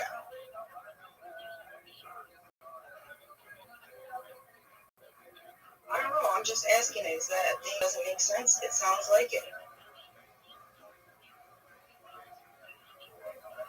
I think there is. Never mind. What do you think, If Gotti? you make women look like men for too long, maybe that's why we have certain problems in the world. But this doesn't make any sense either because, I don't want to be phobic. You know what I'm saying? So, just,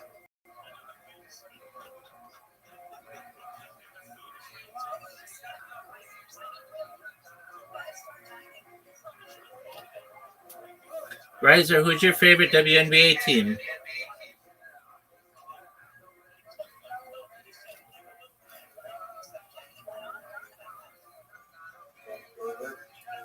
They don't have a team, but Toronto might soon enough.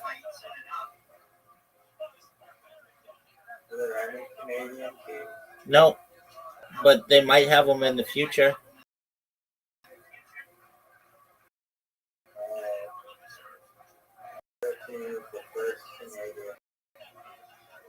If you could name the Toronto team, what would you name them?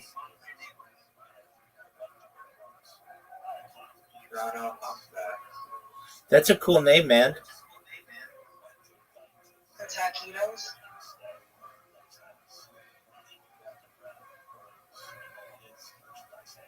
Taquitos? What the hell is a taquito?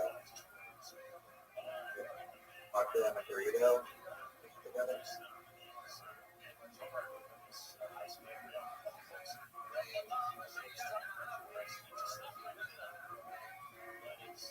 Oh, what is a taquito?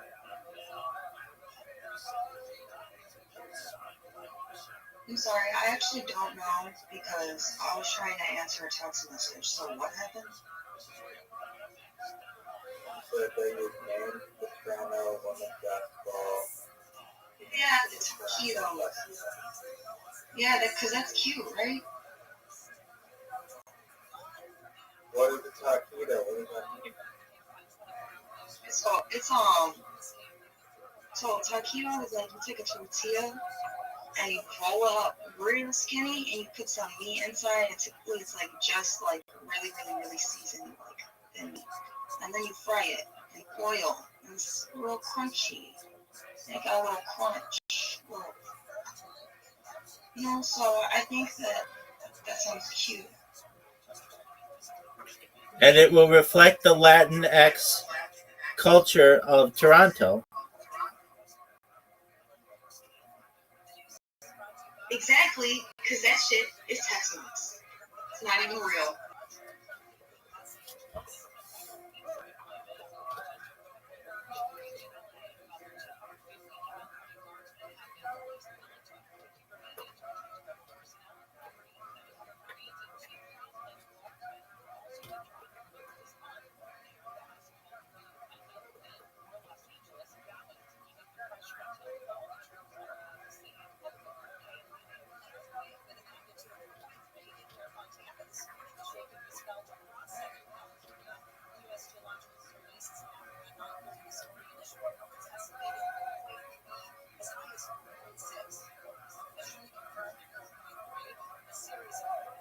So if you name the Toronto Titty Fox?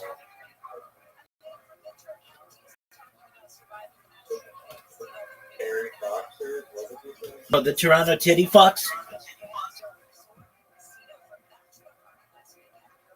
I like the Toronto Terry Boxers. Oh, that's a good name. They're real Canadian.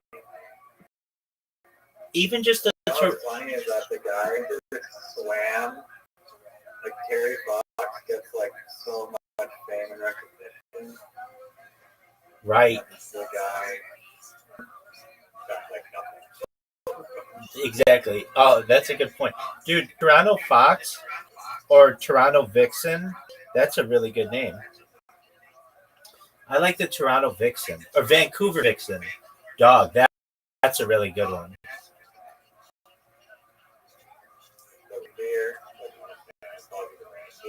No, it's a female fox. It's also a female reindeer. Okay. But yeah, I got.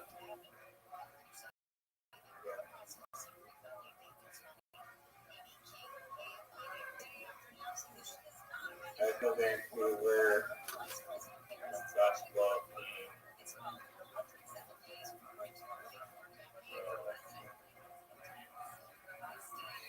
Vancouver happy.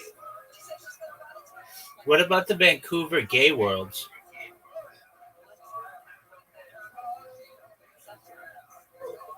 Vancouver Gay World Stadium, Singapore. Yeah, that could work. I see a lot of people going behind that. A lot of tailgaters for that. They should just rename. What would you rename the Vancouver Stadium?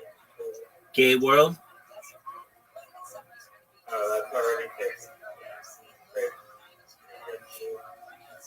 It's not taken. They closed it down in 2001. You have to make an original name. You can't piggyback off of Singaporean entrepreneurship and greatness. The Homosexual House.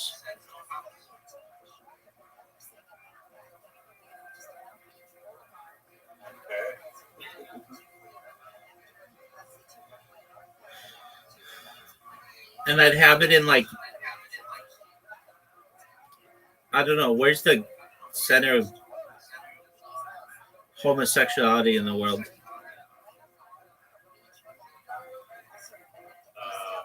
think it's in Irvine, California. Good one. Good one. I mean, it could be in West Hollywood. So we would just call it Homosexual Hollywood, I guess.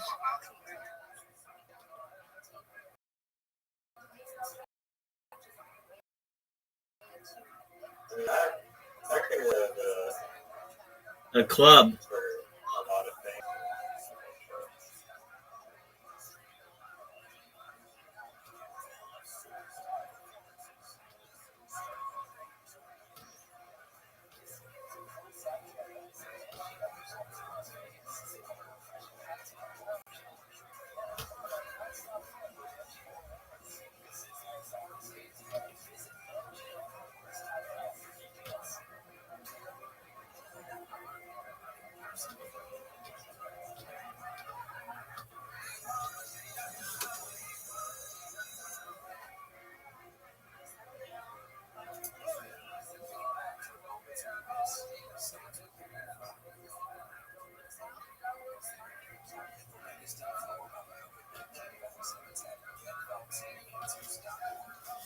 What sport is Vancouver missing that you think they'd be really good at having? Squash. Squash? Okay. I was going to say pickleball. Polo. Okay. What do you mean, Vancouver? Vancouver has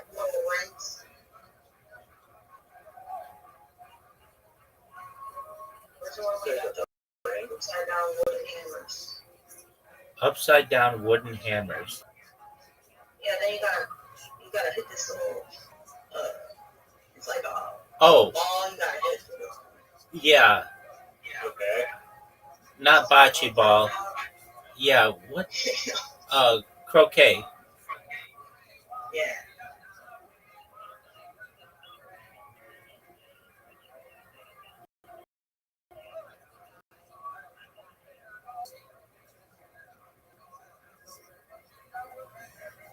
The competition that you would like to see that has never been done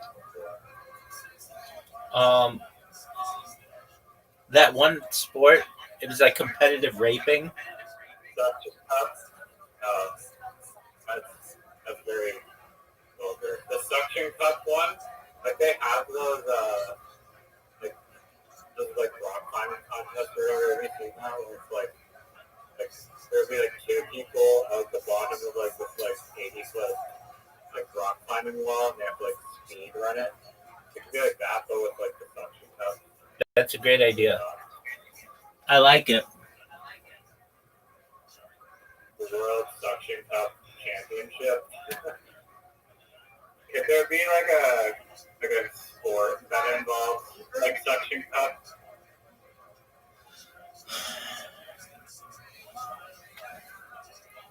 They should do the plunger up a cement wall. The highest. Just a plunger. I like that. I saw this one video one time of this high school, and somebody had a dildo with the suction cup end, and they in front of the whole school, and they threw it really high, and it stuck on the wall, and all the teachers are trying to get it down and trying to stop people from taking video. That was pretty hilarious. So it's basically like you throw a suction cup dildo on a flat surface, and it's like it could be like darts. Right. That's a great idea. Thank you, big dog.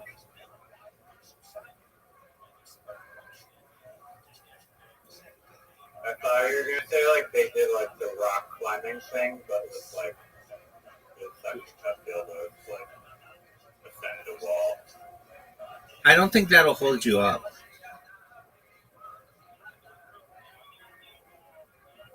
Yeah, probably not. I mean, maybe if the wall was like good enough.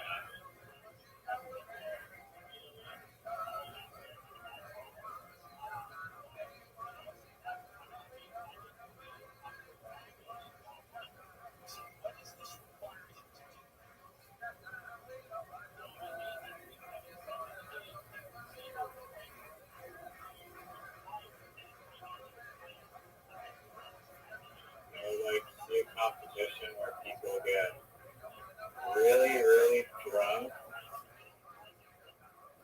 and have to make sculptures out of pizza. I'd like to see. Did you ever see the movie Beer Fest? I've heard of it. It's okay. It's kind of fascinating though why they don't already have.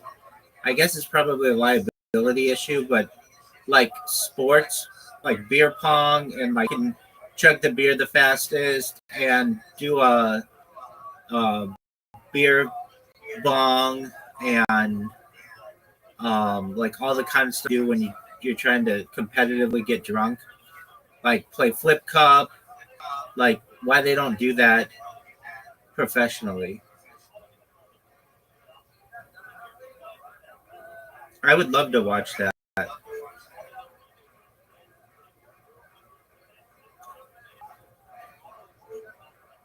mean, I'd like to watch like this competition, like those. Again, have the beer competition too. I want to like people eating some really weird thing. Wow.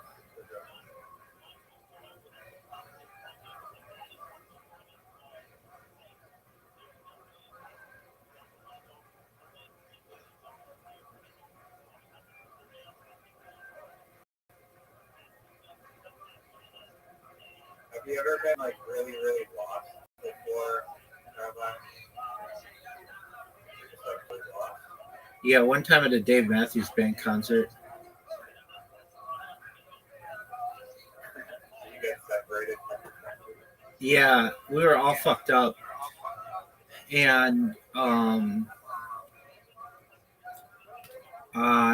were like drunk and stoned and like fucking mushrooms, perhaps. I don't even fucking remember, but I just remember like I mean I barely remember anything that happened, but it was this amazing concert, and then afterward, I think it was like they had like this fair or like I don't know, they were selling like all kinds of stuff, and they had brownies, pot brownies, and I ate one, and it put me on like another. It put me on like another level, and it. I just remember just looking at the stadium, and I'm like, man, that's far away. How the fuck did I get all the way out here? Like I was like in the middle of nowhere, and just like staring at the stars, and I did not know how to get back or how I was going to find my friend. And I think eventually we had cell phones, and we called each other or something. I just remember being like really far away from where I was. I'm trying to think of another time I got really lost. One time, yeah, I had like a similar experience, but where it was just like, how did I get so far away? I was on ketamine and also shrooms, and I went for a kayak. And the ocean water, which like, if you fall in like the middle of the ocean, you're gonna like die basically if you can't get to the kayak. I've experienced kayaking, but like the ocean water was like perfectly flat, so I was not worried about that. I just go out on this kayak, like fucking, or paddling out to like, the middle of the ocean, and then like 15 minutes later, I turned back, and I was like, oh my, like I'm so far away. It just felt like the land I was seeing was just like a tiny like little dot, and I was like, oh my god, I'm so far away. Oh, yeah. Well, that's scary that you were on water. Yeah, I remember one time. I was in downtown LA, and I parked my car in this garage, and I went to this club, and the reason why I went to the club was it was advertised as the biggest MILF bar in LA. It just won some award, and it was this rooftop bar with a pool, and it was really fun. And when it was done, I I got out, and I couldn't remember exactly which parking garage I had parked in, and my cell phone was about to die, and I kept like walking around, and like to the point where my cell phone was gonna die. I didn't have any GPS left, and I needed to get to my car. And then this guy like started following me.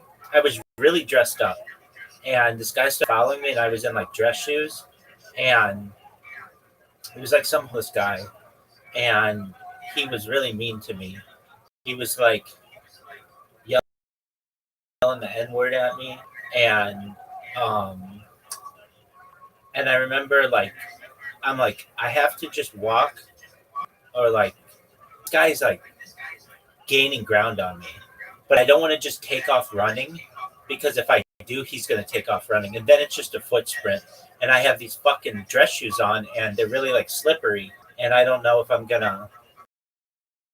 It's just like it's gonna be him or me basically, and so I remember I was like in this bank building downtown, and thought, if I turn the corner here, the second that I turn the corner, I'm just going to take off running. And I did.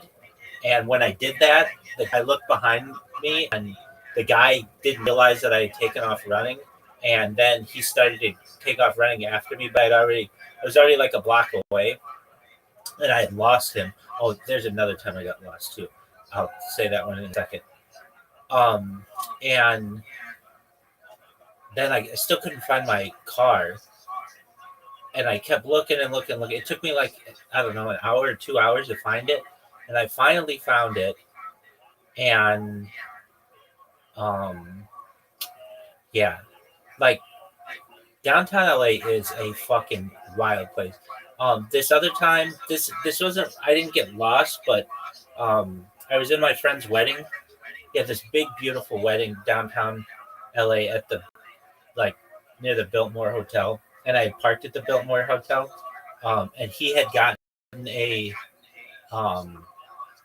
he had like the honeymoon suite there, and I had helped, like, I had stayed till the end of the wedding, and it was just this huge Orthodox wedding. It was beautiful, and I went to go get my car when it was done, not knowing that they locked the parking garage after like 10 p.m. And when I got there, I'm like, there's nobody to help me, and I was like locked in, and I had to get to work the next day. Fortunately, somebody was at the gate and was like, okay, so one other time, I was in downtown Santa Monica, and this one's on camera. It's on a GoPro, and I parked on 6th Street, which is like the big promenade there, and or 2nd Street, I should say, and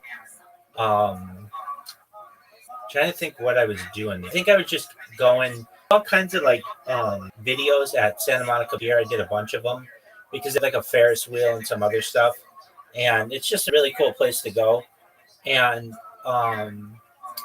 so I'm on camera, I do all kinds of stuff on a GoPro, and then when I was done, I go to get my car, and I didn't realize that all of the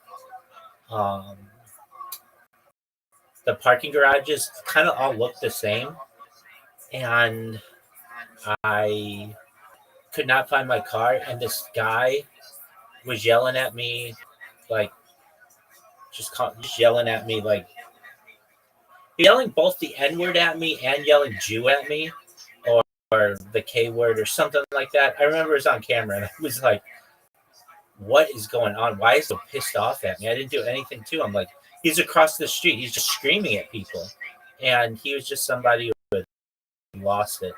Anyway, I finally got found my car. Oh, but the first story that I have, the way that do you know what a tile is? It's like a thing that you can put on your keys in case you lose them. Yeah, it's like an AirTag, but it's like it was before AirTags existed. Yeah, I just had somebody's tile to their keys to their car when I was on a little almost run myself here. I turned him into the police because I didn't even know what car he went to. Very well. So I couldn't. Coordinates to your key? Well, basically, there's an app on your phone, and it would tell you where the tile was. And I had an extra tile that I just had in my car, and it showed up, and it allowed me to find where I was. And I was way far away. And so fortunately, I got done. And yeah, those have been like the big times that trying to think of any other time that I've been really lost. Not like really badly. One other time I was in downtown LA. I get lost in downtown LA because it's big, and I usually, like, when I've been doing it, or when I would do it, like, I'd be on camera and I wouldn't be necessarily paying attention to what I was saying or whatever. And where you parked? well, the last time I did, like the story I'm telling now, I did. But I was trying to find Olive Street, like where, not just Olive Street, but where Olive Street began. And I was able to find it, but it took me a little bit of footwork to do that. But and I remember saying on camera, like it's one of those things where you're lost, but you eventually find your way. It's just a matter of time, and not to worry and not to panic or anything. And that one was during the day, so it wasn't too big a deal.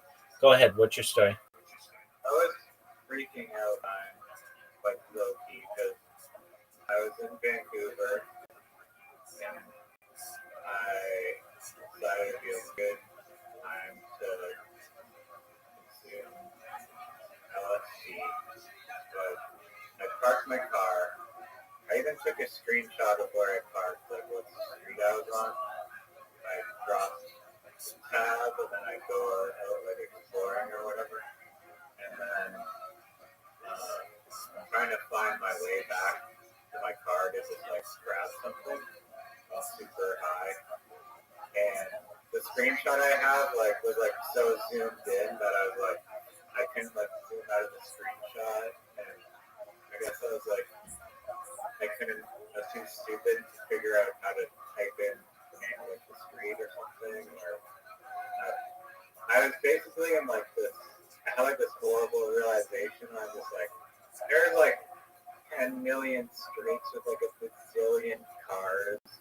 I'm never gonna find my car. Like the odds of me just stumbling across my car, just walking around here without any direction, or like nothing. I had like a panic attack here a little bit, trying desperately to like figure out where the hell I was so I could find my car. It took me quite a while to finally find out where the hell I was. I'm glad you did. Also, what happened in that is that there was this, as I'm looking for my car, I believe, there was like this Asian family, and they were driving this electric vehicle. And the electric vehicle, when you put it in reverse, made like the weirdest, like loud reverse sound that just like, there's like some weird like McDonald's beeper type of sound. And I just like remember thinking like, well, first off, they like barely knew how to drive. Since it was like I wanted to videotape it so bad because it was so funny to me. But they're like putting their car in reverse for like freaking like 30 seconds, trying to like parallel park or something, and then they'd like screw up and put it in reverse again for like 30 seconds, and it just kept like repeating with like this really annoying reverse sound. I cannot. I'm never gonna buy a car that makes an annoying sound. Word, I can see that. I'll be right back. I'm gonna use the restroom.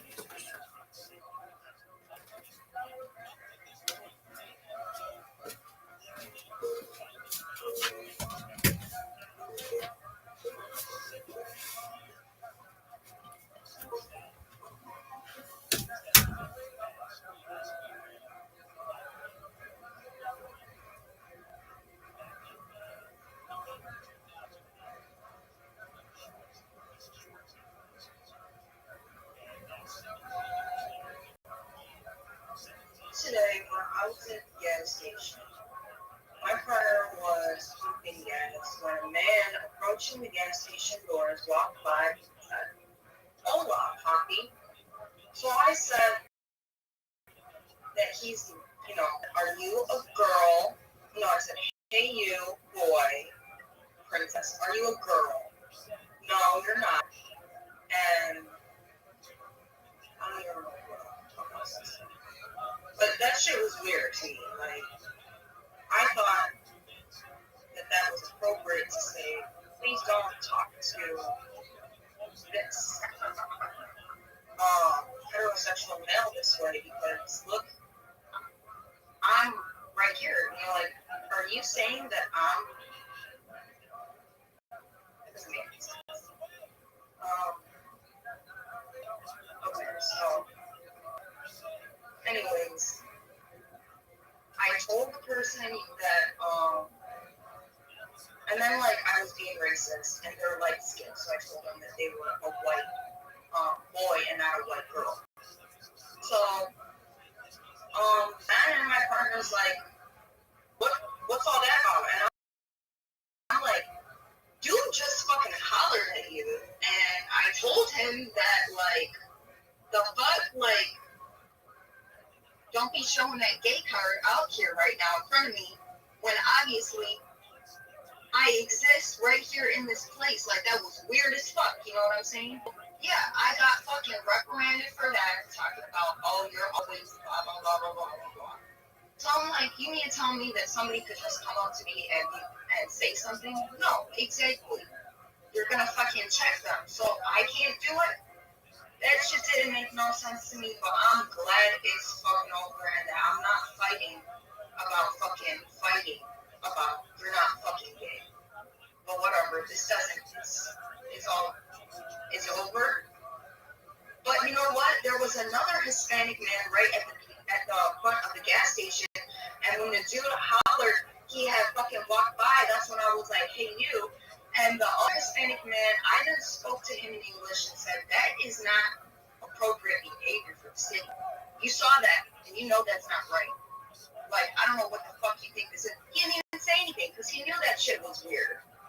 Come on now, like, I mean, maybe, but like, that's just, this isn't a YouTube video. I don't know what, I'm gonna be quiet now.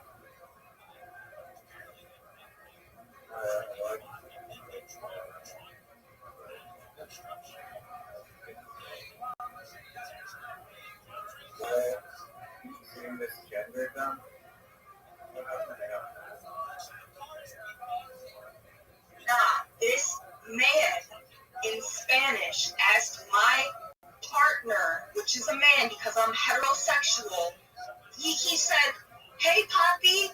He said, hola, Papi. And I said, hey, boy, princess, what the fuck? Like, I was trying to tell him that, like, what the fuck are you doing, bro? Like, you cannot just be doing that right now. That's gross. So I told him that the only people that should be calling him dad is his kids. If you want some man on the street calling you dad, I didn't think so. And if you do, if they came up to you and said, hey, daddy, like, you're going to just take that? I don't think so. I think you're going to feel like it's weird. So I'm telling you what happened. It was weird. And that's why I acted that way. Like, that's also why that dude that I fucking said in plain English that you fucking heard, that shit's not appropriate. You saw what just happened, sir. Obviously, if I'm fucking crazy, maybe he would have said, no, crazy bitch, I didn't see nothing. Or, you know, maybe he would have said in Spanish that you don't know what's going on. Or maybe he knew what the, listen, I'm not a boy, you know what I'm saying? But I am a boy, but I'm not a boy. I'm pretty sure I look like a girl. So I don't know what's wrong here. Something is wrong here, right? Do I look like a boy? No, right? So who was that man disrespecting? I don't know. But that was disrespectful, right? Okay. Thank you.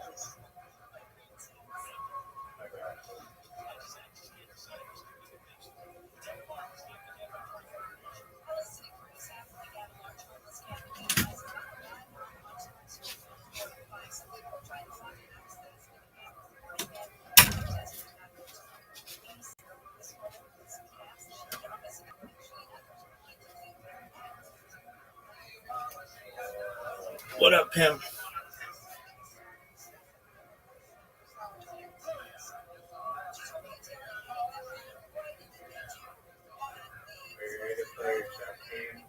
No, I refuse. I refuse. Why do you have to? I'll play you in Carom.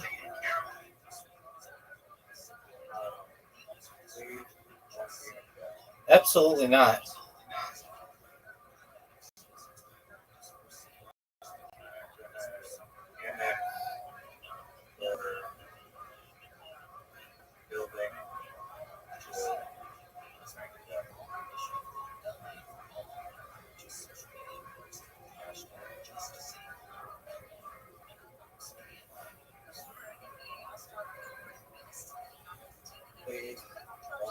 Nope. I already told you it takes too much out of me. Why? I don't agree. I disagree. That's cool. It takes, you don't have, we're going to get rid of all your notions that you need to expel. I've been playing chess for a while. You don't have to, like, Doug. Doug, it's a mentally draining game.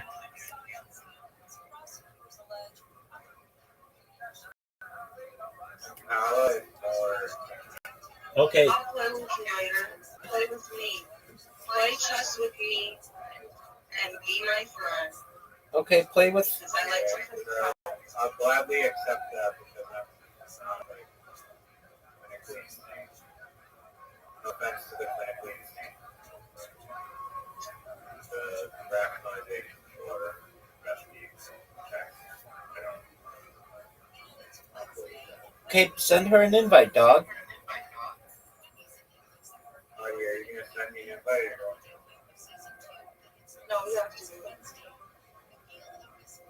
Do I have here? The start not here? What's here? What's here?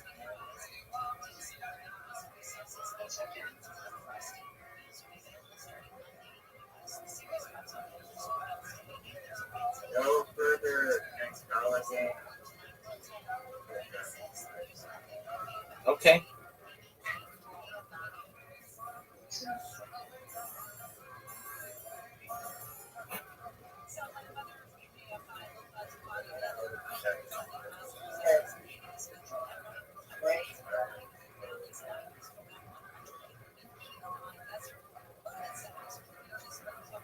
Oh, I don't have yet. I'm trying to tell you what. Ready? It's GALE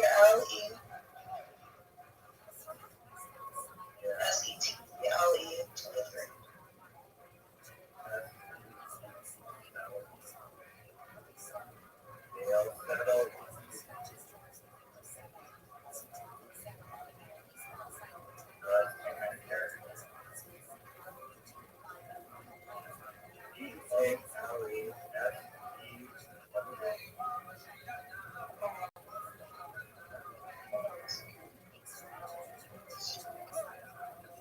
23.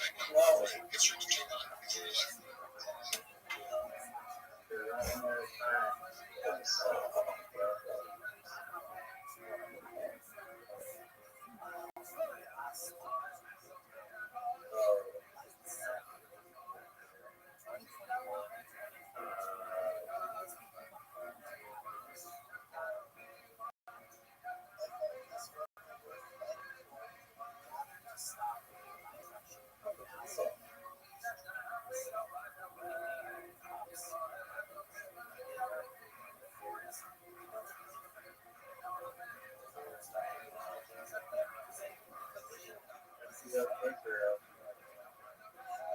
seen one.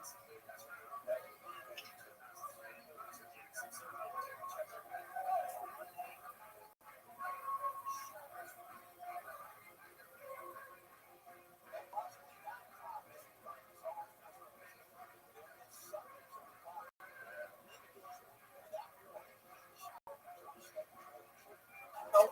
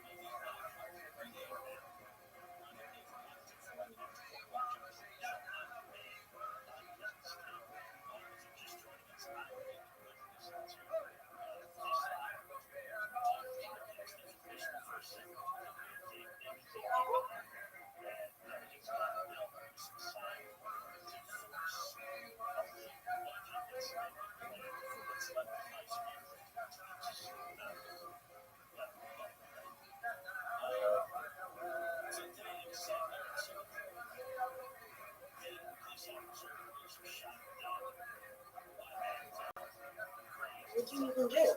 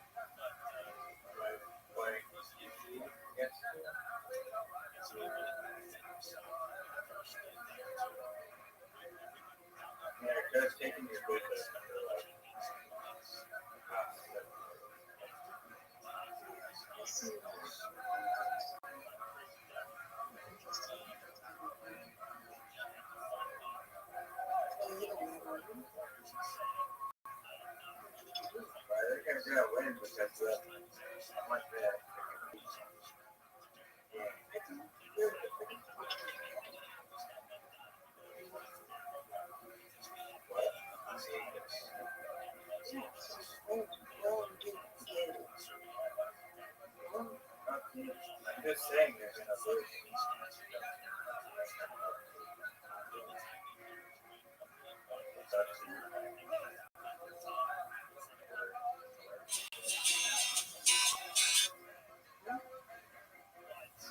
So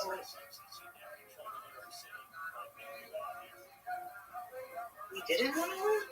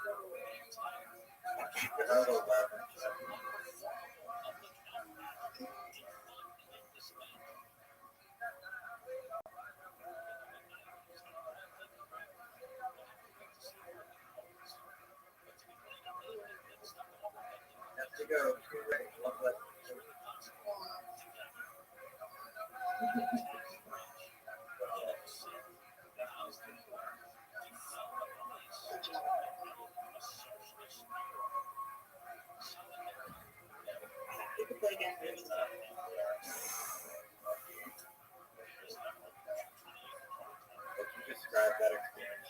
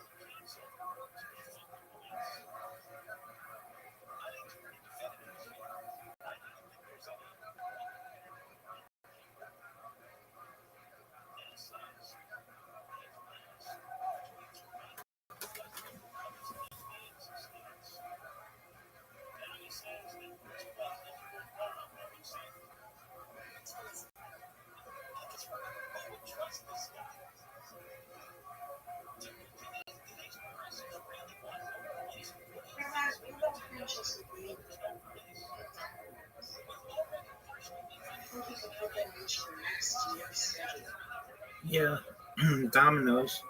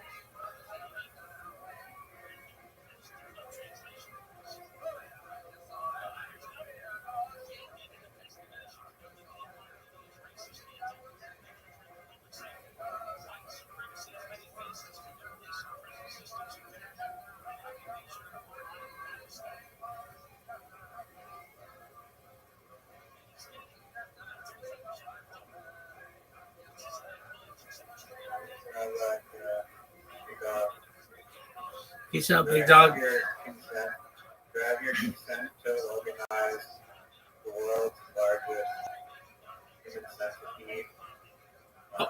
Only a gay world. Only a gay world. No, that's going to be impossible. Nothing's impossible at gay world, dog. It's happy world, dog. It's gay world. It was happy world, and they renamed it to gay world. Well, the OG happy worlders still call it happy world. Well, the OG gay people still call it happy world as well.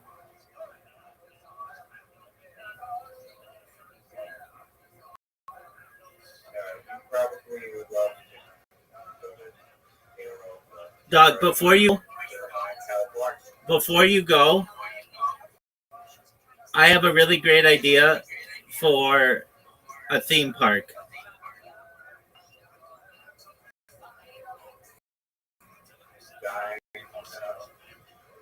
You pick park. Wait, say it again? You pick park. It's like made of igloos and stuff.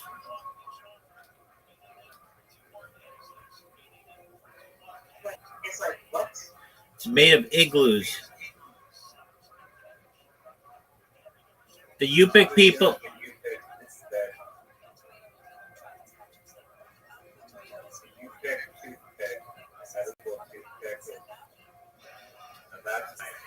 That's a brilliant idea that I had. It could save 10,000 lives a year. Doug, it could save 10,000 lives a year.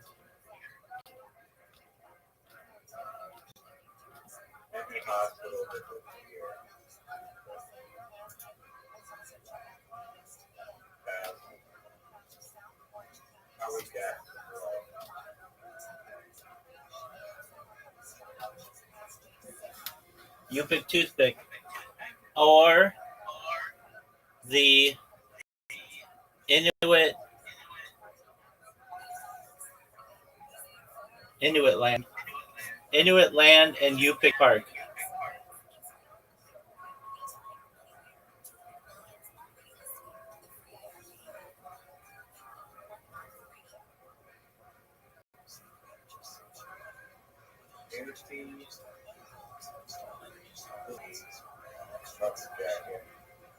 Oh, a Newfie World. It just should be Newfie World.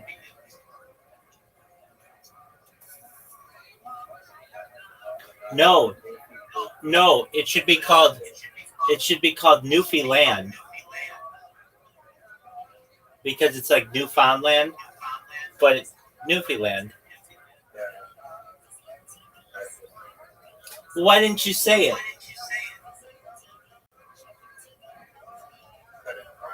Yeah, I did. Good. Glad. I'm glad.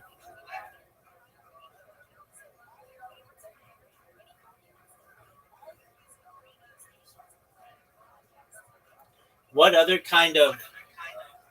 There should be a mayor... What do you call those people from New Zealand? The Maora?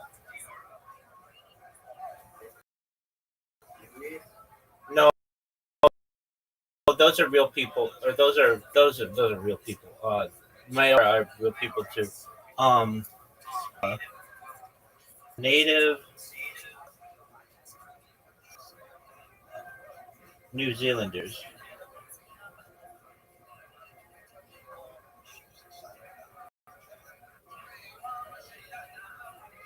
The Maori people.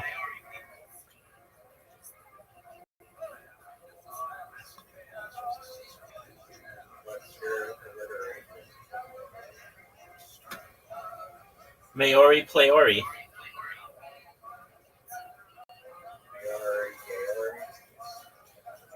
No, that's for Singapore. That's Gay World.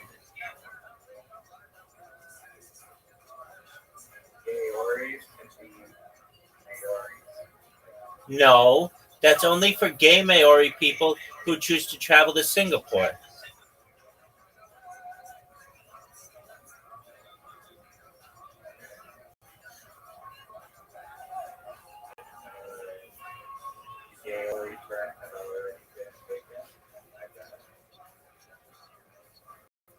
Well, now you know.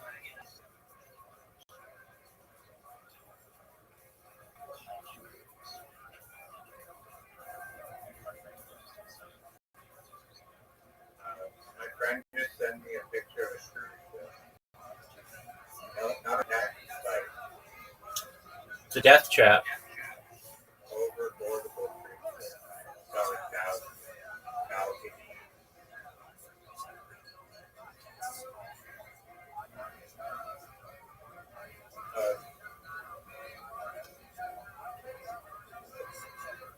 Features that you add to a cruise ship. Helicopter pad. My brother went on. one with like water slides that go over the ocean, like a go-kart track. That's baller. Helicopters, drone racing.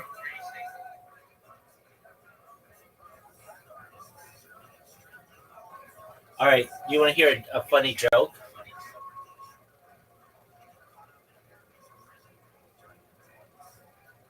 Do you want to hear a funny joke?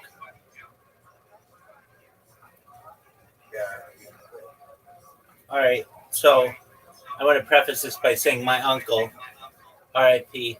of blessed memory, he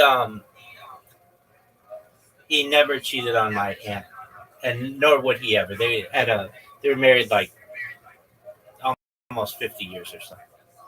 Anyway, but my parents were on a cruise with my aunt and uncle, and they were watching this person who was shooting skeet. You know what skeet is, with those like clay skeets? You know what I'm talking about? And my uncle said, "Man, I wouldn't mind sleeping with that guy's wife." And everybody looked at him like, "Why would something like that?" And he goes, "Because a terrible shot."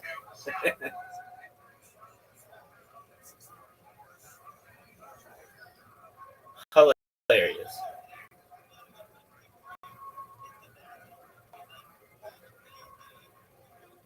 Did you guys see shooting to the cruise ship activities? Yeah, I mean, it was on ones that my parents were on.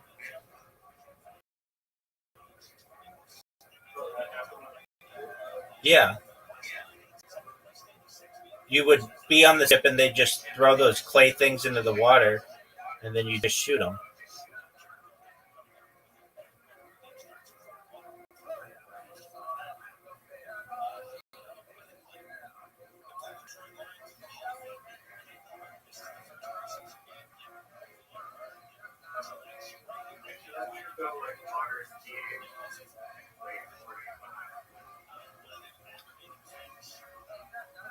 Probably don't do the liability, son.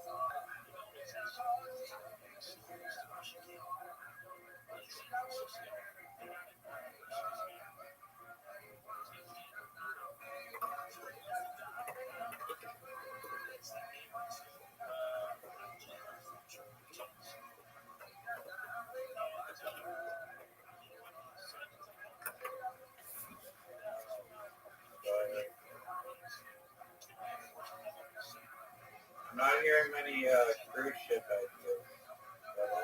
I gave you one, dude. I haven't heard one in the last 35 seconds. Oh, golf? You go golfing and you just whack the balls into the water, but they have floating balls, so obviously it can be retrieved, and then you have like glow in the dark screens that are like inflatable that you put out there as targets. There's a $1 opportunity.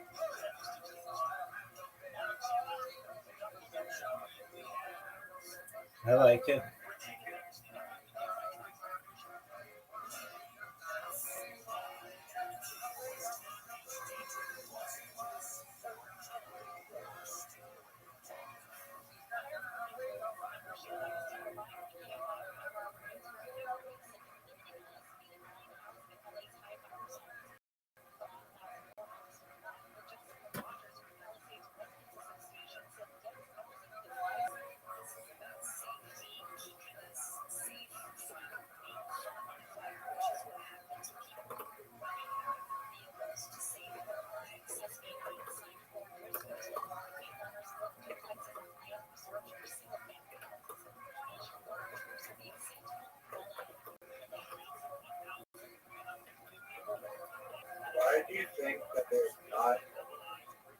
lot of pirating that happens in first world countries because there's bank robberies in first world countries all the time, and there's criminal organizations that do all kinds of crazy shit. So there's you hear stories. Is that isn't it like a whole different law? Like maybe there's like T-News.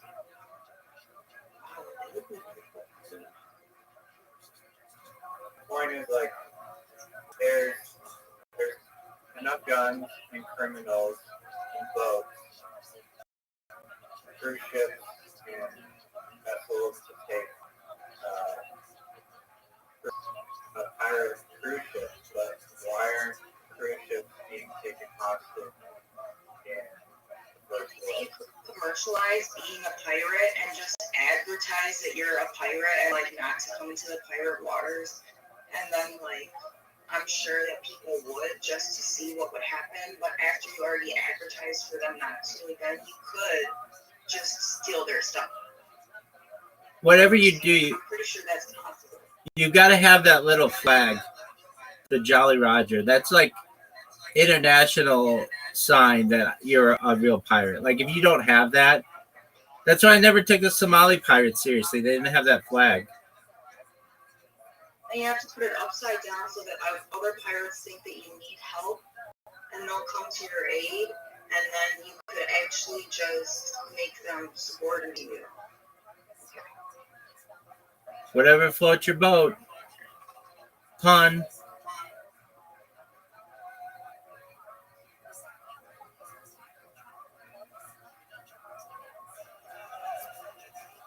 So you're asking why don't people take over cruise ships? Is that your question?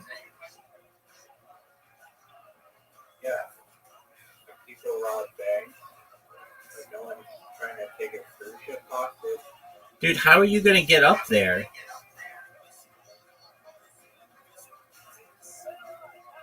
And that's like do you know how many people there are on there that could call for help during the sea? They have guns. It's like, that's a great idea. Oh, no. Like, the vessels that the pirates take over, they, like, the people in those waters literally have, like, explosive cannons and RPGs and stuff. Right. Civilian cruise ships do not have any, like, barbed wire around the thing. It would be very easy to hop on. They have guns. They have security, armed security that will kill you. Yeah, right. I bet they fucking have never even had security. They're not expecting this shit. Trust me. They definitely don't have adequate security on board. Definitely not in Canada. I've never seen big armed person.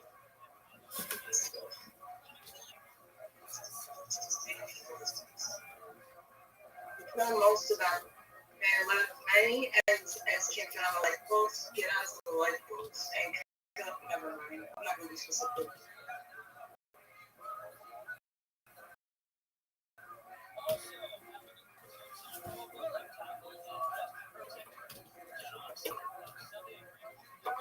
All right, so what are you going to do? Steal people's traveler's checks?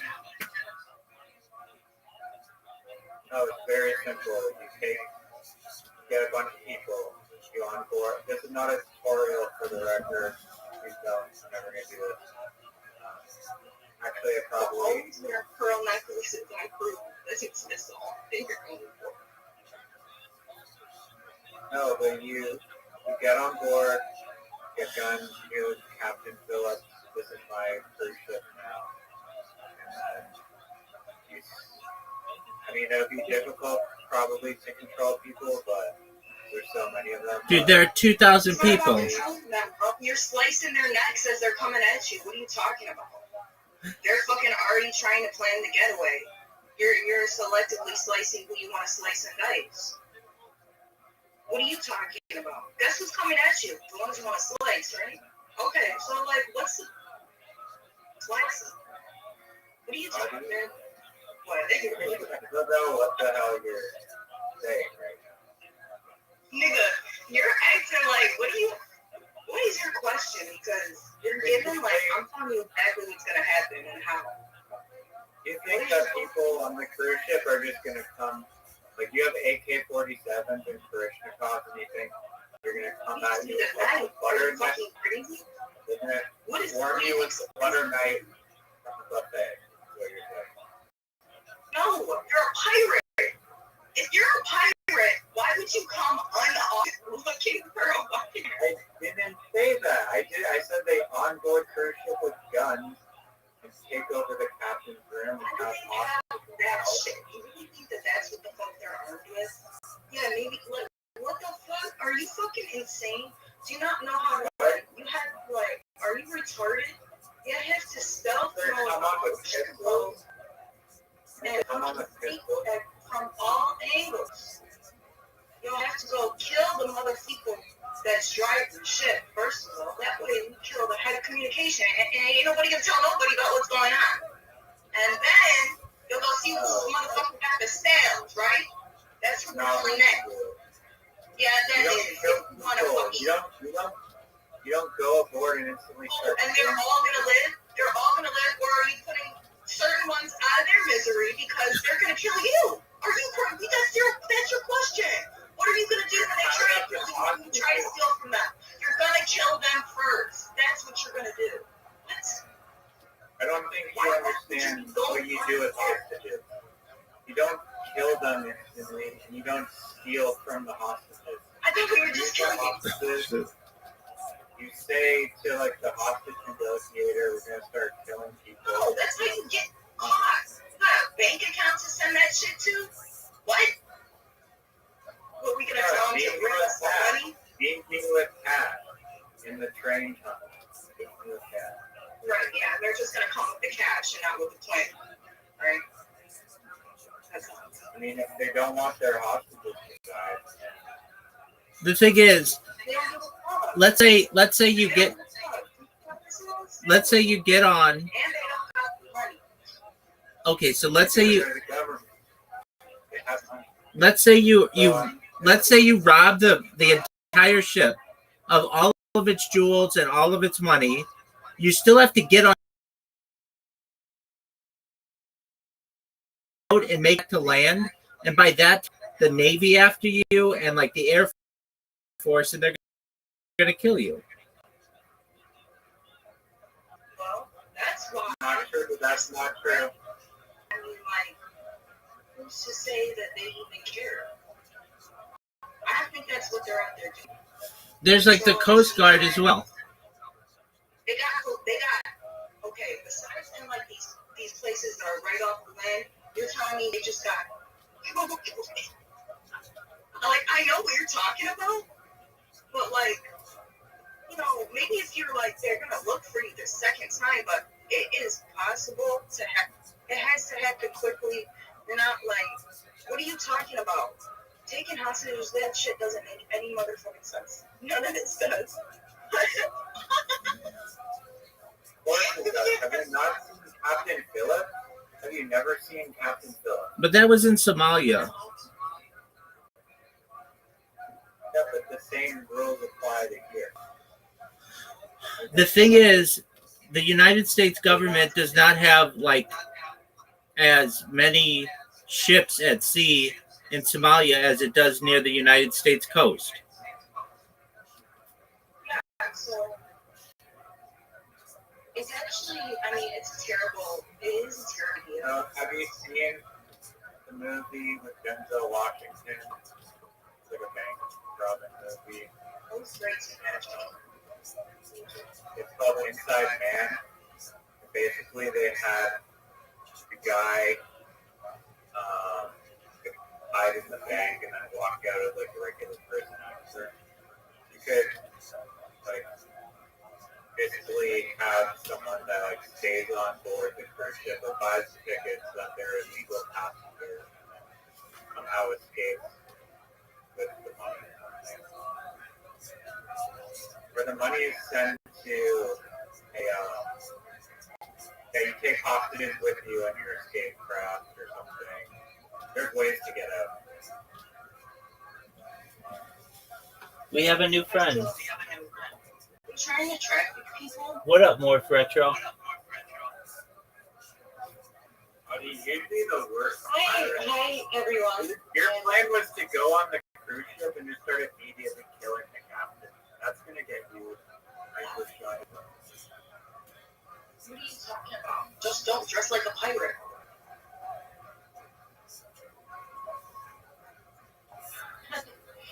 Yes, hi, Rabbi. Hello, how are you? Riser. That's good. I just wanted to update you that the post we made on Craigslist was deleted anyway because of the flag. And I haven't yet to do anything further, and I don't think I will be in that department. But I just wanted to say hello. Okay. And just let you know that Craigslist doesn't like what we did. That's okay. No big deal. Well, you know, Craigslist should just. Craigslist doesn't have personality. It used to. All right. No, Well, it's okay. I changed my mind on looking for that anyway. okay. All right. So how are you guys doing? What's going on? Trivia? Any? Riser, tell her what you were talking about.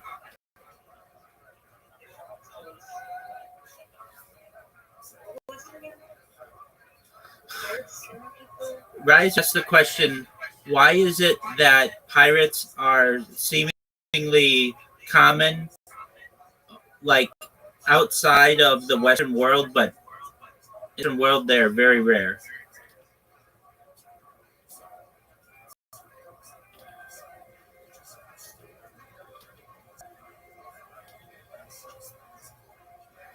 And then Riser went into a diatribe on how he would take over a cruise ship. Is this correct, Riser?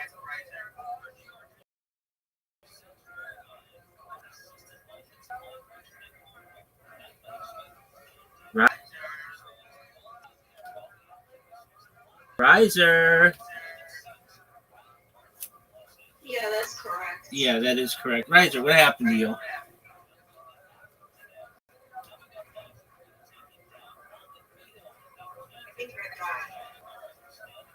Okay.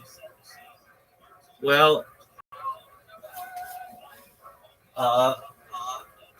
Morph Retro, this is my friend Audie. Audie, this is my friend Morph Retro. Hey, there he is. Riser, do you agree with that assessment? Okay. Nice to meet you. So what did you post on Craigslist?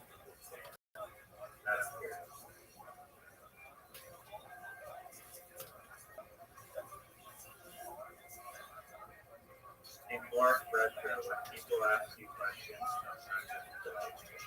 Don't you do that. Sorry. Don't you do that. I usually go listen as did you ask me something? Just listen as you know what, just listen as an apartment. For the square feet.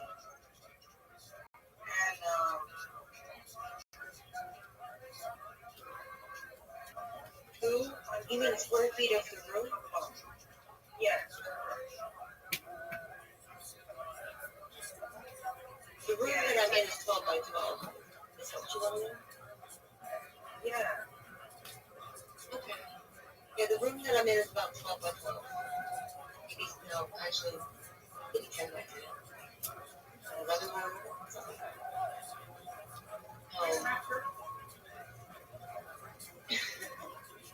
It's not perfect because maybe I'm alone in it and I would like to travel somewhere else. What about your rooms? What are your rooms like?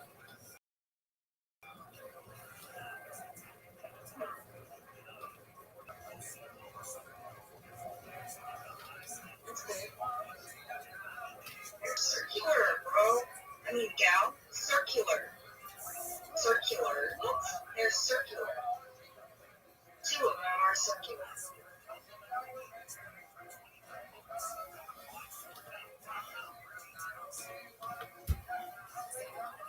Go me? You're in a circular. No, you're not dumb. You're in a circular. You're in a circular room.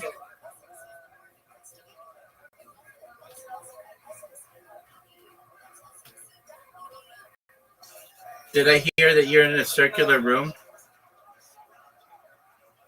Yeah, I'm not sure if you're talking to me or not because I feel like you're in like a different conversation or something. Yeah. So I'm not trying to interrupt. No, you're good. I'm only talking to you. Oh, okay. It's more rectangular. Yeah. Describe it. It's white walls, and it's in Wichita, Kansas. And right now I have a few items that are halfway packed and halfway not packed.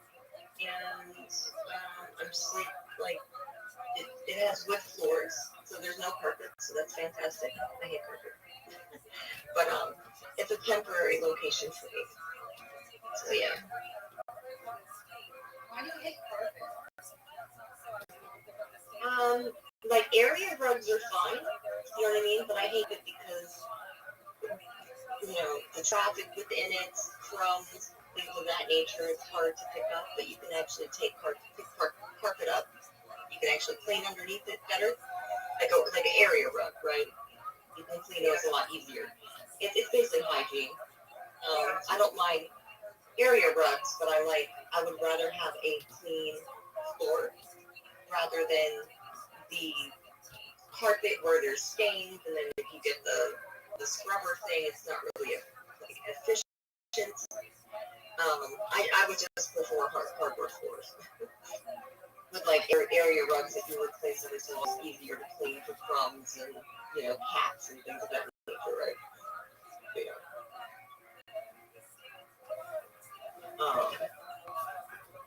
Just a hygiene thing. Hi, Alexander. What's your favorite color? Me, I like black and I like gray.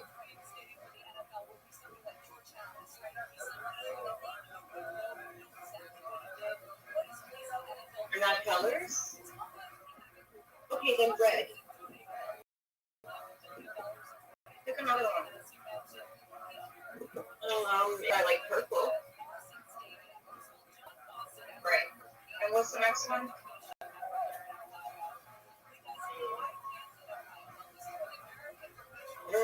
I guess blue is okay, depending on the blue. But I like transparent things, black things, gray things.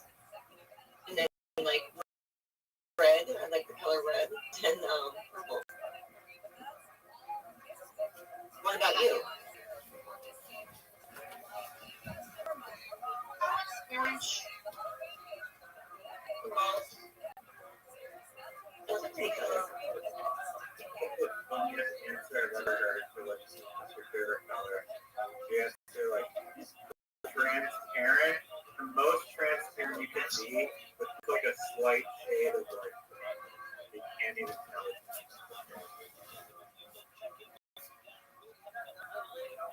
Yeah, I know. I'm more retro. That's what I do. I'm just complex. Retro causality and morphological proof. Here we go.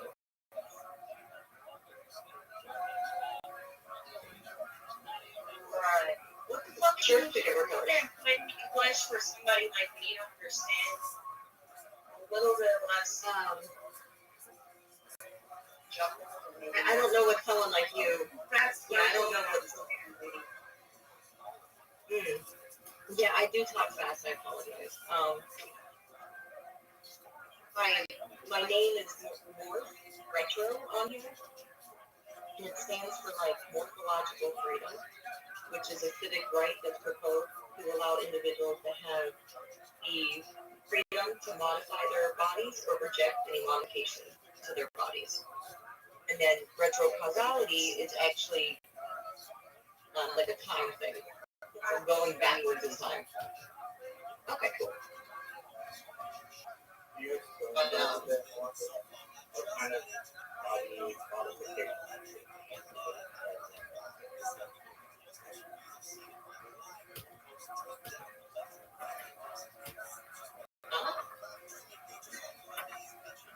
Exactly. Is that a question for Audie? No, it's actually you're not allowed to. I mean, you can, but it's real fucking weird, actually. Calm down, Audie. Audie, you need to be nice to our guests. And look, I don't have to teach you guys how to see each other. Riser, the question based along the lines of it. That name is not that clear. So, what can you elaborate on the retro aspect of your username? Yeah. So retro, I chose it to be retro causality. If you want to Google the term, you can, but it's just a theory, kind of like a theory in time, where you go backwards.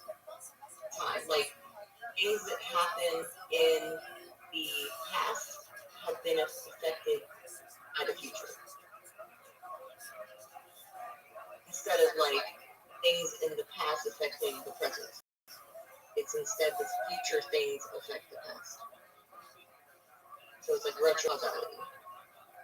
And there are theories if you want to go into it deeper. I like the terms, but I don't really very much on them. But it's a lovely topic to get into. If you guys want to get into it, I'd love to listen. What the hell?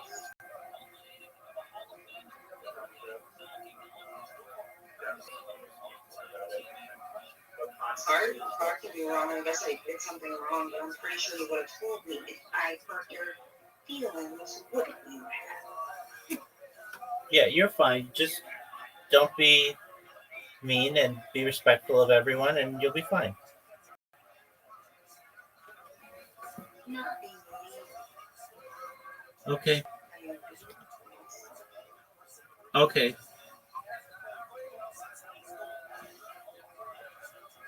What constitutes of modifying God? You're saying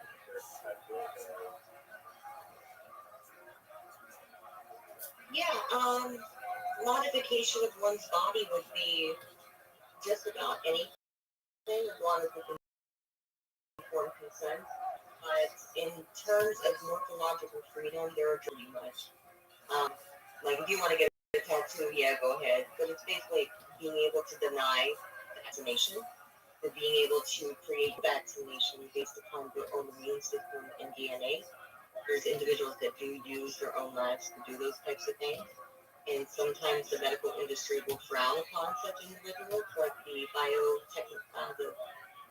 biotechnology, like citizen science and things of that nature. I think people should have the ability to modify themselves or deny any treatment, including resuscitation, or they want to be maybe added to a computer or composted, after death or even living. I think of course, it's not like, oh, we're all going to pay for it, you know what I mean? But there's insurance companies and what doctors can and cannot do. And sometimes they call it self-harm, and they're controlled, kind of, and they restrict what our options are. Whether it's transgender or trying to do solo IVG, which is like a thing for females, they can get pregnant in a different type of way instead of the natural way. I think we should open the doors to those types of treatments options, right? Whether you want, like, if you think it's wrong, then don't do it. If I don't think it's wrong and I want to pursue it, I should be able to without your opinion in my brain. You know what I mean? Type of thing. But most of it, the bare minimum, just being able to reject vaccination or get vaccinated, in your own way. Okay. Does that help? absolutely. Yeah, dude, how long have you done that? I don't know, Rabbi, what was it, April? February? It might have been February. Yeah, it's February or March. It's been like 6. It had to be February. It's been like 5 or 6 months. We met on Twitter Spaces. She was hosting a Twitter space, and I went in there and I gave her my spiel, and we connected being transhumanists, and the rest is.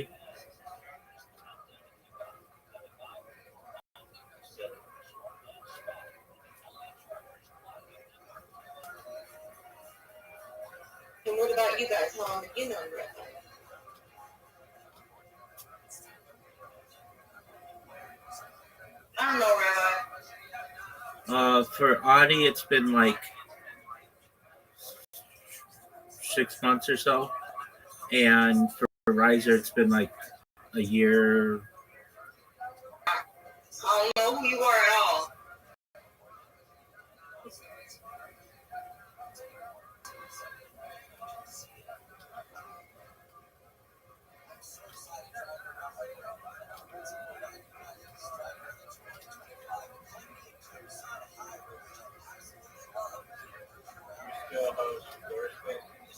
Yeah, I'm currently in one, and I've been in one since February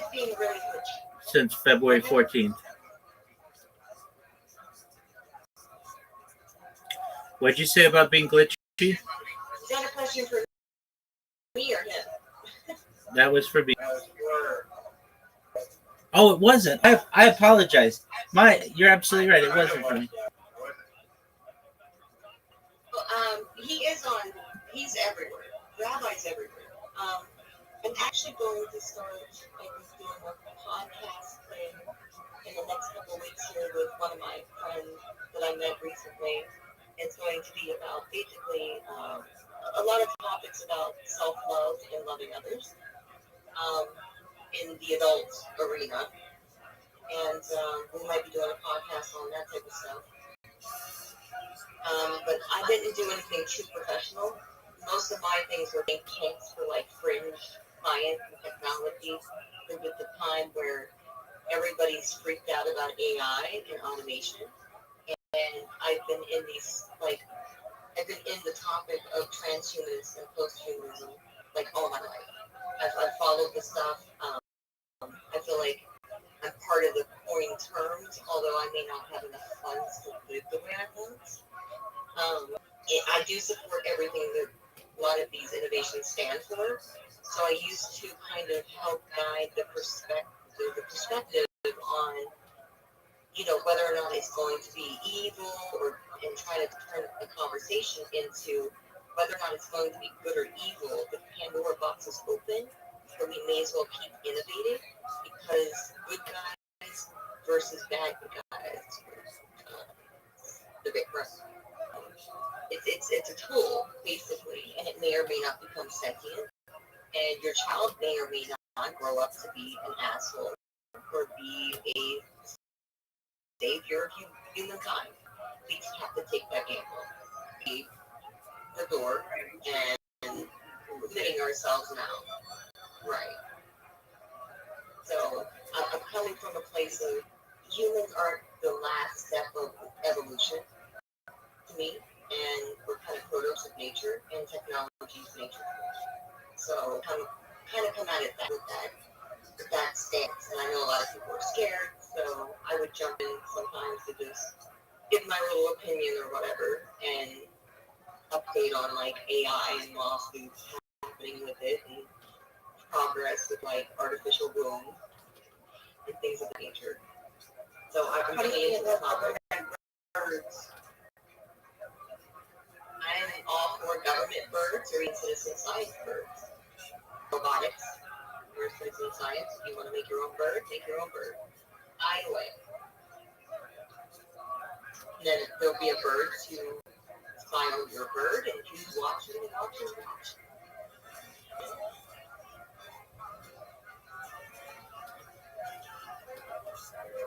How do you feel about government birds?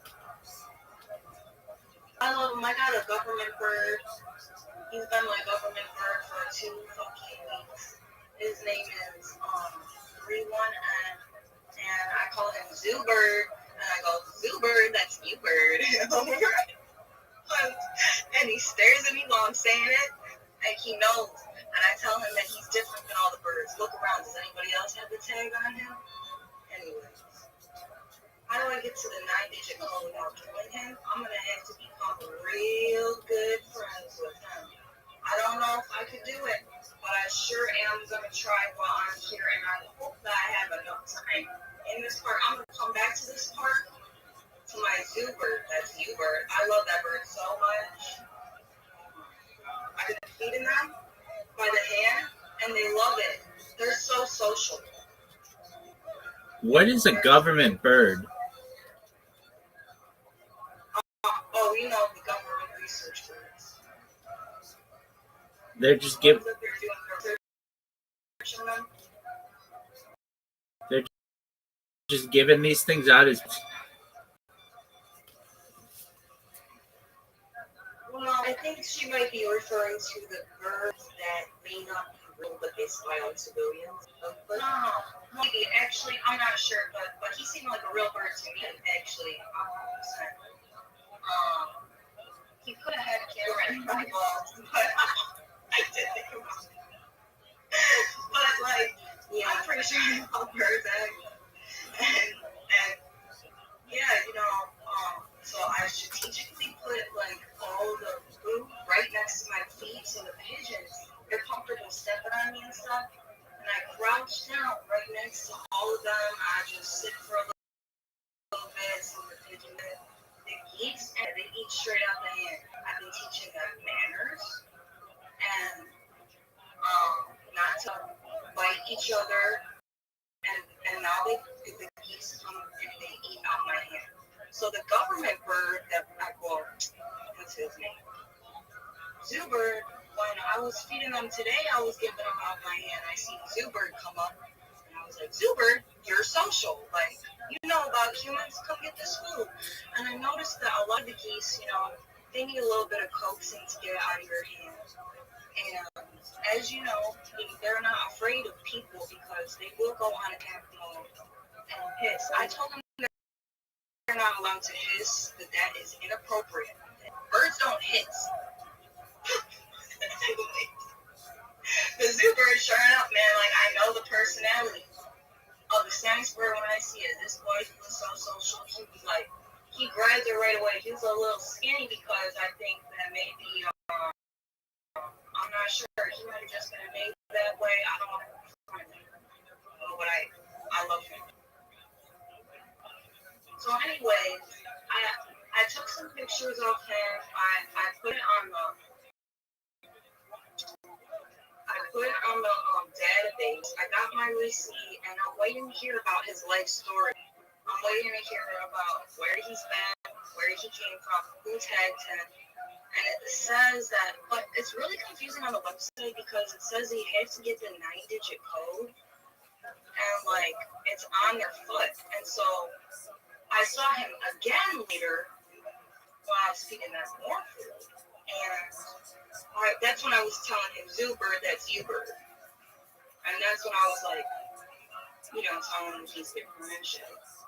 And then, and I told him that we're gonna have to become friends, and that I'm like not gonna hurt him because I had to get to his tag so I can see his 9-digit code.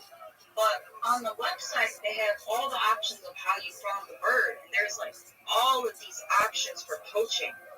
And I'm like, I just knew there was going to be a live option. So then in the comments, they let you say whatever you want, and I said that I let him know that he's part of the social class over here at the park, and he's been eating for me, and I'm going to take good care of him. I also learned they're not supposed to be eating bread.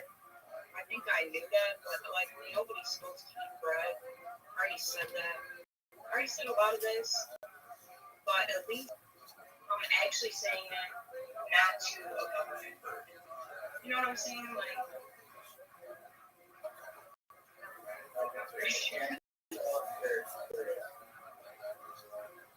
I'm 100% serious.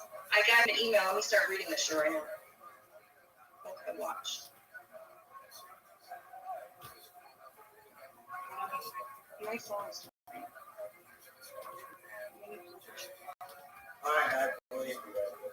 Okay, yeah. You sure you don't? No, it says it's an auxiliary marker, which is very interesting. I just noticed that.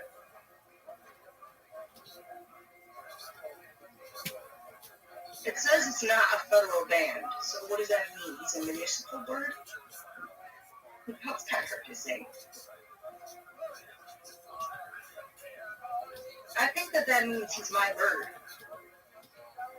I could just give him my social security number, then that way they just have the number. No, I have to get his actual. They ask for the latitude and the longitude that you fucking found the bird at.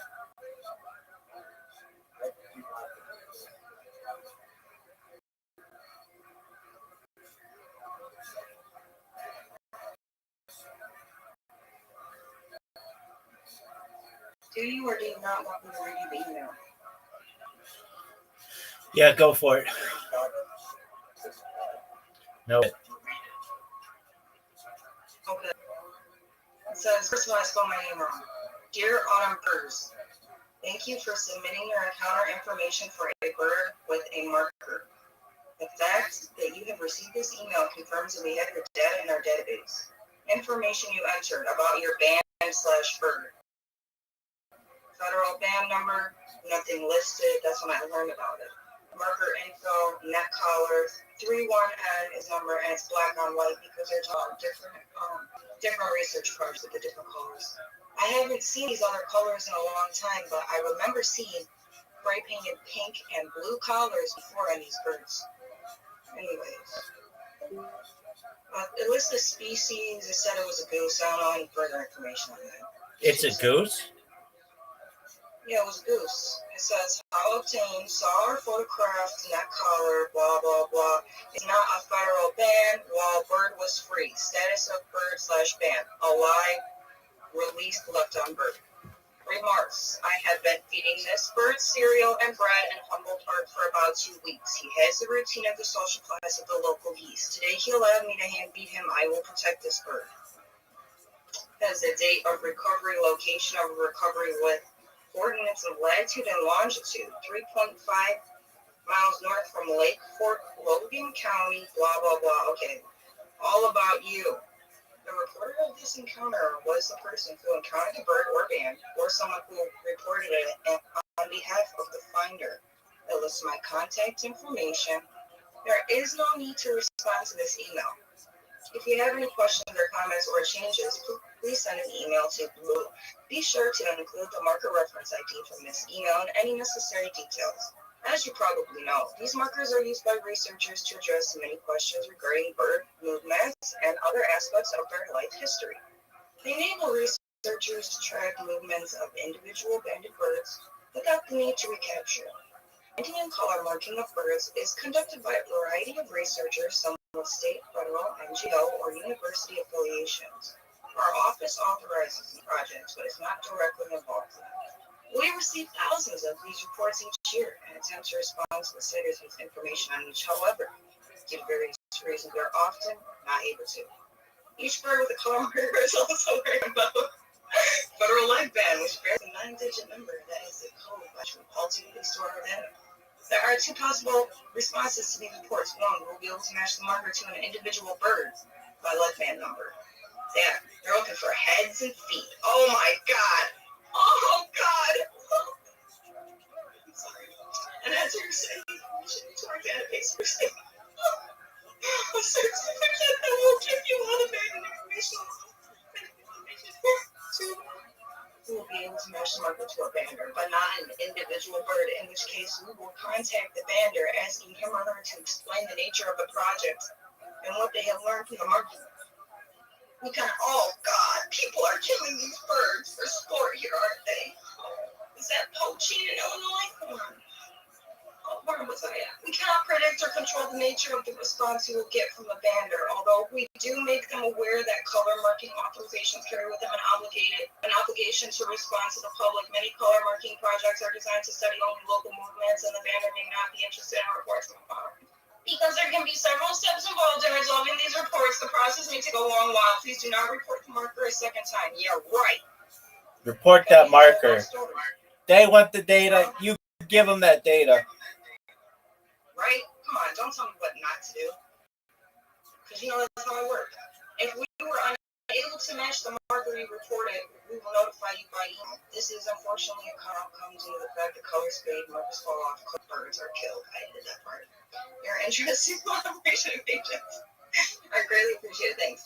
U.S. Geological Survey Eastern Ecological Science Center at the Patuxent Research Refuge Bird Banding Laboratory. That has a link to their website and BBL. They not reach the care limit of the email.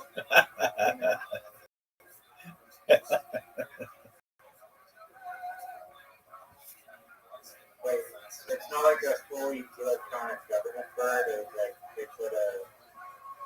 There's no way to tell. It looked pretty fucking real to me though. That'd be good money for that bird. So what do you think it was? Like, you think it's a real bird with like a collar on it that was like possibly filming you and recording you? Or was it It acted like a completely regular bird. I'm pretty sure that's exactly what it was. But, you know, after hearing that birds might not be real, you know, and about the ability to have two wings birds, I've always questioned it. But I'm a bird person. I know exactly what it is. I mean, that's spooky. What was like the ID number or something? Like, did they just contact you out of the blue with like the ID number? Or did you get out? No, it's on his neck. They just contacted you out of the blue? No. No, what do you mean, know this bird? How did they email people? Oh, because I fucking said. Because I looked it up and there's like, hey, if you want to report a bird you've seen and add to its research, then here's the website. So then I did that, and then they give me my email receipt where I learned more information about what they're doing, but not yet about my bird. But it looks like you only get to know what happens when the bird is out, and that's kind of fucked up to me because how are you telling me you can't trace back? You can't. What I read in the email was that based off of my past information, I'm not allowed to know who this bird is. I have to either kill him to get to his 9 digits, or I have to make him love me, you know? And he's a fucking bird. So, like, what kind of fucking experiment is this? You know what I'm saying? Like, at that point, I'm just gonna own the bird. I know what I talked to him about today. I told him that did he even really want that color? This shit looks like he don't want it on. What color was it? You're talking to him, eating the bird today, too? Yeah, I talked to him twice today. And you know what? It's like, with the pigeons, there's this one pigeon around here, and he is white and light brown. He looks so out of place. He must be a hybrid of sorts. He is so beautiful. His name is, he doesn't have a name. His name is Beautiful. He's so fucking beautiful. Anyways, he's other pigeons, and I apologize, but I don't have time to name all the pigeons. You know what I mean? This is a lot of fucking birds out here. Days ago, where's the brown and white pigeon? You know, he looks different than you guys, but like, he is a pigeon for sure. Bring him back to me because I've been seeing him and he's beautiful and I want to see him again. They didn't listen to me at all yesterday, but I saw him today.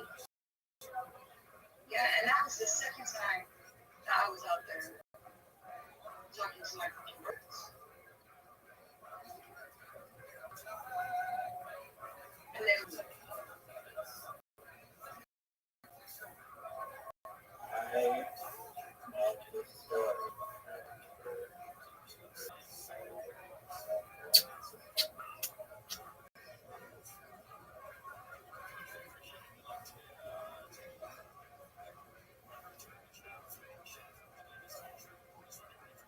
it's really romantic, isn't it? I have to become friends with him, and then I'm going to cut his collar off, and then get his coat. I have to be able to hold him.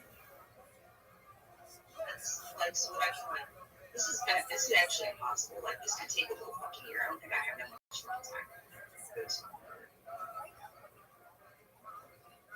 But you know what I'm saying? And there's no pay for it.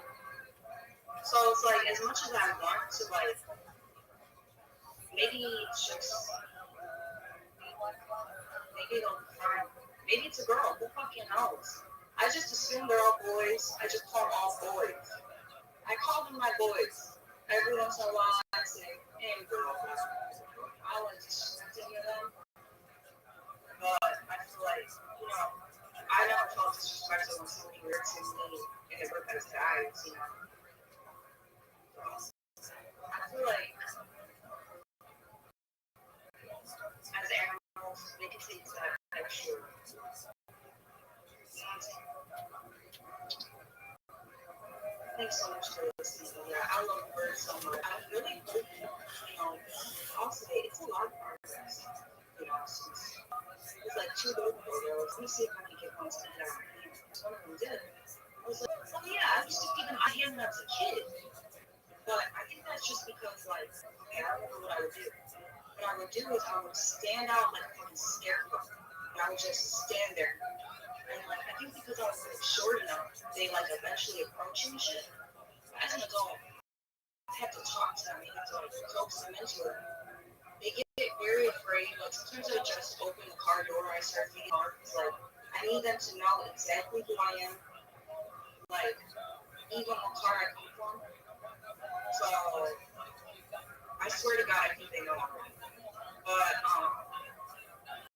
I forgot what the fuck I was saying besides I love these birds and squirrels. And they love me too. And I don't know if I have the time to feed all of their mom. Or enough money to, like, feed all of them. But they sure are cute, I'll tell you that much. And, it's like, it's my passion, but it's not, you know what I'm saying? Because where's the money? Where's the money in this? I mean, like, it is, but, like, it can't sustain me. This can't sustain me, so it's gonna have to become a hobby. It's gonna have to become a hobby. I fantasize about it. Let me tell you about the seagulls now. So, when I got, well, my mother took me to the homeless shelter before I was on the art order. And I was on a little city trek.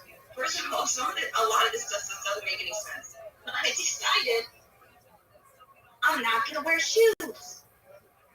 I fucking left my shoes, and I'm walking around with no shoes. Okay, whatever. I'm walking around with this homeless man, right? Now, come about. First of all, I had no shoes. I'll leave it at this story. Alright, to the seagulls, right? We got pizza, bro. And now I'm fucking like, honestly, it was magical. It was magical. Like, this guy just kept complaining about food, and I'm like, not even caring. Because I'm just like, don't even know what the fuck is going on. He took me off my schedule. So now I like just like don't have. I don't know what's going on, man. After that shit happened to me, it was like last straw. So here came I'm watching with this one dude, and then there's these other 3 guys just walking with a pizza, and they're like talking about it, like I have no shoes. And the other guy looks so much confused. My hair is all everywhere, and I have no shoes on, right? My phone's been dead, but I got it. Now, they say, do you want this pizza, right? No, that I don't have pizza. Yes. So that, tell me, I asked him when we opened up the pizza.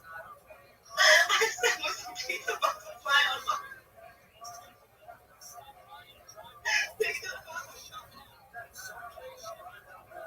And then we all reminisced about them commercials together for a second, laughed about it. And I said, damn, too, like, you guys must be angels. And you know how, you know what, I told this one dude that I liked his hair. He had some red in it. So, then came a free pizza. So, it's going to this homeless man that is taking me on a fucking walk throughout whatever influence he is for the fucking day. And he's like, do you want this? And I'm like, no. And he's so and he keeps offering it to me, and I'm like, no, like, I'm like, really don't want it. Like, I can see that, like, you're hungry, bro. Like, I'm really just like,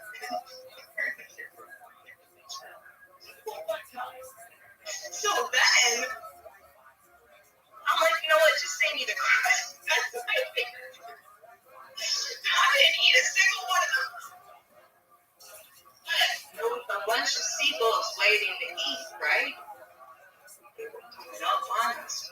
We're in the downtown Chicago, and there was a bank with a fucking black metal fence with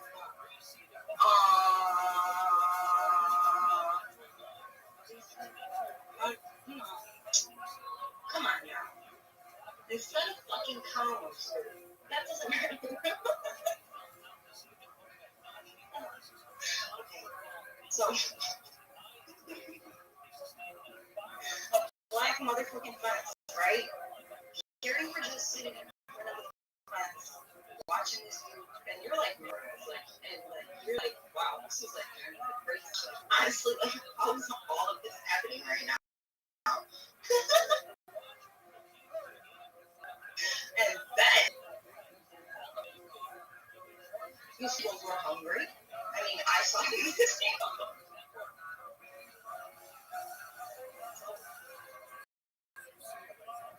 I noticed that they were waiting patiently, and I decided to talk to them.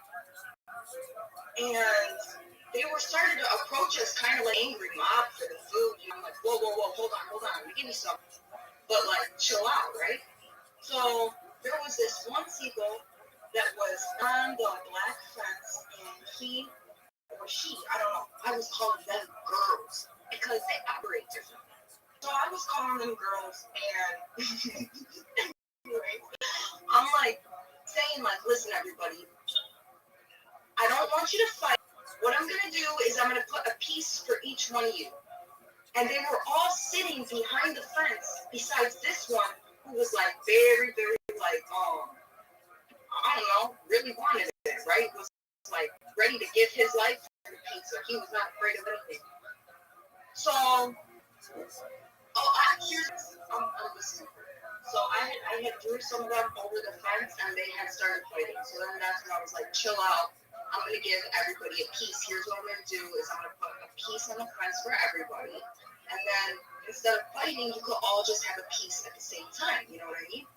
So I counted how many birds there was, and that's when one of them stayed by the fence, and the rest, and like I just told him like, don't grab the ones that I'm placing on the fence while I'm doing this. You know what I mean? And then I placed one on the sidewalk, and I thought that the one closest to the fence was going to get it. But oddly enough, the largest bird came for it being the biggest piece. And I did explain to them that it was an extra piece and that they could. It's crazy. Hold on. I explained to them, watch. No, after they all their piece, they could all come and fight over this piece, right? After I just told them not to fight. Tell me why God.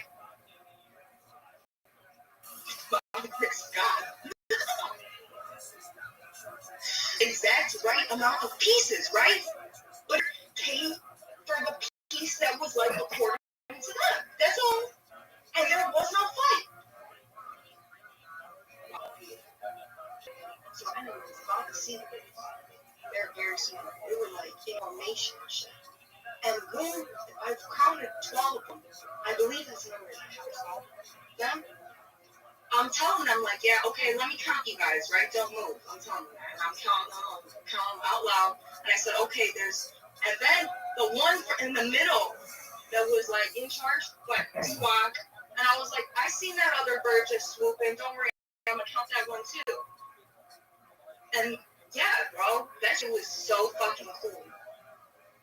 I thought about it. I did think about it.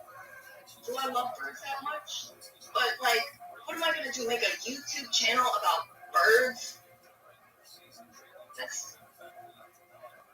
Nobody's going to watch that shit. How am I going to make money off that shit? That's like a side project. Thanks for listening about my bird.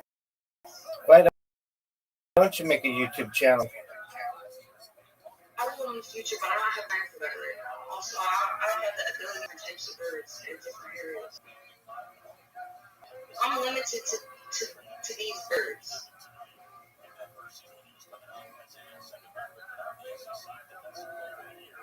Why would I do it?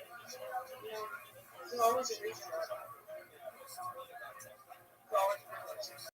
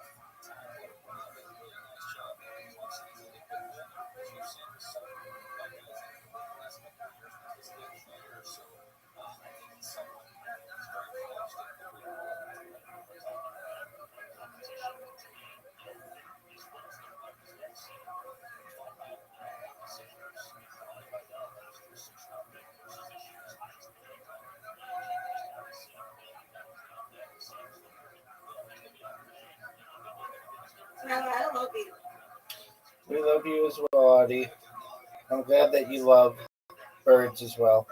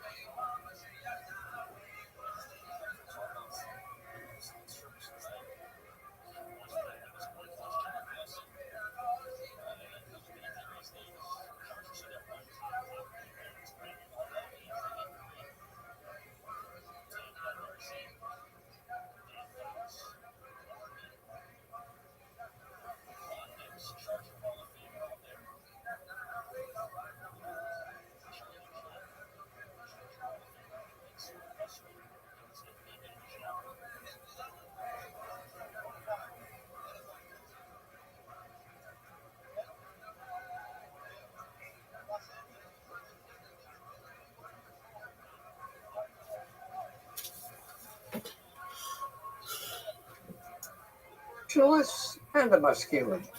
The traditionalists were shocked that he would use such words to describe this person who just died.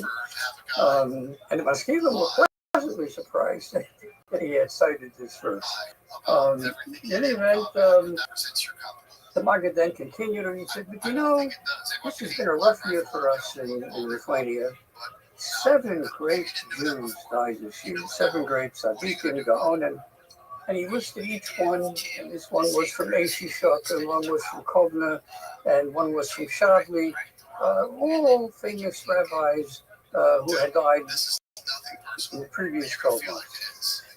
And after he listed the 7 rabbis, then he began by one delivering eulogies for each of these 7 rabbis. I would say 10, 15-minute eulogies for every one of the 7 rabbis. I think I see where this is going, but I can't wait.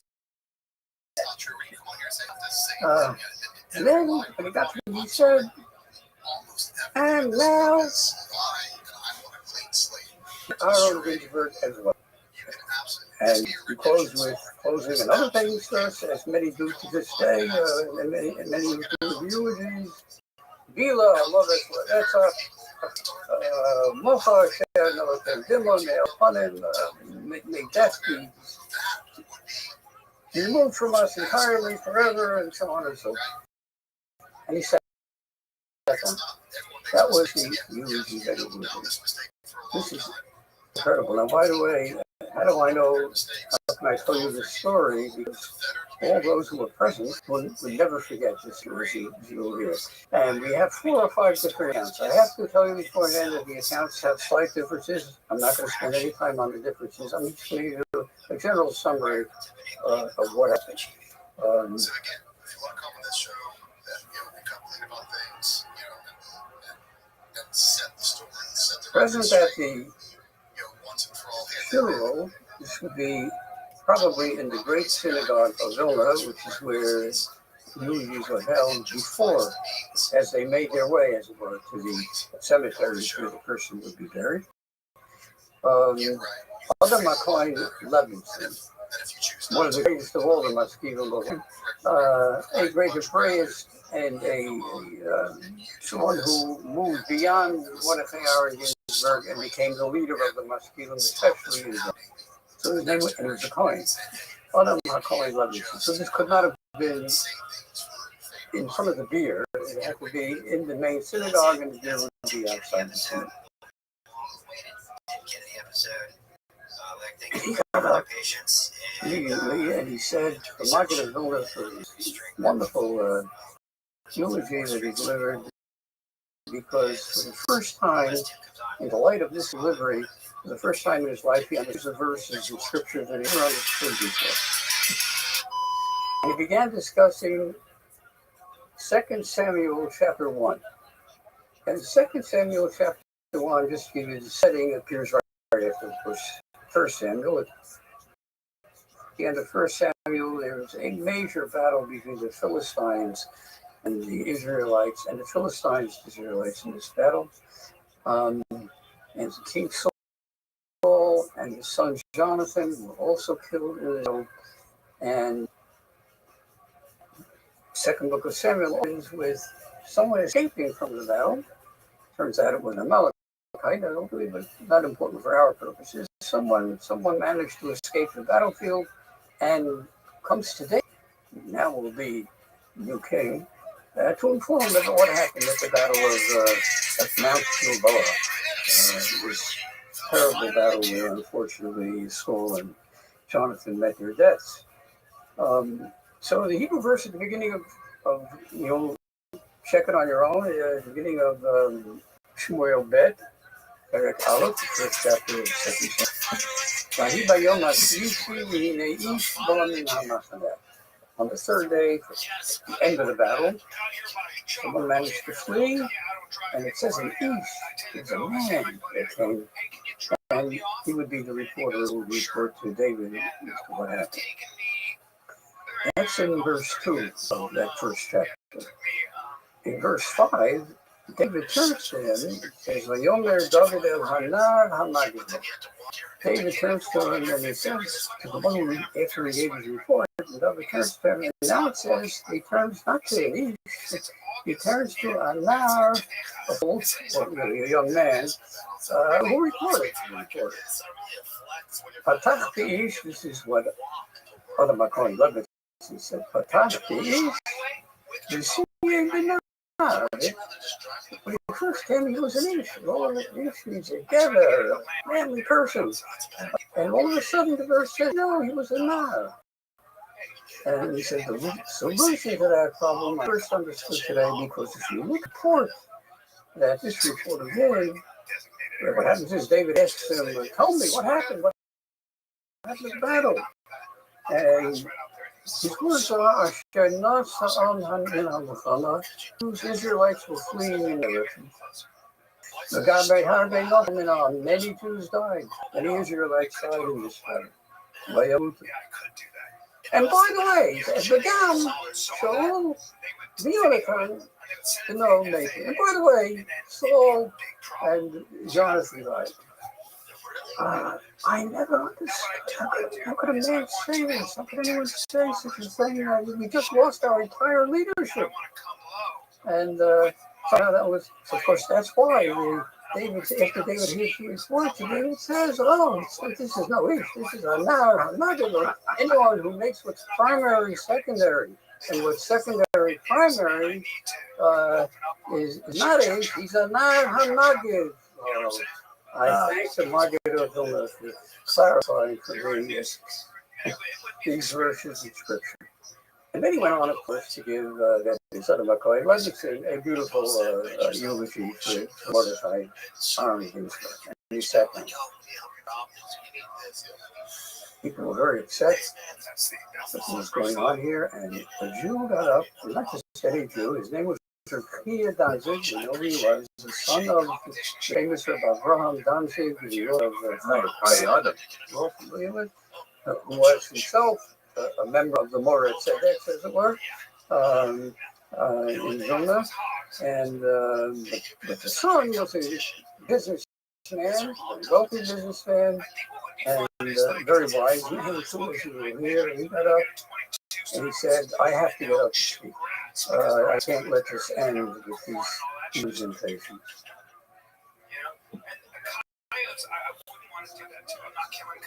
He said, let me tell you a parable. But we've just witnessed what we've just seen. What happened? He said in Warsaw there was a Jew who did business in furs.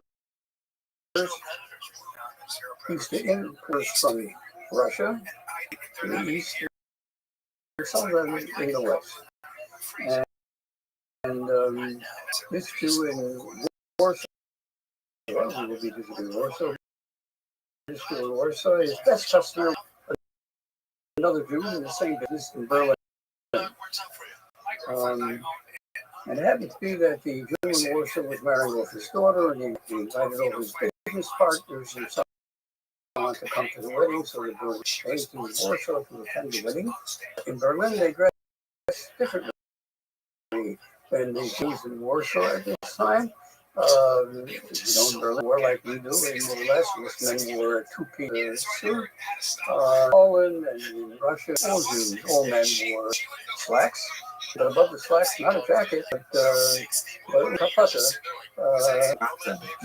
to the quite a difference. Anyway, the Berlin came to Warsaw, and the wedding, the first time they attended the Jewish wedding in Warsaw. And as was the crowd Warsaw, you would have a button, it would be a Jew who would entertain at the wedding. We call it entertaining because but it wasn't just entertaining. He had people laughing and crying at times. He would speak about ancestors of the bride and the ancestors of the groom and how sorry we are they're not here, couldn't be here, and so on, who died, and so on and so forth. Everybody crying. Then he would begin with all kinds of gematrias and all kinds of entertainment, and you have the people rolling on the floor out that the bride and the groom really are equals, because if you just figure out the gematria and words that go with their name, it all works out perfectly for each other. Made it in. Anyway, the Berlin food source, he was amazed. He had never seen such a wedding. Everyone having such a good time. Went over to the Boston and he asked the Boston, what do you charge for such a performance? He told him whatever it was, 25 rubles. So the Berliner said, I happen to be marrying off a daughter in a few months. Here's the date. I will pay your round trip fare. I will triple your salary. I want you to perform it this way in Berlin. And sure enough, he came on that day to Berlin. And the time came for the button to get up before the bride and groom, and he came, and he did what he always does. He did exactly what he did in Warsaw. He did it in Berlin, only no one understood a word of what he said, because it was literally about to speak some Yiddish. They had the foggiest notion what he was doing. Not only did he not entertain, he basically ruined then never the button comes over to the father of the bride and he said, I'd like to get paid. I'm not to get back to Warsaw. And he looks at me and says, you think you're paid? You ruined my wedding. I will pay you nothing. So they were at the wedding in Berlin. So they found three rabbis. They sat down and the rabbis agreed. He has to get back to Warsaw. The Boston's got to settle this matter right away. They would hear the arguments of the Boston. They would hear the arguments of the Jew who made the wedding and decide the issue one way or another. And the decision was that he should pay the Boston for the performance after they heard the arguments. And the Boston, how did he win? He won because he gave a wonderful argument. He turned to the rabbi and said, look, he said, I did the same moments that I did in Warsaw. He hired me for what I did in Warsaw. I did it here. I have to tell you what happened. In Warsaw, I always go over to the cluster and his name is Chaim. I go over to the Kala and his name is Leah. Chaim, I live in the Matrius. I have no problem. I went over to the cluster and I asked the person, what's your name? He said, Ignaz. I couldn't spell Ignaz, never mind over the Matrius of Ignaz. I went over to the Kala, I asked her what's your name? She said, Henrietta. I don't know how to spell Henrietta, and I don't know what the Matrius of Henrietta is. I did the best I could under difficult circumstances.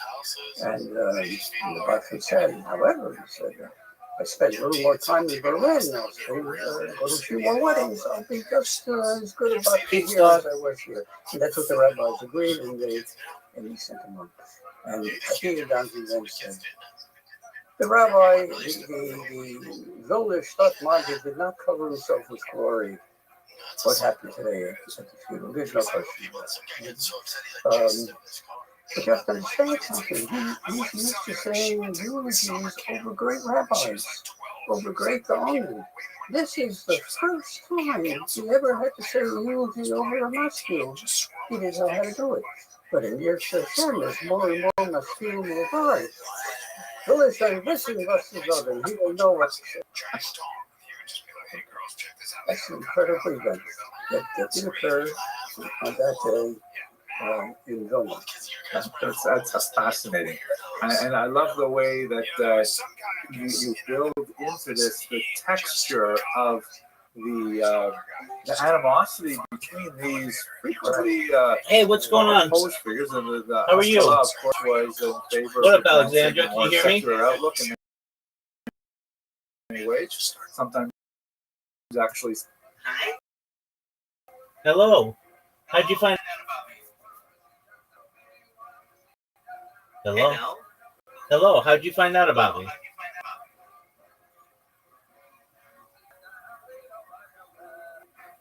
Alexandra, find out about me.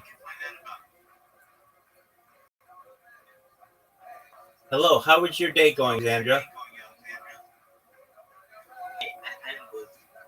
Very well. How'd you find out about me? On YouTube. On YouTube. Oh, very cool. Well, welcome. How are you? I'm good. And you? I'm well, thank you. We're just watching Jewish history lectures and just chilling. What are your hobbies? What do you like to do? But I don't understand so much. I am from Spain. Okay. Very well. Well, you're welcome. Bien viendo. I am. Okay. I am doing calisthenia. Okay, very cool. Calisthenics. All right, well, enjoy. Oh, thank you. You're welcome, my friend. Secular practice, which would have been Thank you, I antithetical to appreciate it. the traditionalists, but they all use the same vocabulary. They're all working with the vocabulary of biblical texts, the vocabulary of mashalim and parables. It's brilliant. The exact point I wanted to make, and beat me to it. Oh, I'm sorry. I was just appreciating. If the camera can pick up, yes. here you see the portrait of Mordecai our Ginsburg. Take a look. Wow, that's great. Wait, Mordecai Ginsburg. So this is muscular. First muscular who died. He doesn't look so muscular. Now here's that's what you were saying. Namely that these were all people traditions from traditional background.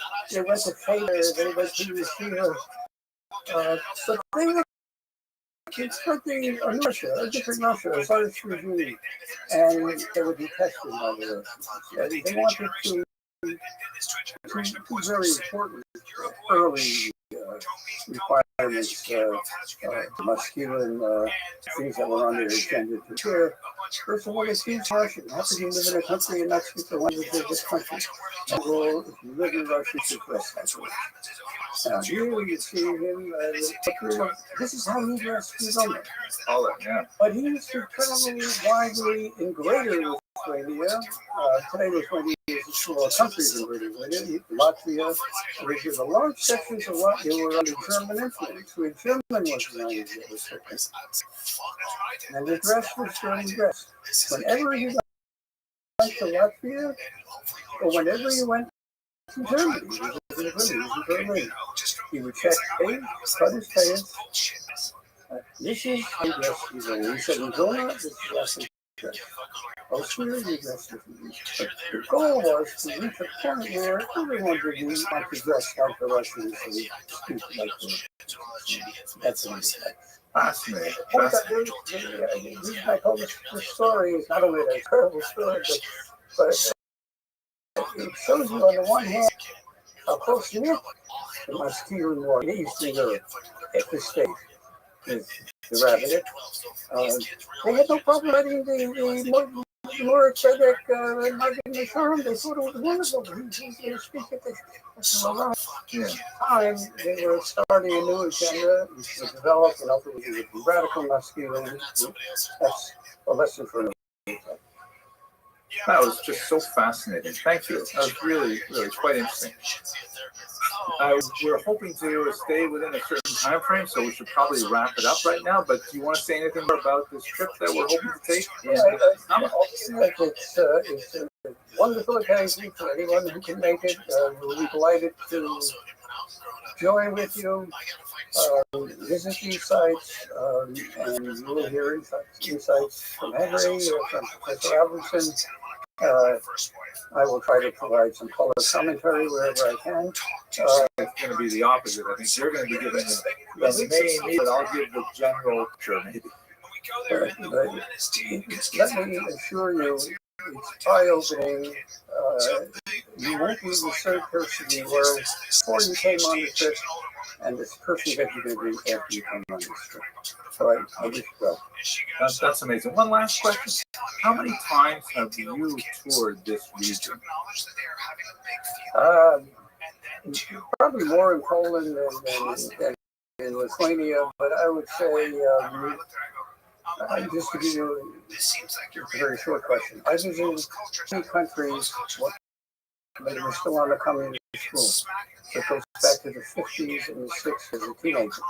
Because I knew as a teenager in a Hungary, I felt very comfortable. I would be afraid to go there, but as a teenager, I wasn't afraid. So I visited them first, I would say, 2 times during the communist period, but after 1991, in the case of Vilna in particular, Lithuania, My first case was over in 1996, so I made many trips to 20, maybe 30 over my lifetime. Wow. I would say maybe 20 over my lifetime in this one. Wow. I can't wait to benefit from this breadth of experience. I've been to Canada too. I actually spent a lot of time in Canada. Okay. All right. Thank you very much, Professor Lyman. This is going to be so fantastic. And for those of you who watch this video, thank you very much for staying to the end. I am really looking forward to this trip. I'll put the notes in the information box about how to learn more about this trip. We really want to encourage people to come and join us. And thank you very much for watching.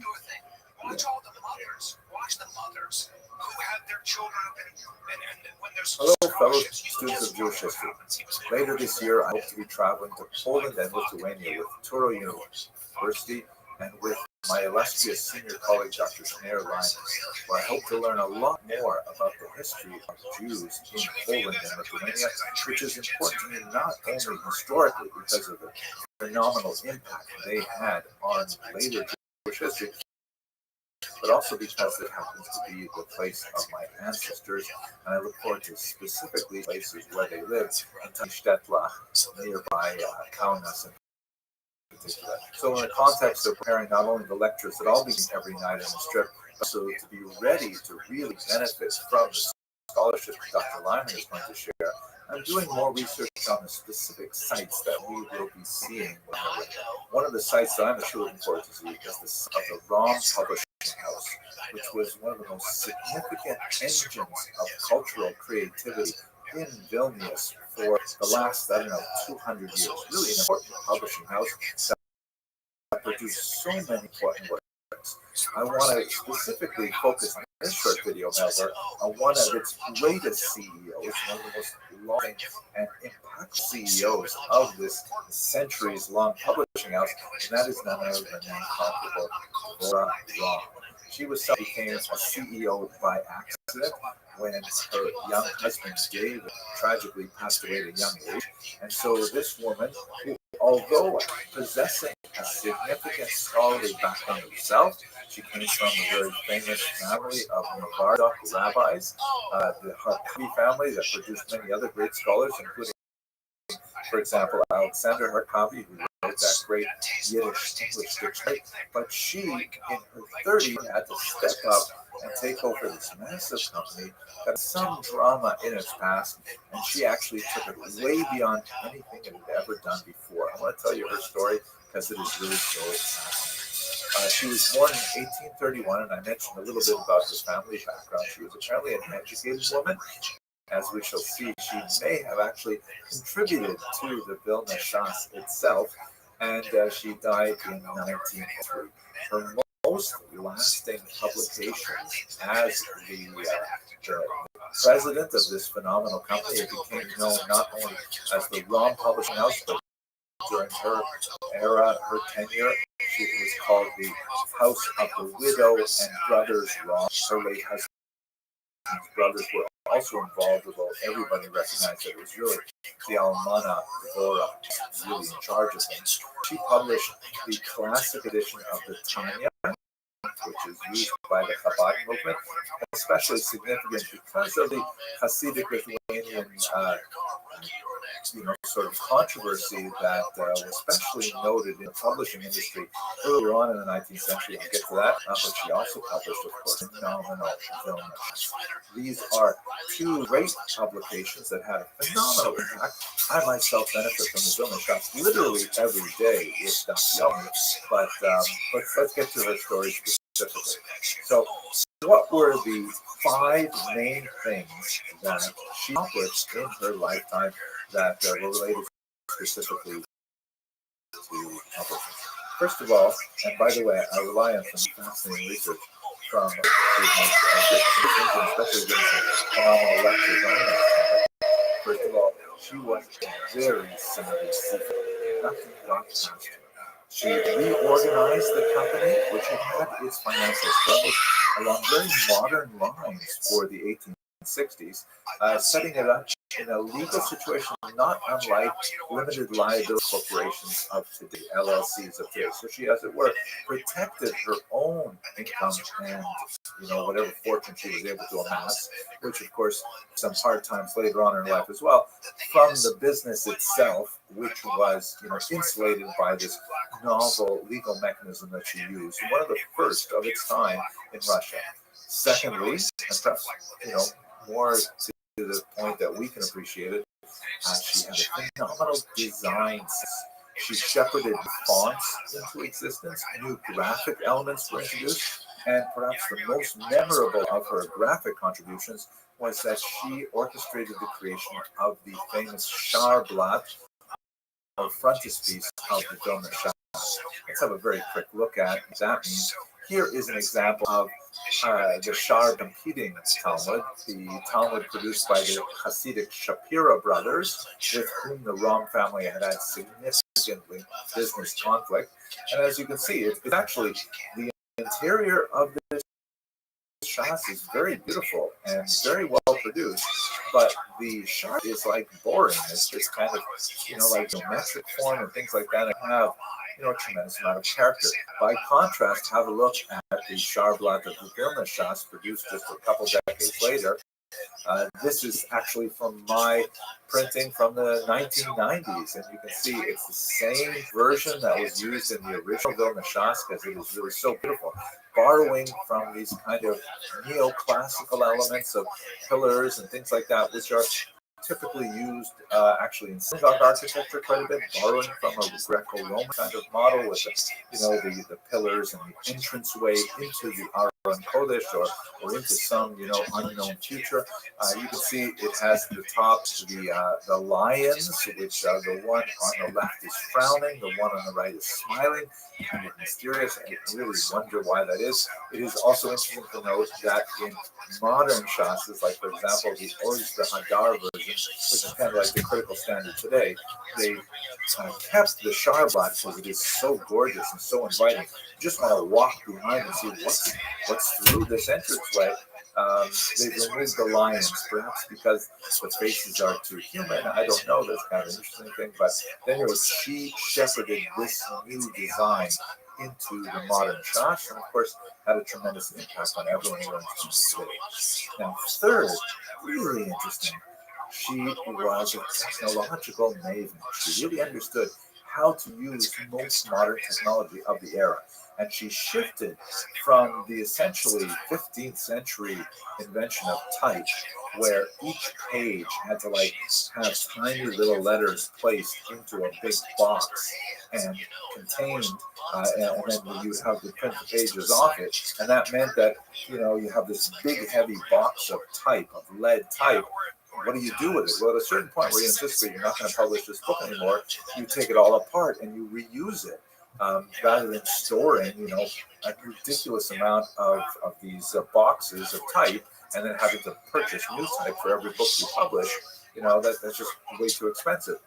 A new type of printing called stereotype printing, which involved the use of plates, where the big sheet of metal was then impressed with the letters, and those plates could be more conveniently stored and preserved and printed again and again and again. She shifted to that particular form of printing early on, made a huge difference in the cost, the big upfront cost and investment, but then afterwards, reprinting the Talmud became much cheaper. Now, the fourth item I think is especially fascinating because shifting from the old type method to the stereotype method meant that she could technically drop the price of her proposed Talmud dramatically. And she said, no,